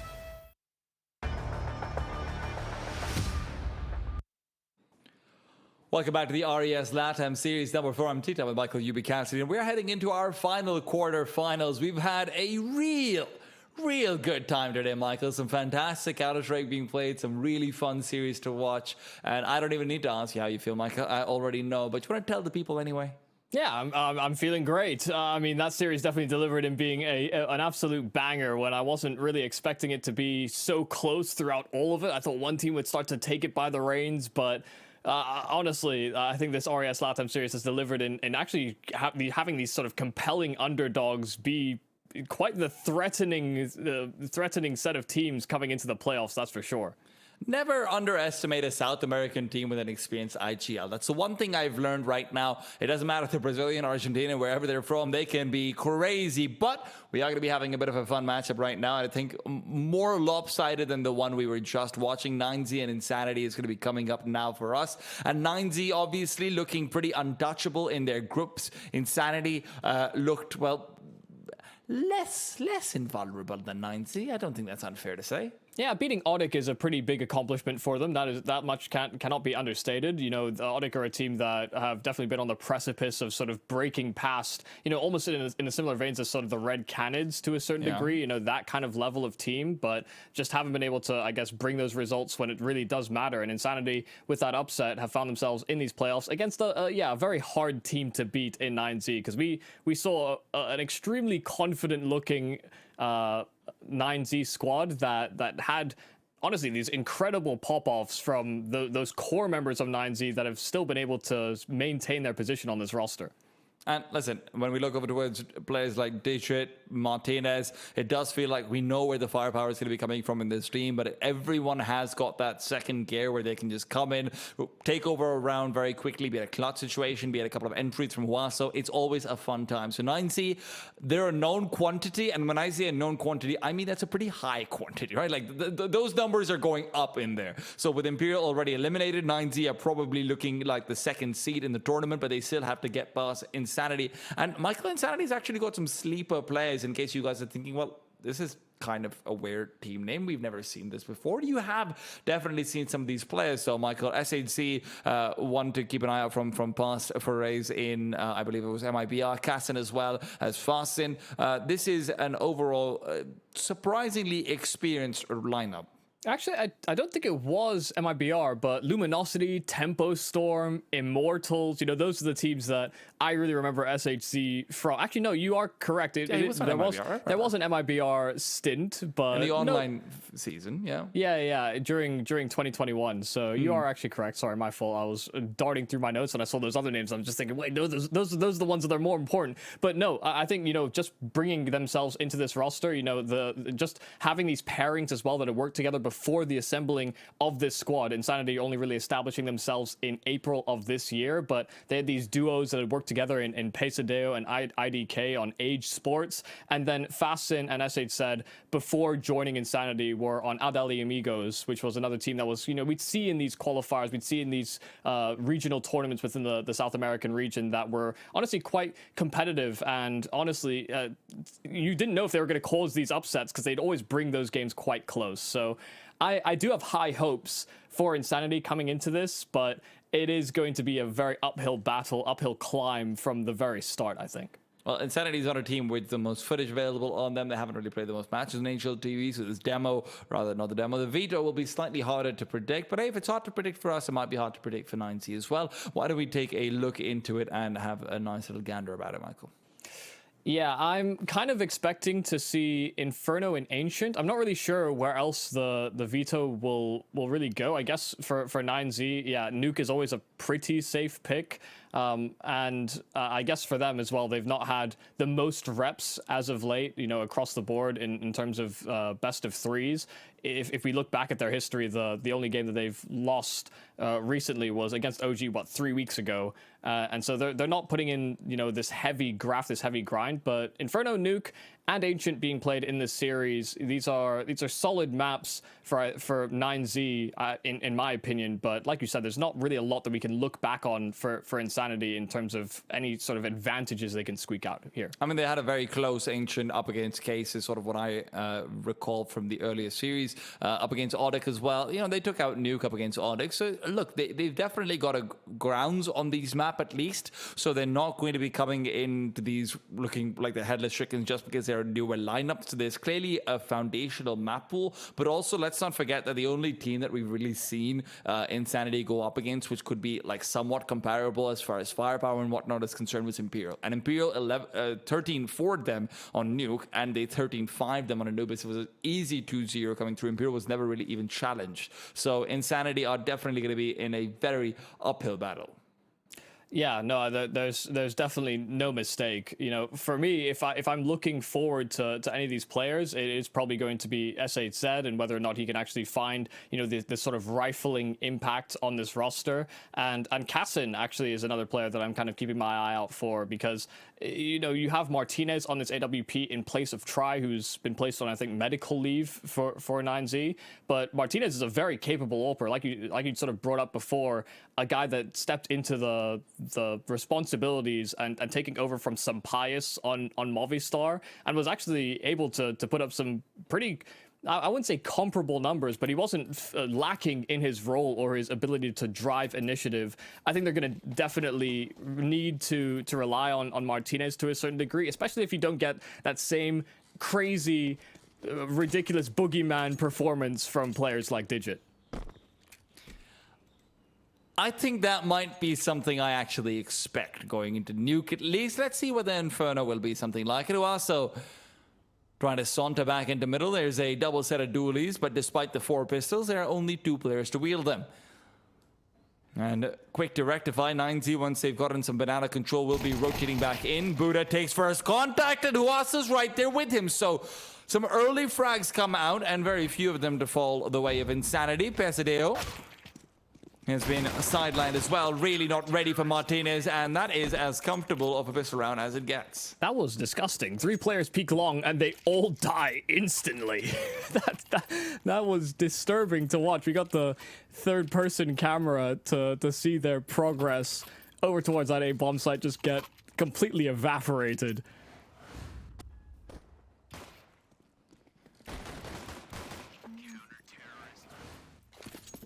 You're absolutely right. I don't think it could have been more comfortable. Yeah.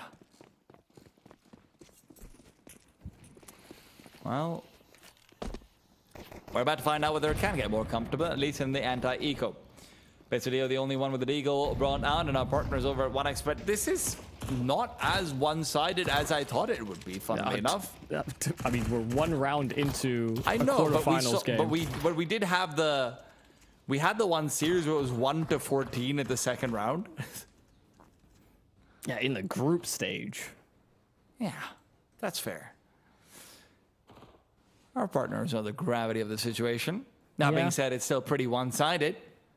It also reinforces what we've been saying. And we'll reiterate, this will be a hard game for Insanity. Maybe not if Pesadeo hit shots like that. Yeah. Took the words out of my mouth. We've been casting together long enough. Damn. We share the same brain cells. I'm so sorry.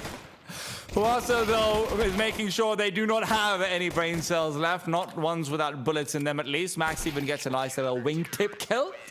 Always good to see, even if it's pretty expected for the MP9 rounding corners.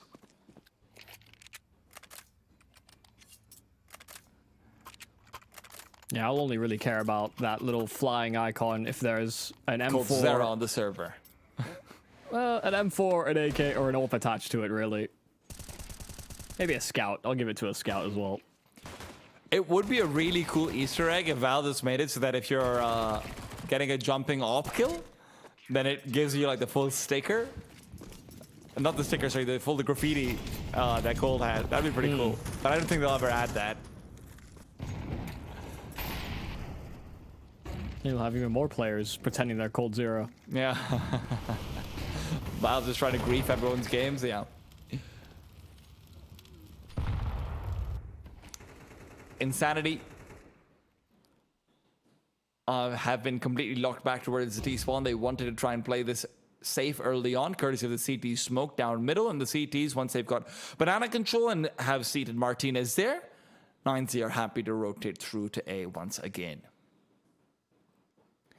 It's a hard angle to hold with the op to try and play ahead of the wall. Whoa! Bit of a fadeaway coming in over there, and Martinez doesn't find a single frag. Yeah, he got caught by the flash.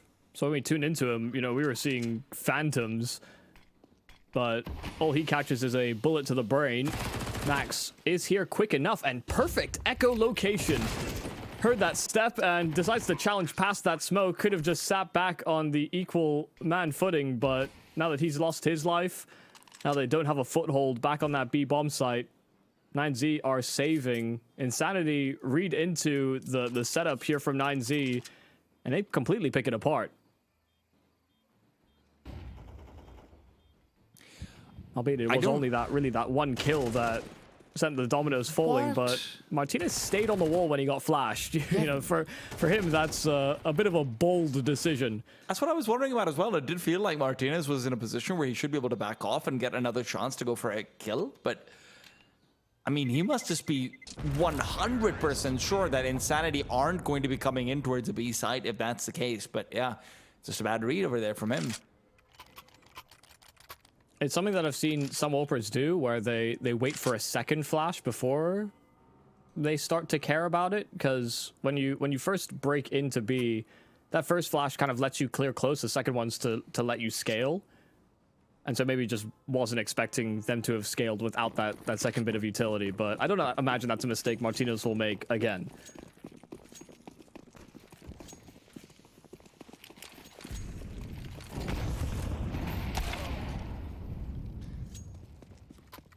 Well, that's exactly what the doctor ordered. A couple of more kills like that will mean that 9Z are going to have to start to rethink their philosophy of trying to have these two players playing as pendulum. Just always rotating from A to B and back to A.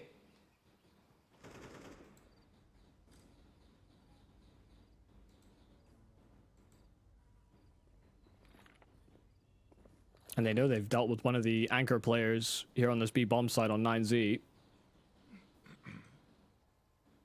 So do Insanity read the lean towards that bomb site or not?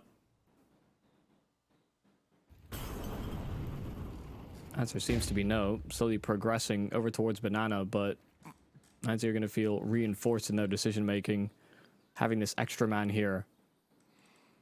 45 seconds, and also does have a smoke that can help disrupt any potential for an execute.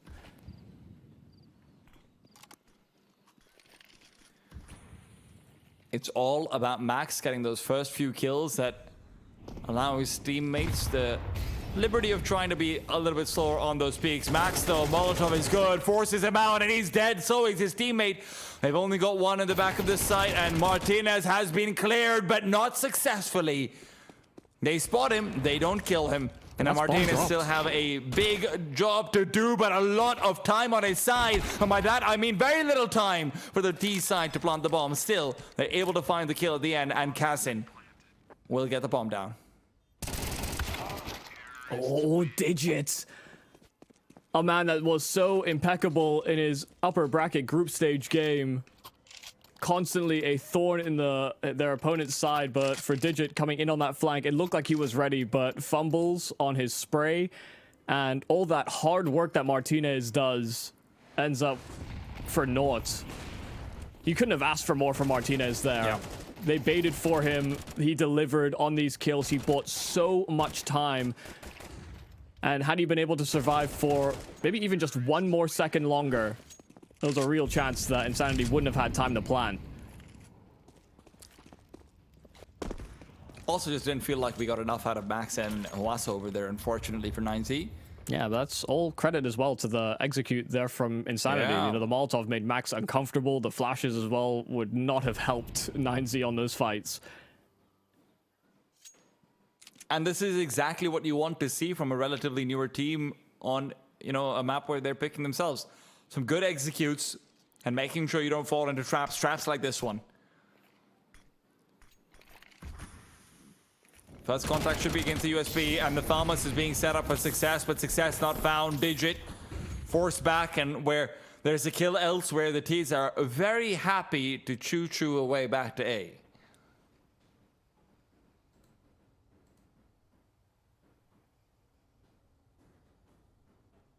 See if Martinez has it in him. Deagle in hand, players coming up through mid. There's a player inside the apartments that can be a problem as well, but he shouldn't be the first to face. Nice shot from Martinez, but instantly traded. Max trying his best to run right into the bomb site, and Digit's FAMAS taken down through smoke. Leaving only Buddha remaining, but he has nabbed his hands onto that AWP, and he is running his little feet to try and escape with that one. Oh, he's pulled out the knife over here as well. Pesadeo. He's heard him. Gives up sound, sure, but he's certainly not going to be expecting a player nearby. Does he clear this? No, but it doesn't matter. Buddha tries to go for the quick scope rather than no scope, and yeah, will be unable to find the frag. Sometimes a little bit of inaccuracy helps you. Yeah, maybe. Hard to say either which way. This was it was going to be a hard round for 9Z to win either which way. Only the one rifle and a lot of pistols that surrounded it, but getting away with that AWP could have been a nice boon for them moving back into the investment. Martinez still being able to afford that ult, but free is better than buying.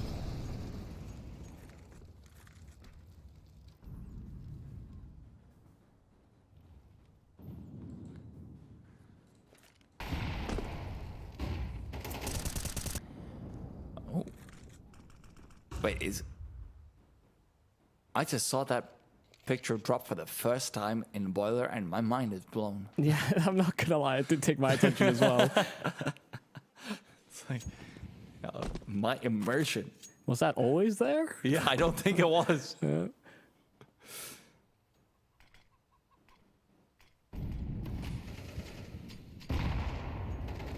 Four-man setup into brackets for 9Z. And where Insanity have been successfully routing around the CT so far, it feels like they're about to walk into their true contest. Buddha makes it so his teammates don't even have to reveal themselves, and the grenade is really nice. Cassin, uncomfortable. Martinez is up as well, taking position in at shelter.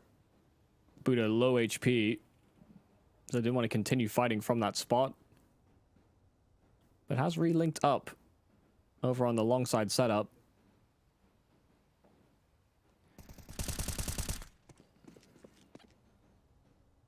Gets a glimpse of SHC, who will be prioritizing saving. Both him and Cassin, they kind of made up their mind unless 9Z started to throw themselves at them. There was kind of no chance for them to look in for a bomb plant or the round with it. Just getting brutalized by this aggressive bracket setup from 9Z. Buddha doing a lot of great work to get those 2 kills basically alone.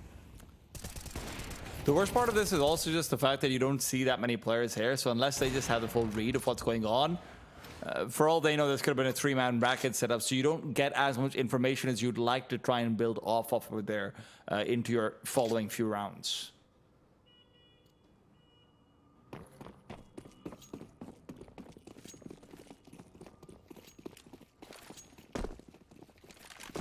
Insanity did save those weapons over, and so are comfortable enough to make another investment. Still keeping some extra cash in their pockets as well for potential rounds of the future, but 9Z are moving quite far down towards the banana position. Max tanking a nade, all for Digit to just suddenly show up with 2 kills in from long. Again, an isolated double in an effort to take some bracket space. Insanity left only to these 2 remaining members, because Martinez also got his pick into the apartments. IDK has been found out as well, so where he had a chance to maybe be a hero, get a magical spray transfer, no, nothing of the sort. And I can't blame him in that position. It's hard to do much, but yeah. Again, Insanity will be forced back and relegated to a save. These are just instantaneous shutdowns from 9Z in back-to-back rounds. Brackets is off limits. And saving might be as well. Yep. Huaso all the way in through middle. They know it's a priority for them to take that op out of their hands. And Insanity will now be without one for the next one. Also might be without really any reason to buy into this. They should probably be on like a half buy eco situation. Before with the op saved, you could maybe make the argument, but now not really advised. What I will advise is that you check out our partners over at 1xBet, offering up the Esports Era event, in which if you make the correct score bet, but you lose your bet, you may be entitled for a free bet over with our partners. Be sure to check them out. Links in the description and underneath the stream as well. This round getting off to a pretty fast start, though. A quick fight down towards second middle does go traded, so it is a 1-for-1, and a rifle that can be retrieved here for Insanity as well. They did opt for that half investment, but a little bit more to work off of now, albeit it is an MP9, but it's not nothing. And finally, some brackets control that goes their way. Did feel like Martinez with the nade might have had a timing where he actually can see these players moving back, but not quite so fortunate. Teams have got plenty of time if they want to try and reverse back to the B site, but for now they're committed to A, and they have a lot to deal with. A smoke to block out 3 of their players' entry point in through apartments, but a scale to B without Molotovs, without flashbangs, without anything will be a lot more difficult than just a beeline for pit. Oh, re-smoke. That's going to be there till 12 seconds. And with how much util the CTs have used, they feel confident that it's going to be a B hit. They've started to rotate players back there, and this is going to be what makes a problem. 2-on-4 could be very deadly. Moto smoke comes out. Huaso's never dropped in from balcony. They might be aware of this as well. They never heard him drop after he deployed the smoke. And Huaso, now that he goes down, has been taken down as well. But the bomb can be planted just enough time to do it. And both players have AKs. Cassin just holding for that smoke. SHZ has a very strong position to play in this after plant, but Martinez has found SHZ peering in from pit, and now Cassin put under a lot of pressure, getting run down. Budo will find him. 9Z play it patient, wait for Insanity to make that first move before progressing back into the bomb site, and it comes to bear fruit. Still another round accrued here on the defense. 9Z up to 5. This one nowhere near as clean.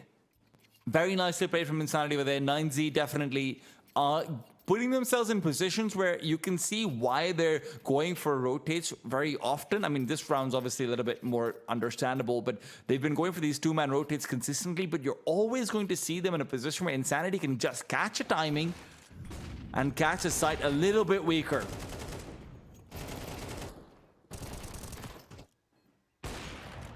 Oh, that's a nice kill. Wow. Yeah, to be honest, I thought SHZ peaked way deeper than that. Yeah. That was a hairline angle.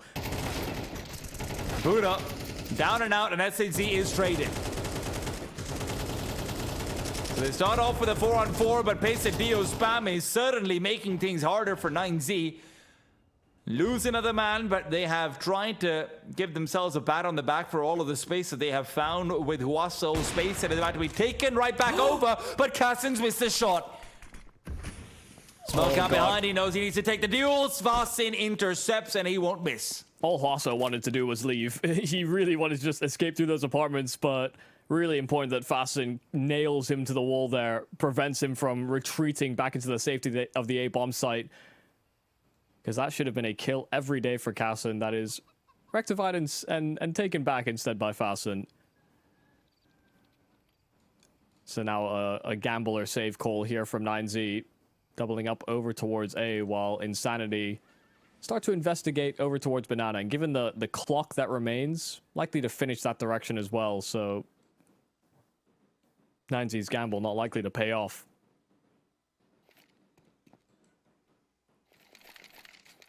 I guess it's kind of surprising to see so much of an emphasis here put by 9Z now in back-to-back rounds on getting aggressive into that second mid territory. And they went punished before. You know, it ended up in a 1-for-1 trade for Insanity that ended up becoming a very close 2v2 after plant. But they decide to go for it again. And this time it starts even worse. Surely they don't expect us to do it twice. Yeah, I guess that is the thought process. But Insanity were ready to spam through those smokes and hope that they found players on the other side of it, and that they did.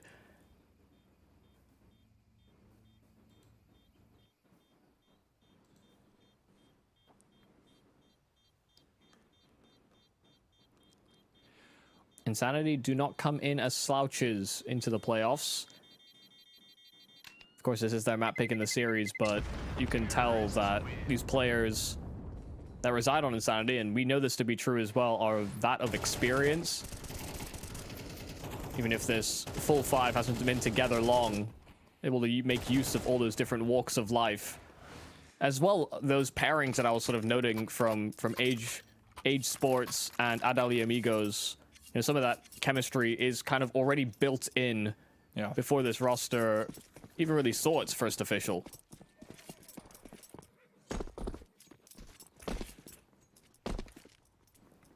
Now, we're starting things off with 9Z in a place of weakness, Michael, and all of that experience.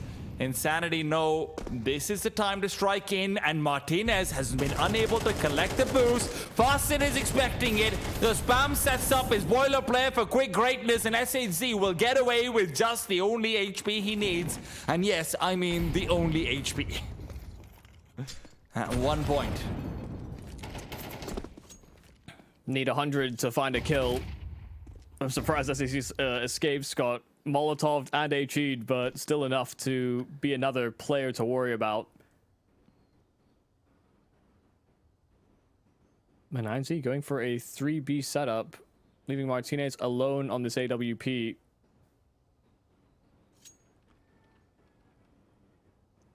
I'm a little surprised that SHG doesn't just simply hang around to cut rotates, maybe even hunt for information here, given that he is almost dead already. But maybe that's the plan to be set up over at B. I think they're waiting for him to link up with the squad, but no, they throw their smokes a little earlier than that, so SHC will be left to just cover off the flank. The rest of the squad hit the site that's stacked. The nade isn't actually deployed. They're not trying to blow open the smokes. Max and Buddha at the back of the bomb site, waiting in for Farsin. Farsin's been knocked to the side, and Digit's got the spam through as well. Pesadeo's not happy about this, and Insanity are now left with two players that are too low to make the difference of a hit. It feels like it has to be Cassim, but he's not got the weapon to do it with. Flashbang is perfect as well, and 9Z are not losing a man. Yeah, I mean, you can see it there from SHC, a little frustrated, the fact that they had that man advantage and they fall right into the stack. They fall right into this trap here from 9Z, and you saw how comfortable they were in that setup. You know, three selected over towards that B bomb site. They see these smokes come over for the execute. They get one deployed over towards that new box, and they hit these perfect timings where they're anticipating these players to be looking the wrong direction, and then it's accompanied by these follow-up flashes. 9Z not uncomfortable one bit. They knew they'd caught them. All about just converting those kills. And now a good amount of damage exchanged on the utility over towards Banana. Max and Buddha lock down the top of Banana. Molotovs all across as well, and, well, Insanity, who had been hoping for some sort of a glimmer of hope towards B, have had all light snuffed out. Next round will not be any prettier either. Let's not forget that. Not unless we're going to see some magical Tech 9 kills or something like it. Money's going to be poor. Martinez immovable and reinforced with Digits full flank through coming in. He's given them the full call. It's going to be a B-side hit. But Max is not going to be in a rush to try and reinforce over here, and maybe that's a mistake. Boston into the side he goes. Buddha locked back, and he's not able to find a frag. It's back to a 3-on-2. The CT's also very low, and while Digit's rotation will be timely, it is not on time. It is not on time to stop that plant from coming in or to prevent the T's from getting good post-plant positions. Last time he was in this angle, he lost this very duel, Michael, and SHC this time will not come out on top. Oh, but even with all that low health remaining on those two players coming out from spawn, Fasten cannot convert. It was kind of lined up for him to have this spray transfer. Just a nice lockdown, force it into a 1v1 because he knew Digit was on that flank. Had he gotten a hold of that spray, but sadly not to be. 9Z once again chaining together rounds. Insanity, the fact they got the bomb plant will be nice for the buy to come. But 9Z have fully awoken, I think, on this defense. Sure, these rounds may not be pretty, but they have some of the caliber to close out on these rounds late.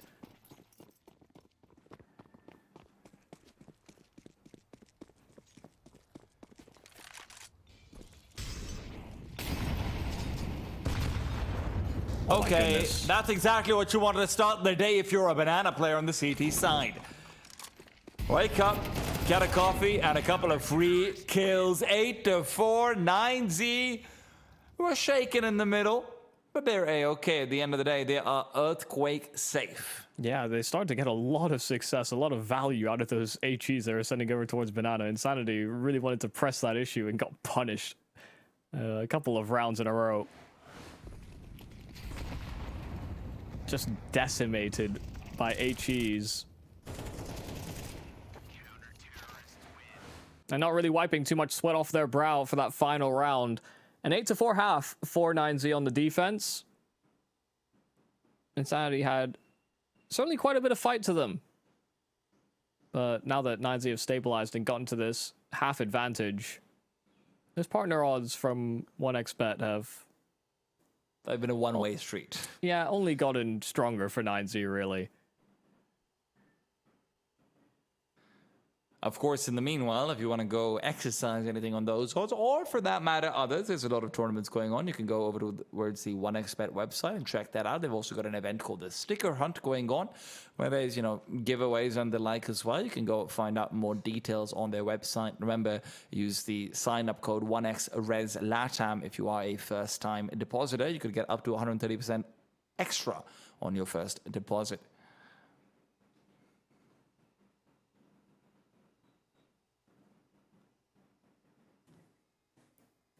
Coming into this matchup, we understood this was probably going to be the most one-sided game we would have within this bracket. Insanity, unproven team. I guess kind of similar to Crew in a lot of ways, but 9Z just have so much more rapport and are a much higher ranked team, within the South American region. I don't think that's a controversial opinion. Yeah.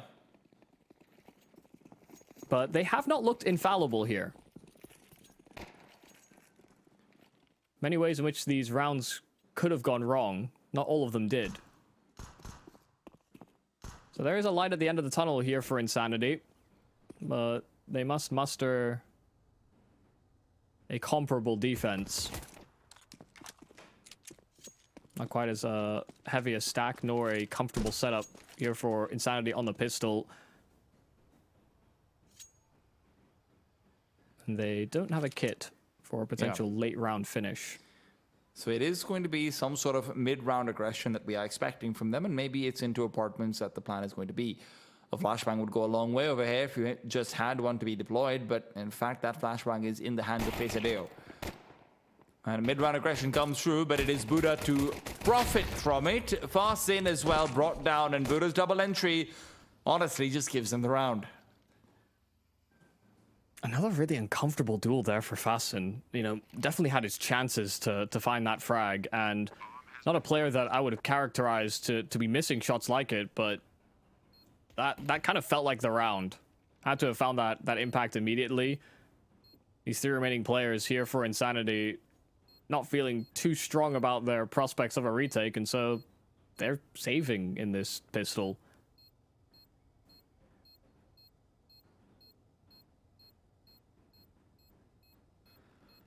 Never a good feeling, Michael. Yeah. Buddha didn't immediately rip his head off. He missed quite a few shots too. That's a luxury of a Glock. There's a lot of shots that you can try and deploy out very quickly. But you're right, there are definitely chances over there.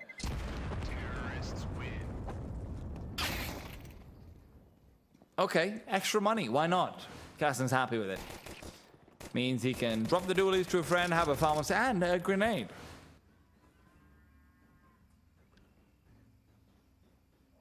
If they want to force fire. Yeah, it's a big if. Yep, they pulled it all together. It feels like if you are saving in the pistols, there's no point of doing it unless you're planning on force buying in the next, so I get it. Yeah, yeah, that is definitely true.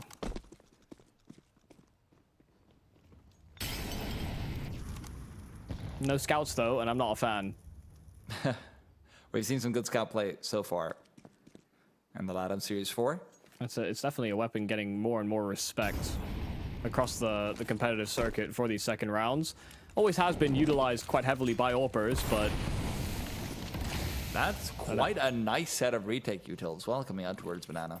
Yeah. I mean, Sanities feel pretty well drilled. I don't think that's really been the issue. It's, you know, it's been these conversions and hitting these shots, maybe not falling into these macro decisions that 9Z were pulling together on that CT side.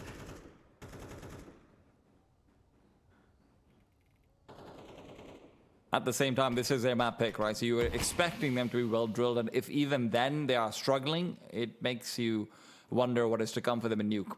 But the map isn't over, and this force spike could be a big difference maker. Flashbang, primed, readied. IDK is waiting to just ask for it. The second this smoke starts to dissipate, he's going to make the call and start Wing in, but the first contact's been made. He's been brought down low, and the flash means that Pesadeo will be the one to try and fight for a frag of his own, which he finds. But it is a double trade. So it's 3 versus 3. And Cassin will be the hidden man. Martinez had a lot to do from this very angle, and with the time ticking down low, this could be even more dangerous. First kill found. Cassin, however, traded. And CTs are not in a position to push. They are waiting for Fasin to come in from behind. Fasin has got the flank, and the bomb will be planted, sure. But for Huaso to clutch this round, it has to be with diametrically opposed angles. Insanity do bring it together. Yeah, it's that same position that served to spoil. You're right on the money. You know, Martinez... I don't know if he was in that spot scaling into the bomb site, whether he would have paid more attention to it, but 9C lowered their guard, and just having that added bit of chaos just allows that flank to come in so cleanly that Martinez is not going to be expecting it. You know, he knew he had to try and protect Huaso on the plant, and that there were just so many angles to have to worry about, especially with smokes beginning to fade. So really nice stuff here from Insanity, not only, you know, getting that extra utility down towards B that kept 9Z kind of floating round to this side of the map, but by the time all that util fades and 9Z realizes there's no sort of forward-facing aggression by those defenders, they continue onto that B bomb site, only to be met by more players than they were anticipating.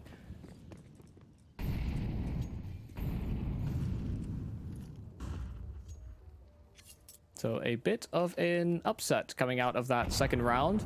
9Z, of course, winning the pistol, only to be force bought into. And so they bend the knee into pistols. They are only on... Or rather, they would have only gotten 1 stage loss bonus for that loss. The plant will help subsidize, and so when they go into this second round loss, which you'd anticipate given that they're on pistols, should be able to squeak away with a few rifles, but they will be missing out on some utility unless they go for Galils instead.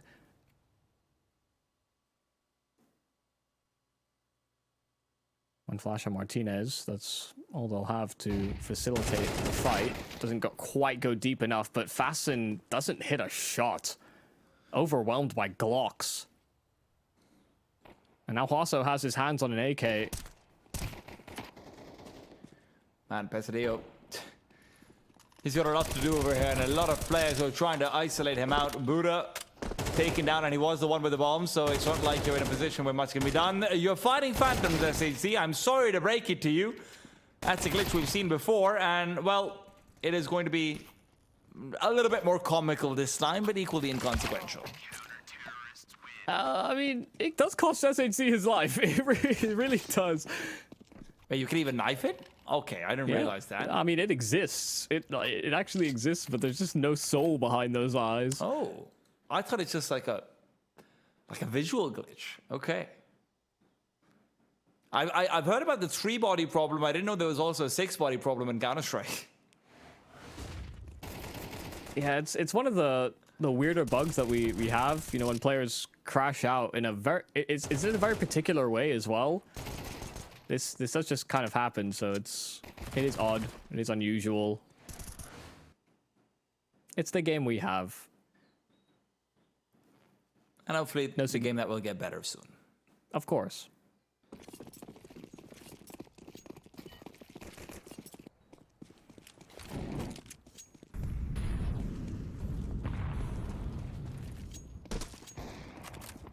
Max is taken down as he tries to move past a Molotov thrown by the CTs early on. That's a big kill for Cassin to find.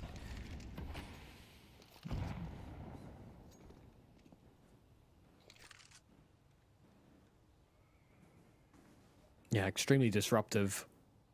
We weren't seeing many of these aggressive challenges, you know, especially not with the AWP from 9Z. They went more for these defensive setups, you know, these second mid pushes instead. Nice to see that Insanity have a play they're comfortable making as well.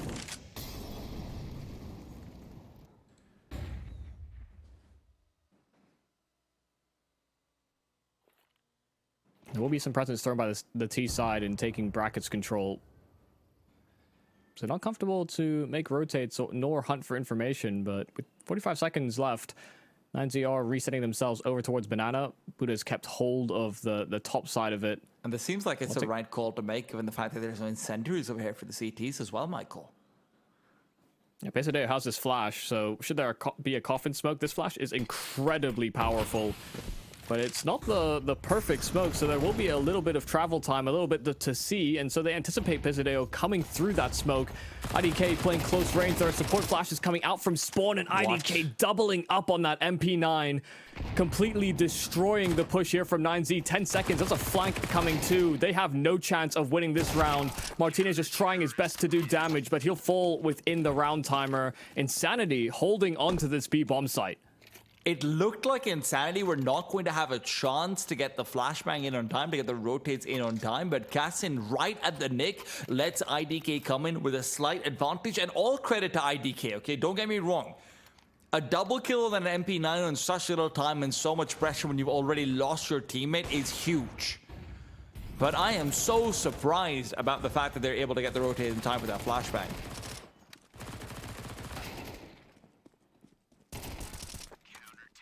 I think it's as well, you know, the players that did get blinded didn't continue scaling. You know, that could be, especially when it comes to such a late point in the round, you kind of have to go. They didn't have the extra wiggle room to stagger out on that B side, so it just kind of helped IDK out as well. Those players not opting to continue taking space, even if they can't see a damn thing.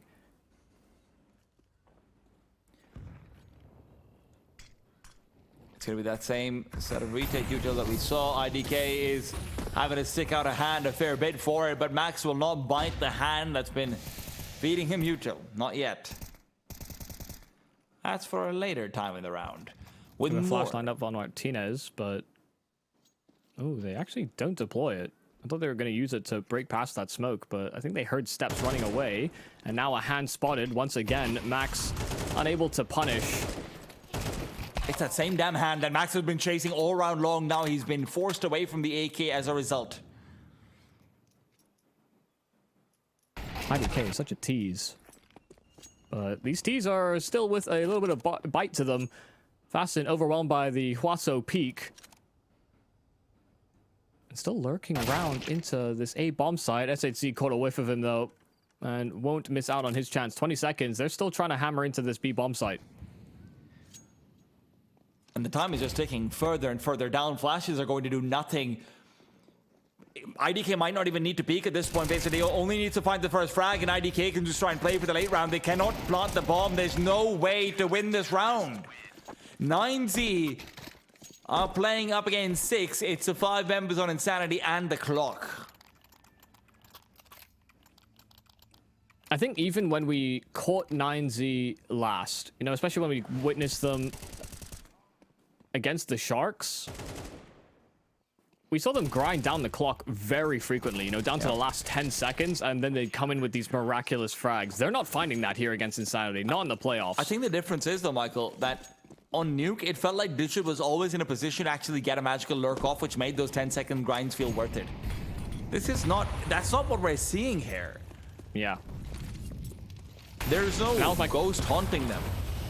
But that was also my question coming into the series. You know, you can't rely on those types of impact plays consistently from Digit, as much as it felt like you would just continually find them not getting that same kind of production here. This is a rounded performance from 9Z, but they're all encountering similar struggles as well. Now they lose a player at the start of this round over towards B, but neither of those B defenders is healthy at all. 9 health and 22. They will have to play extremely safe. But look what the A players are up to. Pushing for info from the apartments.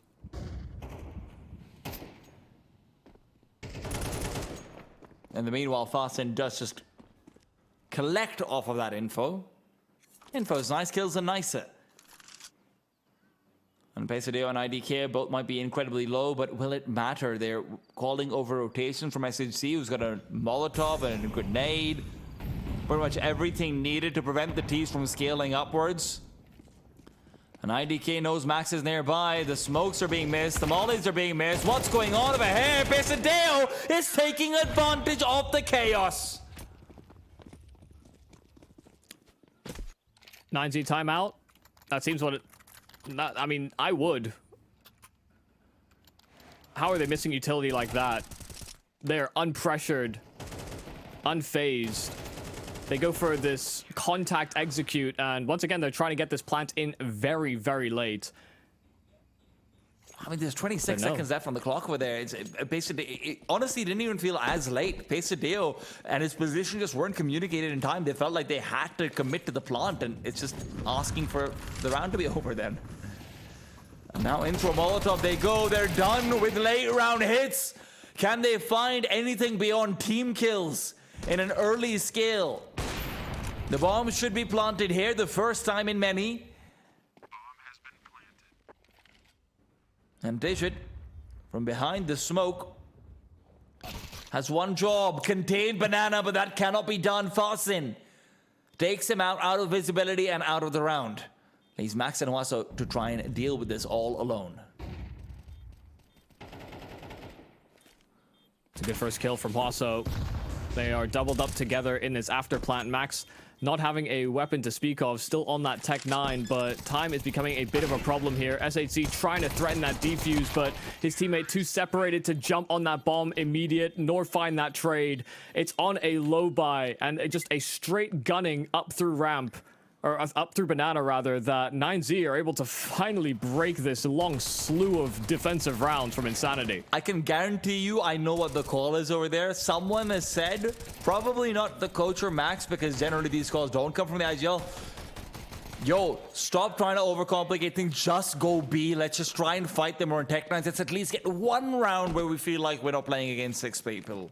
Yeah, it was going to be one of my questions to pose to them as well, is that how many times are they going to go for these executes and Insanity just hide and tuck away, you know, never facing, always waiting for the response utility or the response play. There had to be a moment where they contacted up towards that B bomb site, and they'd probably find Insanity with their pants down, but this time it's off of a rush instead of waiting for the late round. Oh, Martinez has found IDK as well. IDK has been going for that hand peek so many times over, but Martinez will sanitize those hands. Looking for a little bit more. Spots out another one. It feels like he's going after just the one thing, but Pesadeo is coming in on the flank, and Cassin's rotate will prove even more effective. The bomb can be recovered with the help of a smoke from Huaso, but remember, Digit is up to that lonely ghost thing, and sure, he might have been Casper a few times over, but the boost is going to find Huaso, and Digit, even if he gets the kill, he's only just resigning his team to a guaranteed loss. They can go through and try to stick the bomb over here. At least he's got a nade to try and push out against a smoke. And with the smoke down, he's just trying to get it all together. A nade, a Molotov, but the nade will be the only one to deal damage. Wally was inside the smoke, one that he could not see. Oh no. And one that he didn't hear either jump on that bomb, I don't think. Yeah, as soon as they realized where Digit was coming from, deploying all of that utility. But what an effort from Pesadillo. You know, a position in which you could see him maybe even just trying to play safer, play it cool. But to be honest, I thought Digit was going to play trigger discipline. I didn't think he was going to flank and then immediately find that kill on the banana player. I thought he'd try and play more patient than that because they just cleared banana moments ago. At the same time, he'd have to walk all the way, right? They're going to have kits. That seems like you're resigning yourself to just losing the round there, and then unless Insanity make like 2 massive blunders. Yeah, for him, the biggest problem was not knowing how far those CT players were going to continue investigating. You know, how quickly they'd clear the B bomb site, because that would have been the next problem on the list.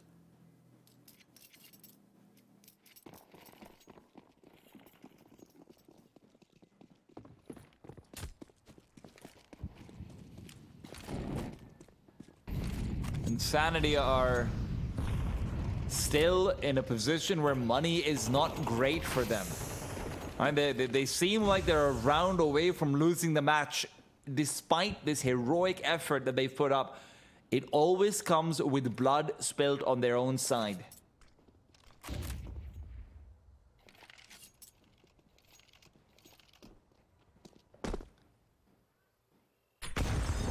Gasson playing a slightly more conservative angle than Martinez did in this same position, where he's left on solo responsibility of Banana. But 9Z aren't going to be contending here regardless. They're heading towards the 4-man meat grinder.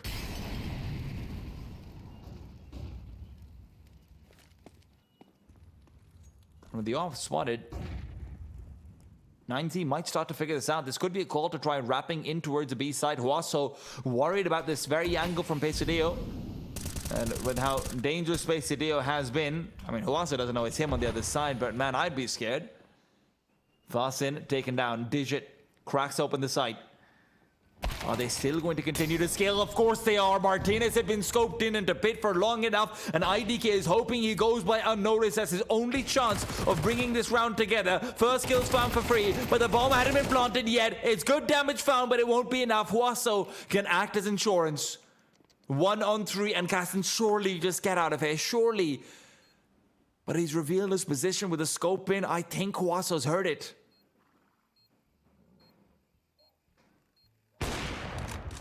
Certainly seemed privy to the idea that he'd be coming in from spawn, but Casson gets his kill, and likely the security of having this AWP into that following round. Digit is on the hunt, but 9Z, this time sending it over towards that A-bomb site, are able to get a couple of these critical kills before having to worry too much about, you know, getting that planted. You know, they move in around that 40 to 35 second mark. And that extra time pays off in dividends. Even the peak from Digit cutting off that AWP. And, you know, you kind of talk about the fact that Insanity have been so close in so many of these moments to crumbling or cracking. Part of that is the economic repercussions that they have with all of these close rounds that they've been able to dodge out. That AWP would have been their only real threat going forward to a future round. 9Z cracking into 11 as Insanity's money is broken. They're teed up to steal this map away at the final leg. It's going to be heartbreaking if that's how it goes. Insanity have looked so good on this comeback in the second half, but that's going to be the problem with not having more breathing room from the first.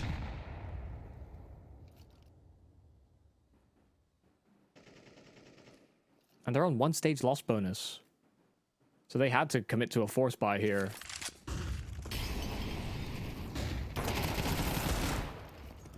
Pesadillo does find Buddha early on. If there's ever going to be a way to win this one, now it relies on the shoulders of S8Z. A 5-7 kill would go such a long way. Digit on the other side is close enough for it to be a headshot possibility, but Digit's been so diligent making sure he's wide swinging whenever he needs to, and now watching out for this very boost that's being set up. Fossin sees nothing. Re-smoke out for Moto. Everything's cleared out. They are not taking any chances here. And for the CTs, as heartbreaking as it is, the save is really the only call you can go for. Yeah, the save is definitely the right decision as well.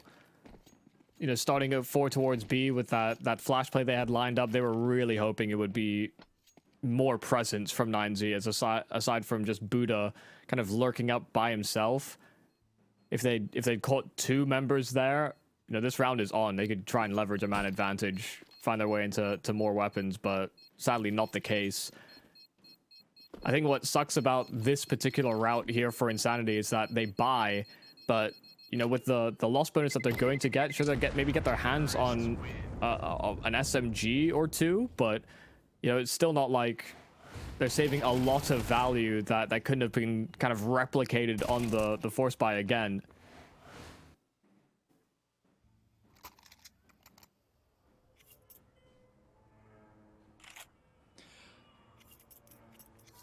Timeout makes sense. They are on 2,400. Well, that won't matter if they lose here. No. I was just trying to figure out how much they do. So 19 for the previous one. I actually thought they'd have pharmacists. This is a little bit more heartbreaking. I thought they'd be on 2,400 in the previous one. Yeah, last round was only 1,400 that they got, so that's why they committed to the force. They felt kind of locked into this. I mean, this is a rough buy to try and save your lives with. 2 5.7s, 2 MP9s, a saved AK. There's utility. That's a saving grace. Yeah, and they've been good with their util so far this map. You know, the executes that they've gone for in terms of taking back control, some of the nades as well that they wait to use in the late round scenarios has actually been a big issue for 9Z to address. But they also need to feel comfortable enough to hold on to that utility for the late round like they had done when they were on rifles. You either have to hold on to it or you have to get ground with it and hope that you win duels in the late round, yeah. But most of their, well, all of their incendiaries and most of their B-sided util has come through without really much fruit being born. And the call is simple. We gamble. We bet it all. We bet it all on A. And we hope that 9Z walk into us. We hope that we do not have to go for a retake. We hope against hope. And unfortunately for them, it doesn't feel like that's going to be the case. This is the problem. They make this decision to go for the gamble stack, and they throw 2 smokes immediately. You know, this is clear stall utility from Insanity way too early in the clock. And so 9Z are scared off of it. They're anticipating the potential of a stack, and they were right in that initial forecast. But now there's 2 players that act in defense, and SHZ, the flashbang lined up that he won't be able to deploy. Both these B defenders get immediately run over. Insanity can't set up into those reactionary pieces of util. They have to fight from behind 3-on-5 to stay alive on their map. MP9s will have to start pushing through, but Martinez will just continue and farm them down. 13-10, 9Z prevent the Insanity parade. But Michael, what a read in that last round. It's so rare that you're going to see Digit gunning it. He's just running away from any situation. Digit's generally the kind of guy who forgets that there's any mode but shift walking. And yeah, perfect read over there. Contact into the B-bomb set as well. But my heart goes out to IDK and Pesadeo. They had so many good holes on the B side. It just felt like they didn't have the breathing room to actually make a show of things in that second half. Yeah, I think for Insanity, there was maybe even a shift that they needed to make at some point on their CT side, because they were very, very good at stopping these late round executes. And I think that's kind of the forte of 9Z, and that's what we've seen so far throughout this tournament as well. And I think as well, you know, you had that call on the fast play up towards Banana where they were just running them down with Tech 9s. You could see that 9Z were starting to understand how those B players were going to play. They were going to be reactionary. and we never saw that other shift. We didn't see that shift in the defense. We didn't see another gear engaged by the Insanity members on that half, but they did a very good job of stopping 9Z and making them extremely uncomfortable. To be honest, they very well could have taken this map, and yeah, I do agree. Maybe hearts out to them. They put up a very strong showing against firm favorites coming into this series. Unfortunately, just not getting enough done on the T side, right? And that's always going to leave you in a difficult place in the second half for your own map pick. Now we head into 9Z's map pick. That's going to be Nuke. That's going to be another situation where it's an uphill battle, but Insanity looked really good in the first one. Can they maybe go the distance in Nuke? We're going to have to wait to find out. Small break coming up. We'll be back very soon. Hello, son. Hi, Mom. Pretty girl. This is Eva. Nice to meet you. Thank you very much. Your dad's just making his favorite dinner. It's duck. Come on inside. They're all probably too gruesome to tell you while you're eating at the table. How's your food? Is everything okay? Good, good.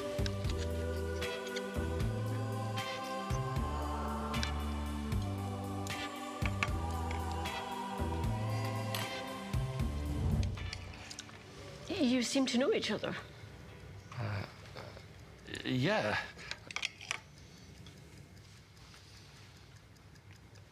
This is the new ambassador for 1xBet. Oh, I see.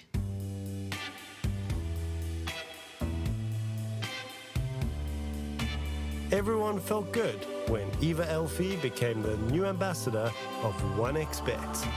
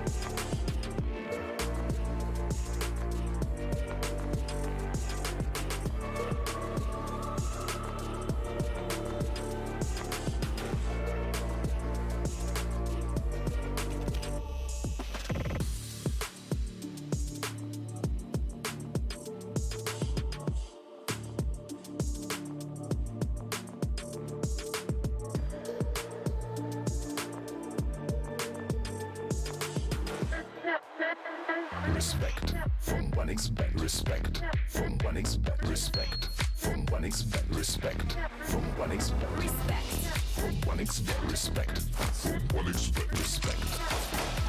Respect from 1xBet. Respect from 1xBet. Respect from 1xBet. Respect.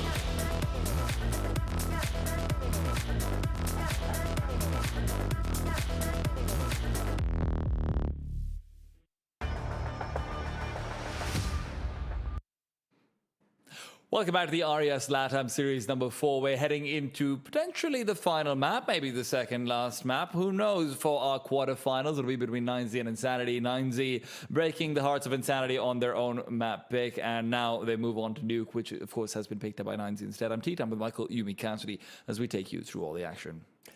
Yeah, a map that 9Z, come away from with a few demons to battle, constantly running into these late round scenarios where they're just constantly getting shut down by Insanity when it came to that second half. Now moving into a very comfortable map on Nuke. For them, they're going to be riding very high off the back that the last time we saw them on Nuke, they were just demonic, honestly.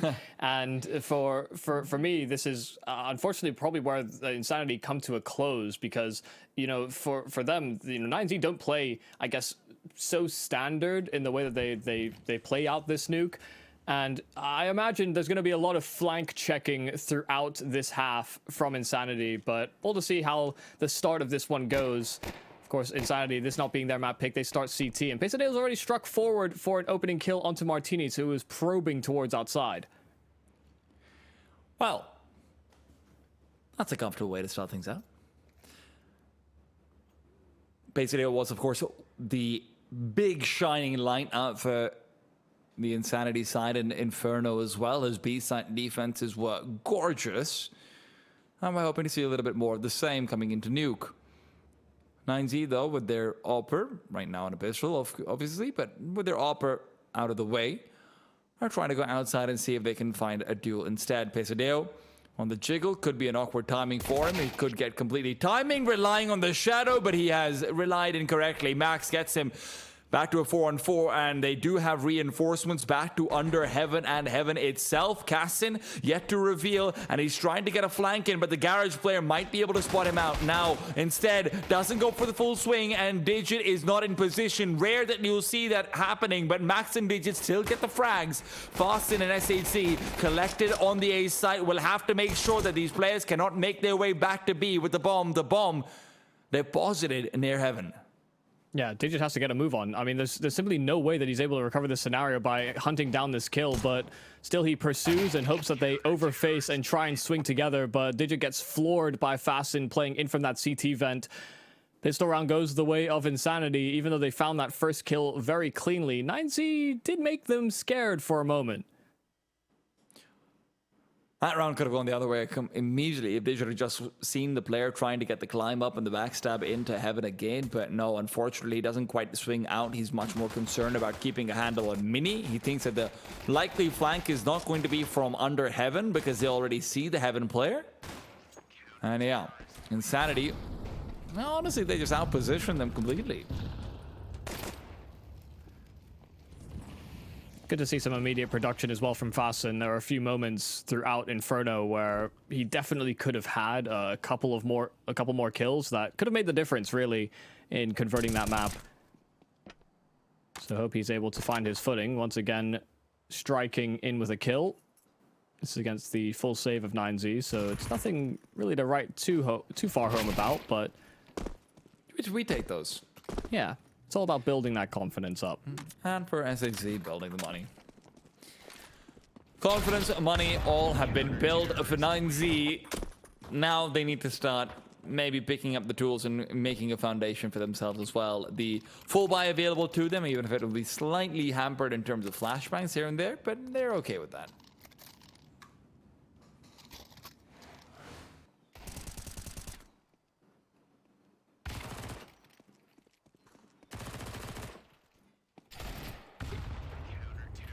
One of the things I would love to see is if Insanity are going to be getting aggressive into 9Z on Nuke, where it feels like early aggression could really be what solves the digit problem. Early aggression or a hyper fast rotates where you're just sort of relying on a slightly gambly style of play. Either one of which could be what you need to deal with a boogeyman.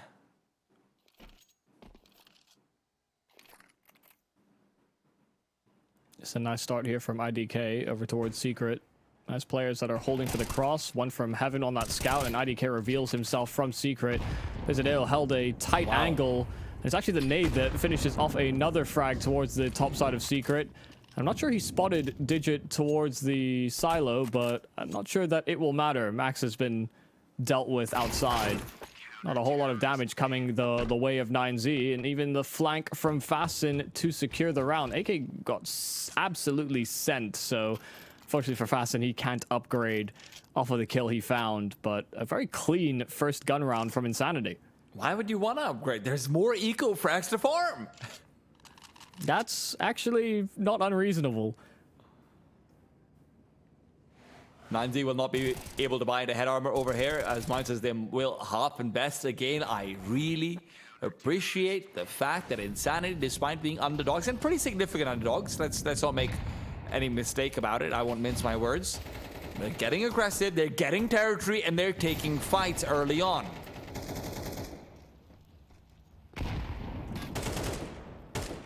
Oh, Pesadeo is sharp as a knife.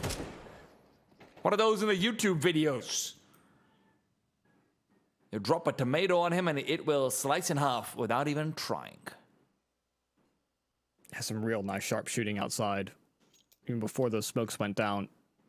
But then also the fast reactions. They do make some steps towards the lower side.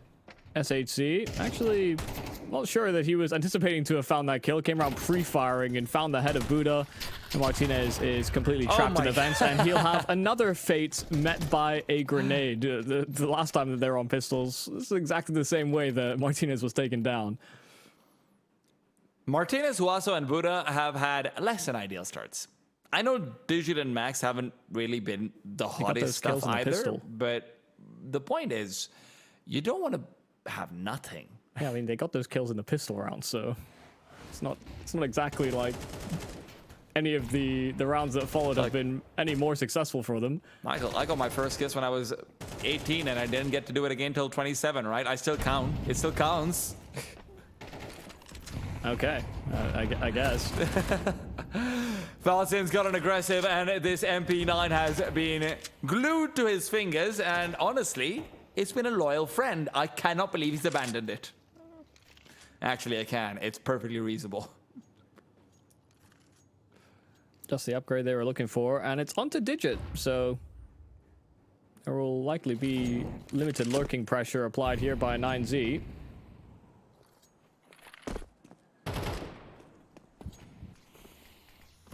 We're getting exactly what we wanted. You know, I had criticisms about the diversity of play on Inferno from Insanity's CT side. They did a great job holding those bomb sites, but they should have maybe added a couple aggressive elements in.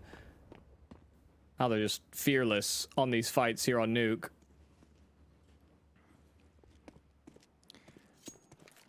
Very hot and cold between these two maps in terms of aggression for Insanity, but it is working wonders thus far. Heating up when it matters. Buddha gets on the board and on the site. There's still another man to contend with, and a rotation coming in from IDK. Let's not forget the flank of SHC. IDK gets aggressive, sure, but him and Cassian are both dead, and now SHC just needs to try and clean up. For Insanity, even damage is important. Let's not forget how much money they built up in the meanwhile. The first kill found, SAC looks for the second, and Max was low. But fortunately for him, he can sideline him, comes in, and gets a nice little knockout. Yeah, SHC drawn to that site player instead, and so Max has enough time to get his handle on the spray. 'Cause he came around pre-firing expecting the swing from SHC, but it wasn't on the money. That was a lovely shot from Hwaso. We didn't get to see it, but the replay is just as spicy. This was a great entry from Buddha. I had not found that. There was very little space that they could have actually worked off of.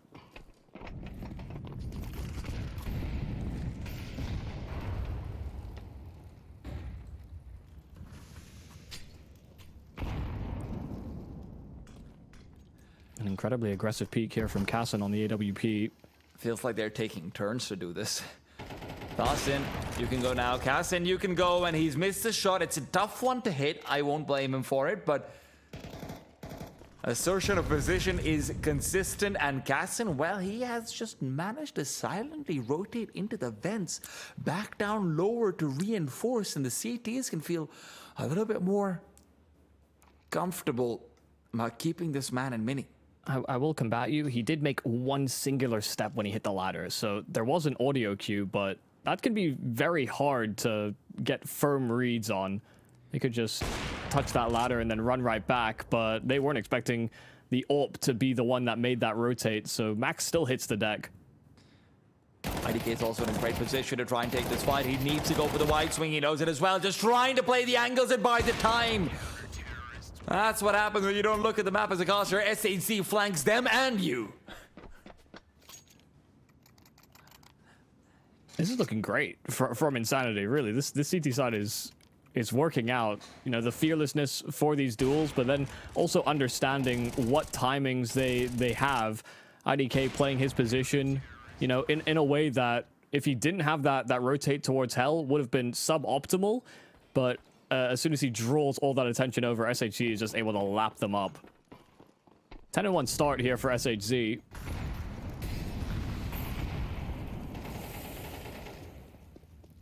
He's been hyper mobile and a part of the action.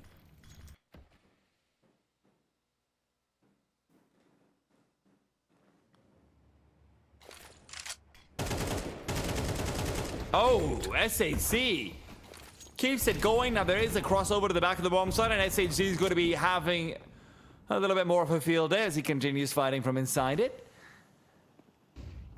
He is up to 12 kills right now, a single death. It goes without saying he was not as successful on Inferno, but hard to match anything like this. Also heard the rotate though. He's right behind Kassan, but he's going to pick it up, but a little too late. Doesn't get that scope in on time, and Hwaso with that recovered AWP, fixated on Heaven. Those two kills have turned this completely around. SHC making the descent to those vents, and they're unsure where the target is here for 9Z. IDK has to hide from Heaven.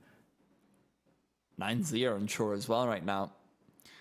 Trying to explore ramp just to see if there's going to be a late flank coming in from behind. And look, 9Z need to decide soon.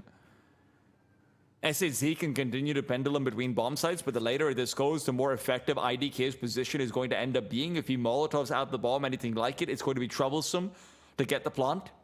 Time is running out. IDK could just finish this round with an incendiary at this point. Hwaso, will you check this angle? Will you clear underneath you? Hwaso finally gets it.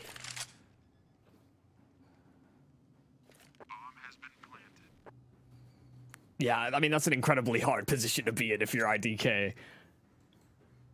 You knew that Heaven was compromised. You couldn't expose yourself to it. If you push in towards Hut, there could still be that lingering presence. Digit was there at the start of this freeze call from 9Z, but then he re-clears towards ramp, groups up with the squad, and they just go all three out from Heaven.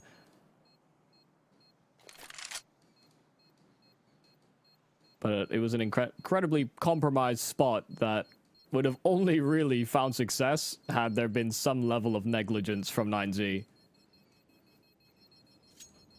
This was a great recovery from Hwaso. They came in on pistols, and all he needed to hear was those steps away from outside by Kassan. And suddenly he had 3 kills and great position as well to set up his squad. Well, they needed the hero. Not the one I expected to show up, but who also has been, well, he's been, unfortunately for him, he has been the second best Chilean player at this tournament. I won't lie to you, but he's been really good. Yeah, no, I mean, that's fair. David is a hard man to beat. I mean, he's also the one that hit those accomplishments with 9Z in terms of breaking through to their first ever major berth. So hard to go against David's credentials. But he's the Chileans that Digit and Max have brought into the squad. Is there a number the 9Z needs to hit here, Michael, on the T side? 5. Whoa, that's high out. Okay. I was thinking you'd be angling towards 4. Well, we're going to wait to see if they can actually meet the expected minimum that Michael is setting for them. Or will they be forced to ice skate uphill? Oh.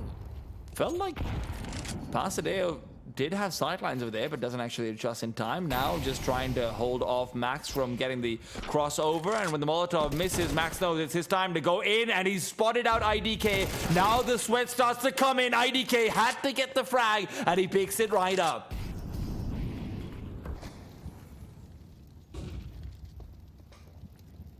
But they're still lowering their guard towards the outside area, and perfect timing here from Pesadeo to swing, but they have him locked in. It's SHC that sits right behind them, though, ready for that peek.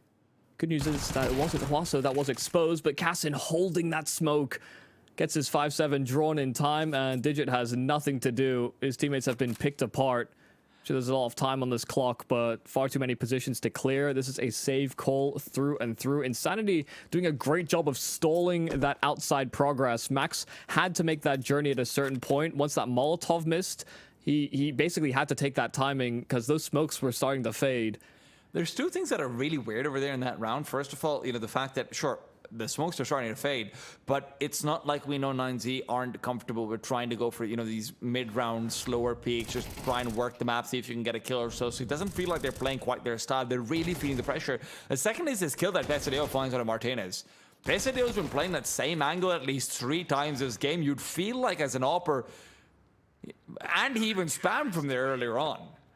You feel like as an opera, Martinez would be trying to keep an eye out for something like it, but he's not had the best game so far. He has exactly 4 ADR right now, Michael. The problem that you have as an AWP, unfortunately, is that the angle that Pesadeo is taking, unless you've got a couple players behind you that can fight towards heaven, or as an AWP yourself, you might be the one that fights towards heaven. But because Pesadeo is holding such a slim angle towards that secret cross, you have to expose yourself to heaven while you're going for that venture or trying to clear that angle out. So yeah, I mean, they may not have that absolutely. same read. They may not have the same. Of course, they don't have the same information that we do. We see it from Pesadeo's point of view, and it is a good-looking point of view. I won't lie to you.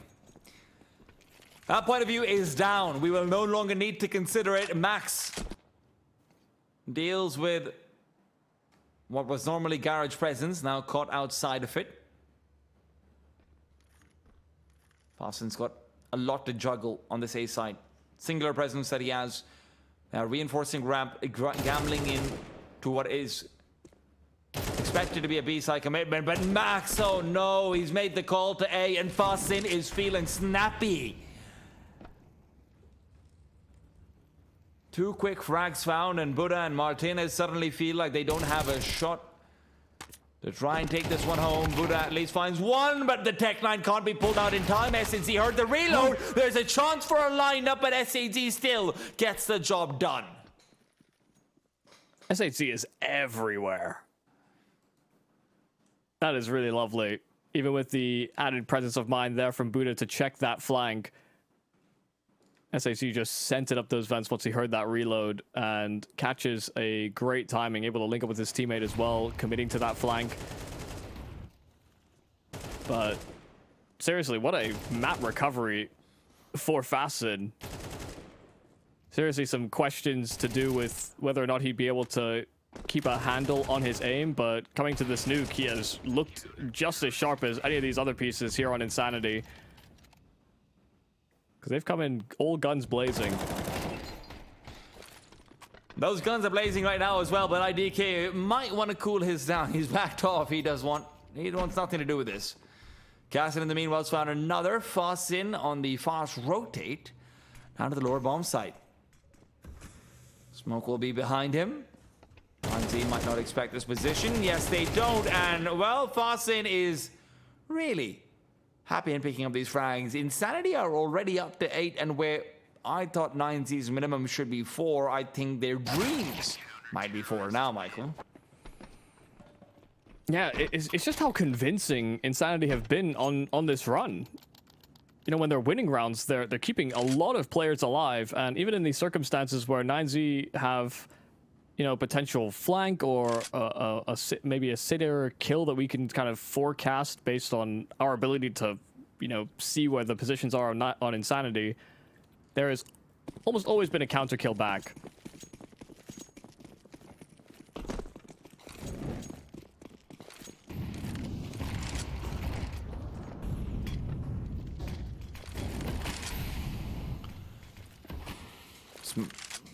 Smoke's a little bit deeper. Pesadeo is still nearby.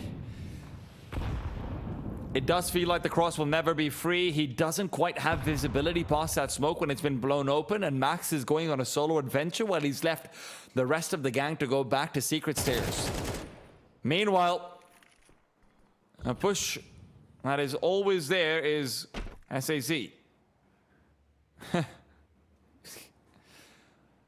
This just feels like he's going to die to his own tricks right now.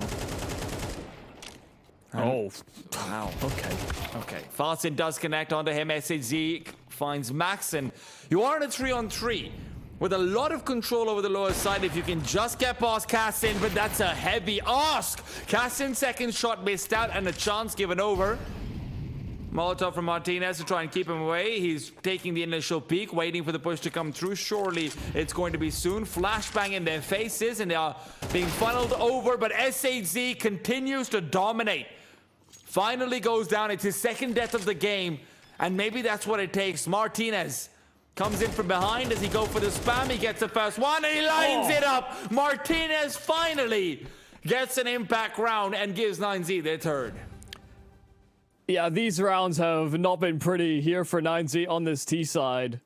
You know, to send you down memory lane, you know, at a double entry from Buddha in one round, we had the Huaso Tech 9 into AWP. And now it's a 1-on-3 here for Martinez that had to be delivered. Lest it just be a completely dominated half from Insanity. These shots from Martinez couldn't have come at a better moment. Insanity are playing so fearlessly, but maybe to their detriment at the end of this half. IDK gets caught before the smoke blooms, but Cassin still able to strike with his AWP. Back into equal numbers, 9Z not pursuing much further in at ramp, and look at what SHZ is up to. Once again, keeping that pressure applied because of that smoke is down. Even re-instigating, and Pesadeo's on a flank. That flank is sussed out. Huaso now knows what's coming over, but he does take some damage for it. They have been stress testing the default of 9Z. They really have been.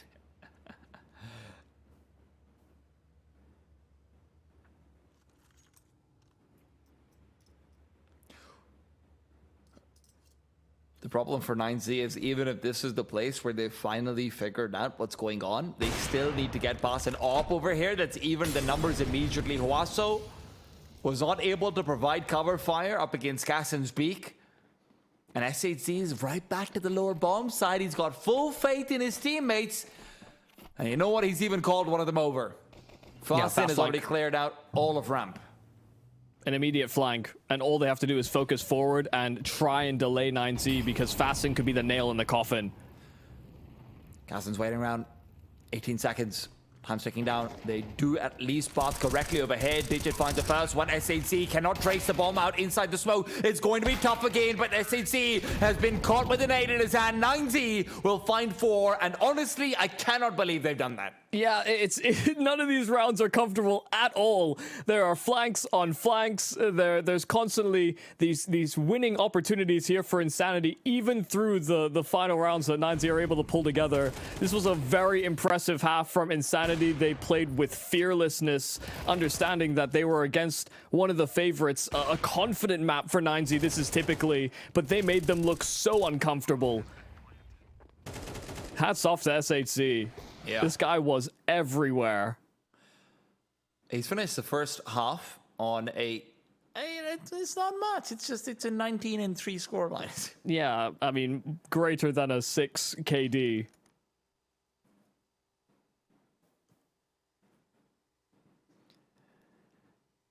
And here's the thing. From Inferno, we have not had a hero in 9Z, right? There have been good rounds, but we've not had one player saying, okay, I'm still sitting on like 5-6 skills more than anyone else in my team. Inferno was done by committee. Nuke so far, sure, individual moments, but you look at the numbers, no one's tearing up the server despite the, losses of their team.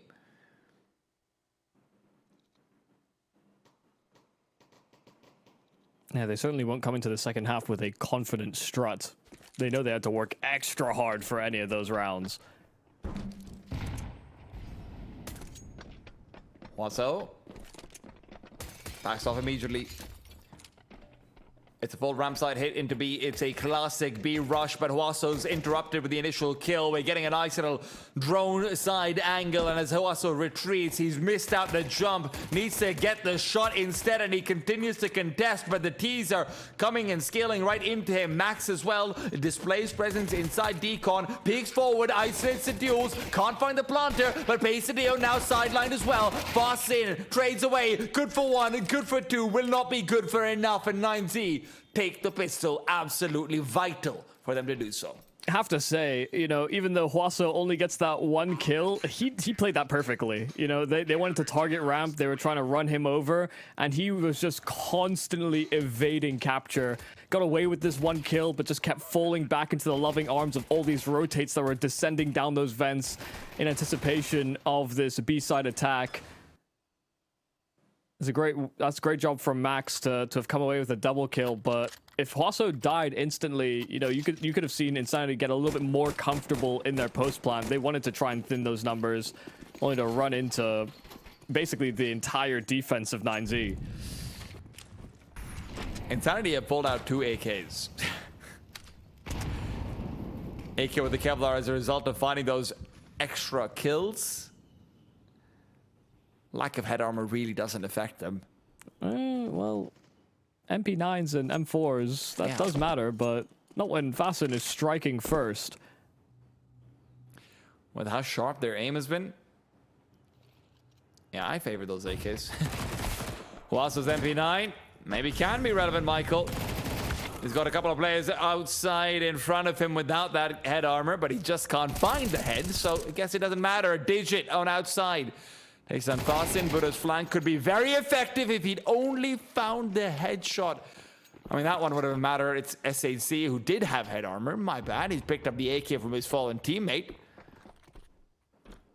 And although there was a nade there earlier on, Max has not been touched by it. SHC will be keeping an eye out for it. Max cannot scale up. This will have to be a save here. Yeah, unless Digit could deal with that player close to those vents, it wasn't looking likely. Yeah, had Buddha expressed a bit more patience on that flank, just looked to contain them, he could have found a great angle to have punished this rotate back towards lobby, but this is a great push and pull from Insanity as well.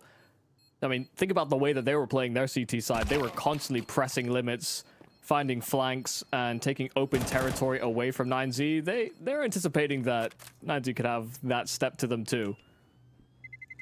Terrorists win.